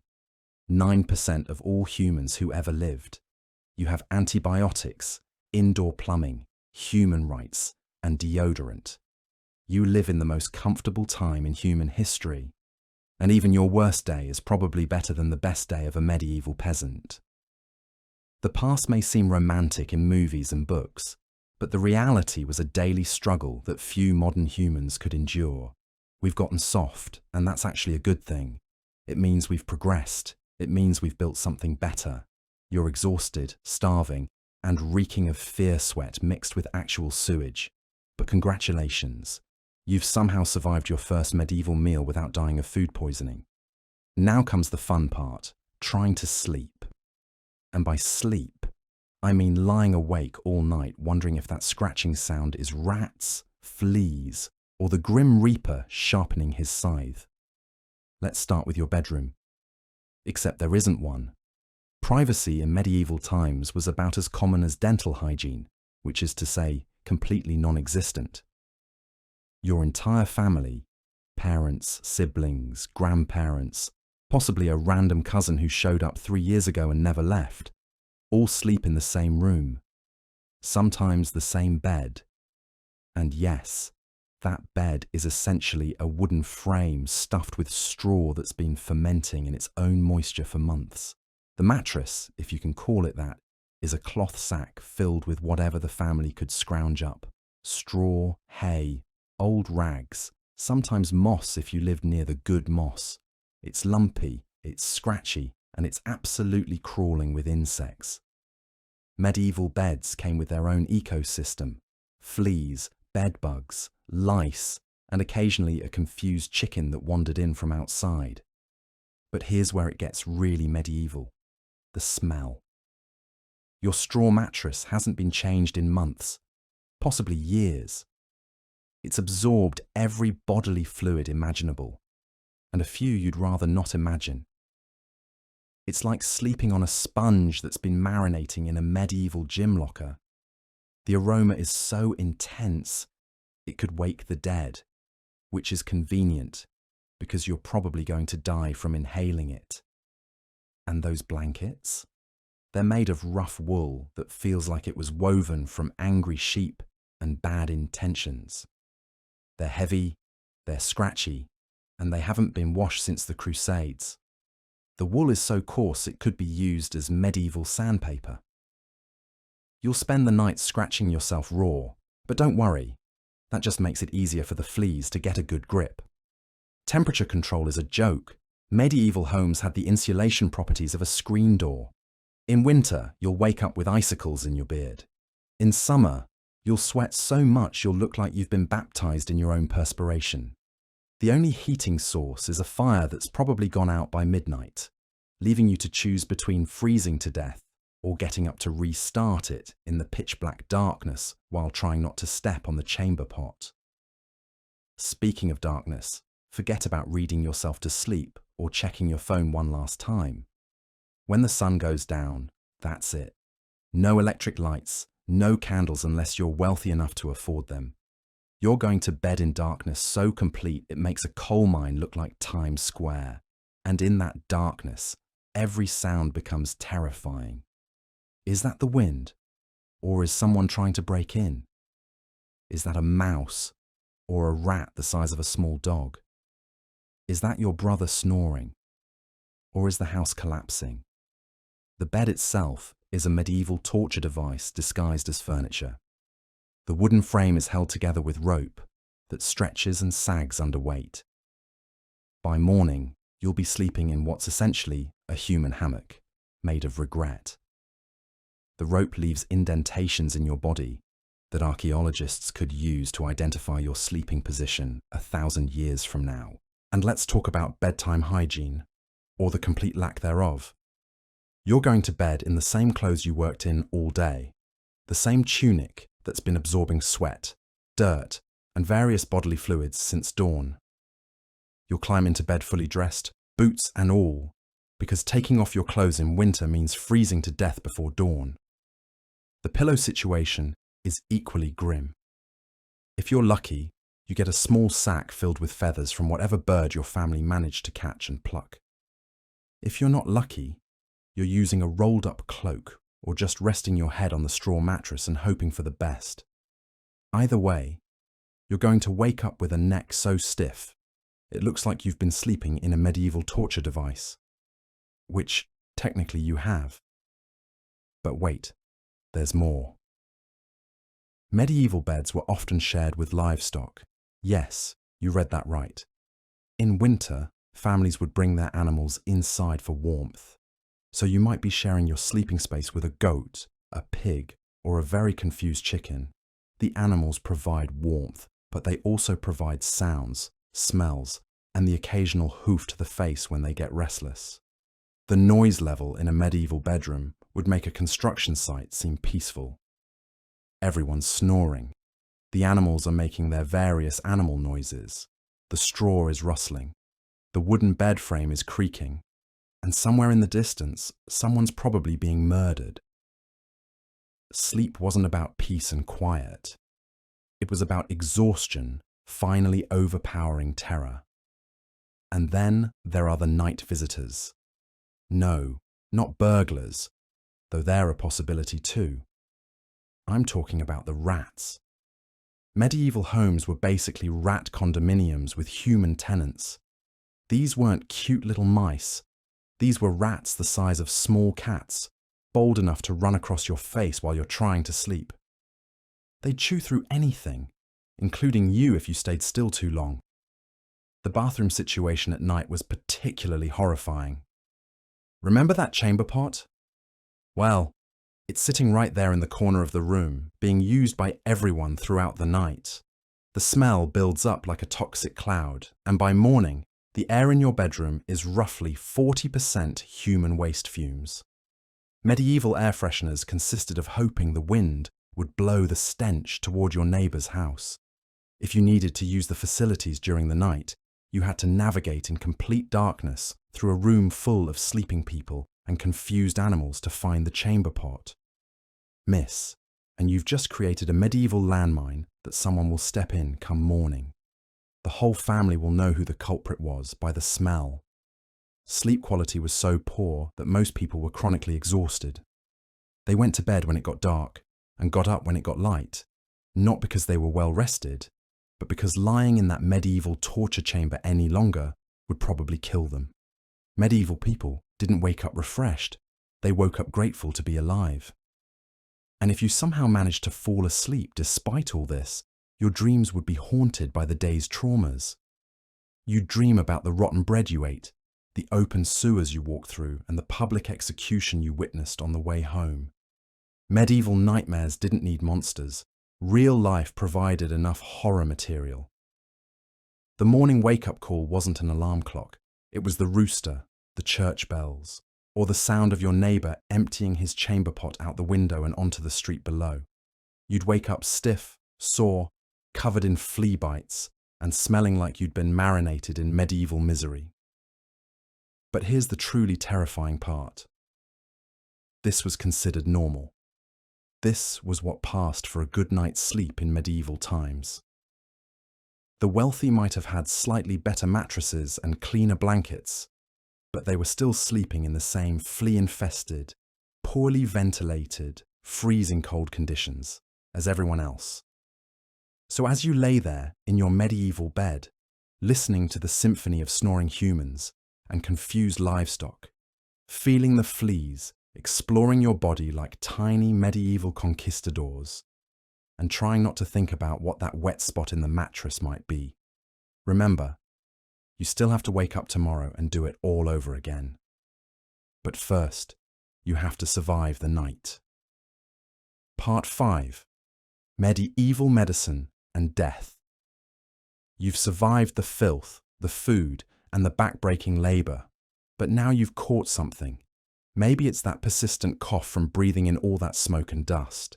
Maybe it's the fever from drinking questionable water. Or perhaps you've injured yourself hauling stones for the Lord's new tower. Time to seek medical help. Good luck with that. Medieval medicine was less about healing and more about creative ways to make you suffer before you died. The foundation of all medical knowledge rested on the 4 humours: blood, phlegm, yellow bile, and black bile. Feel sick? Obviously, your humours are out of balance. The solution? Let's drain some of that excess blood out of you. Bloodletting was the medieval cure-all. Headache? Bloodletting. Broken leg? More bloodletting. Pregnant? Definitely time for bloodletting.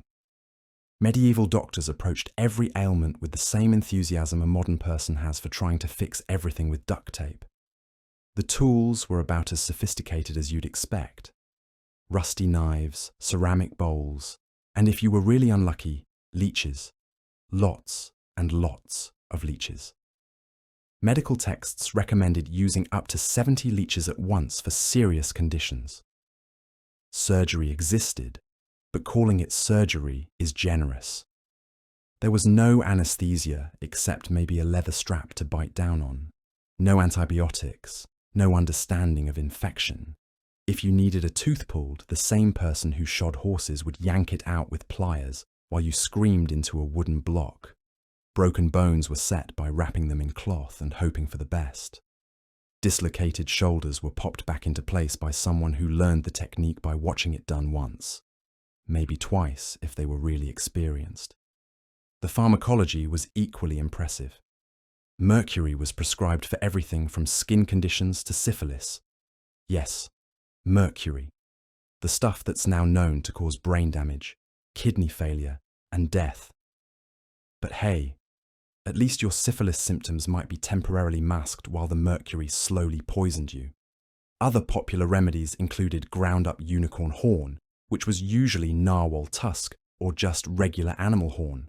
Powdered mummy was considered excellent medicine, leading to a thriving trade in Egyptian corpses. Nothing says quality healthcare like consuming ancient dead people. For mental illness, the treatment was either exorcism or trepanation, drilling holes in your skull to let the evil spirits out. The survival rate for brain surgery with medieval tools was about what you'd expect. Spoiler alert, it wasn't good. Women faced additional medical horrors. Childbirth was essentially a coin flip with death. No prenatal care, no sterile conditions, no understanding of how to prevent complications. Midwives did their best, but their best often involved prayers, herbs, and hoping the baby came out the right way. The maternal mortality rate was staggering. About 1 in 3 women died in childbirth or from complications afterward. Having multiple children was like playing Russian roulette repeatedly. Many women were pregnant almost continuously from marriage until death, which often came early due to the physical toll of constant childbearing. Even minor injuries could be fatal. A small cut could become infected and kill you within days. There was no understanding of germs or sterilization. The same knife used to perform surgery might have been used to cut up dinner an hour earlier. Maybe it was wiped clean, maybe not. Dental problems were particularly nightmarish. With no understanding of dental hygiene and a diet that included a lot of grain ground with stone mills, teeth wore down and rotted quickly. Tooth pain was constant for most people. The solution: yank it out with whatever tools were handy. No painkillers, no careful extraction, just grab and pull until something gives way. Disease spread rapidly through medieval communities because no one understood how illness transmitted. The Black Death killed roughly 50 million people in Europe during the 14th century, about 1/3 of the entire population. Towns and cities became ghost towns almost overnight. The response to plague was about as effective as you'd expect from a society that thought illness was caused by bad air or God's wrath. They flagellated themselves in public to appease divine anger. They burned Jews, beggars, and anyone else who seemed like a convenient scapegoat. Medical training consisted mainly of reading ancient texts and accepting whatever they said as gospel truth. Doctors spent more time studying astrology than anatomy. The position of the stars was considered more important for diagnosis than actually examining the patient. Even if you survived all the medical interventions, you still had to pay for them. Medical care was expensive, and most people couldn't afford even basic treatment. Dying from treatable conditions because you couldn't pay was just another fact of medieval life. The average life expectancy was somewhere between 30 and 40 years, and that's if you made it past childhood. About 30% of children died before age 5. If you survived to adulthood, you might live longer, but your body would be worn out from disease, injury, and hard labor by the time you were 35. So, congratulations! You've now experienced medieval healthcare. If you're still breathing, consider yourself incredibly lucky. But don't get too comfortable, because we haven't even talked about what happens when the local lord decides he needs more soldiers for his latest war, or when the harvest fails and famine sets in, or when roving bandits decide your village looks prosperous enough to raid. Medieval life wasn't just hard. It was a daily exercise in surviving systems that seemed designed to kill you as efficiently as possible. And somehow people endured this for centuries, creating art, building cathedrals, and laying the groundwork for the world we know today. But you've managed to survive another sleepless, flea-bitten night in your medieval straw bed. You've dodged the flying excrement from upper windows and choked down your breakfast of gritty bread and questionable ale. Now comes the part that will truly break you: medieval work. And trust me, what passed for employment in the Middle Ages would make modern sweatshops look like luxury spas. First, let's shatter any romantic notions you might have about medieval craftsmanship. There were no cozy workshops with jolly blacksmiths whistling while they worked. Medieval labour was brutal, dangerous, and designed to extract every ounce of productivity from the human body before it inevitably broke down. If you were among the 90% of the population who were peasants, your job description was simple: work someone else's land until you died. You didn't own the soil you tilled, the crops you grew, or even the tools you used. Everything belonged to your lord, who viewed you as slightly more valuable than livestock, and only because you could talk. Your workday began before sunrise and ended after sunset. No coffee breaks, no weekends, no vacation days. The concept of work-life balance was laughable because work was life. During planting and harvest seasons, you might work 16 hours straight, bent over in the fields under the scorching sun or freezing rain, using tools that were barely more sophisticated than sharpened sticks. The medieval plough was a wooden contraption that required enormous physical strength to operate. You'd guide oxen through fields while the plough bounced and jerked, threatening to dislocate your shoulders with every stone it hit. Your hands would be permanently scarred from rope burns and tool handles. Your back would be bent into a permanent curve by age 30. But farming was just the beginning of your agricultural nightmare. There was also threshing, where you'd beat grain with heavy flails for hours, filling the air with chaff that you'd breathe into your lungs. There was mucking out animal pens, spreading human waste as fertilizer with your bare hands, and hauling water from contaminated wells in heavy buckets that would destroy your spine one vertebra at a time. For those not stuck in agriculture, medieval trades offered their own special forms of torture. Blacksmiths worked in suffocating forges where temperatures reached over 1,000 degrees.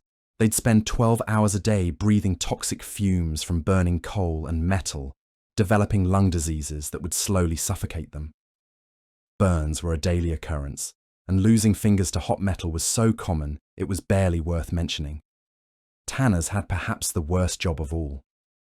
They converted animal hides into leather using a delightful mixture of urine, feces, and rotting brain matter.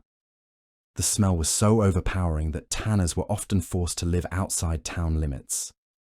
Their skin would turn yellow from the chemicals, and they'd develop respiratory problems from inhaling the fumes.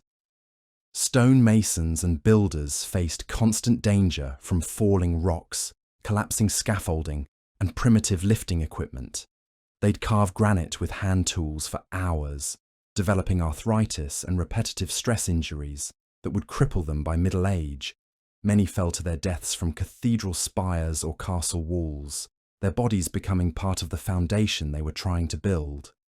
Miners descended into dark, unventilated shafts with nothing but candles for light. Cave-ins were frequent, and many miners suffocated from lack of oxygen or poisonous gases. Those who survived long enough often developed black lung disease from inhaling coal dust. Medieval mine safety consisted of sending a canary down first and hoping it came back alive. Women's work was no easier. They'd spend their days spinning thread on wheels that would give them repetitive stress injuries, weaving cloth on looms that required constant physical exertion, and managing households without any modern conveniences. Cooking meant standing over open fires that filled kitchens with smoke and created constant burn risks. Laundry involved hauling heavy wet fabrics to rivers and beating them against rocks until your arms felt like they'd fall off. Child labour wasn't controversial. It was expected. Children as young as 5 were put to work in fields, shops, and homes. Apprenticeships began at age 7, when children would be sent away from their families to live with masters who viewed them as free labour. These young apprentices worked 6 days a week for up to 14 years before they could even hope to become journeymen. The pay for all this back-breaking labour was barely enough to survive. A day labourer might earn 1 or 2 pennies per day, just enough to buy a couple loaves of bread. There was no minimum wage, because the minimum was whatever kept you alive enough to work the next day. Most people never earned enough to save money or improve their circumstances. Workplace safety was a foreign concept. There were no safety regulations, no protective equipment, and no compensation for injuries. If you were hurt on the job, you simply stopped earning money and probably starved. Medieval workers' compensation consisted of hoping the local church would take pity on you. The tools you used were primitive and dangerous, Axes and saws had no safety guards. Wheels and gears had exposed moving parts that could easily crush limbs. Rope and pulleys would snap without warning, sending workers plummeting to their deaths. The medieval equivalent of OSHA was praying to St. Joseph and trying not to die. Working conditions were deliberately harsh. Masters believed that comfortable workers were lazy workers, so they kept workshops cold in winter and stifling in summer. Ventilation was poor, lighting was inadequate, and rest breaks were seen as signs of weakness. Seasonal unemployment was a constant threat. Many jobs simply disappeared during winter months, leaving workers with no income for months at a time. Construction stopped when the ground froze. Farming ceased after harvest. Trade slowed to a crawl when roads became impassable. Workers would spend winters slowly starving while waiting for spring employment to resume. Even skilled craftsmen lived precarious lives. A blacksmith who injured his hands could no longer work. A mason who lost his eyesight was finished. A carpenter who developed arthritis would see his income disappear. There was no disability insurance, no retirement plans, and no social safety net. When you could no longer work, you became dependent on charity or simply died. The guild system, often romanticized today, was actually a restrictive monopoly that limited opportunities for most workers. Guilds controlled who could practice trades, set prices, and determined working conditions. They protected established masters while keeping apprentices and journeymen in poverty for years. Breaking guild rules could result in being banned from your trade entirely. Work-related deaths were so common, they barely warranted mention in historical records. Construction sites were littered with unmarked graves. Mine shafts became tombs. Workshops regularly claimed fingers, hands, and lives. The medieval workplace was essentially a slow-motion industrial accident waiting to happen. And here's the cruelest irony. Despite all this suffering, medieval workers took pride in their craftsmanship. They created beautiful cathedrals, intricate metalwork, and lasting structures that we still admire today. But they paid for these achievements with their bodies, their health, and their lives. So the next time you complain about your job, remember the medieval worker who spent 14 hours a day in a toxic tannery, earning barely enough to buy mouldy bread, with no hope of promotion, vacation, or retirement. Your worst day at the office would be a holiday compared to their daily reality. You think your boss is demanding? Try working for a feudal lord who literally owned you and could have you beaten for taking too long to plough his fields. You think your commute is bad? Try walking 10 miles to work in the dark, dodging highway bandits and wild animals, just to earn enough money to not starve. Medieval work wasn't just difficult, it was designed to extract maximum value from human bodies before they inevitably broke down. And break down they did, usually by age 40, leaving behind widows, orphans, and unmarked graves. The medieval dream wasn't to get rich or famous. You've somehow survived the filth, the food, and the feudal lords. You've dodged disease, endured back-breaking labour, and managed not to anger any livestock. But now, as the sun climbs higher and the day grows longer, you're about to face perhaps the most psychologically crushing aspect of medieval life. The complete and utter absence of anything resembling hope for a better future. See, in our modern world, we live with an invisible safety net woven from possibilities. Bad job? You can quit. Unhappy? You can move. Want to learn something new? There's a library, a YouTube video, a night class. We exist in a universe of second chances, fresh starts, and reinvention. Medieval people lived in a world where your future was carved in stone the moment you were born, and that stone was usually grey, cold, and pointing downward. Let's start with social mobility, or rather, the complete lack thereof. If you were born a peasant, congratulations. Your children would be peasants. Their children would be peasants. Your great-great-grandchildren assuming any of them survived long enough to reproduce, would also be peasants. The idea that hard work and determination could lift you out of poverty wasn't inspiring. It was literally unthinkable. The feudal system wasn't just a government structure. It was a cosmic order, as fixed and unchangeable as the seasons or the movement of the stars. Everyone had their place, assigned by God himself, and questioning that order wasn't just rebellion. It was heresy.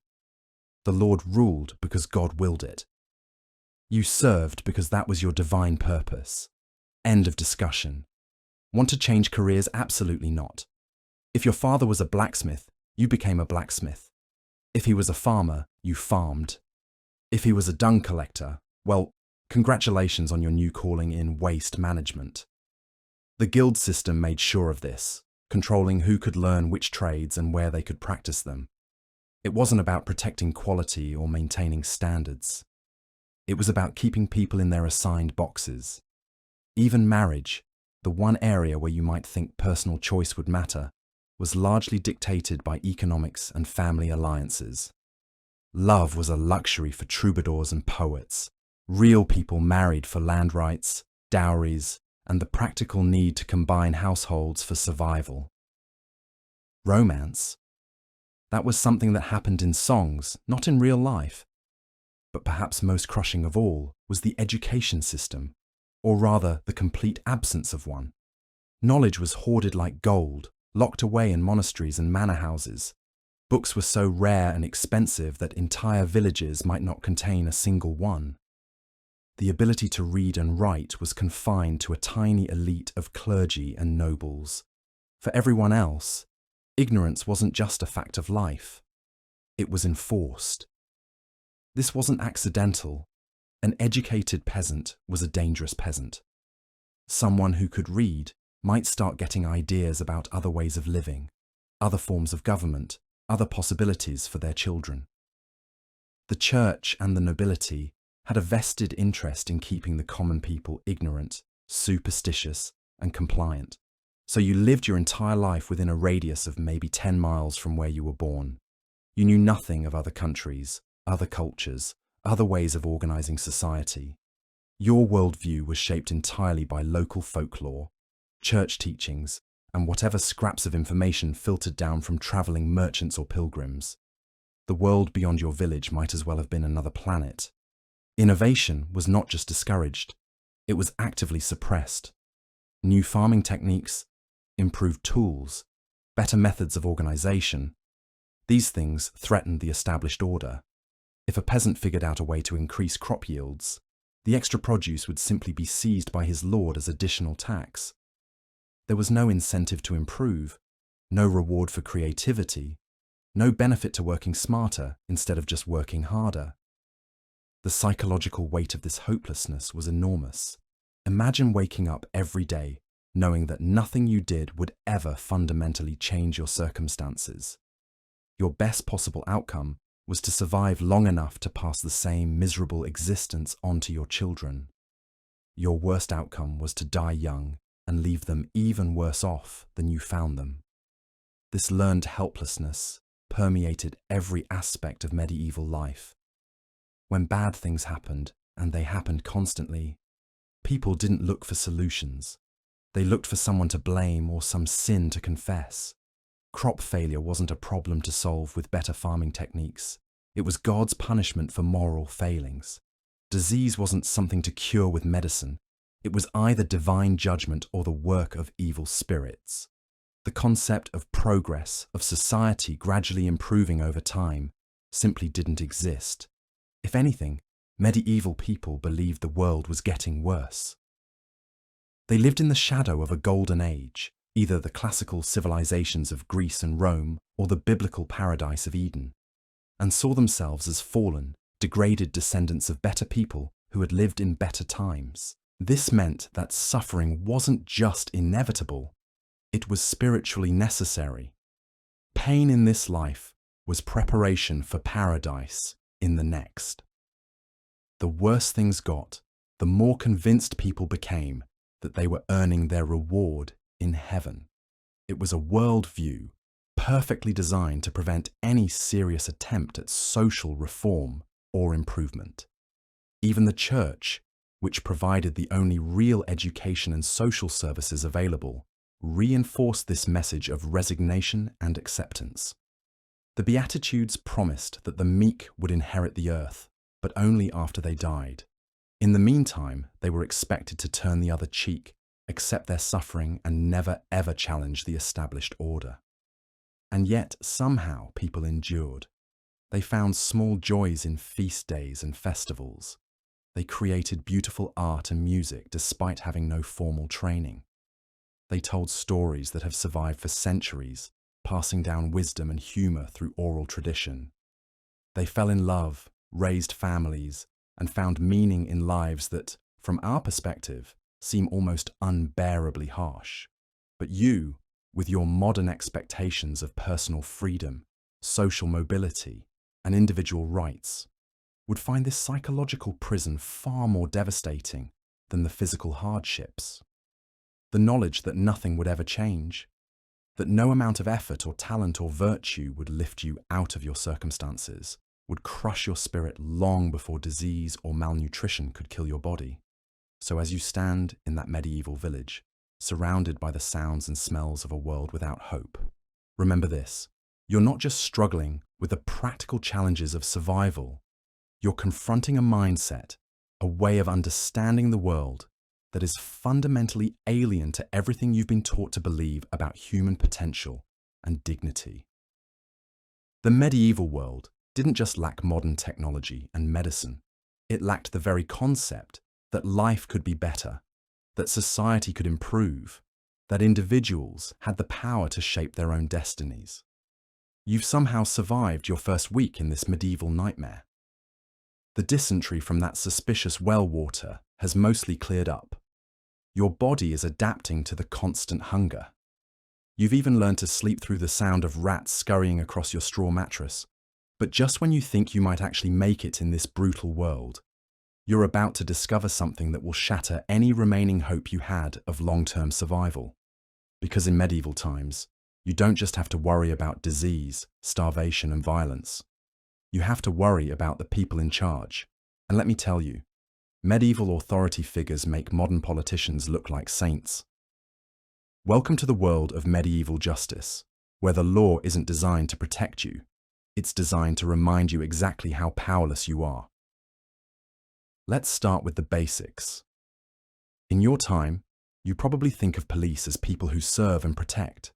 Maybe they're not perfect, but they're generally trying to help society function. Medieval law enforcement had a different philosophy entirely. Their job wasn't to serve you. Their job was to serve whoever had the most land, the biggest castle, and the heaviest purse. The sheriff wasn't your friend. He was the local lord's enforcer, and his primary concern was collecting taxes, not catching criminals. If you got robbed on the road, don't expect him to investigate. And speaking of taxes, forget everything you know about fair taxation. Medieval lords didn't just take a percentage of your income. They took whatever they wanted, whenever they wanted it. There was the Harriet tax when your father died, the Merchet tax when your daughter wanted to marry, the tallage tax just because it was Tuesday and the lord needed new curtains for his castle. You couldn't vote these people out of office. You couldn't file complaints. You couldn't even move to a different jurisdiction without permission. Born a serf, you're staying a serf. Born on Lord Edmund's land, you're dying on Lord Edmund's land, assuming he doesn't have you killed first for looking at his horse wrong. But taxation was nothing compared to medieval criminal justice. Picture this. You're accused of stealing a loaf of bread. Maybe you did it because your children were starving. Maybe you didn't do it at all. Doesn't matter. Once accused, you're basically guilty until proven innocent, and proving innocence required either a miracle or a very creative interpretation of divine intervention. The trial by ordeal was medieval justice at its finest. They'd make you grab a red-hot iron bar with your bare hands. If your burns healed cleanly within 3 days, God had declared you innocent. If they got infected, which they almost always did because, surprise, grabbing molten metal causes infections, you were guilty and would be hanged. Or maybe you'd get trial by water. They'd tie you up and throw you in the nearest pond. If you sank, you were innocent. If you floated, you were guilty of witchcraft and would be burned alive. Either way, your swimming lessons from summer camp weren't going to help you here. The really wealthy could demand trial by combat, where they'd hire a professional fighter to represent them. So justice literally became whoever could afford the biggest, meanest guy with a sword. It was like hiring a lawyer, except the lawyer's closing argument involved potentially decapitating the opposing counsel. But here's where it gets truly horrifying. The punishments weren't just about justice. They were about entertainment. Public executions were the medieval equivalent of Netflix. Entire families would pack lunches and make a day of watching someone get hanged, drawn, and quartered in the town square. Drawing and quartering, by the way, wasn't just being tied to 4 horses. First, they'd drag you through the streets behind a horse until you were bloody and barely conscious. Then, they'd hang you until you were almost dead, but still breathing. Then, while you were still alive, they'd cut open your abdomen and pull out your intestines.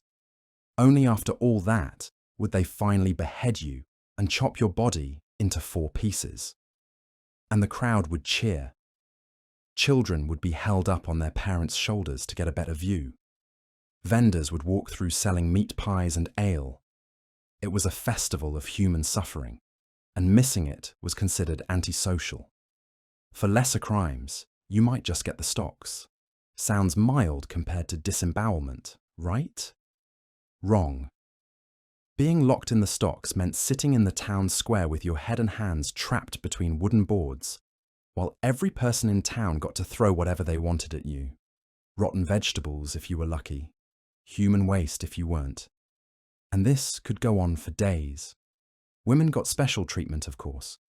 If you were accused of being a scold, basically talking back to your husband or gossiping too much, you'd get the branks. This was a metal cage that went over your head with a piece that went in your mouth to prevent you from speaking. You'd be paraded through town wearing this thing so everyone could see what happened to uppity women. The ducking stool was another favourite for women. You'd be strapped to a chair and repeatedly dunked under water until you nearly drowned. The idea was that if you survived, God had forgiven you.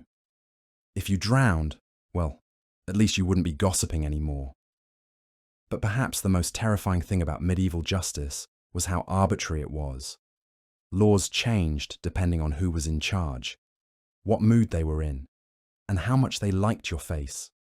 There were no constitutional rights, no appeals process, no legal aid. If the local lord decided you were guilty, you were guilty. If he decided your land would look better attached to his estate, guess what? You were about to become homeless. The church was supposed to offer sanctuary, but even that came with conditions. You could claim sanctuary in a church for 40 days, but after that, you had to either confess your crimes and accept exile, or face trial. And exile in medieval times wasn't just leaving town, it was being declared an outlaw, which meant anyone could kill you on sight without consequences. Even the concept of crime was different.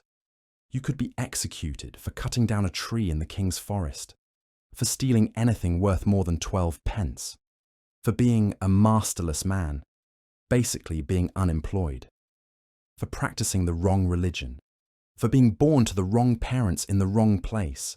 And if you think you could just keep your head down and avoid trouble, think again. Medieval society was built on a complex web of obligations and allegiances. Everyone owed something to someone. Your lord, your church, your guild, if you had a trade. Failing to meet any of these obligations could land you in serious trouble. The worst part? There was no consistency. What was legal in one manner might be a capital offence in the next. What was acceptable behaviour on Monday might get you flogged on Tuesday if the Lord's wife had given him grief over breakfast. So no, you wouldn't survive medieval justice, not because you're not smart enough or tough enough, but because the entire system was designed to crush people like you. It wasn't about right and wrong. It wasn't about protecting society.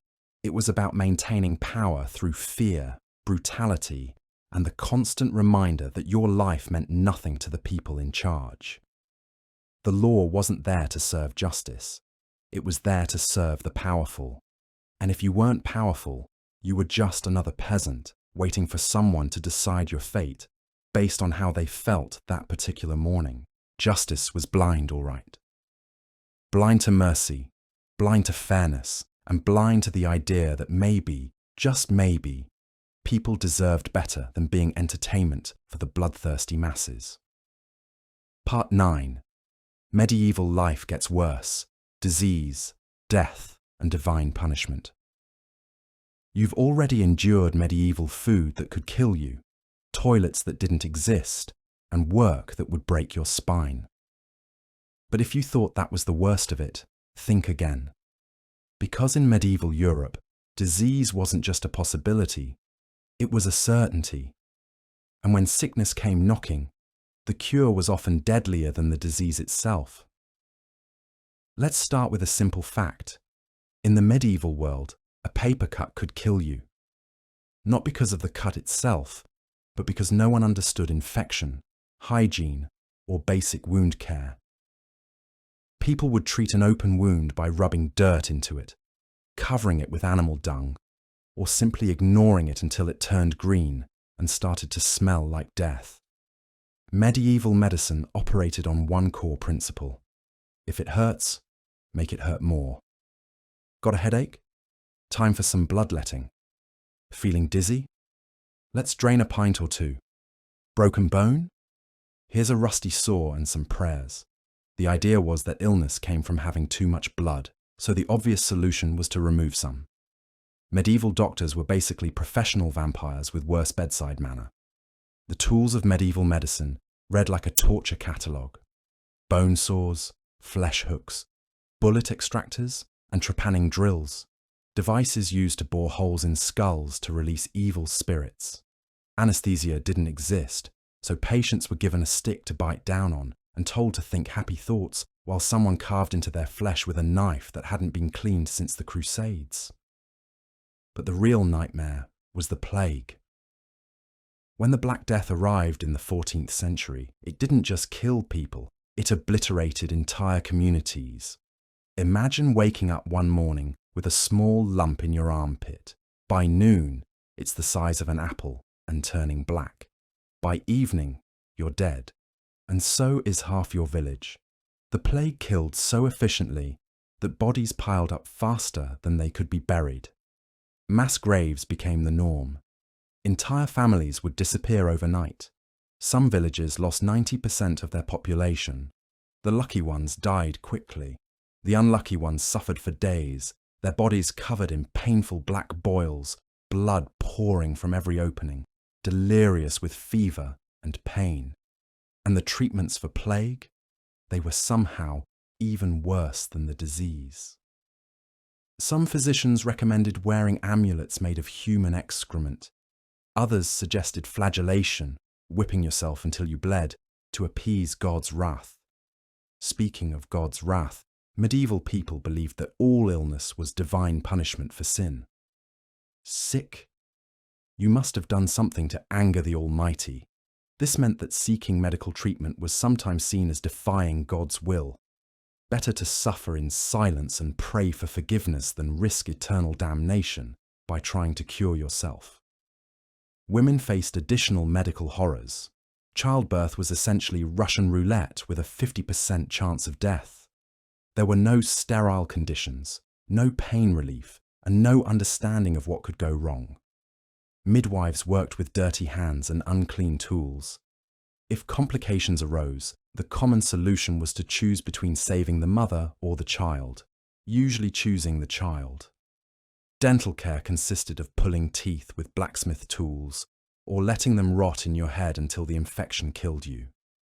Toothache remedies included chewing on willow bark, applying leeches to the gums, or drilling holes in the jaw to release evil spirits. Most people lost all their teeth by age 30, if they lived that long. Mental illness was treated as demonic possession. The cure: exorcism, imprisonment, or execution. People with epilepsy were burned as witches. Those with depression were told to pray harder. Anyone acting strangely was likely to be accused of consorting with the devil. Even minor injuries became major problems. A sprained ankle could lead to infection and death. A small burn could become gangrenous. A common cold could develop into pneumonia with no treatment available. Every day was a gamble with death, and the house always won. The irony is that while medieval people lived in constant fear of disease, their daily habits practically guaranteed they'd get sick. They shared drinking cups, used the same bathwater for entire families, and believed that washing too often was actually harmful. They thought that body odor was healthy and that fleas and lice were just part of life. Hospitals existed, but they were more like hospices, places to go die rather than get better. Run by monks who believed prayer was more effective than medicine, these institutions were overcrowded, unsanitary, and staffed by people with no medical training. Patients lay on straw mats in their own filth, sharing beds with strangers who might have completely different diseases. The pharmaceutical industry consisted of travelling quack doctors selling miracle cures made from snake oil, crushed beetles, and powdered mummy. These remedies not only didn't work, they often made people sicker. Mercury was prescribed for everything from skin conditions to syphilis, slowly poisoning patients while their real diseases went untreated. Surgeries were performed in public, often as entertainment. Barber surgeons would set up in market squares and operate on whoever paid them, using the same unwashed tools on multiple patients.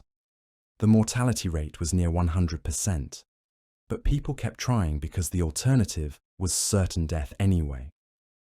Perhaps most terrifying of all was the complete randomness of medieval medicine. The same symptoms might be treated with bloodletting, prayer, herb poultices, or execution, depending on which expert you consulted. There was no medical science, no peer review, no understanding of cause and effect. Treatment was based on superstition, tradition, and whatever the local wise woman happened to remember from her grandmother. By now, you'd be begging for a time machine back to the 21st century, where a simple antibiotic can cure infections that would have killed entire medieval villages, where surgery is performed in sterile operating rooms by trained professionals using precise instruments, where mental illness is treated with therapy and medication rather than exorcism and imprisonment. But wait, your medieval nightmare isn't over yet, because even if you somehow survived the diseases, the treatments, and the complete lack of medical knowledge, you'd still have to face something even more terrifying. Medieval justice and the constant threat of being accused of witchcraft, heresy, or any number of crimes that could get you tortured, executed, or both. In medieval Europe, the line between medicine and execution was often razor thin. After surviving 9 chapters of medieval misery, you might think you've seen the worst of what the Middle Ages had to offer. You'd be wrong. Because we haven't talked about what happened when medieval people got really truly angry. We haven't discussed medieval warfare. And trust me, everything you think you know about knights in shining armour and honourable combat is about to get shattered like a peasant's skull under a warhammer. Forget the Hollywood version of medieval battles. No dramatic one-on-one sword fights, no heroic speeches before charging into glorious combat. Real medieval warfare was chaos, brutality, and death on an industrial scale, served with a side of psychological trauma that would make modern soldiers weep.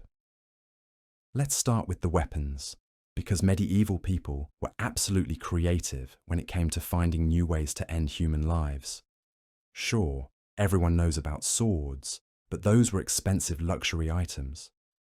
The real workhorses of medieval battlefields were weapons designed for one purpose: maximum carnage with minimum cost. The warhammer wasn't some elegant weapon, it was literally a hammer designed to crush skulls through helmets. One side had a blunt surface for smashing bones, the other had a spike for punching through armour like a medieval can opener, and it worked exactly as advertised. Then there was the Morning Star, a club with a spiked metal ball on the end. Swing it hard enough and it would wrap around an enemy's shield, yank it away, and then come back to cave in their ribcage. Simple, effective, and absolutely terrifying to face. But perhaps the most feared weapon on any medieval battlefield was the crossbow. Unlike the noble longbow, which required years of training, any peasant could learn to use a crossbow in a few hours, and it could punch through the finest armour at close range. Knights hated crossbows so much that the Pope actually tried to ban them in 1139, declaring them too cruel for Christian warfare. That lasted about as long as you'd expect. The real nightmare weapon, though, was Greek fire, a mysterious incendiary mixture that burned even on water. Greek fire was the medieval equivalent of napalm. Soldiers would literally cook alive inside their own armour, screaming as the flames found every gap and seam. The formula was so closely guarded that it died with the Byzantine Empire, leaving historians to guess at its exact composition. Now, let's talk about armour, because Hollywood has fed you lies about this too. That gleaming plate armour you see in movies. It weighed between 45 and 60 pounds, cost more than a house, and was worn by maybe 1% of medieval warriors. The rest made do with whatever they could afford or steal. Most soldiers wore a gambeson, which was basically a quilted jacket stuffed with cloth or straw. It sounds pathetic, but it was surprisingly effective against cuts and helped distribute the impact of blunt weapons. Of course, it also made you look like a walking mattress, but fashion wasn't exactly a priority when someone was trying to split your head open. Chainmail was better protection, but it came with its own problems. It was expensive, heavy, and offered zero protection against blunt trauma. A warhammer could turn your ribcage into soup without even breaking the links. Plus, maintaining chainmail was a constant nightmare. One rusty link could mean the difference between life and death. The lucky few who could afford plate armour discovered it came with unexpected drawbacks. Yes, it offered excellent protection, but it also turned you into a slow-moving target. Knights in full plate who fell down often couldn't get back up without help. Many drowned in shallow streams because the weight of their armour dragged them under. And here's something the movies never show you. Medieval armour was loud, really loud. A knight moving at anything faster than a careful walk sounded like a walking hardware store. Stealth missions were not an option.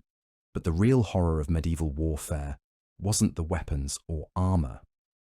It was what happened to regular people when armies decided to settle their differences in someone else's backyard. Medieval armies lived off the land, which is a polite way of saying they stole everything that wasn't nailed down and burned the rest. When an army approached your village, you had three choices: run, hide, or die. Sometimes all three in that order.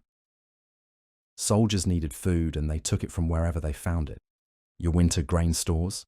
Gone. Your livestock. Dinner? Your house? Firewood. The concept of civilian non-combatants didn't exist. Everyone was a potential enemy, a source of supplies, or entertainment for bored soldiers. The systematic destruction was called chevauchée, and it was considered a legitimate military tactic. The idea was to damage your enemy's economic base by destroying everything that supported it. Crops, mills, bridges, entire towns, all fair game. The English used this strategy extensively during the 100 Years' War, turning vast stretches of France into smoking wastelands. But even worse than the immediate destruction was what came after. Armies brought disease with them like a travelling plague circus. Thousands of unwashed men moving from place to place, spreading whatever illnesses they'd picked up along the way. Dysentery, typhus, and various fevers would sweep through regions long after the soldiers had moved on. The actual battles, when they happened, were exercises in controlled madness. Forget everything you've seen about organized formations and tactical brilliance. Most medieval battles devolved into massive brawls, where survival depended more on luck than skill. Archers would open the festivities by darkening the sky with arrows. At the Battle of Agincourt, English longbowmen shot an estimated 72,000 arrows in the first few minutes. Imagine standing in a field while it literally rained death from above. Then came the cavalry charge, which sounds glorious until you realize it was essentially using horses as guided missiles. A knight and his horse together weighed about a ton, moving at 25 miles per hour. The impact alone could kill you. Never mind the lance aimed at your chest. Once the lines met, it became a desperate melee where discipline collapsed and terror took over. Men fought with whatever they could grab: broken spears, rocks, their bare hands. The noise was overwhelming: screaming horses, clashing metal, and the terrible sounds humans make when they're dying badly. The smell was even worse. Battlefield medicine consisted of prayer and wishful thinking, so wounded men lay where they fell, bleeding out in the mud. Add the stench of voided bowels, because fear and death have that effect, and you had an assault on every sense. Victory often went to whoever could keep fighting longest, not necessarily who fought best. Battles could last all day, with exhausted men hacking at each other until one side finally broke and ran. That's when the real slaughter began, because retreating soldiers were easy targets for mounted pursuit. But perhaps the most terrifying aspect of medieval warfare was how personal it was. This wasn't modern combat where your enemy is a distant target. You looked your opponent in the eye as you killed him. You heard his last words, saw the light fade from his eyes, felt his blood splash across your face. Many medieval weapons were designed to cause maximum psychological trauma as well as physical damage. The war scythe, for example, was literally a farming tool mounted on a long pole. Peasant armies used them to horrifying effect, hooking knights off their horses and then finishing them on the ground. The sight of farming tools turned into instruments of death had a profound impact on medieval minds. And then there were the siege weapons, because medieval engineers were absolutely brilliant at finding new ways to break things and kill people. The trebuchet could hurl 300-pound stones over castle walls, turning defenders into paste. But they also launched more creative projectiles: diseased animal carcasses to spread plague, severed heads to demoralize the enemy, or even captured messengers as a form of biological warfare. The most feared siege weapon was actually Greek fire siphons, which sprayed burning liquid like medieval flamethrowers. Imagine trying to defend a wooden castle wall while liquid fire poured down on you from above. Many defenders simply threw themselves from the walls rather than burn to death. Medieval sieges were wars of attrition that could last months or years. The attacking army would surround a castle or city and wait for the defenders to starve. Inside the walls, people resorted to eating rats, leather, and eventually each other. The siege of Paris in 885 AD saw residents boiling and eating their own shoes when all other food ran out. But even if you survived the siege, the aftermath was often worse than the fighting. Medieval armies had a tradition called sack and pillage, which was exactly what it sounds like. Once a city fell, soldiers had free rein to loot, rape, and murder for a predetermined period, usually 3 days. The sack of Jerusalem during the First Crusade in 1099 left the streets literally running with blood. Contemporary accounts describe horses wading through gore up to their ankles. The smell was so overwhelming that it could be detected miles away. This wasn't considered excessive, it was business as usual. And let's not forget the impact on the survivors. Medieval warfare created an entire generation of traumatized people with no understanding of what we now call PTSD. Shell shock, combat fatigue, survivor's guilt, these weren't recognized conditions. Men who returned from war, broken in mind as well as body, were simply considered cowards or cursed by God. Women and children faced their own particular horrors during wartime. Rape was so common during medieval conflicts that it was barely worth recording. Entire populations of women would be carried off as slaves or forced into sexual servitude. Children were killed outright or sold into slavery if they were lucky enough to survive the initial violence. The economic impact of medieval warfare was catastrophic. A single campaign could devastate a region for decades. Fields left unplanted because the farmers were dead or fled. Mills and workshops destroyed. Trade routes abandoned because they were too dangerous to travel. The 100 Years' War turned much of France into a post-apocalyptic wasteland that took generations to recover. Perhaps most horrifying of all was how normalized this violence became.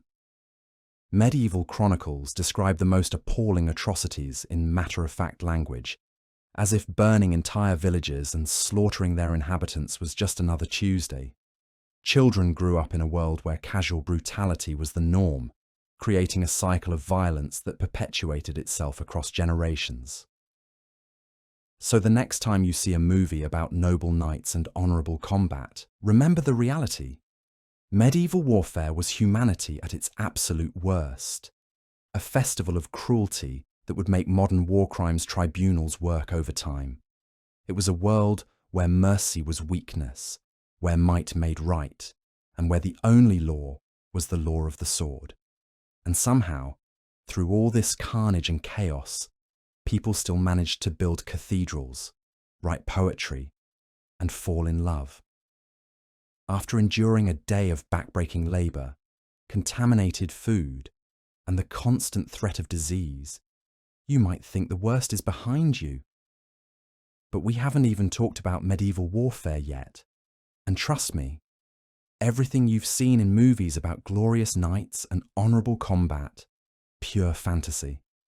Real medieval warfare was a blood-soaked nightmare that would make modern horror films look like children's cartoons. Let's start with recruitment.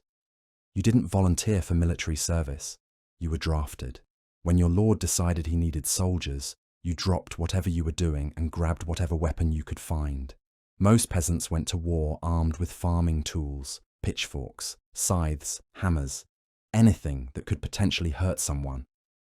Your military training consisted of someone shouting at you to stand in line and not run away.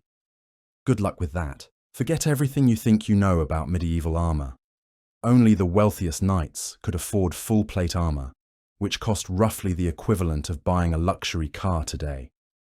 A complete set represented about 3 years' worth of income for a skilled craftsman. Most soldiers wore thick cloth padding called a gambison, maybe with a few metal plates sewn on if they were incredibly lucky. Your protection against swords and arrows was essentially a really thick jacket. Medieval warfare was like showing up to a gunfight with a pillow. The weapons weren't much better. Swords were expensive luxury items owned by nobles. Common soldiers used spears, axes, or whatever sharp objects they could get their hands on. The most feared weapon on the medieval battlefield was actually the longbow. English longbowmen trained from childhood, pulling bows with a draw weight of over 200 pounds. The constant stress actually deformed their skeletons. Archaeologists can identify medieval archers just by looking at their bones. Their shoulders, backs, and arms show clear signs of the repetitive strain from drawing these massive bows thousands of times. Medieval battles weren't strategic chess matches, they were chaotic slaughters. At the Battle of Towton in 1461, roughly 28,000 men died in a single day. That's about 1% of England's entire male population. Many soldiers froze to death in the snowstorm that accompanied the battle before they ever saw combat. Bodies were stacked so high that chroniclers described them as forming hills of corpses. But here's the thing that would really shock you. The actual battles weren't even the deadliest part of medieval warfare. Disease killed far more soldiers than enemy weapons ever did. When you cram thousands of unwashed men into camps with no sanitation, no understanding of hygiene and limited food, you create perfect conditions for plague, dysentery, and typhus. During the Crusades, European armies often lost half their men to disease before they ever reached their destination. For the average peasant, the worst part of war wasn't fighting in battles. It was what armies did between fights. Medieval armies lived off the land, which meant they took whatever they needed from local villages. Both sides would ransack communities, burning crops, killing livestock, and destroying homes. Soldiers weren't paid regular wages. They were essentially authorized to steal whatever they needed to survive. Your village getting liberated by friendly forces was just as devastating as being conquered by enemies. Sieges were particularly horrific. When an army surrounded a castle or walled town, those trapped inside faced slow starvation. During the siege of Paris in 885–886, inhabitants resorted to eating rats, cats, and eventually each other. Sieges could last months or even years. The siege of Candia during the 1600s lasted 21 years, making it the longest siege in recorded history. Imagine being locked in your house for 2 decades while people outside tried to kill you. Medical care for wounded soldiers was essentially non-existent.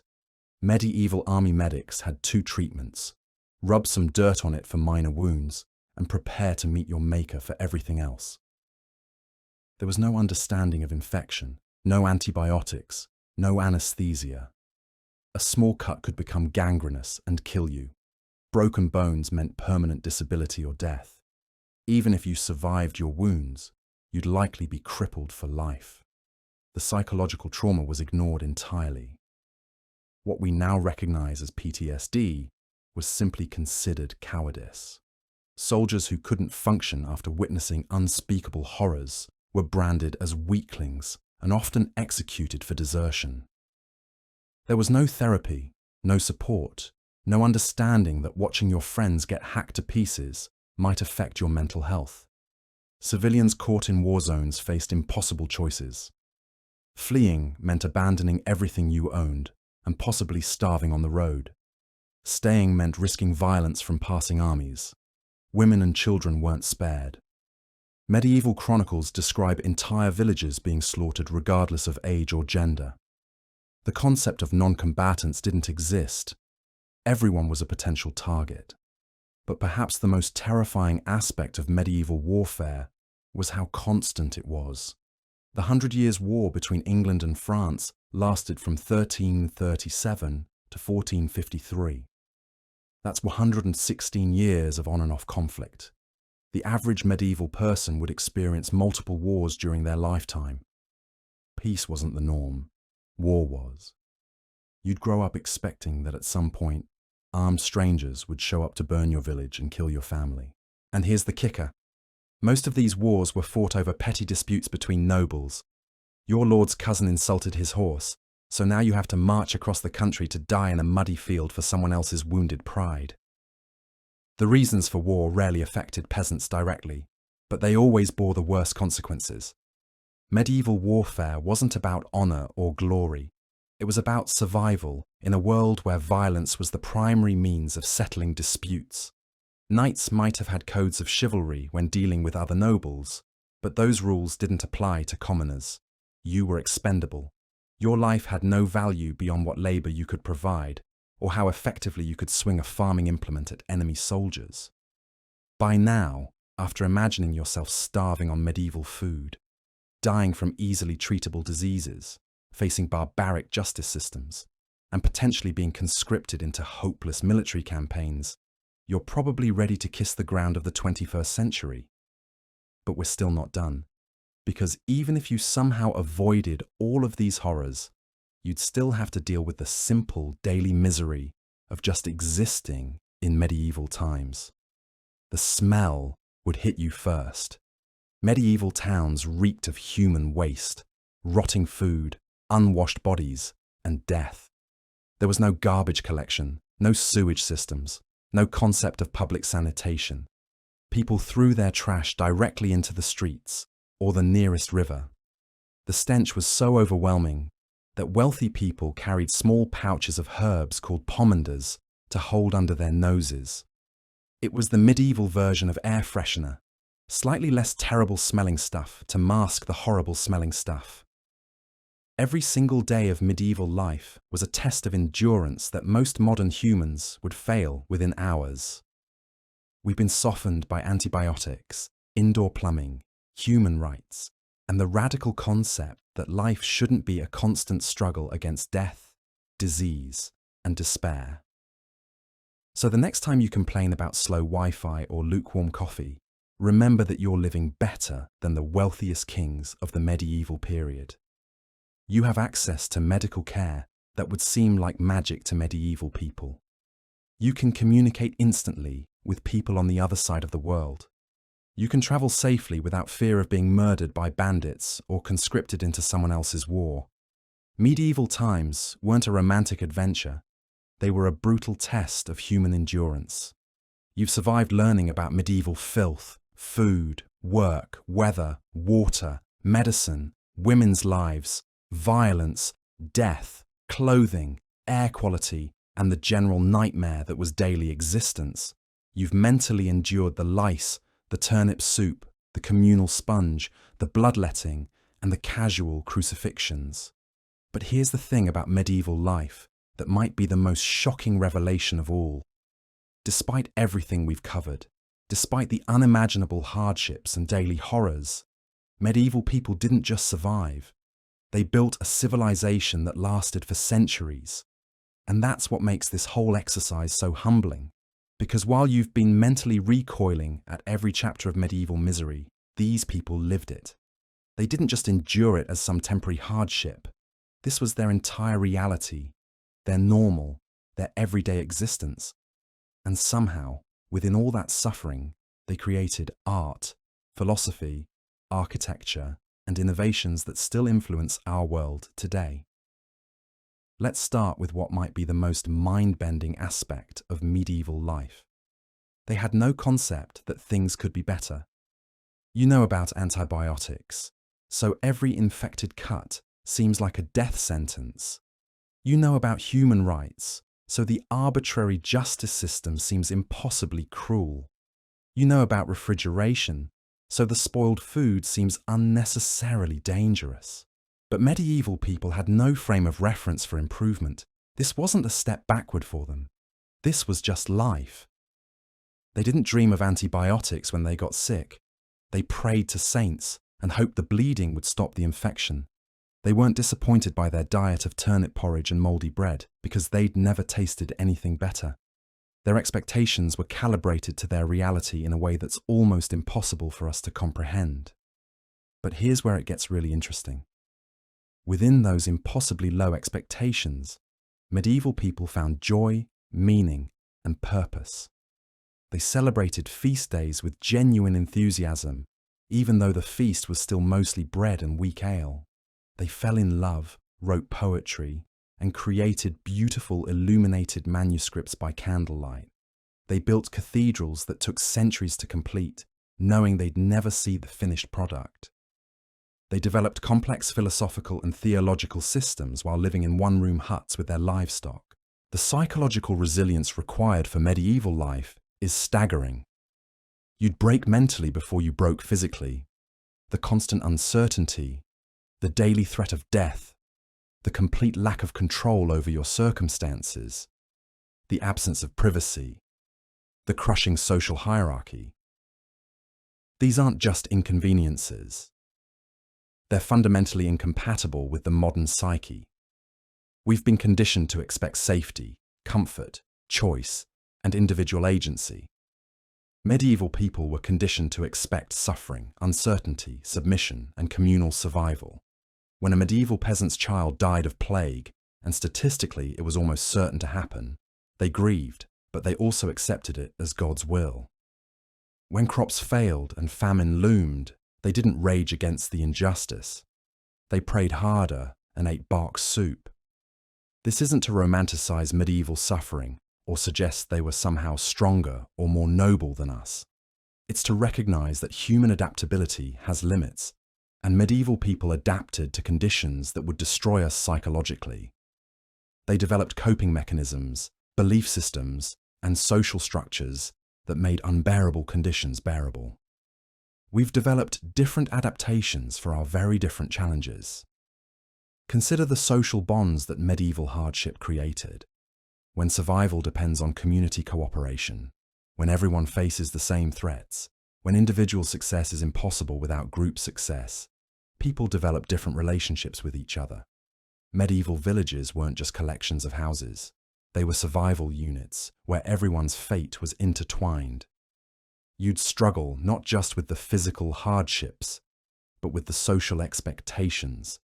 Medieval people shared everything, not out of generosity, but out of necessity: food, warmth, space, labor, even personal information.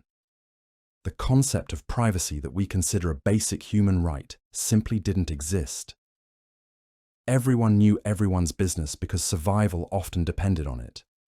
The communal approach to hygiene, sharing water, beds, clothing, and even that infamous communal sponge, wasn't just accepted, it was necessary.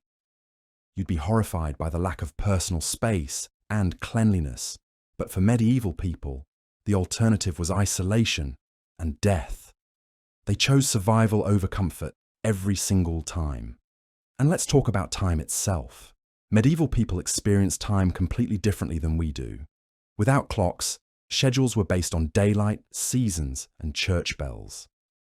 Work began at sunrise and ended at sunset, not because of arbitrary employment rules, but because those were the only productive hours available. Time wasn't money. Time was survival. You're used to measuring your day in hours and minutes, planning weeks and months in advance, setting goals for years into the future. Medieval people measured time in seasons and saints' days. They planned around harvest cycles and religious festivals. Their longest-term thinking might extend to the next winter or the next growing season. The concept of a career path or retirement planning would have been incomprehensible. The religious framework that dominated medieval life served purposes we can barely understand. Yes, it provided spiritual comfort, but it also provided the only available explanation for suffering, the only promise of justice, and the only hope for a better existence. When your earthly life is brutally short and filled with pain, the promise of eternal paradise isn't just comforting, it's psychologically essential. Medieval Christianity wasn't the optional Sunday morning variety we know today. It was a comprehensive worldview that explained everything from why crops failed, to why babies died, to why nobles had power over peasants. It provided meaning in a world that otherwise seemed random and cruel. You might find their faith naive or superstitious, but without it, medieval life would have been psychologically unbearable. The work ethic that medieval conditions created was fundamentally different from ours. You work hard because you want advancement, recognition, or financial reward. Medieval people worked hard because stopping meant death. They had one job: survive until tomorrow. This created a relationship with labor that was both more desperate and more meaningful than what we experience. Every day of work was literally a day of life earned. Every harvest successfully brought in was another winter survived. Every tool maintained was the difference between efficiency and starvation. Work wasn't separate from life, work was life. The medieval relationship with death is perhaps the most alien aspect of their world. You've been raised in a culture that treats death as a medical failure, something to be fought and delayed at all costs. Medieval people treated death as a natural, expected, and often welcome end to suffering.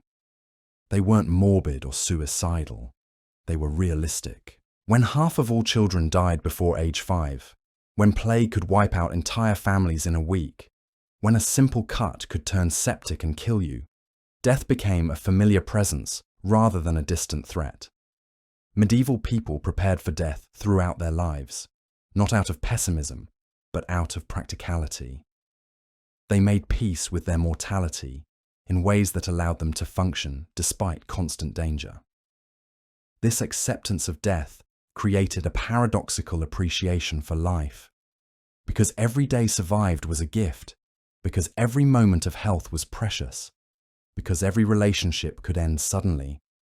Medieval people developed an intensity of experience that we've largely lost. They didn't take survival for granted, because survival was never guaranteed. But perhaps the most remarkable thing about medieval people was their innovation within constraints.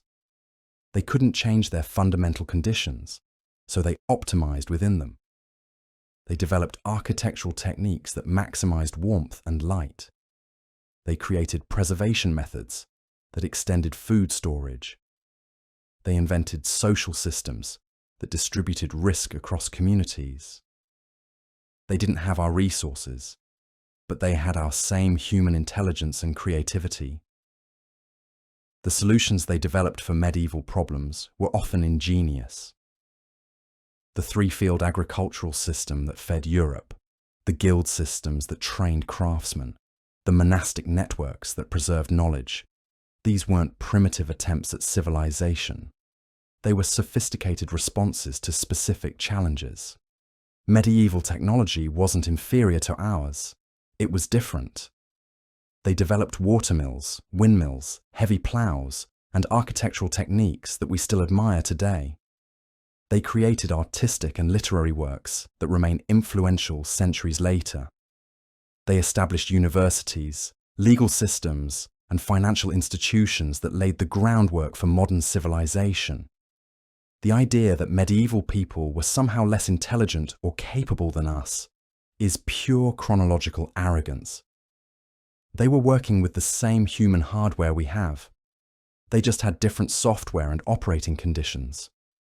Given our resources, they might have achieved what we have achieved faster. Given their constraints, we might not have achieved anything at all. Which brings us to the ultimate medieval lesson: the relationship between comfort and capability. Our modern comfort has given us incredible capabilities, but it's also created incredible dependencies. You can accomplish things medieval people couldn't dream of, but you also can't do things they considered basic survival skills. You can communicate instantly across continents, but you can't make fire without matches. You can access all human knowledge from your pocket, but you can't identify edible plants in the forest. You can travel faster than medieval people thought possible, but you can't walk 20 miles without specialized equipment and training. Medieval people were constrained by their technology, but they were also made resilient by their constraints. They developed skills, knowledge, and psychological toughness that we've largely lost. They couldn't change their circumstances, so they changed themselves to fit their circumstances. We've taken the opposite approach.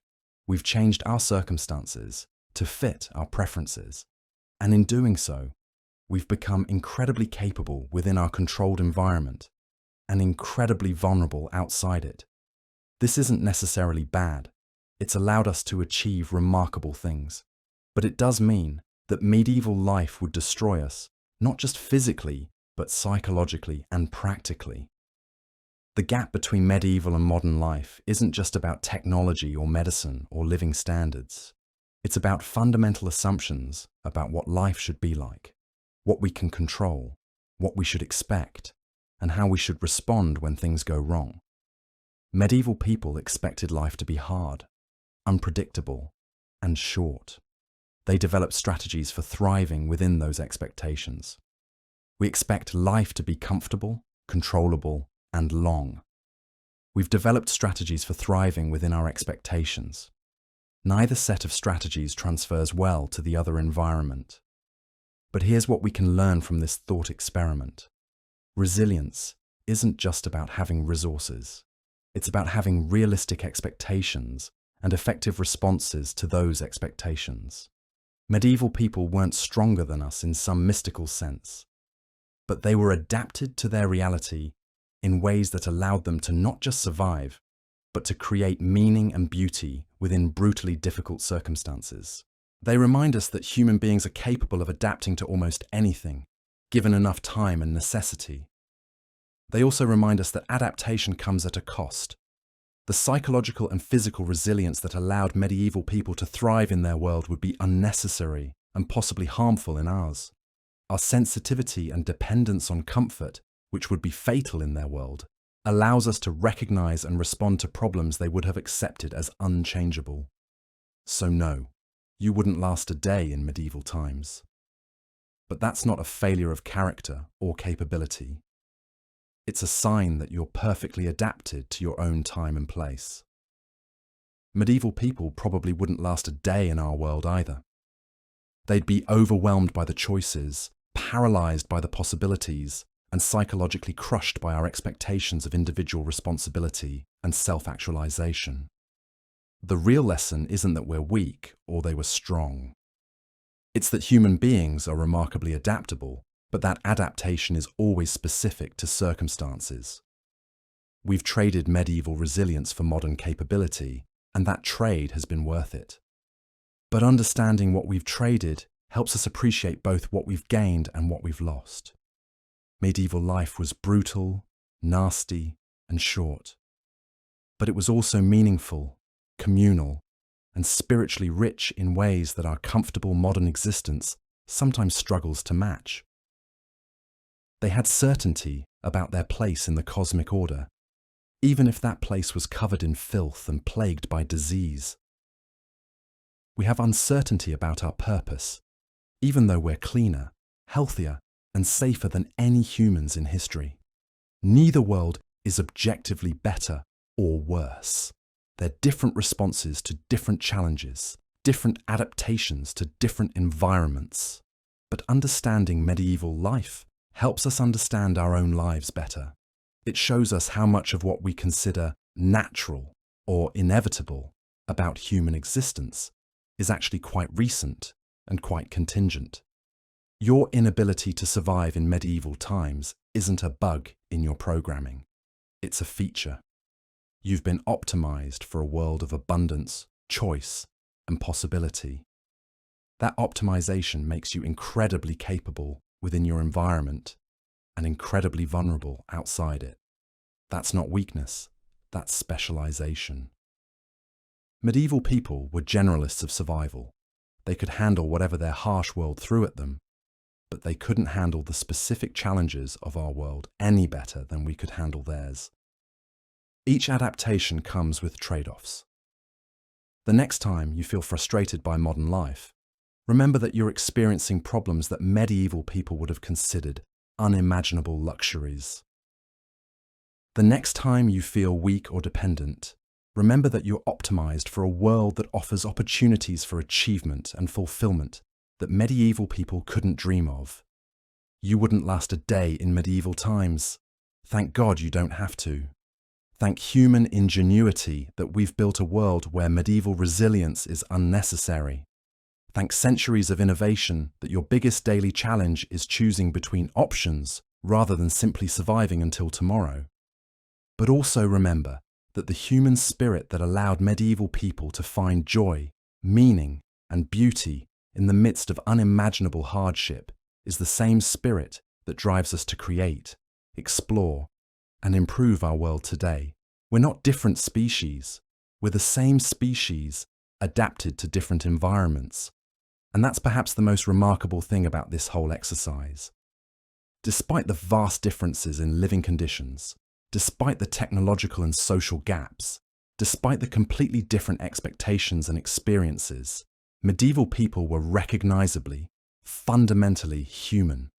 They loved their children, mourned their losses, celebrated their victories, and hoped for better futures, just like we do. They just did it all while covered in lice, drinking weak ale for breakfast and using a communal sponge on a stick. And somehow, that makes their humanity even more remarkable. So the next time you flip a light switch, take a hot shower, eat fresh food, or simply expect to wake up tomorrow morning, remember that you're living in a world that countless generations of humans died trying to create. You wouldn't last a day in their world, but you don't have to. And that's the greatest gift they could have given us. Human civilization isn't just about building technologies or accumulating knowledge. It's about creating a world where human beings can thrive rather than merely survive. Medieval people laid the foundation for that world, one brutal day at a time, until their descendants could build something better. We owe them our comfort, our safety, our choices, and our opportunities. The least we can do is remember what they endured to give them to us. And maybe, just maybe, we can use our incredibly privileged position to continue building the world they started, so that future generations can look back at our struggles with the same mixture of horror and gratitude that we feel when we look back at theirs. You wouldn't last a day in medieval times, but you don't have to. And that's the point. Human progress isn't about becoming better people. It's about creating better conditions for people to be human in. Medieval people were just as human as we are, just as intelligent, just as creative, just as capable of love and hope and dreams. They just had to express all of that humanity within conditions that would break us. The fact that they not only survived but created art, philosophy, architecture, and innovations that still influence us today is testament to something unbreakable in the human spirit. The fact that we've created a world where such extreme survival is no longer necessary is testament to something unstoppable in human progress. So when you're having a bad day, when modern life feels overwhelming, when you're frustrated by first world problems, remember the medieval peasant who would have traded places with you in a heartbeat. Not because your problems aren't real, but because the fact that you have the luxury of being overwhelmed by choice rather than destroyed by necessity is a miracle that took centuries to achieve. You wouldn't last a day in medieval times. Neither would any of us. And that's exactly as it should be. We've evolved beyond the need for that kind of resilience, and that evolution is humanity's greatest achievement. The medieval world was built by people who had no choice but to be strong. Our world was built by people who chose to be better. Both kinds of strength have their place in human history. But only one kind of strength creates the possibility of a future where strength is used for creation rather than mere survival. Medieval people couldn't imagine our world. We can barely imagine theirs. But both worlds are human worlds, built by human hands, sustained by human effort, and driven by human hope that tomorrow might be better than today. In medieval times, that hope was usually disappointed. In our time, that hope is usually fulfilled. That's not because we're better people, but because we've built better systems. And we built those systems on the foundation that medieval people laid, one miserable, magnificent day at a time. You wouldn't last a day in medieval times, but medieval people made it possible for you not to have to. And that might be the most beautiful thing about human civilization. Each generation endures what it must, so that the next generation can achieve what it dreams. The medieval peasant covered in lice, drinking ale for breakfast, and working 16-hour days in the mud, was building the world where you can read these words in comfort and safety. They didn't know they were doing it, but they were. Every day they survived, every innovation they made, every child they raised was another step toward the world we inhabit today. We owe them everything. And the best way to honor their sacrifice is to continue the work they started. Building a world where being human is about more than just staying alive. Medieval people wouldn't last a day in our world either. But they made it possible for us to try to build something even better. And maybe, if we're worthy of their sacrifice, our descendants will look back at our struggles with the same mixture of horror and gratitude, wondering how we managed to survive in such primitive conditions, while building the foundation for their unimaginably better world. That's the real lesson of medieval life. Not that we're weak, but that we're connected. Not that they were strong, but that they were human. Not that their world was noble, but that their endurance was. They carried the future on their backs without knowing it, and we're living in the world they made possible. You wouldn't last a day in medieval times. Thank God for every medieval person who did. Human progress is a relay race where each generation passes the baton to the next, usually while collapsing from exhaustion. Medieval people ran their leg of the race through mud, plague, and despair. But they never dropped the baton. Now it's our turn. The question isn't whether we could survive their challenges. The question is whether we can meet our own challenges with the same determination that allowed them to survive theirs. They faced physical threats with physical courage. We face existential threats with intellectual courage. Both kinds of courage are necessary. Both kinds of courage are human. Medieval people saved civilization by enduring it. Our job is to save civilization by improving it. Different challenges, same species, same stubborn refusal to give up that has carried humanity from the caves to the stars. You wouldn't last a day in medieval times, but you're living in the world they built for you. Don't waste it. Human history is written in suffering and hope.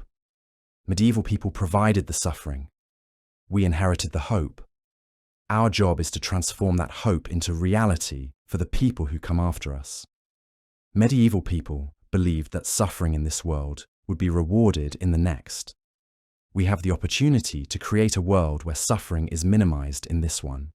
Both approaches require faith. Faith in something better than what exists. They had faith in God. We can have faith in humanity. Both faiths are justified by the evidence that people will endure unimaginable hardship to create something better for their children. You wouldn't last a day in medieval times. Medieval people knew they wouldn't last a day in paradise, but they never stopped believing that paradise was possible, and they never stopped working to create it. We're living in their paradise. The question is, what paradise are we creating for the people who come after us? Medieval people couldn't imagine a world without plague, famine, and feudalism. We're building a world they couldn't imagine. Future generations will build a world we can't imagine on the foundation we're laying today. The chain of human progress is forged one link at a time, one generation at a time, one day at a time. Medieval people forged their links in fire and blood. We forge ours in silicon and electricity. Future generations will forge theirs in materials and energies we haven't discovered yet. But the chain remains unbroken. From the medieval peasant to the space explorer, from the plague victim to the vaccine developer, from the serf to the free citizen, the chain of human progress continues. You wouldn't last a day in medieval times, but you're another link in the chain they started. Make it a strong one, because somewhere in the future, someone will read about our time and think the same thing we think about medieval times. How did they possibly survive such primitive conditions? How did they endure such unnecessary suffering? How did they build anything meaningful while dealing with such obvious problems? And the answer will be the same answer we give about medieval people. They were human. They endured because they had to. They built because they could. They hoped because they couldn't stop hoping. Human beings are the universe becoming conscious of itself. Medieval people were conscious in a world of darkness and pain. We're conscious in a world of light and possibility. Future generations will be conscious in worlds we can't even imagine. But consciousness is consciousness. Humanity is humanity. The spark that drove medieval people to survive and create is the same spark that drives us to explore and innovate. It's the same spark that will drive our descendants to achievements we can't comprehend. You wouldn't last a day in medieval times, but the part of you that recoils from their suffering, that feels grateful for your comfort, that marvels at their endurance, that's the same part of them that kept going when everything seemed hopeless.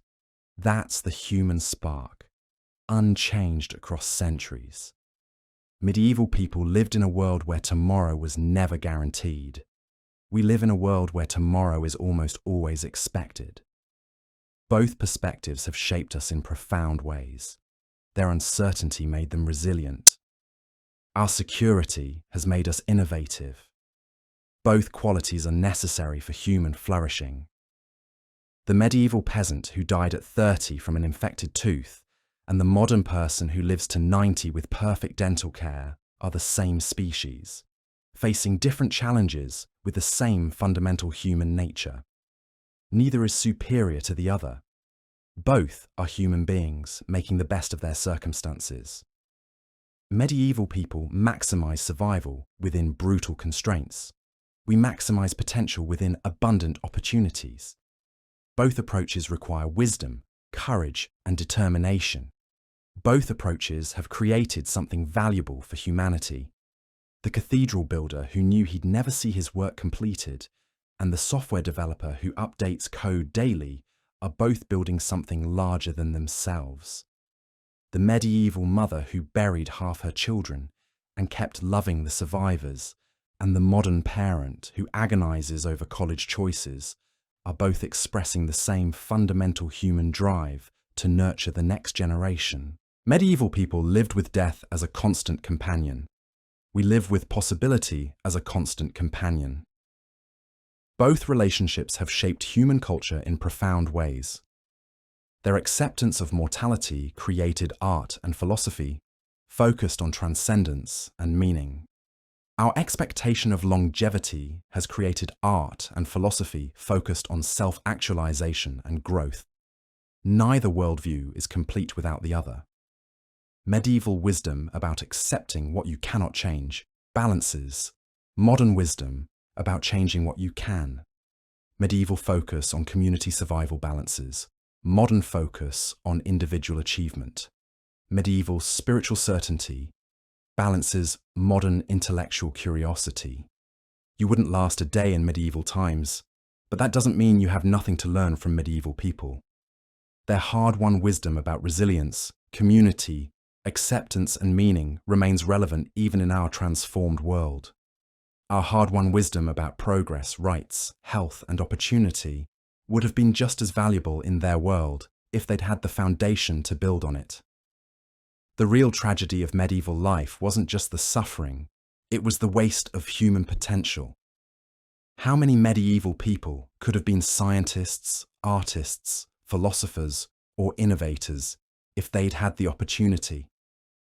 How many breakthrough discoveries were lost because their potential discoverers died of plague or were never taught to read? Medieval life was a harsh filter that eliminated most human potential before it could be realized. Modern life is an amplifier that allows human potential to flourish in ways previous generations couldn't imagine. That amplification is perhaps our greatest achievement and our greatest responsibility.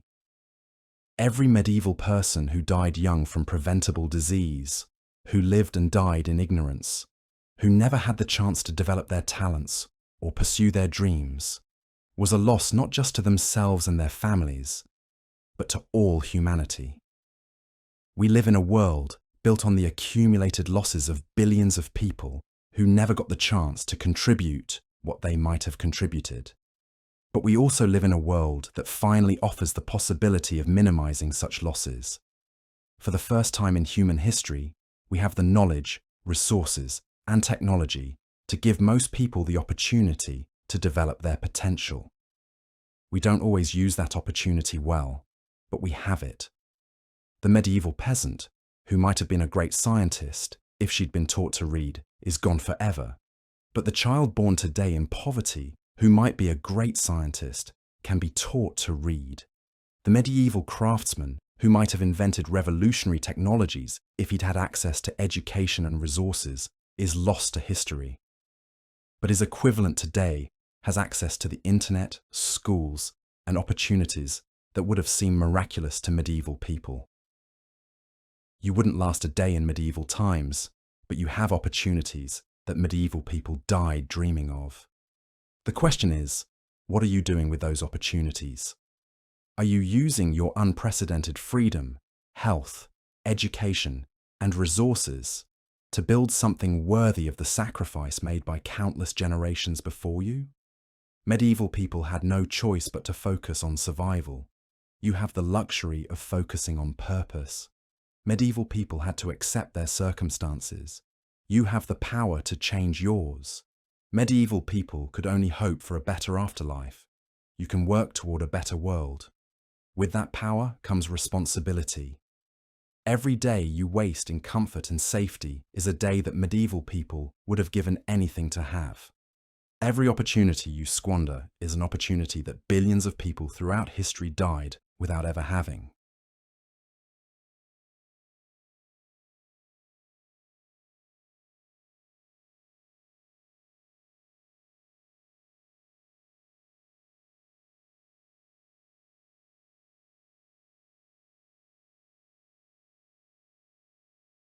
Picture this.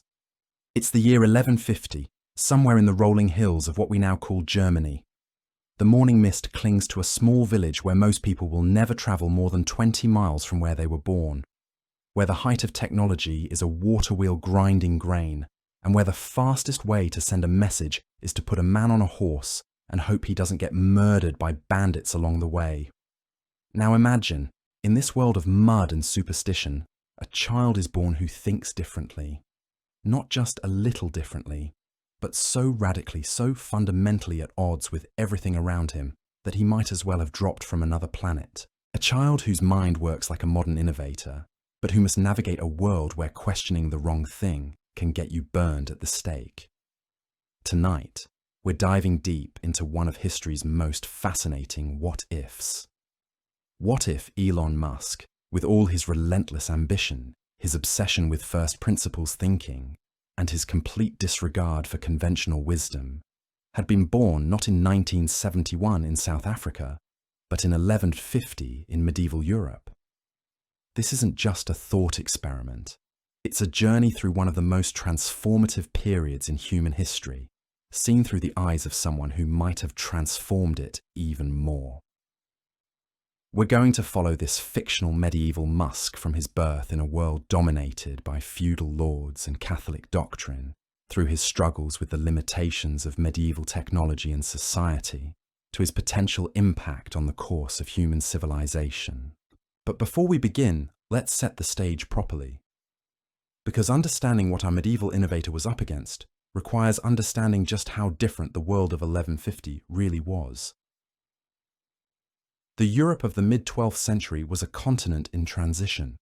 The Dark Ages were lifting, yes, but slowly, like fog burning off in the morning sun. This was the era of the High Middle Ages, a time when Europe was beginning to flex its intellectual and economic muscles after centuries of relative stagnation. The first stirrings of what would become the Renaissance were still 2 centuries away, but the foundations were being laid. Politically, Europe was a patchwork of kingdoms, duchies, and city-states, all bound together by the complex web of feudalism. Kings granted land to nobles in exchange for military service. Nobles granted portions of their land to knights and lesser nobles. At the bottom of this pyramid sat the serfs, bound to the land, working fields they would never own for lords they would never meet. The Catholic Church wasn't just a religious institution. It was the single most powerful force in medieval Europe, controlling not just spiritual life, but education, politics, and vast swathes of land. To challenge church doctrine wasn't just heresy, it was treason against the very fabric of society. The church controlled the flow of information, deciding what knowledge was acceptable and what was dangerous. Yet this was also a world on the cusp of extraordinary change.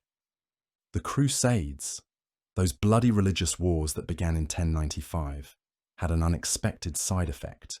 They brought Europeans into contact with the Islamic world, where scholars in places like Baghdad and Cordoba had preserved and expanded upon ancient Greek and Roman knowledge. Mathematical concepts, medical knowledge, and engineering techniques were beginning to trickle back into Europe through trade routes and returning crusaders. Universities were just beginning to emerge. The University of Bologna had been established in 1088, followed by Paris in the early 1100s. These weren't the sprawling campuses we know today. but small communities of scholars and students, often meeting in rented rooms or church buildings, debating theology, law, and the works of Aristotle. Technology in 1150 was primitive by our standards, but it was advancing. Watermills were becoming more common, grinding grain and powering simple machinery. The heavy plough was revolutionizing agriculture, allowing farmers to work the heavy clay soils of northern Europe more effectively. Windmills would appear within the next few decades. The magnetic compass was beginning to make navigation more reliable. But for all these advances, life for most people remained brutal, short, and constrained. The average person lived in a one-room house with a dirt floor, shared with their animals for warmth. They ate a diet consisting mainly of bread, porridge, and whatever vegetables they could grow. Meat was a luxury reserved for special occasions. Disease was rampant, medicine was primitive, and clean water was often hard to come by. Into this world, let's imagine, was born our protagonist. Let's call him Elred, a name that would have been common in 1150. Elred of Thuringia, born to a minor landowner in what is now central Germany. Not wealthy enough to be truly noble, but not poor enough to be a serf. His father owns a few fields, employs several peasants, and owes military service to a local count who owes allegiance to a duke who theoretically serves the Holy Roman Emperor. From his earliest years, Elred is different. While other children play with sticks and stones, he's fascinated by how things work. He takes apart the family's oil lamps to understand how the flame burns. He studies the water wheel at the local mill, sketching its mechanism in the dirt with a stick. He asks questions that make the local priest uncomfortable. Why do some stones sink while others float? Why does iron rust but gold doesn't? Why do birds fly but people can't? His parents, devout Christians like everyone around them, are worried. These aren't the kinds of questions a good Christian child should be asking. The priest tells them their son has too much curiosity for his own good. Curiosity, after all, was what got Adam and Eve expelled from Eden. But Elred can't help himself. His mind works differently, constantly seeking to understand the underlying principles behind everything he observes. By age 10, Elred has exhausted the knowledge of everyone in his village. He's learned to read and write from the local priest, which already puts him ahead of 90% of the population. But reading opens up new worlds of questions. The few books available in the village are mostly religious texts, but even these contain references to natural phenomena that fascinate him. Why did God make water freeze? How do the stars move across the sky? What lies beyond the horizon? His father, recognizing that his son's mind needs more stimulation than village life can provide, makes a decision that will change everything. He decides to send Elred to the monastery at Fulda, one of the great centers of learning in the German lands. It's a costly decision, requiring not just the monastery fee, but also the loss of a potential heir to work the family lands. But something tells him his strange, questioning son is destined for more than farming. The monastery at Fulda in 1160 is like stepping into another world. Founded in 744, it houses one of the largest libraries in Northern Europe, with several hundred manuscripts covering theology, philosophy, mathematics, astronomy, and medicine. The monks here aren't just copying texts, they're studying them, debating them, and occasionally adding to them. For 10-year-old Elred, it's paradise. For the first time in his life, he's surrounded by people who value knowledge and learning. The monastery follows the rule of Saint Benedict, which emphasizes not just prayer and manual labor, but also study. Idleness is the enemy of the soul, Benedict had written, and the monks of Fulda take this seriously. Elred throws himself into his studies with an intensity that amazes even the scholarly monks. He masters Latin within months, racing through texts that would challenge older students. But it's not just memorization that sets him apart. He approaches every subject with what we might recognize as first principles thinking, breaking down complex ideas into their fundamental components and building them back up from scratch. When studying Aristotle's physics, he doesn't just accept the philosopher's conclusions, he tests them. He drops objects of different weights from the monastery tower, timing their falls with an improvised water clock.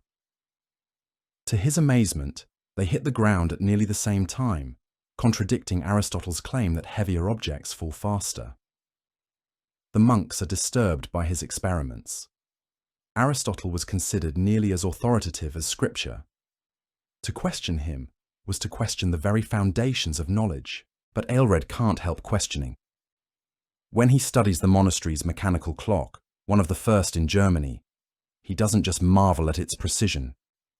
He takes detailed notes on its mechanism, sketching improvements that could make it more accurate. When he observes the monastery's mill, he envisions ways to harness water power for purposes beyond grinding grain. What if that same force could power looms for weaving? Or bellows for metalworking? Or pumps for draining mines? His questions extend beyond the purely mechanical. The monastery's library contains works on economics and trade, and Aelred devours them with the same intensity he brings to natural philosophy. He studies the growing network of trade routes connecting Europe to Asia, the rise of merchant guilds, and the increasing use of money rather than barter in commercial transactions. What he sees excites him. Commerce is creating wealth in ways that the traditional feudal system never could. Cities are growing as centers of trade and manufacturing. New technologies are emerging to meet the demands of this expanding economy.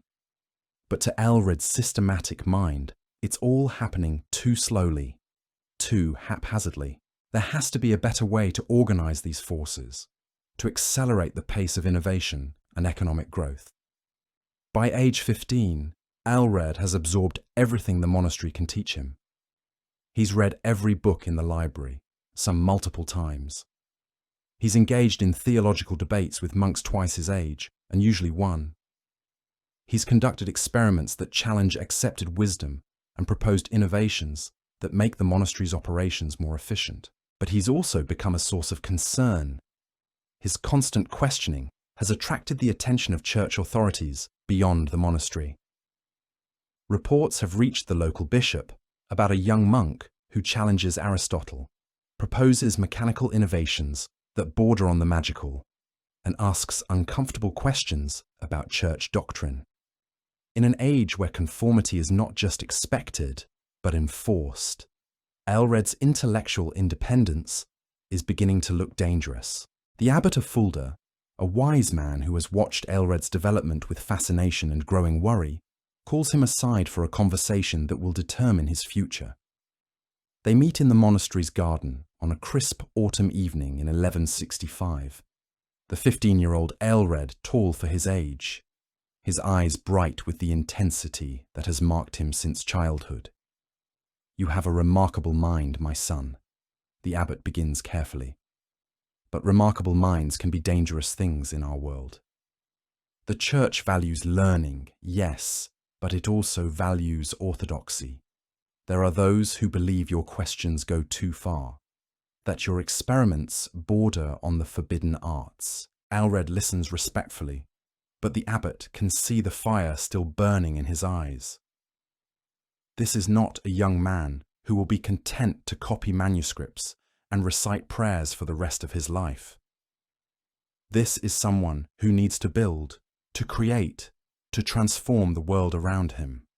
"I believe," the abbot continues, "that God has given you gifts that are meant to be used beyond these walls. The world is changing, and perhaps it needs minds like yours to guide that change. But you must be careful. The line between innovation and heresy is thinner than you might think." He pauses, studying the young face before him. "I'm going to arrange for you to leave the monastery, not in disgrace, but as our representative to the wider world. There are opportunities in the growing cities, among the merchant guilds and craftsmen who are beginning to transform Europe. Your knowledge and your mind could serve God better there than here. It's a momentous decision, one that will set our medieval innovator on a path that could reshape history." As we'll see, the transition from the scholarly world of the monastery to the rough and tumble world of medieval commerce will test every aspect of Aelred's character and abilities. The world he's about to enter is one of extraordinary opportunity and equally extraordinary danger. The medieval economy is booming, driven by expanding trade routes, new agricultural techniques, and the first stirrings of what we might recognize as capitalism. Cities like Venice, Genoa, and the growing towns of the Hanseatic League are becoming centers of wealth and innovation that rival anything seen since the fall of Rome. But it's also a world where success depends not just on intelligence and innovation, but on navigating complex social hierarchies, religious constraints, and political realities. A world where the wrong word or the wrong invention could lead to accusations of heresy or sorcery. A world where even the most brilliant mind must work within systems that have evolved over centuries to resist change. As Aelred prepares to leave the only intellectual home he's ever known, he carries with him not just the knowledge he's gained, but a vision of what the world could become. He sees a future where human ingenuity is unleashed on an unprecedented scale, where technology serves not just the wealthy and powerful, but improves the lives of ordinary people, where the barriers between nations and classes are broken down by the free flow of ideas and commerce. It's a vision that will drive him for the rest of his life, through triumphs and setbacks, through periods of acclaim and persecution, a vision that will lead him to attempt innovations that won't be seen in our actual timeline for centuries. And perhaps, just perhaps, a vision that could have changed the course of human history itself. But that transformation won't come easily. The young man who rides away from Fulda Monastery in the spring of 1166, his few possessions packed in saddlebags, his head full of dreams and schemes, is about to discover just how resistant the medieval world can be to revolutionary change. His first destination is Cologne, one of the largest and most prosperous cities in the German lands, where he hopes to find opportunities to put his ideas into practice. What he'll find there will test everything he believes about human nature, about the power of innovation to overcome entrenched interests, and about his own ability to survive and thrive in a world that has little patience for visionaries who want to turn everything upside down. The road to Cologne stretches before Aelred like a ribbon of possibility and peril. As his horse picks its way along the rutted path, he passes a world in motion that would have been unimaginable just a century earlier. Merchants with pack trains loaded with goods from distant lands, pilgrims heading to shrines across Europe, students travelling between the growing universities, and craftsmen seeking work in the expanding cities. This is the medieval economy in full swing, and to Aelred's systematic mind, it's both fascinating and frustrating. He sees inefficiencies everywhere. Merchants travelling the same routes repeatedly without coordination, wasting time and resources. Goods being transported in wagons that break down constantly because no one has standardized the wheel sizes or axle designs. Information moving at the speed of a walking horse, creating delays that cost fortunes in spoiled goods and missed opportunities. But he also sees potential. The very fact that this commerce exists at all proves that Europe is ready for innovation on a scale that would have been impossible during the chaos of the early Middle Ages. The question is whether the existing power structures will allow that innovation to flourish, or whether they'll crush it to protect their own interests. Cologne, when it finally appears on the horizon after 3 days of hard riding, takes Aelred's breath away. With nearly 40,000 inhabitants, it's one of the largest cities north of the Alps, a sprawling maze of timber and stone buildings clustered around the massive cathedral that dominates the skyline. The city walls enclose a world of contradictions, where magnificent merchant houses stand next to hovels that wouldn't be fit for animals, where the latest luxury goods from Constantinople are sold in markets that reek of human waste and rotting food. The noise hits him first. After the ordered quiet of the monastery, the cacophony of urban life is overwhelming. Hammers ringing on anvils, merchants hawking their wares in a dozen different languages, the rumble of cartwheels on cobblestones, the lowing of cattle being driven to market. This is what progress sounds like in the 12th century, and it's both exhilarating and terrifying. Aelred finds lodging at an inn near the river, a cramped establishment that caters to merchants and students. The innkeeper, a shrewd woman named Gertrude, who clearly runs the business while her husband drinks away the profits, sizes him up immediately. She's seen enough young men arrive in Cologne with nothing but ambition and a few coins, and most of them end up begging in the streets or joining the ranks of cutthroats who prey on travellers. But there's something different about this one. The way he observes everything with those intense eyes, asking questions about the inn's operations that no guest has ever asked before. How much firewood do they burn in a day? Where does their water come from? How do they dispose of waste? Most people accept these things as they are, but this young man seems to be calculating, measuring, looking for improvements. Within a week, Aelred has transformed the inn's efficiency. He's redesigned the hearth to burn wood more completely, reducing smoke and increasing heat output. He's created a system for collecting and filtering rainwater that provides cleaner drinking water than the river. He's even improved the design of the privy, making it less offensive and more sanitary. Gertrude is impressed, but she's also worried. In a world where change is viewed with suspicion, someone who improves things too quickly can attract the wrong kind of attention. The guild system that dominates medieval urban life exists partly to maintain quality and standards, but also to prevent outsiders from disrupting established ways of doing business. The Carpenters' Guild, for instance, doesn't appreciate Aelred's suggestions for more efficient joint designs. The Blacksmiths' Guild is suspicious of his ideas for improving furnace temperature.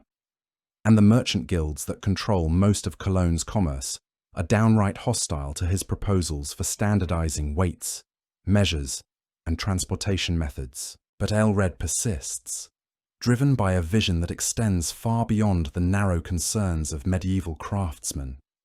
He spends his days walking through the city's workshops and markets, observing, learning, and asking questions that make people uncomfortable. He studies the great crane that lifts stones for the cathedral construction, envisioning ways to make it more powerful and precise. He examines the mills along the river, calculating how their output could be increased and their power applied to new purposes. His breakthrough comes, unexpectedly, through a problem that's plaguing the entire city. Cologne's prosperity depends on river trade, but the Rhine's water levels fluctuate dramatically with the seasons. In dry summers, larger ships can't reach the city's docks. In spring floods, the docks themselves are often underwater. The merchants have learned to live with these limitations, adjusting their schedules and inventory accordingly. But Aelred sees a solution that no one else has considered.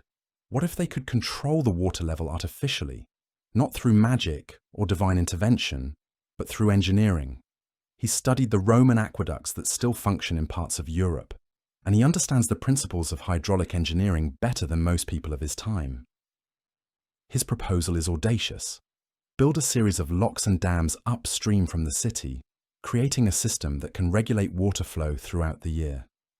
It would require massive construction projects, coordinated planning across multiple territories, and investment on a scale that medieval Europe has rarely seen. But the benefits would be enormous. Reliable navigation, flood control, and the potential to harness water power for industrial purposes on an unprecedented scale. The reaction is mixed. Some merchants see the potential for increased profits and are willing to listen. Others dismiss the idea as impossible. The fantasy of a young man who doesn't understand how the world really works. The church authorities are concerned about the theological implications of attempting to control God's creation. And the various nobles who control the territories along the Rhine are suspicious of any project that might shift the balance of power in the region. But Aelred has learned something important from his time in Cologne. In the medieval world, as in any world, innovation requires more than just good ideas. It requires allies, resources, and the ability to navigate complex political and social networks. He needs to find people who share his vision and have the power to make it reality. His first ally comes from an unexpected source. Brother Marcus, a Benedictine monk from a monastery upstream from Cologne, arrives in the city on monastery business and hears about Aelred's water management proposal. Unlike many of his contemporaries, Marcus has studied mathematics and engineering in addition to theology. He recognizes the brilliance of Aelred's plan, and more importantly, he sees its potential benefits for his own monastery's operations. The monastery of St. Pantaleon controls significant territory along the Rhine and operates several mills that could benefit enormously from regulated water flow.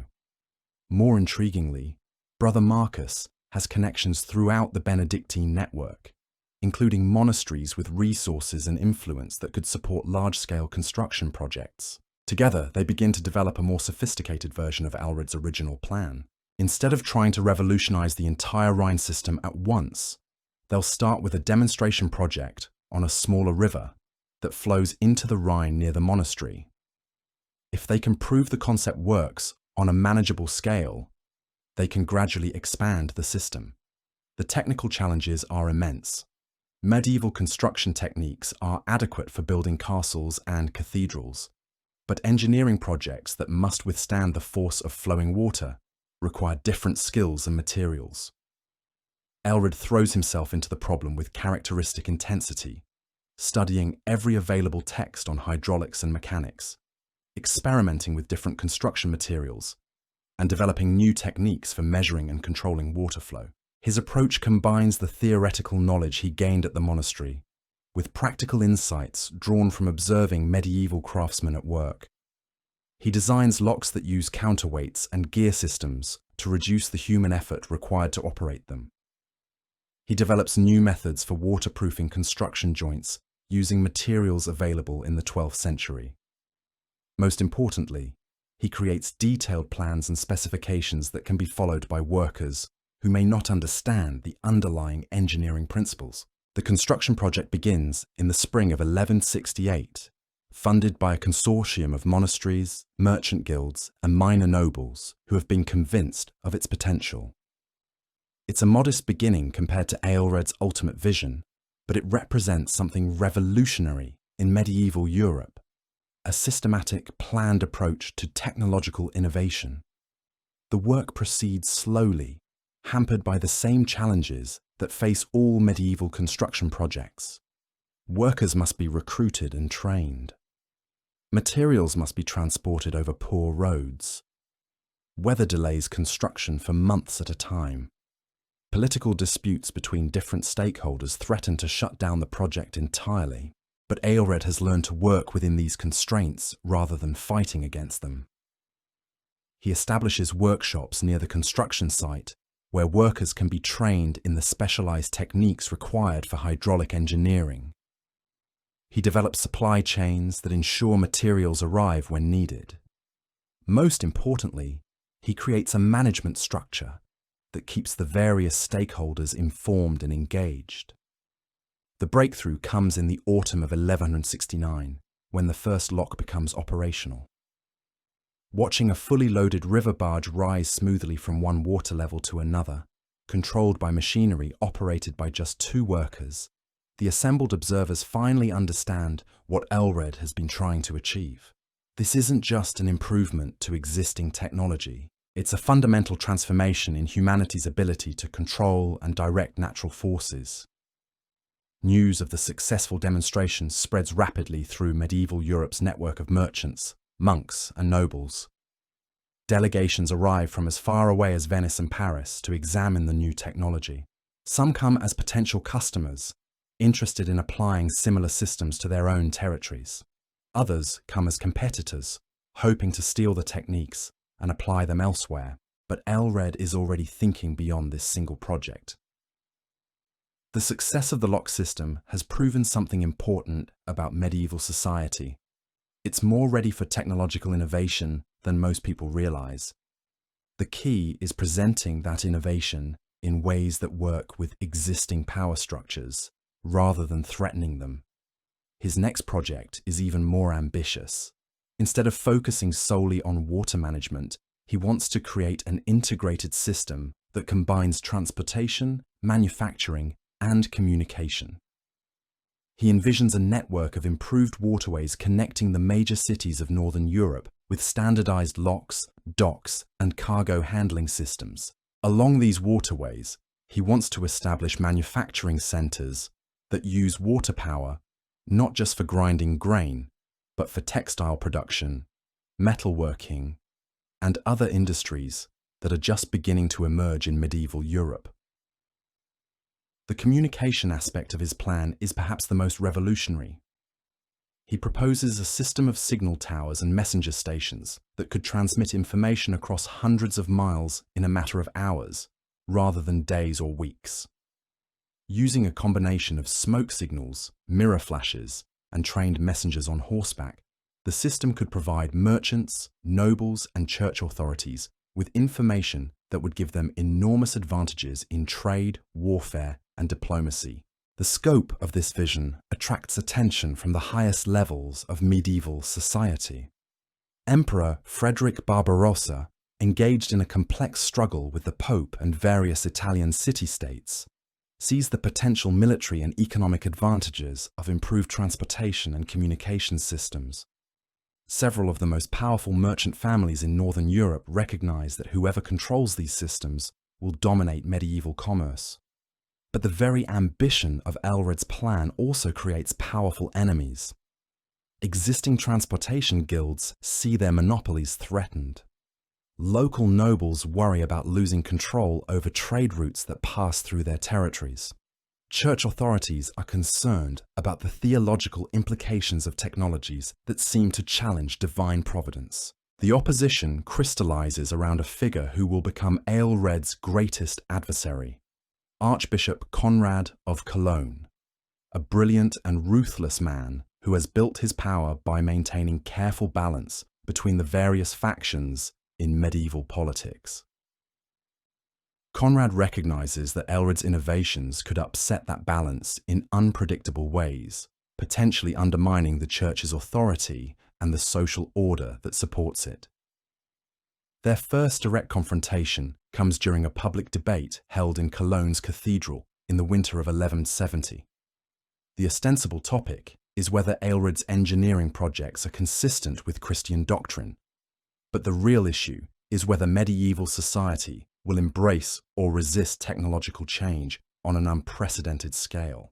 Conrad is a formidable opponent, trained in theology and law, experienced in public speaking, and backed by centuries of church doctrine. He argues that Aelred's innovations represent dangerous pride, an attempt to improve upon God's creation that inevitably leads to corruption and sin. He cites biblical passages about the Tower of Babel and classical texts about the dangers of human ambition. But Aelred has spent years preparing for exactly this kind of challenge. He counters with his own theological arguments, citing passages that celebrate human creativity and stewardship of creation. He points to the practical benefits of his innovations: reduced suffering from floods and droughts, improved living conditions for ordinary people, and increased prosperity that allows for greater charitable giving and support for the Church. More importantly, he demonstrates his innovations rather than just describing them. He's brought working models of his lock systems, gear mechanisms, and communication devices. When the theoretical arguments grow complex and abstract, he can point to physical objects that clearly work and clearly provide benefits. The debate continues for 3 days, drawing crowds that fill the cathedral and spill out into the surrounding streets. By the end, neither side has achieved a decisive victory, but something important has changed. The possibility of large-scale technological innovation is now part of public discourse in a way it never has been before. The immediate result is a flood of interest from across Europe. Letters arrive from scholars, merchants, nobles, and even other church authorities, some offering support and others demanding more information. Several major construction projects are proposed based on Aelred's designs. New workshops are established to train workers in the techniques he's developed, But the long-term consequences are even more significant. For the first time in centuries, medieval Europe is actively debating the role of technology in society. Questions that won't be seriously considered in our timeline until the Renaissance are being raised in the 12th century. Should human beings attempt to control natural forces? Can technological innovation be consistent with Christian values? What are the social and economic implications of rapid technological change? These debates are taking place against a backdrop of broader changes that are transforming medieval Europe. The Crusades have exposed Europeans to new ideas and technologies from the Islamic world. Trade with Asia is bringing not just luxury goods, but also knowledge of advanced manufacturing techniques and scientific concepts. The growth of cities is creating new social classes and new forms of economic organization that don't fit neatly into the traditional feudal hierarchy. Aelred's innovations are accelerating these changes rather than causing them, but the acceleration is dramatic enough to create both opportunities and dangers. Cities that adopt his transportation and manufacturing systems grow rapidly in wealth and population. Regions that resist change find themselves increasingly isolated and economically disadvantaged. The political implications are equally profound. Traditional power structures based on land ownership and military service are being challenged by new forms of wealth based on commerce and manufacturing. The Church's intellectual monopoly is being questioned by lay people who have access to practical knowledge that clearly works. Even the concept of social mobility is being redefined as skilled engineers, and innovative merchants achieve status and influence that would have been impossible under the traditional system. By 1175, 5 years after the Great Debate in Cologne Cathedral, Aelred has become one of the most famous and controversial figures in Europe. His supporters hail him as a visionary who is ushering in a new age of prosperity and progress. His critics denounce him as a dangerous radical who is undermining the foundations of Christian civilization. The truth, as usual, is more complex. Aelred's innovations are indeed transforming medieval society, but not always in the ways he intended or expected. Some of his projects have succeeded beyond his wildest dreams, creating wealth and improving living conditions on a scale that amazes even him. Others have failed catastrophically, wasting enormous resources and sometimes causing the very problems they were supposed to solve. Most significantly, he's learning that technological innovation alone isn't enough to create lasting change. Social, economic, and political systems have their own momentum and resistance to change. Even the most brilliant engineering solutions can be undermined by human greed, prejudice, and short-sightedness. This realization leads to a fundamental shift in Aelred's approach. Instead of focusing primarily on technical problems, he begins to study the human systems that determine whether innovations will be adopted or rejected. He develops what we might recognize as early theories of technology adoption, economic development, and social change. His insights prove remarkably prescient. He recognizes that successful innovation requires not just technical excellence, but also careful attention to existing power structures, economic incentives, and cultural values. He learns to present his ideas in ways that appeal to different audiences, emphasizing military advantages when talking to nobles, economic benefits when addressing merchants, and theological compatibility when dealing with church authorities. This more sophisticated approach leads to his most successful project yet, the establishment of what he calls innovation centers in several major European cities. These are essentially medieval research and development institutes, combining workshops for practical experimentation with libraries for theoretical study and schools for training skilled workers. The centers are funded by consortiums of merchants, nobles, and church institutions, each with different motivations, but all recognizing the potential benefits. They operate under charters that guarantee intellectual freedom within carefully defined limits, allowing for experimentation and innovation while avoiding direct challenges to religious or political authority. The first center, established in Cologne in 1176, becomes a model for similar institutions across Europe. Within its walls, craftsmen work alongside scholars to develop new technologies and improve existing ones. Students come from across the continent to learn advanced techniques in metallurgy, mechanics, hydraulics, and other fields that are just beginning to emerge as distinct disciplines. The impact is immediate and dramatic. New inventions and improvements emerge from the centres at a pace that astounds contemporary observers. More importantly, the centres begin to train a new class of skilled professionals who can apply systematic approaches to technical problems. These individuals carry their knowledge and methods to new locations, creating a network of innovation that spreads across medieval Europe. But success brings new challenges. As Aelred's influence grows, so does the opposition to his work. Traditional craft guilds feel threatened by the new production methods emerging from the innovation centres. Conservative church authorities worry that the centres are fostering dangerous ideas about the relationship between human knowledge and divine truth. Political leaders fear that technological change is undermining their ability to control their subjects. The crisis comes in 1178, when a coalition of guild leaders, church conservatives, and threatened nobles attempts to shut down the innovation centres by force. They claim that the centres are promoting heretical ideas and dangerous technologies that threaten the stability of Christian society. Armed groups attack several centres, destroying equipment and scattering the scholars and craftsmen who work there. Aelred's response reveals how much he's learned about medieval politics and power. Instead of fighting back directly, he appeals to the very authorities who might be expected to support his opponents.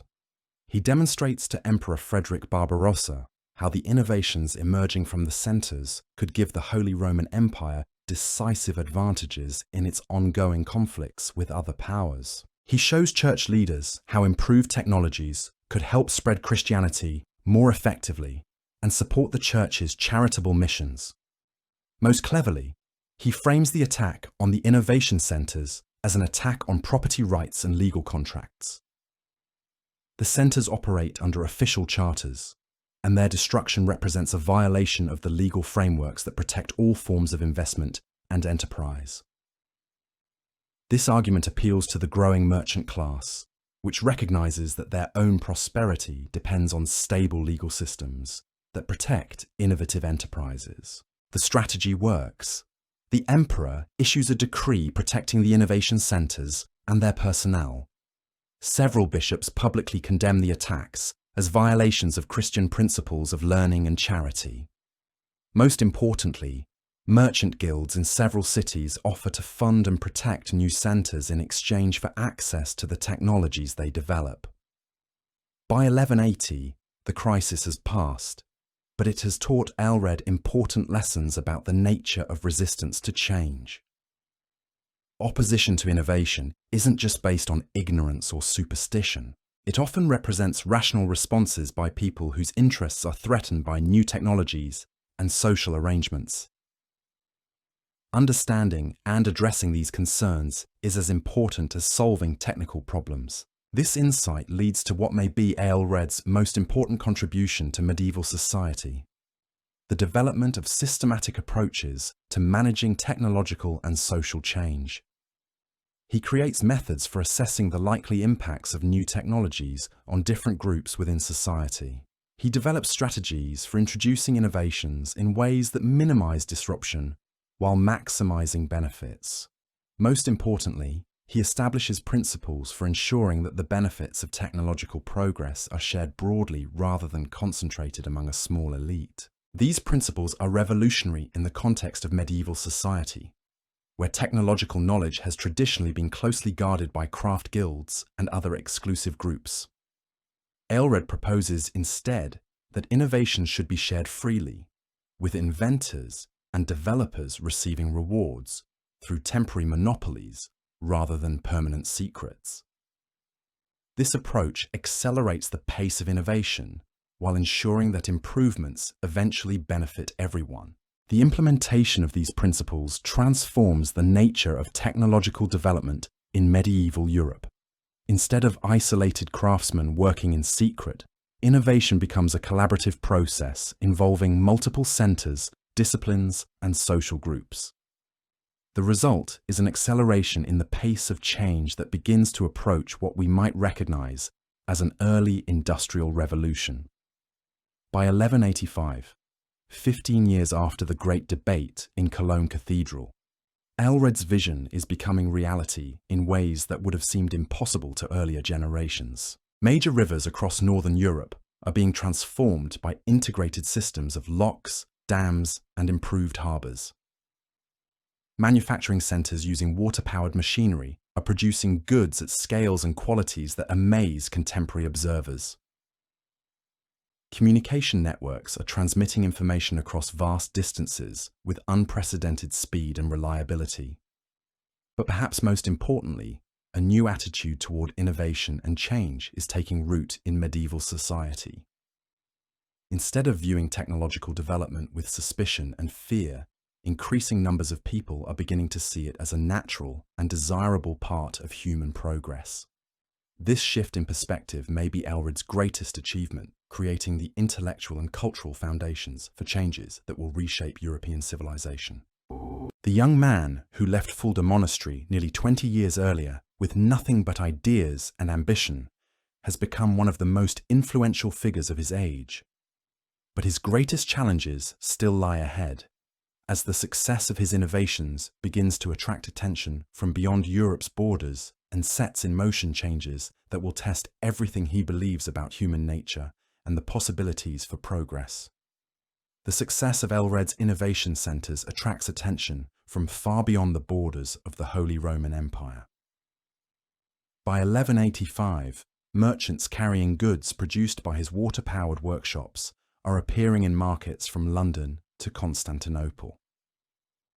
The quality and consistency of these products, along with their competitive prices, are disrupting established trade patterns that have existed for centuries. In Venice, the great maritime republic that has dominated Mediterranean commerce since the Crusades began, the merchant princes are taking notice. Venetian traders returning from northern Europe bring disturbing reports of manufacturing capabilities that threaten Venice's carefully constructed economic advantages. For generations, Venice has prospered by controlling the flow of luxury goods between Europe and Asia, taking substantial profits from their role as middlemen. But if northern European cities can produce high-quality goods at competitive prices, that entire system could collapse. The Venetian response is swift and characteristically pragmatic. Instead of trying to suppress Aelred's innovations, they decide to acquire them. A delegation of Venice's most influential merchants and scholars travels north in the spring of 1186, carrying with them an offer that would make most men wealthy beyond their wildest dreams. The meeting takes place in Cologne's Guildhall, a magnificent stone building that reflects the city's growing prosperity. The Venetian delegation is led by Marco Dandolo, nephew of the Doge and one of Venice's shrewdest commercial minds. He studied Aelred's innovations carefully and understands their implications better than most of his contemporaries. "Your reputation precedes you, Master Aelred," Dandolo begins, speaking in the cultured Latin that serves as the international language of medieval commerce. "Venice has built its prosperity on recognizing opportunity before others see it. We believe your innovations represent the greatest commercial opportunity of our age." The offer is breathtaking in its scope. Venice proposes to fund the establishment of innovation centres throughout its territory and trading networks, providing Aelred with resources on a scale that dwarfs anything available in northern Europe. In exchange, Venice would receive exclusive access to his technologies for their maritime empire, gaining decisive advantages over their commercial rivals. But there's more. Venice offers something that no northern European power can match: access to the knowledge and technologies of the Islamic world and Asia. Through their extensive trading networks, the Venetians have acquired books, instruments, and techniques that are unknown in Christian Europe. They offer to share this knowledge with Aelred, combining his systematic approach to innovation with centuries of accumulated wisdom from the most advanced civilizations on Earth. The offer tempts Aelred enormously. Venice's resources could accelerate his work by decades, allowing him to pursue innovations that would otherwise remain theoretical dreams. The prospect of accessing Islamic mathematics, Chinese engineering, and Indian metallurgy opens possibilities he's barely dared to imagine. But he also recognizes the trap. Venice's offer would make him wealthy and famous, but it would also make him dependent on a single patron with very specific interests. The innovations he develops would serve Venice's commercial empire rather than benefiting humanity more broadly. The principles of open sharing and collaborative development that he's worked so hard to establish would be abandoned in favor of closely guarded trade secrets. After 3 days of negotiations, Aelred makes a counteroffer that reveals how much his thinking has evolved since his early days as a simple inventor. He proposes to establish innovation centers throughout Venice's territories, but under charters that guarantee the eventual public release of all discoveries. Venice would receive temporary exclusive access to new technologies, giving them commercial advantages for defined periods. But ultimately, all innovations would become available to anyone willing to learn and apply them. More importantly, he proposes to create a network of centers that would span not just Venice's empire, but multiple political and cultural regions. Islamic scholars in Spain and Sicily would work alongside Christian monks and Jewish merchants, sharing knowledge across religious and cultural boundaries that have traditionally prevented such collaboration. The scope of this vision stuns even the worldly Venetians. Aelred is proposing nothing less than the creation of an international system for technological development, transcending the political and religious divisions that have fragmented Europe for centuries. It's a concept so far ahead of its time that it won't be seriously attempted again until the establishment of modern scientific institutions in the 17th and 18th centuries. The negotiations continue for weeks, drawing delegations from across Europe and the Mediterranean. The Holy Roman Emperor sends representatives concerned about maintaining access to innovations that are becoming crucial to military and economic power. The Pope dispatches theologians to ensure that any agreement doesn't compromise Christian doctrine. Islamic rulers in Spain and Sicily send scholars interested in the proposed knowledge-sharing arrangements. The final agreement, signed in Venice in the autumn of 1186, establishes what contemporary chroniclers call the Great Partnership.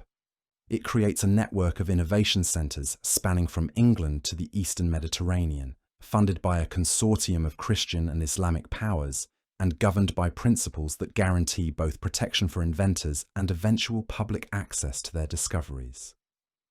The implementation of this agreement transforms medieval intellectual life in ways that would have been unimaginable just a generation earlier. For the first time since the fall of Rome, scholars and craftsmen from different cultures are working together systematically, sharing knowledge and techniques that had been carefully guarded secrets for centuries. The results are immediate and dramatic. Islamic mathematical techniques, including advanced algebra and trigonometry, are combined with European mechanical engineering to create new forms of precision instruments. Chinese knowledge of metallurgy and chemistry is applied to European mining and manufacturing, dramatically improving both quality and efficiency.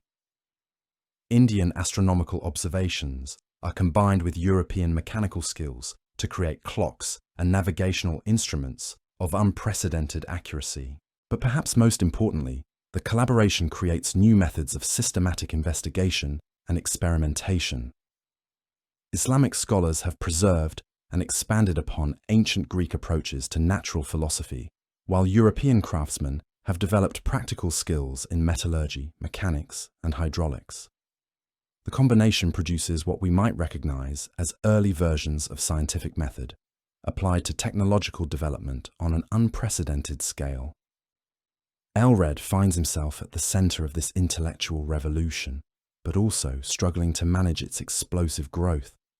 By 1190, the network includes more than 30 centers employing thousands of scholars, craftsmen, and students. The volume of innovations emerging from these centers is overwhelming existing systems for testing, refining, and implementing new technologies. More challenging still, the rapid pace of change is creating social and economic disruptions that threaten to undermine the very foundations of medieval society. Traditional craft guilds find their methods and products obsolete almost overnight. Agricultural systems that have remained unchanged for centuries are being revolutionized by new tools and techniques. Even fundamental concepts like time and distance are being redefined by improved clocks and transportation systems. The most dramatic example comes in 1191, when one of Aelred's centres develops what they call a fire engine, essentially a primitive steam engine used to pump water from mines. The device can drain flooded mines faster and more efficiently than teams of men with buckets, but it also threatens to put hundreds of miners out of work. When the first fire engine is installed at a silver mine in the German lands, the displaced workers riot, destroying the machine and attacking the engineers who built it. The incident forces Aelred to confront a problem he hadn't fully anticipated: the social consequences of rapid technological change.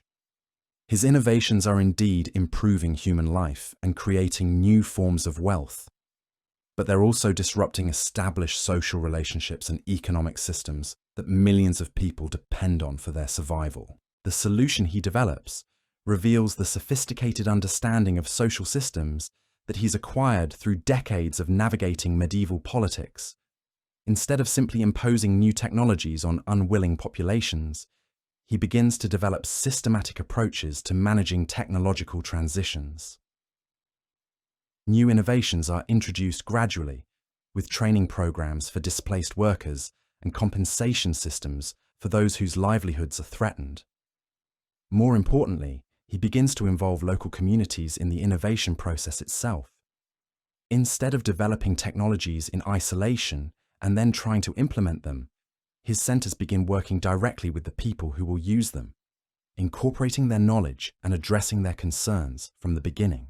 This participatory approach proves remarkably effective. When mining communities help design new extraction techniques, they're more likely to accept and improve upon them. When farmers are involved in developing new agricultural tools, they can provide insights that laboratory experiments would never reveal. When merchants participate in designing new transportation systems, they ensure that the systems actually meet commercial needs. The success of this approach attracts attention from the highest levels of medieval society. In 1193, Pope Celestine III issues a papal bull officially endorsing Aelred's innovation network, declaring that the systematic study of God's creation is not only permissible, but a religious duty.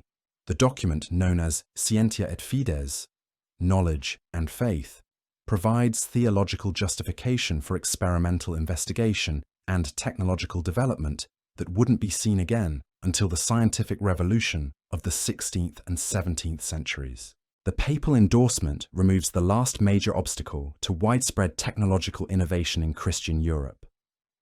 Monasteries begin establishing their own experimental workshops. Universities add practical engineering to their curricula alongside theology and law. Even parish priests begin encouraging their congregations to adopt new agricultural techniques and mechanical devices. The pace of change accelerates dramatically. By 1195, water-powered machinery is transforming textile production across Europe. New metallurgical techniques are producing steel of unprecedented quality and consistency. Improved navigation instruments are making sea travel safer and more reliable. Most remarkably, a primitive printing system using movable wooden blocks is beginning to reproduce manuscripts faster and more accurately than traditional copying methods. But it's the cumulative effect of these innovations that proves most transformative. Medieval Europe is experiencing something that won't be seen again until the Industrial Revolution of the 18th century. A systematic transformation of the material conditions of human life. People are living longer, eating better, and enjoying access to goods and services that would have been unimaginable to their grandparents. The social implications are equally profound. The traditional feudal hierarchy, based on land ownership and military service, is being challenged by new forms of wealth based on manufacturing, trade, and technological innovation. Skilled craftsmen and successful merchants are achieving social status that rivals that of minor nobles. Even peasants are gaining new opportunities, as improved agricultural techniques reduce the labor required for food production, freeing people to pursue other occupations. These changes create both opportunities and tensions. Progressive nobles who embrace new technologies find their territories growing in wealth and population. Conservative lords who resist change find themselves increasingly isolated and economically disadvantaged. The result is a gradual but fundamental shift in the balance of power within medieval society. The transformation is perhaps most visible in the cities, which are growing at unprecedented rates as people migrate from rural areas to take advantage of new economic opportunities. Cologne, which had 40,000 inhabitants when Aelred first arrived, has grown to nearly 70,000 by 1195. Similar growth is occurring throughout the innovation network, creating urban centres that rival anything seen since the height of the Roman Empire. But urban growth brings new challenges.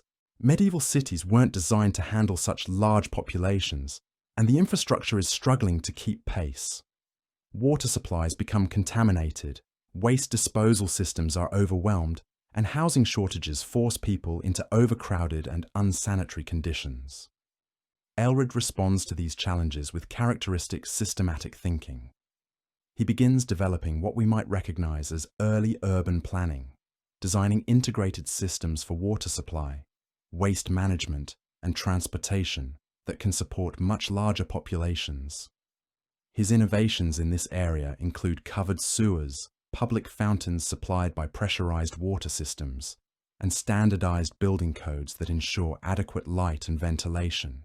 More ambitiously, he begins planning entirely new cities designed from the ground up to incorporate the latest innovations in urban infrastructure. These planned communities, established in territories controlled by progressive nobles, become showcases for the possibilities of systematic technological development applied to human settlement. The first of these experimental cities, established in 1196 in the Rhine Valley, becomes a model for urban development that won't be seen again until the planned industrial cities of the 19th century. The city is laid out on a grid pattern with wide streets designed to accommodate wheeled traffic. Water is supplied by an aqueduct system that brings clean mountain water directly to public fountains throughout the city. Waste is removed by a comprehensive sewer system that carries it downstream from residential areas. Most innovatively, the city includes specialized districts for different types of manufacturing, with workshops located to minimize conflicts between incompatible activities. Metalworking shops, which require high temperatures and produce noise and smoke, are separated from textile workshops that need clean air and consistent temperatures. Residential areas are positioned to take advantage of prevailing winds while remaining convenient to workplaces. The planned city attracts residents from across Europe, drawn by the promise of employment in advanced industries and living conditions superior to anything available in traditional medieval settlements. Within 5 years, it has grown to nearly 20,000 inhabitants, making it one of the largest cities in the German lands. But success brings new challenges. The concentration of advanced industries and skilled workers makes the planned city a target for both competitors and enemies. Traditional craft guilds see it as a threat to their monopolies. Conservative nobles view it as a dangerous example of social innovation that could undermine their authority. Even some church authorities worry that such systematic improvement of material conditions might distract people from spiritual concerns. The crisis comes in 1201, when a coalition of threatened interests attempts to destroy the planned city by military force. The attack is led by Count Heinrich of Nassau, a conservative noble whose own territories have been losing population and wealth to more progressive neighbours. He claims that the city represents a dangerous departure from traditional Christian values and social arrangements. The siege that follows becomes a crucial test of whether technological innovation can survive concentrated opposition from entrenched interests. The city's defences include several of Elred's innovations: improved fortifications based on mathematical principles, mechanical devices for launching projectiles, and communication systems that allow coordinated responses to attacks. But the real defense comes from the city's inhabitants, who have a direct stake in preserving the community they've helped create.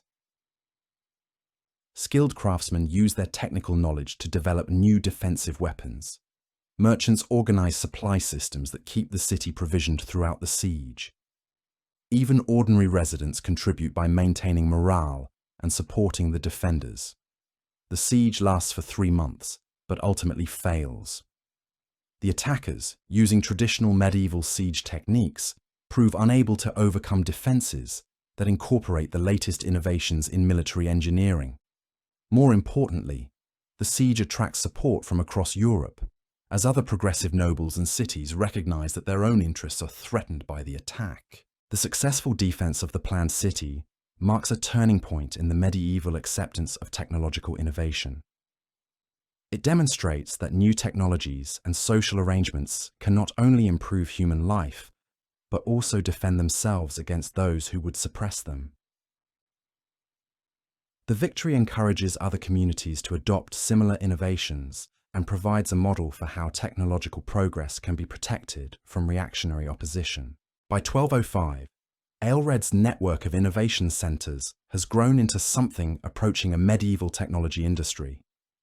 More than 50 centres are operating across Europe and the Mediterranean, employing tens of thousands of people and producing a constant stream of new inventions and improvements. The economic impact is enormous, with regions that have embraced the new technologies experiencing unprecedented prosperity. But perhaps most importantly, the network has created a new class of technically educated professionals who understand both theoretical principles and practical applications. These individuals carry their knowledge to new locations, establishing workshops, training apprentices, and gradually transforming the technological capabilities of medieval society. The cumulative effect is beginning to approach what we might recognize as an early industrial revolution. Water-powered machinery is transforming manufacturing throughout Northern Europe. Improved transportation systems are reducing the cost and time required for long-distance trade. New agricultural techniques are supporting larger populations with less labor. Even communication is being revolutionized by improved writing materials and primitive printing systems. Most remarkably, the pace of innovation itself is accelerating. Each new discovery builds upon previous ones, creating synergistic effects that multiply the impact of individual innovations. The systematic approach to research and development that Aelred has established is proving far more effective than the traditional medieval pattern of isolated craftsmen working in isolation. By 1210, 60 years after Aelred's birth, medieval Europe has been transformed in ways that would have seemed impossible to earlier generations. The young man who left Fulda Monastery with nothing but ideas and ambition has become the architect of changes that are reshaping human civilization itself. But as he approaches his 60th birthday, Aelred is beginning to grapple with questions that extend far beyond individual innovations or even systematic technological development. The changes he has set in motion are creating new forms of human organization and new relationships between people and their environment. The implications of these changes will extend far beyond his own lifetime, shaping the future of human civilization in ways that even his visionary mind can barely comprehend. The most profound change is in how people think about the relationship between human beings and the natural world. Traditional medieval thought viewed nature as something to be accepted and endured, with human beings playing a largely passive role in a cosmic order established by divine providence. But Aelred's innovations have demonstrated that human intelligence and effort can systematically improve the material conditions of life.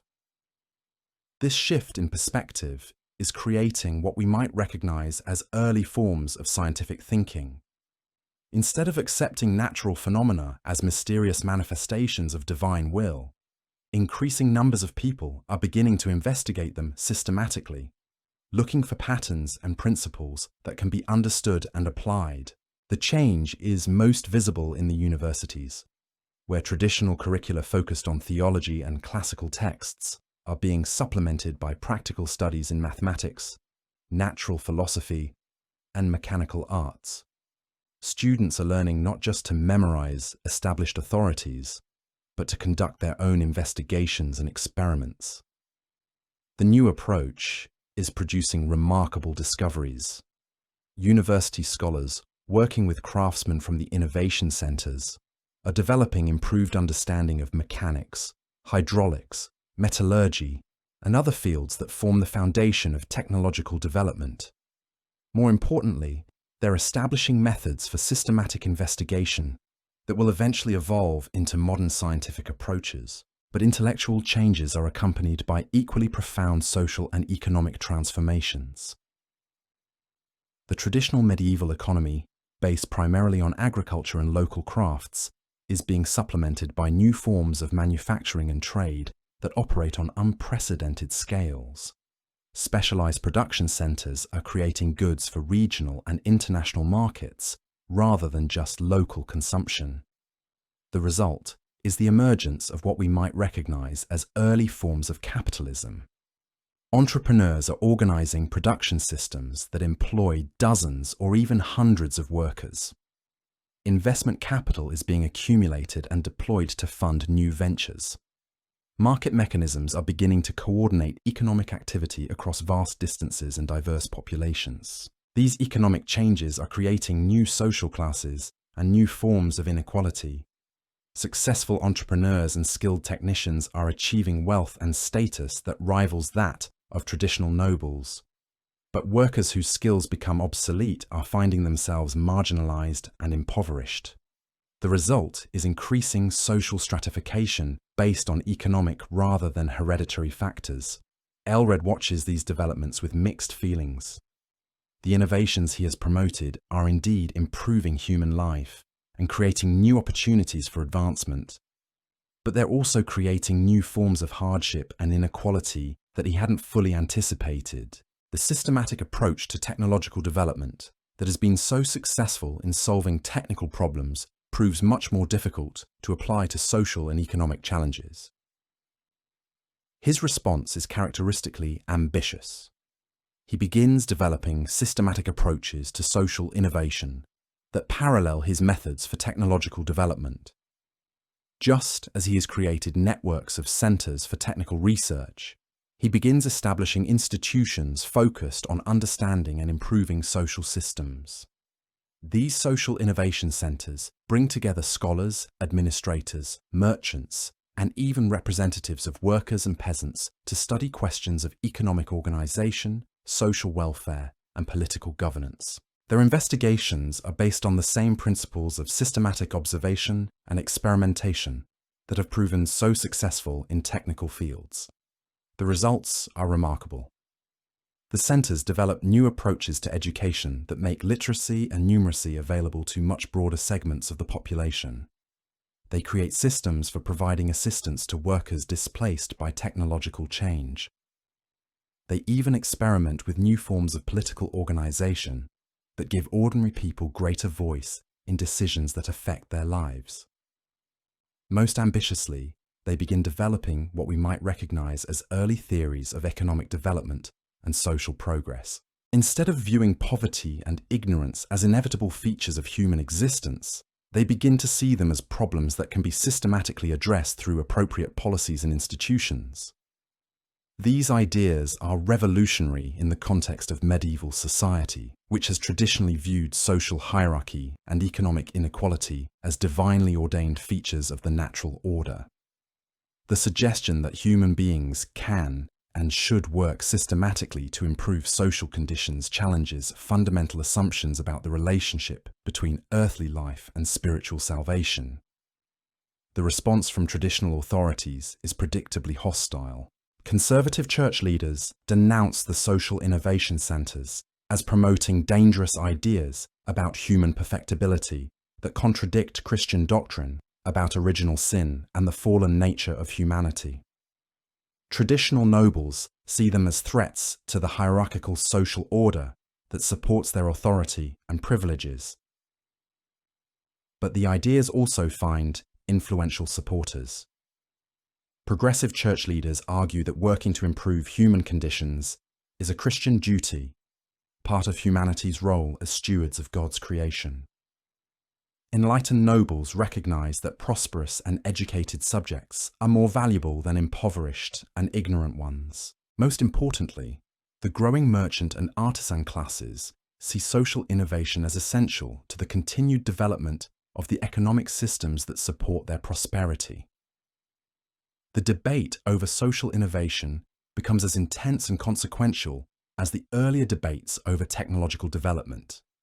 Public disputations are held in universities and cathedrals across Europe. Treatises are written defending and attacking different approaches to social organization. Political leaders find themselves forced to choose between traditional arrangements and new approaches that promise greater prosperity and stability. The resolution comes, characteristically, through practical demonstration rather than theoretical argument. Communities that adopt systematic approaches to social improvement experience measurable benefits: higher literacy rates, better public health, more efficient economic organization, and greater political stability. These practical successes gradually overcome theoretical objections and cultural resistance. By 1215, the year of Magna Carta in England, Aelred's approach to systematic innovation is being applied not just to technical and social problems, but to political ones as well. The Great Charter that English barons forced King John to sign includes provisions that reflect principles developed in the social innovation centres: systematic approaches to legal procedure, protection for economic development, and recognition that political authority should be exercised according to established principles rather than arbitrary will. Similar developments are occurring throughout Europe. The Holy Roman Empire is experimenting with new forms of administrative organization that incorporate systematic approaches to governance. Italian city-states are developing commercial laws that reflect understanding of economic principles. Even the Papal States are adopting administrative reforms based on systematic study of organizational effectiveness. The cumulative effect is a transformation in medieval political culture that parallels the technological and economic changes of the previous decades. Traditional forms of personal and arbitrary authority are being supplemented and sometimes replaced by systematic approaches to governance based on established principles and procedures. This political evolution creates new opportunities for the continued development of innovation networks. Governments that adopt systematic approaches to administration are more likely to support technological and social development. Legal systems that protect property rights and contractual arrangements provide better foundations for entrepreneurship and investment. Educational policies that promote literacy and numeracy create larger pools of people capable of contributing to innovative activities. The positive feedback effects between technological, social, and political innovation accelerate the pace of overall development. By 1220, 70 years after Aelred's birth, medieval Europe is experiencing changes that approach the scale and significance of what our timeline calls the Renaissance, but occurring 3 centuries earlier and with a more systematic and comprehensive character. The transformation is most visible in the great cities that have become centres of the innovation networks. Paris, with its university and multiple innovation centres, has become a hub of intellectual activity that rivals ancient Athens or Alexandria. Venice, with its combination of commercial networks and technological development, dominates Mediterranean trade to an even greater extent than in our timeline. The German cities of the Rhine Valley have formed an economic powerhouse that challenges the traditional dominance of agricultural regions, but perhaps most remarkably, the changes are beginning to spread beyond Europe itself. The innovation networks have established connections with Islamic centers of learning in Spain, Sicily, and the Eastern Mediterranean. Knowledge and techniques are flowing in both directions, creating the first truly international system for technological and intellectual development since the collapse of the Roman Empire. The cross-cultural exchange is producing innovations that neither Christian nor Islamic civilization could have achieved independently. Islamic mathematical and astronomical knowledge is being combined with European mechanical skills to create navigational instruments and timekeeping devices of unprecedented accuracy. European hydraulic engineering is being applied to Islamic agricultural systems, dramatically increasing crop yields in arid regions. Most significantly, the systematic approaches to investigation and experimentation developed in the innovation centers are being adopted and adapted by Islamic scholars, creating new hybrid methodologies that combine the best features of both traditions. These developments are beginning to attract attention from even more distant civilizations. Traders and diplomats from the Byzantine Empire carry reports of European innovations back to Constantinople. Merchants traveling the Silk Road bring news of technological developments to Chinese and Indian centers of learning. Even isolated regions like Scandinavia and the British Isles are beginning to adopt innovations that originated in LRED's network. The global implications of these connections are profound. For the first time since the ancient world, different regions of Eurasia are beginning to participate in systematic exchange of knowledge and techniques. The result is an acceleration in the pace of human development that will reshape the entire course of world history. But as 1225 approaches, marking the 75th year of LRED's life, he is beginning to confront the ultimate questions raised by the transformation he has helped create.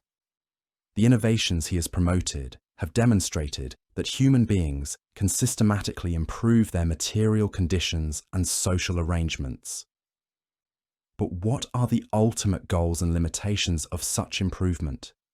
How far can and should human beings go in reshaping the world around them? These questions become more than philosophical as the innovation networks develop capabilities that approach what we might consider early forms of industrial technology. Steam engines are being used not just for mining, but for manufacturing and transportation. Mechanical clocks are achieving accuracy that makes possible precise coordination of complex activities. Optical instruments are revealing details of the natural world that were previously invisible to human observation. Most significantly, the systematic approaches to investigation and experimentation are beginning to reveal fundamental principles about the natural world that challenge traditional understanding of humanity's place in the cosmic order. Mathematical analysis of mechanical systems is suggesting that natural phenomena follow predictable laws rather than depending on divine intervention. Astronomical observations are raising questions about the traditional geocentric view of the universe. Even biological investigations are beginning to suggest that living things might be understood as complex but comprehensible systems rather than mysterious manifestations of divine will. These discoveries create both excitement and anxiety among those who understand their implications. The possibilities for further human development seem limitless if natural phenomena really do follow discoverable laws that can be understood and applied. But such a view of nature also seems to diminish the role of divine providence and human dependence on supernatural intervention. LRED finds himself at the center of debates that won't be fully resolved until the scientific revolution of the 16th and 17th centuries. As the person most responsible for creating the systematic approaches to investigation that are producing these unsettling discoveries, he must grapple with their theological and philosophical implications. His response reveals the wisdom he has gained through decades of navigating medieval culture and politics. Instead of presenting the new discoveries as challenges to traditional religious beliefs, he frames them as deeper insights into the nature of divine creation. God, he argues, has created a universe that operates according to rational principles that human beings can discover and understand. Far from diminishing divine glory, systematic investigation reveals the elegant mathematical relationships and mechanical principles that demonstrate divine wisdom and power. This theological framework proves remarkably successful in maintaining support for continued innovation while avoiding direct confrontation with religious authorities. It allows medieval thinkers to pursue systematic investigation of natural phenomena while remaining within the bounds of Christian orthodoxy. Most importantly, it provides intellectual justification for the continued development of technological capabilities that are reshaping medieval civilization. The theological resolution clears the way for even more ambitious projects. By 1230, Elred's innovation networks are undertaking investigations that approach what we might recognize as early forms of experimental science. Systematic studies of metallurgy are revealing the relationships between temperature, composition, and material properties. Investigations of hydraulics are establishing mathematical principles governing fluid flow and pressure. Even studies of living organisms are beginning to reveal patterns and relationships that suggest underlying natural laws.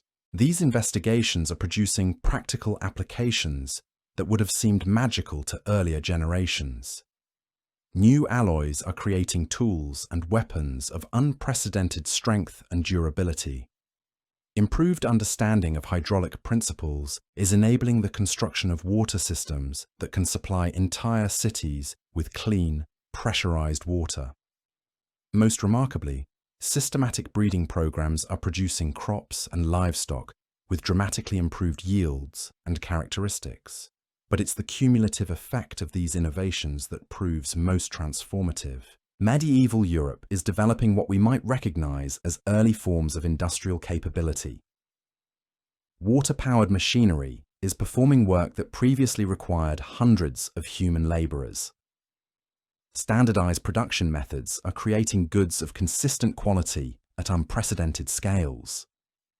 Transportation networks are moving raw materials and finished products across vast distances with efficiency that rivals modern systems. The economic implications are staggering. Regions that have fully embraced the new technologies are experiencing levels of prosperity that exceed anything seen since the height of the Roman Empire. Urban populations are growing rapidly as people migrate from agricultural areas to take advantage of new economic opportunities. Even rural areas are being transformed as improved agricultural techniques free peasants from subsistence farming and allow them to participate in market economies. The social changes are equally profound. Traditional medieval society, organized around hereditary status and agricultural production, is being supplemented by new forms of organization based on skill, education, and economic achievement. Social mobility is increasing dramatically as talented individuals gain access to education and opportunities that allow them to transcend the circumstances of their birth. Most significantly, the innovations are creating new forms of collective organization that transcend traditional boundaries of locality, kinship, and feudal obligation. Craft guilds are evolving into professional associations that span multiple regions and countries. Trading networks are developing into commercial organizations that coordinate economic activity across continents. Even the innovation centers themselves are becoming institutions that unite people from different cultures and backgrounds in common pursuit of knowledge and development. These new forms of organization are proving more effective than traditional medieval institutions at mobilizing human resources for complex projects. When Elred's networks undertake major construction projects, they can coordinate the efforts of thousands of workers across multiple specialties and locations. When they develop new technologies, they can rapidly disseminate innovations throughout their networks, ensuring that improvements are quickly refined and applied. The efficiency of these new organizational forms attracts attention from political leaders who recognize their potential for enhancing state power. Emperor Frederick II, one of the most sophisticated rulers of the medieval period, begins incorporating systematic approaches to administration throughout the Holy Roman Empire. King Louis IX of France establishes Royal Innovation Centres that apply systematic methods to military technology and civil engineering. Most remarkably, Pope Gregory IX issues a series of papal bulls that officially endorse systematic investigation of natural phenomena as a legitimate form of Christian scholarship. The documents, collectively known as the Investigatio Naturae, investigation of nature, provide theological justification for experimental methods and technological development that removes the last major obstacles to widespread innovation. The papal endorsement triggers an explosion of innovative activity throughout Christian Europe. Monasteries establish workshops for developing new agricultural and manufacturing techniques. Universities add practical engineering and experimental investigation to their curricula. Even parish priests begin encouraging their congregations to adopt new technologies and methods that improve their material conditions. By 1235, the transformation of medieval society has reached a critical threshold. The innovations developed over the previous decades have created capabilities that fundamentally alter the relationship between human beings and their environment. People are no longer passive recipients of whatever conditions nature provides, but active agents capable of systematically improving their circumstances. This shift in human capability is accompanied by equally profound changes in outlook and expectation. Instead of viewing their current conditions as divinely ordained and essentially unchangeable, people are beginning to expect continuous improvement in their material welfare and social arrangements. Progress, rather than tradition, is becoming the dominant cultural value. The psychological implications are revolutionary. Medieval culture has traditionally emphasized acceptance of current conditions and focus on spiritual salvation in the afterlife. But the systematic improvements in material conditions are creating new expectations about earthly life and human potential. People are beginning to believe that they can and should work to create better conditions for themselves and their children. These changing expectations create demand for continued innovation and improvement that drives further technological development. Instead of being satisfied with modest improvements, people want dramatic advances that transform their capabilities and opportunities. The result is an acceleration in the pace of change that approaches exponential growth. The acceleration is most visible in the development of new technologies that serve broader military and commercial purposes. By 1240, just 5 years later, the innovation networks are producing weapons and fortification systems that would have seemed impossible to earlier generations. The breakthrough comes from an unexpected source: alchemical investigations that began as attempts to understand the properties of different metals. Working with Islamic scholars who have preserved and expanded upon ancient Greek knowledge of chemistry, Elred's researchers discover that certain combinations of materials produce explosive reactions when ignited. The discovery isn't entirely accidental. Systematic investigations of metallurgy have revealed that heating different substances together can produce unexpected results. Chinese knowledge of fireworks, transmitted through the Silk Road trading networks, provides hints about the potential of explosive powders. But it's the methodical approach developed in the innovation centers that transforms these scattered insights into practical applications. The first military use comes in 1241, during a siege of a rebellious lord's castle in the Rhine Valley. Traditional siege techniques would have required months of blockade and bombardment to breach the walls. But engineers from Elred's network have developed primitive cannons that can hurl stone projectiles with devastating force. The castle walls, designed to withstand arrows and catapults, crumble under the impact of cannon fire. The psychological effect is as important as the physical damage. Medieval warfare has been dominated by heavily armoured knights and massive stone fortifications for centuries. The sudden obsolescence of these military technologies sends shockwaves throughout European society. Lords who have based their power on castle fortifications and mounted combat find themselves vulnerable to enemies equipped with the new weapons. But Aelred understands that military applications are just the beginning. The same explosive forces that can demolish castle walls can also be harnessed for peaceful purposes. Mining operations begin using controlled explosions to break through rock formations that would otherwise require months of manual labor.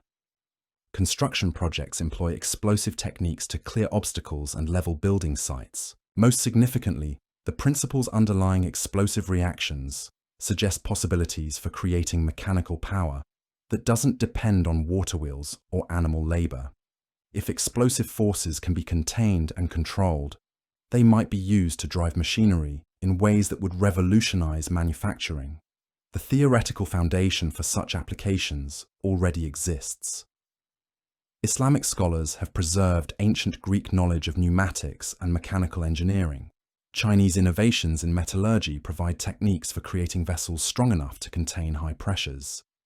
European developments in precision metalworking make it possible to manufacture the complex mechanisms required for controlling explosive forces. The first successful steam engine appears in 1243, developed in a workshop near Cologne that has been investigating the relationship between heat, pressure, and mechanical motion. The device is crude by later standards, essentially a large metal vessel in which water is heated by burning wood or coal. The resulting steam pressure drives a piston that can operate hammers, pumps, or other machinery.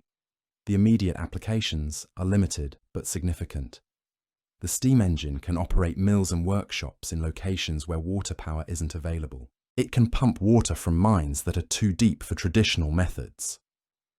Most importantly, it demonstrates that mechanical power can be generated independently of natural forces like flowing water or wind. The implications extend far beyond immediate practical applications. If steam power can be refined and improved, it could eliminate many of the geographical constraints that limit medieval manufacturing. Workshops could be established anywhere fuel is available, rather than only near rivers or windy locations. Production could continue regardless of seasonal variations in water flow or wind patterns. The development attracts intense interest from across Europe and beyond. Delegations of merchants, nobles, and scholars travel to examine the new technology and assess its potential applications. Some visitors are impressed by the possibilities and arrange to fund similar projects in their own territories. Others are skeptical, viewing the steam engine as an interesting curiosity with limited practical value. But a few observers understand the revolutionary potential of what they're witnessing. Among them is a young Franciscan friar named Roger, who has studied mathematics and natural philosophy at the University of Paris. Unlike many of his contemporaries, Roger approaches the steam engine not as an isolated invention, but as evidence of underlying principles that could transform human capabilities. Roger spends months studying the engine's operation, conducting his own experiments with steam pressure and mechanical motion. His investigations lead him to theoretical insights that won't be fully developed in our timeline until the 17th century. He begins to understand that heat, motion, and mechanical work are related through mathematical relationships that can be precisely calculated and predicted. More importantly, Roger recognizes that steam power represents just one application of broader principles governing the conversion of energy from one form to another.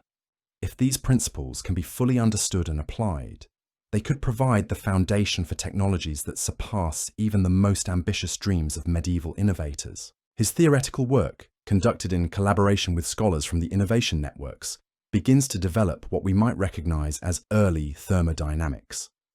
The investigations combine Islamic mathematical techniques with European experimental methods and Chinese knowledge of metallurgy and chemistry.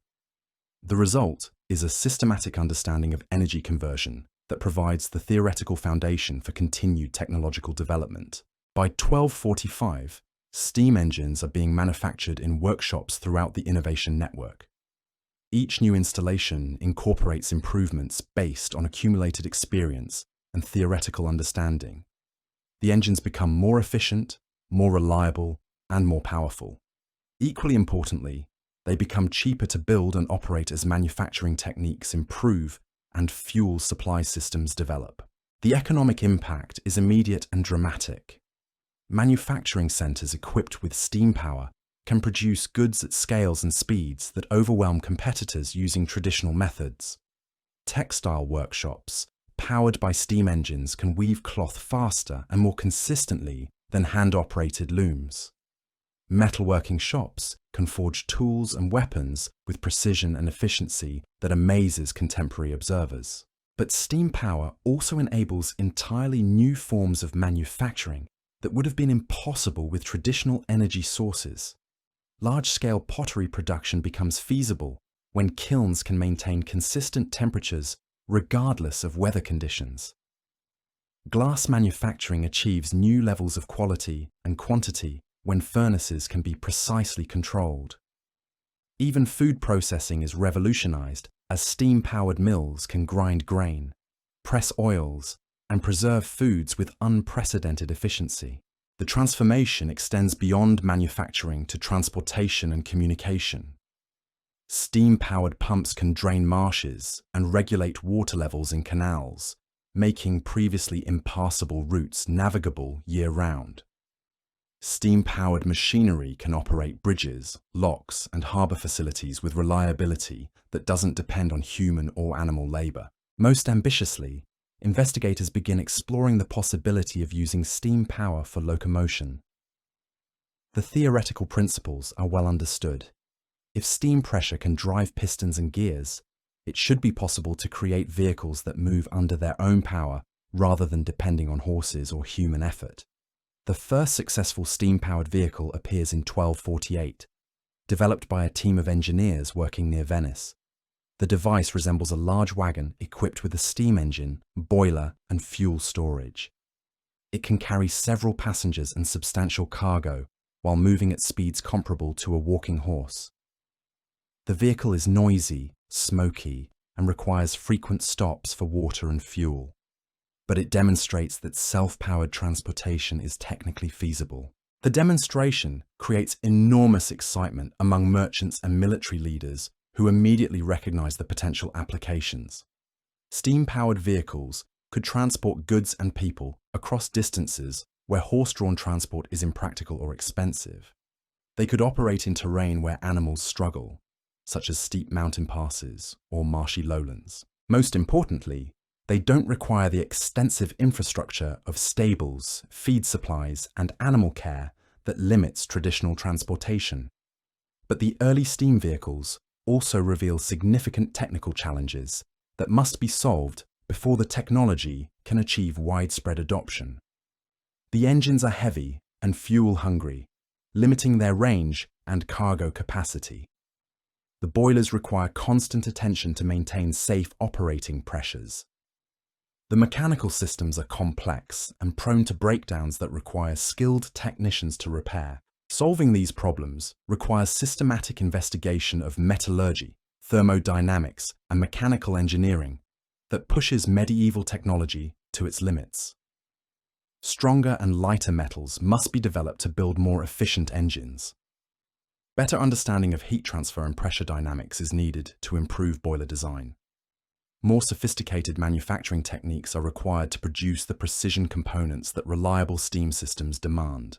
The investigations attract the most talented engineers and scholars from throughout the innovation networks.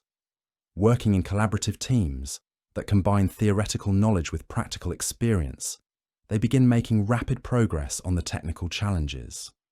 New alloys provide materials with better strength-to-weight ratios. Improved understanding of combustion leads to more efficient fuel systems. Advanced manufacturing techniques enable the production of precision components with tolerances that approach modern standards. By 1250, exactly 100 years after Aelred's birth, steam technology has evolved to the point where practical applications are becoming economically viable. Steam-powered manufacturing is spreading throughout the innovation networks, transforming production capabilities in ways that create unprecedented prosperity. Steam transportation is beginning to supplement traditional methods, opening new possibilities for trade and travel. But perhaps most importantly, the systematic approaches to technological development pioneered by Aelred have created institutional and cultural foundations that ensure continued innovation. The networks of research centres, training institutions, and manufacturing facilities provide infrastructure for sustained technological advancement. The collaborative methods that bring together scholars and craftsmen from different cultures and disciplines create intellectual frameworks that accelerate discovery and development. The cultural changes are equally profound. Medieval society has traditionally viewed technological innovation with suspicion, seeing it as potentially dangerous interference with divine providence. But the practical benefits of systematic innovation have gradually overcome these concerns, creating new cultural values that celebrate human creativity and problem solving. Educational institutions are adapting their curricula to include practical engineering and experimental investigation alongside traditional theological and classical studies. Young people are increasingly choosing careers in technical fields rather than limiting themselves to agriculture, warfare, or religious life. Even social status is beginning to reflect technical competence and innovative achievement rather than just hereditary rank or military prowess. The political implications are equally significant. Traditional medieval governance, based on personal relationships and customary practices, is proving inadequate for managing the complex technological and economic systems that are emerging. New forms of administration are developing that rely on systematic record-keeping, standardized procedures, and professional expertise. These administrative innovations are spreading throughout European political systems as rulers recognize their advantages for managing increasingly sophisticated societies. Legal systems are adapting to address questions of intellectual property, technological safety, and commercial relationships that didn't exist in traditional medieval law. Even military organization is being transformed as new weapons and transportation systems require different tactics and logistical approaches. The cumulative effect of these changes is beginning to approach what historians will later recognize as the transition from medieval to early modern society. But in this timeline, the transition is occurring 3 centuries earlier than in our history, and with a more systematic and comprehensive character that suggests even more dramatic transformations ahead. International relationships are also being reshaped by the new technologies. European states that have embraced innovation are gaining significant advantages over those that resist change. The economic prosperity generated by advanced manufacturing creates resources for military expansion and diplomatic influence. The transportation and communication improvements enable more effective coordination of international activities. Most significantly, the technological capabilities are beginning to attract attention from beyond Europe itself. Traders and diplomats carry news of European innovations to Islamic centers of learning, Chinese imperial courts, and other advanced civilizations. Some of these societies begin adopting European techniques, while others respond by accelerating their own innovative activities. The result is an increasingly competitive international environment where technological advancement becomes crucial for maintaining political and economic independence. Societies that fail to innovate find themselves at growing disadvantages in trade, warfare, and diplomatic influence. The pressure for continued technological development becomes a driving force that accelerates the pace of change throughout the known world. By 1255, the global implications of the transformation are becoming clear. What began as individual innovations in medieval Europe has evolved into a systematic approach to technological development that is reshaping human civilization. The principles and methods pioneered by Aelred are spreading throughout Eurasia, creating the first truly global technological revolution in human history. The changes are particularly dramatic in Islamic regions, where advanced mathematical and scientific traditions provide fertile ground for adopting and improving European innovations. Islamic scholars in Spain, Sicily, and the Eastern Mediterranean begin establishing their own innovation centers modeled on European examples. The combination of Islamic theoretical knowledge with European practical methods produces hybrid approaches that advance both traditions. Chinese civilization, with its sophisticated manufacturing capabilities and administrative systems, proves especially adept at scaling up European innovations for mass production. Chinese workshops begin producing steam engines, precision instruments, and other advanced technologies in quantities that far exceed European capabilities. But they also contribute their own innovations, particularly in metallurgy and chemical processing, that enhance the overall technological development. The cross-cultural exchange accelerates as improved transportation and communication systems make long-distance contact more feasible. By 1260, regular trade routes connect European innovation centers with Islamic schools in Cordoba and Baghdad, Chinese workshops in Beijing and Hangzhou, and even Indian centers of learning in Delhi and Bangalore. Knowledge and techniques flow rapidly between these centers, creating synergistic effects that multiply the pace of innovation. The most dramatic example comes in 1262, when a collaborative project involving European, Islamic, and Chinese investigators succeeds in developing what they call a celestial engine, essentially a primitive rocket capable of reaching unprecedented altitudes. The device combines European understanding of explosive chemistry with Islamic mathematical calculation of trajectories and Chinese expertise in metallurgy and precision manufacturing. The successful rocket launch, conducted at a site near Venice in the presence of observers from across the known world, demonstrates that human beings can potentially transcend the earthly limitations that have constrained them throughout history. While the immediate practical applications are limited, the psychological impact is enormous. For the first time, serious thinkers begin to consider the possibility that human technology might eventually enable travel beyond the Earth itself. The rocket experiment also demonstrates the power of international collaboration in advancing technological capabilities. The project required knowledge and skills that no single culture possessed independently. Only by combining the best insights from multiple traditions were the investigators able to achieve their ambitious goal.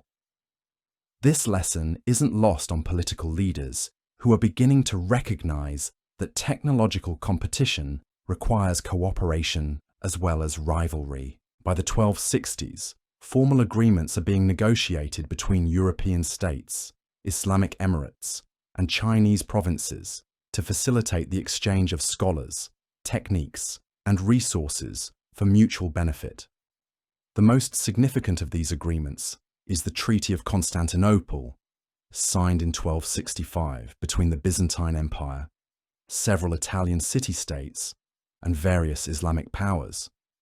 The treaty establishes formal procedures for sharing technological innovations while protecting the interests of the societies that develop them. It creates international standards for weights, measures, and technical specifications that facilitate trade in advanced manufactured goods. Most importantly, the treaty establishes the principle that technological knowledge should be considered a form of international wealth that benefits all humanity rather than a strategic resource to be hoarded by individual societies. This principle, revolutionary in the context of medieval international relations, provides the foundation for continued global cooperation in technological development. The impact of international collaboration becomes apparent almost immediately. Projects that would have taken decades for individual societies to complete can be accomplished in years through coordinated efforts. Technical problems that stymie investigators in one culture are often quickly solved by scholars from different traditions who approach the same issues from alternative perspectives. By 1270, 20 years after the first steam engine, the pace of technological development has accelerated to levels that would have seemed impossible to earlier generations. Steam power is being applied to an ever-expanding range of applications, from manufacturing to transportation to construction. But steam represents just one thread in a fabric of innovations that are transforming every aspect of human life. Precision manufacturing techniques are producing tools, instruments, and machinery with accuracy that approaches modern standards. Advanced metallurgy is creating materials with properties that enable entirely new categories of construction and engineering. Improved understanding of mathematics and natural philosophy is providing theoretical foundations for technologies that push the boundaries of what medieval minds thought possible. Perhaps most significantly, the systematic approaches to innovation are being applied to social and political problems as well as technical ones. Educational systems are being redesigned to produce larger numbers of technically skilled individuals. Economic institutions are being restructured to support the investment and coordination required for complex technological projects. Even governance systems are being modified to accommodate the rapid changes that technological development creates. The results are visible throughout the regions that have embraced systematic innovation. Populations are growing as improved agriculture and manufacturing provide better nutrition and living conditions. Cities are expanding as new economic opportunities attract migrants from rural areas. Trade networks are extending to previously isolated regions as transportation improvements make long-distance commerce more feasible. But the changes also create new challenges and tensions. Traditional social hierarchies are being disrupted as technical skills become more valuable than hereditary status. Economic relationships are being transformed as manufacturing capabilities shift the balance between different types of work.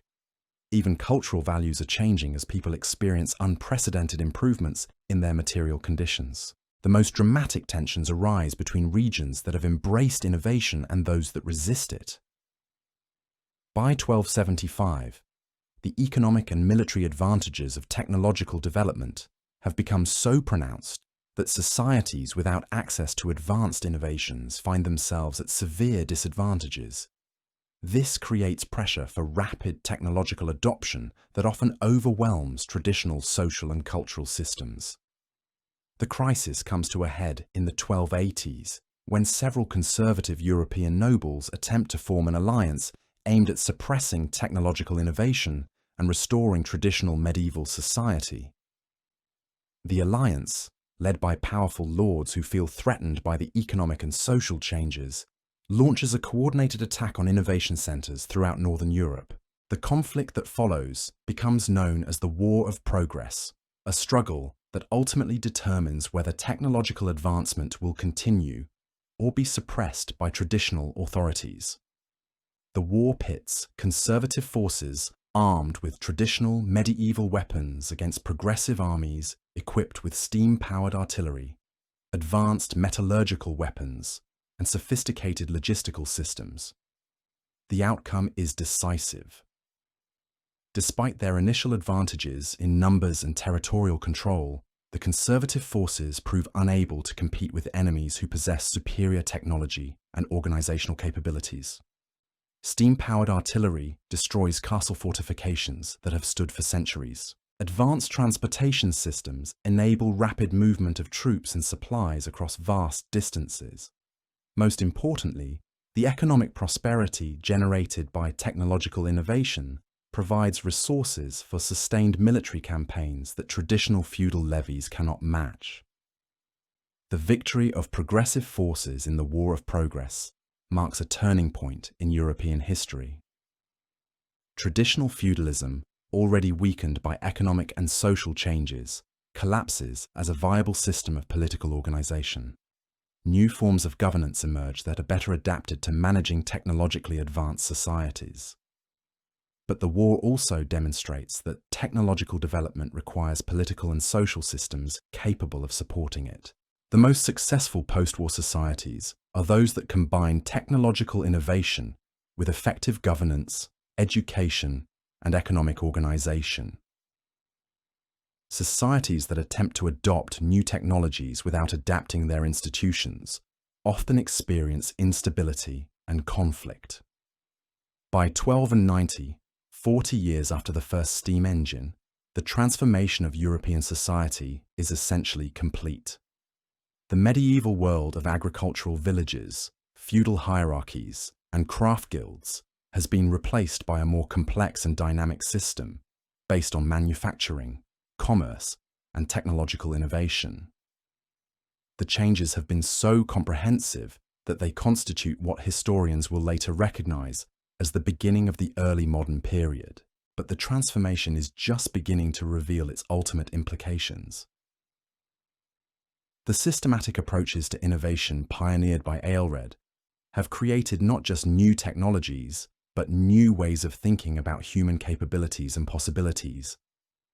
The success of steam power, precision manufacturing, and international collaboration suggests that even more ambitious projects might be feasible. The most visionary thinkers are beginning to consider possibilities that extend far beyond immediate practical applications. If human beings can harness steam power and create precision machinery, might they eventually develop technologies that enable flight? If they can coordinate international collaboration on complex projects, might they eventually organize efforts to explore distant lands or even celestial bodies? These questions seem fantastical to most contemporary observers, but they reflect a fundamental shift in human expectations about technological possibility. Instead of viewing their current capabilities as essentially fixed, people are beginning to believe that continued innovation can transcend almost any limitation.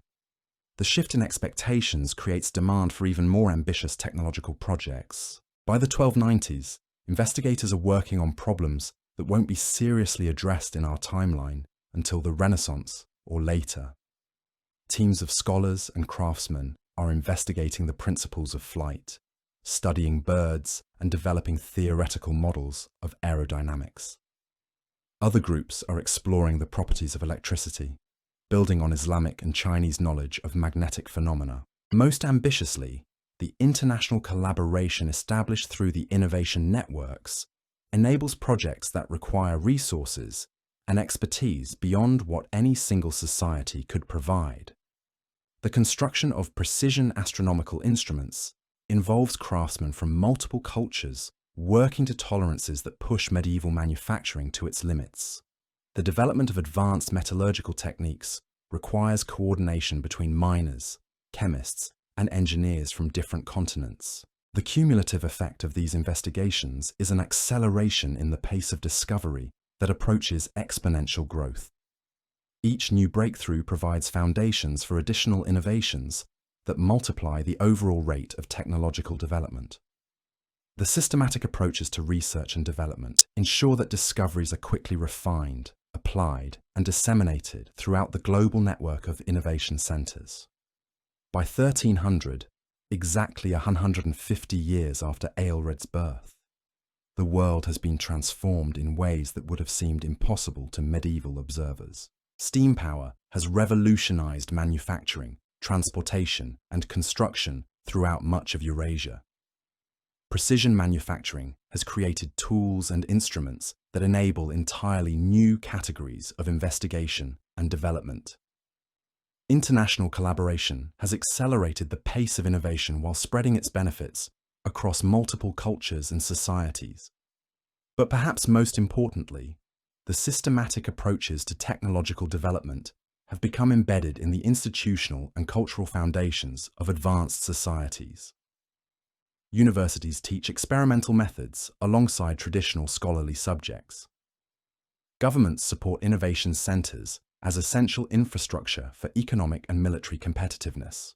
Even religious institutions have adapted their doctrines to accommodate the reality of rapid technological change. The cultural transformation may be even more significant than the technological one. Medieval society's traditional emphasis on accepting current conditions and focusing on spiritual salvation has been supplemented by new values that celebrate human creativity and material progress.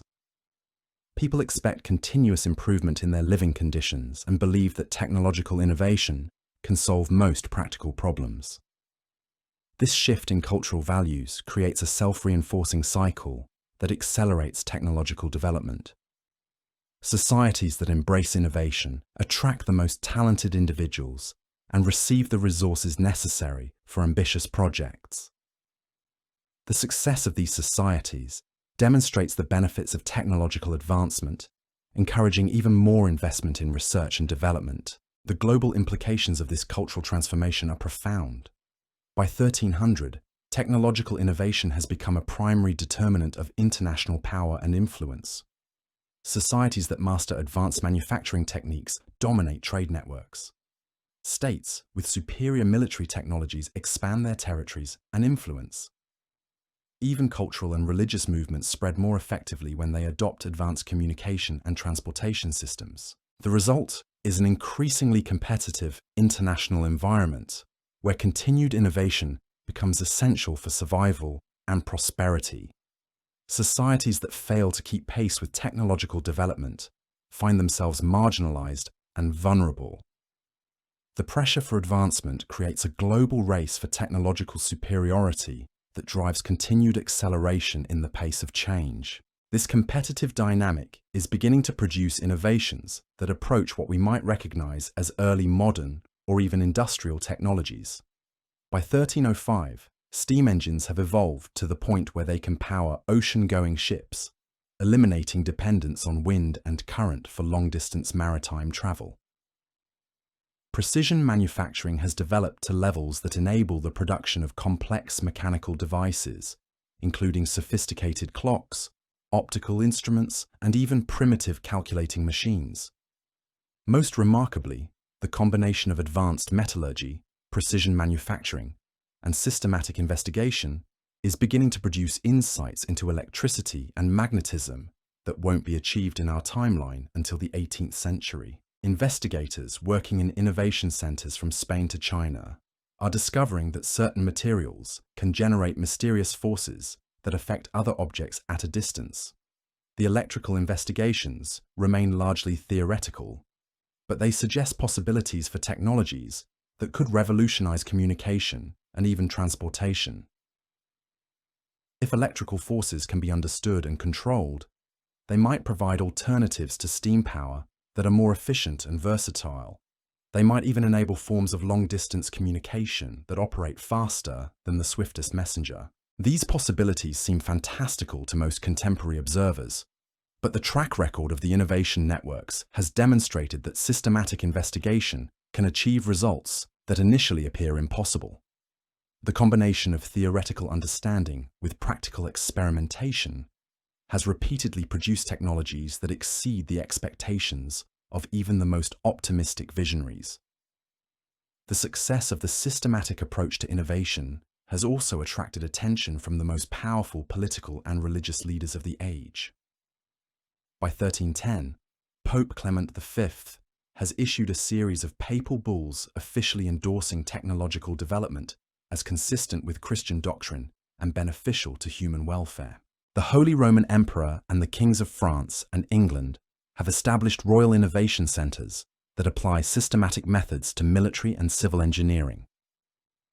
Most significantly, the Mongol Empire, which by this time controls vast territories from Eastern Europe to the Pacific Ocean, has begun adopting and adapting European innovations throughout its domains.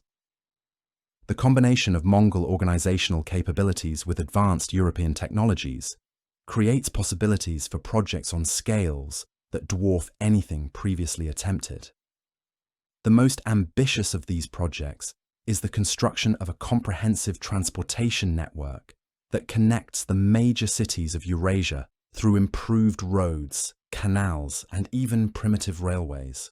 The project, begun in 1312, represents the largest coordinated engineering effort in human history up to that time.